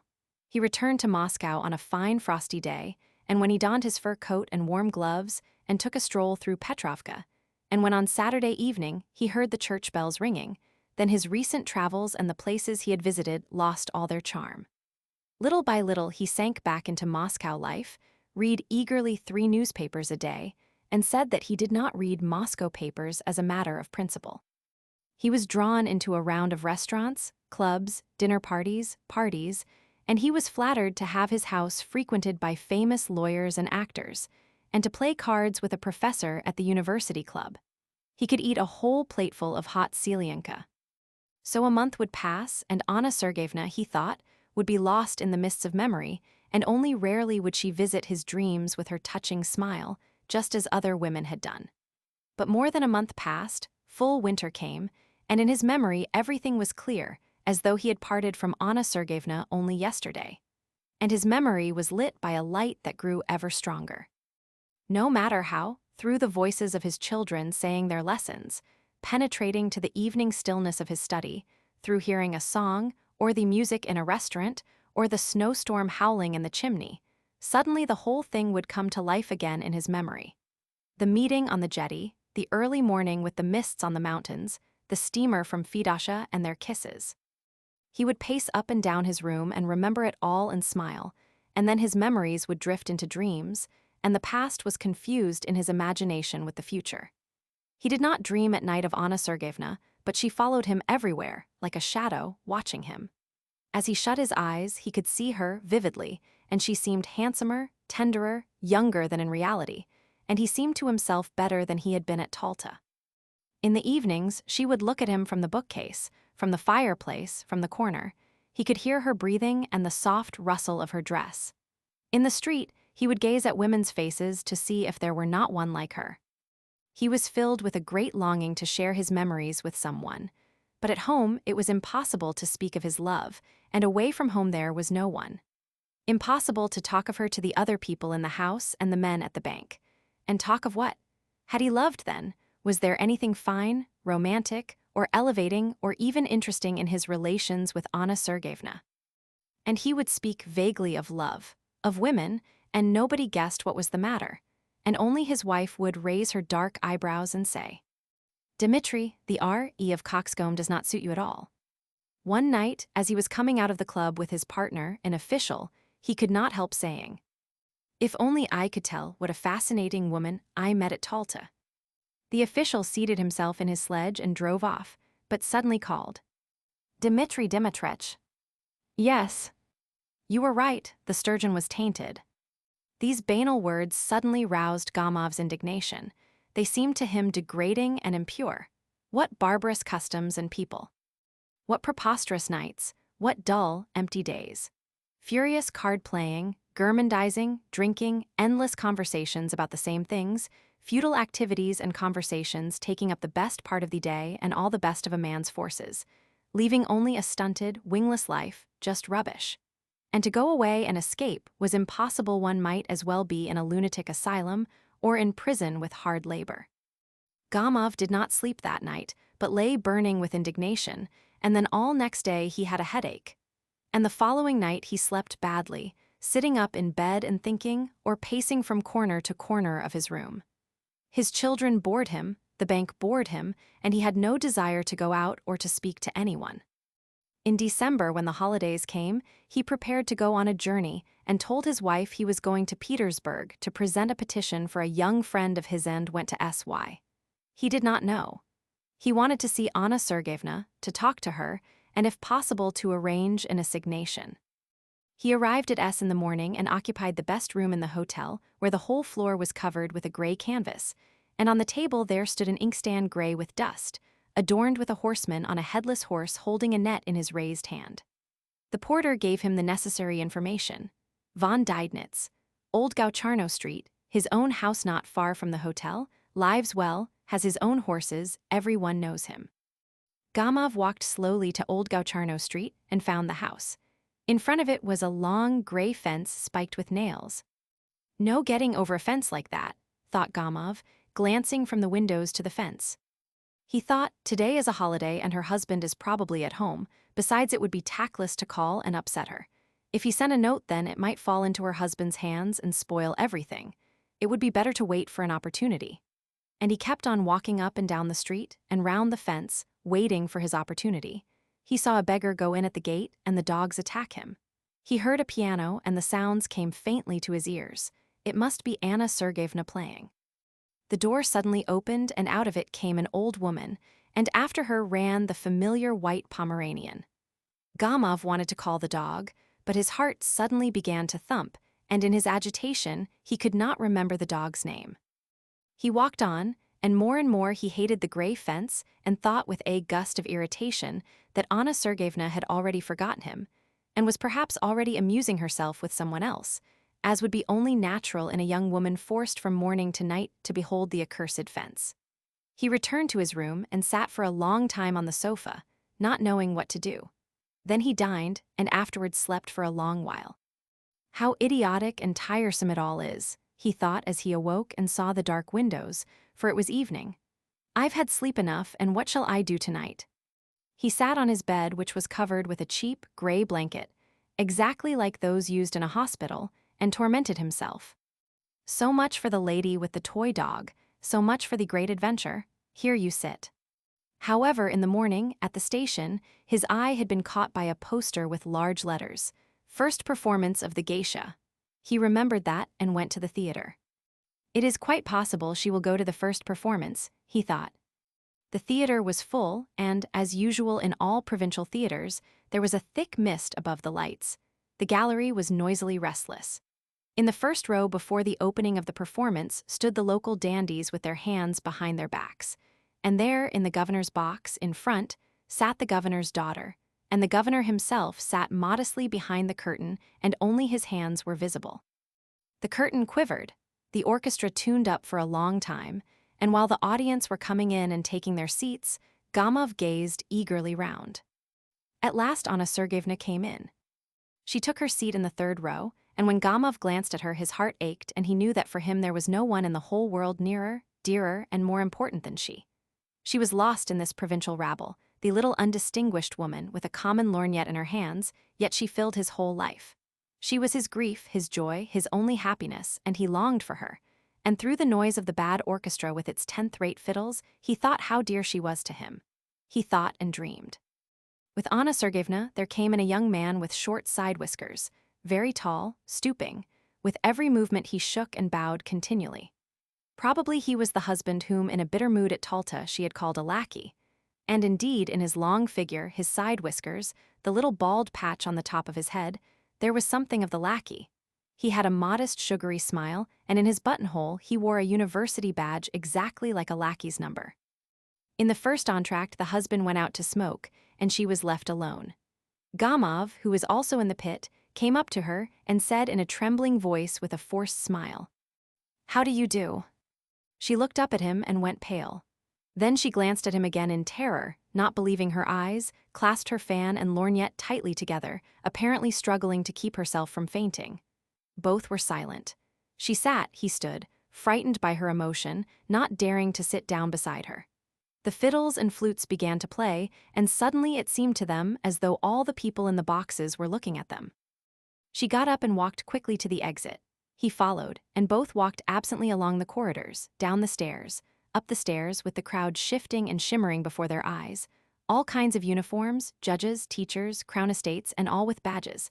Ladies shone and shimmered before them, like fur coats on moving rows of clothes pegs, and there was a draught howling through the place laden with the smell of tobacco and cigar ends. And Gamov, whose heart was thudding wildly, thought, "Oh Lord, why all these men in that beastly orchestra?" At that very moment, he remembered how, when he had seen Anna Sergeyevna off that evening, at the station he had said to himself that everything was over between them, and they would never meet again. And now how far off they were from the end. On a narrow, dark staircase over which was written, "This way to the amphitheater," she stopped. "How you frighten me," she said, breathing heavily, still pale and apparently stupefied. "Oh, how you frighten me, I am nearly dead. Why did you come, why?" "Understand me, Anna," he whispered quickly. "I implore you to understand."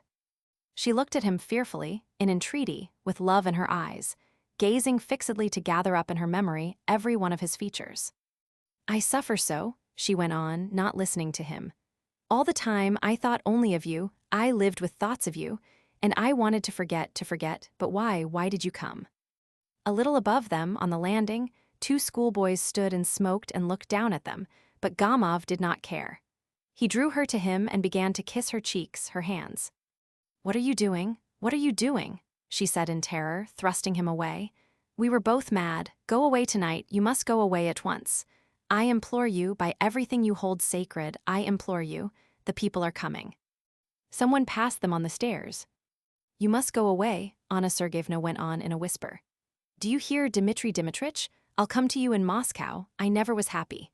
Now I am unhappy and I shall never, never be happy, never. Don't make me suffer even more. I swear I'll come to Moscow, and now let us part. My dear, dearest darling, let us part."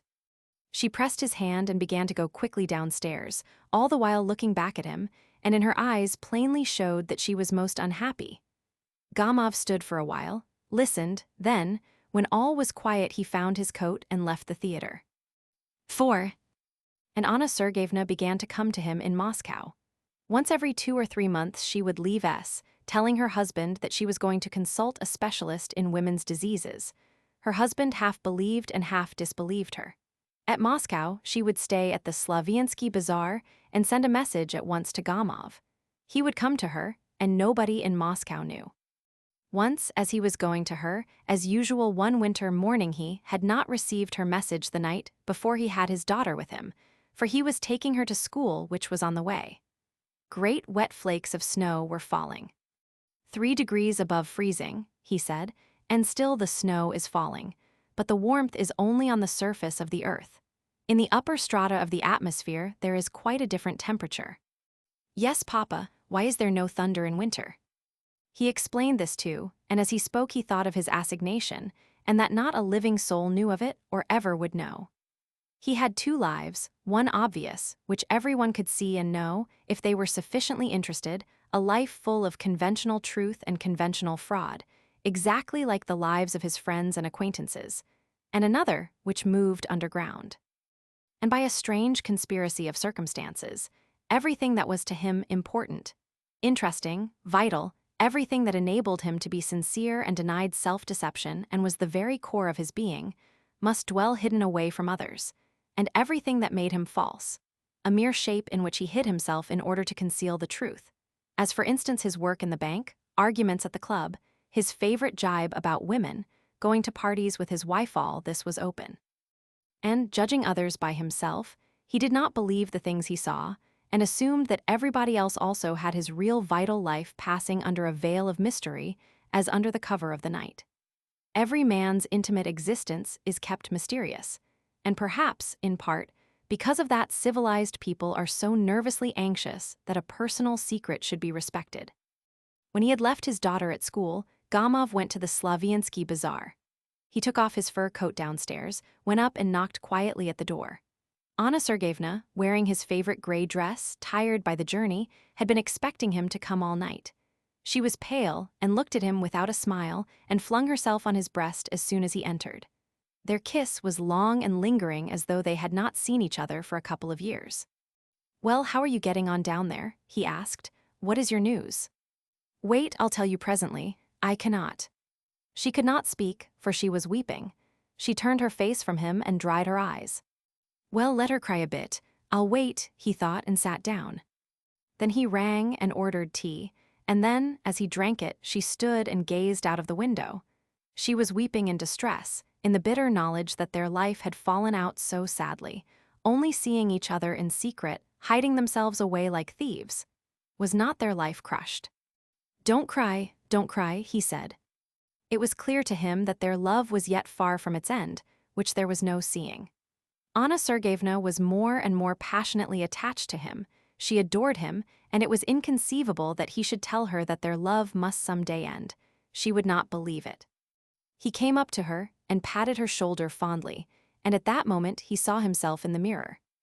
His hair was already going gray, and it seemed strange to him that in the last few years he should have got so old and ugly. Her shoulders were warm and trembled to his touch.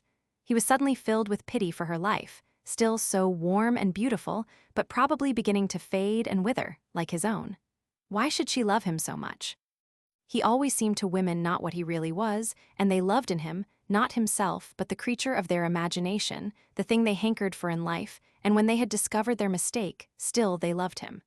And not one of them was happy with him. Time passed, he met women and was friends with them, went further and parted, but never once did he love. There was everything but love. And now at last, when his hair was gray, he had fallen in love, real love for the first time in his life. Anna Sergeyevna and he loved one another, like dear kindred, like husband and wife, like devoted friends. It seemed to them that fate had destined them for one another, and it was inconceivable that he should have a wife, she a husband. They were like two birds of passage, a male and a female, which had been caught and forced to live in separate cages. They had forgiven each other all the past of which they were ashamed. They forgave everything in the present, and they felt that their love had changed both of them. Formerly, when he felt a melancholy compunction, he used to comfort himself with all kinds of arguments, just as they happened to cross his mind, but now he was far removed from any such ideas. He was filled with a profound pity, and he desired to be tender and sincere. "Don't cry, my darling," he said. "You have cried enough. Now let us talk and see if we can't find some way out." Then they talked it all over, and tried to discover some means of avoiding the necessity for concealment and deception, and the torment of living in different towns, and of not seeing each other for a long time. How could they shake off these intolerable fetters? How, he asked, holding his head in his hands. How? And it seemed that but a little while and the solution would be found, and there would begin a lovely new life. And to both of them, it was clear that the end was still very far off, and that their hardest and most difficult period was only just beginning.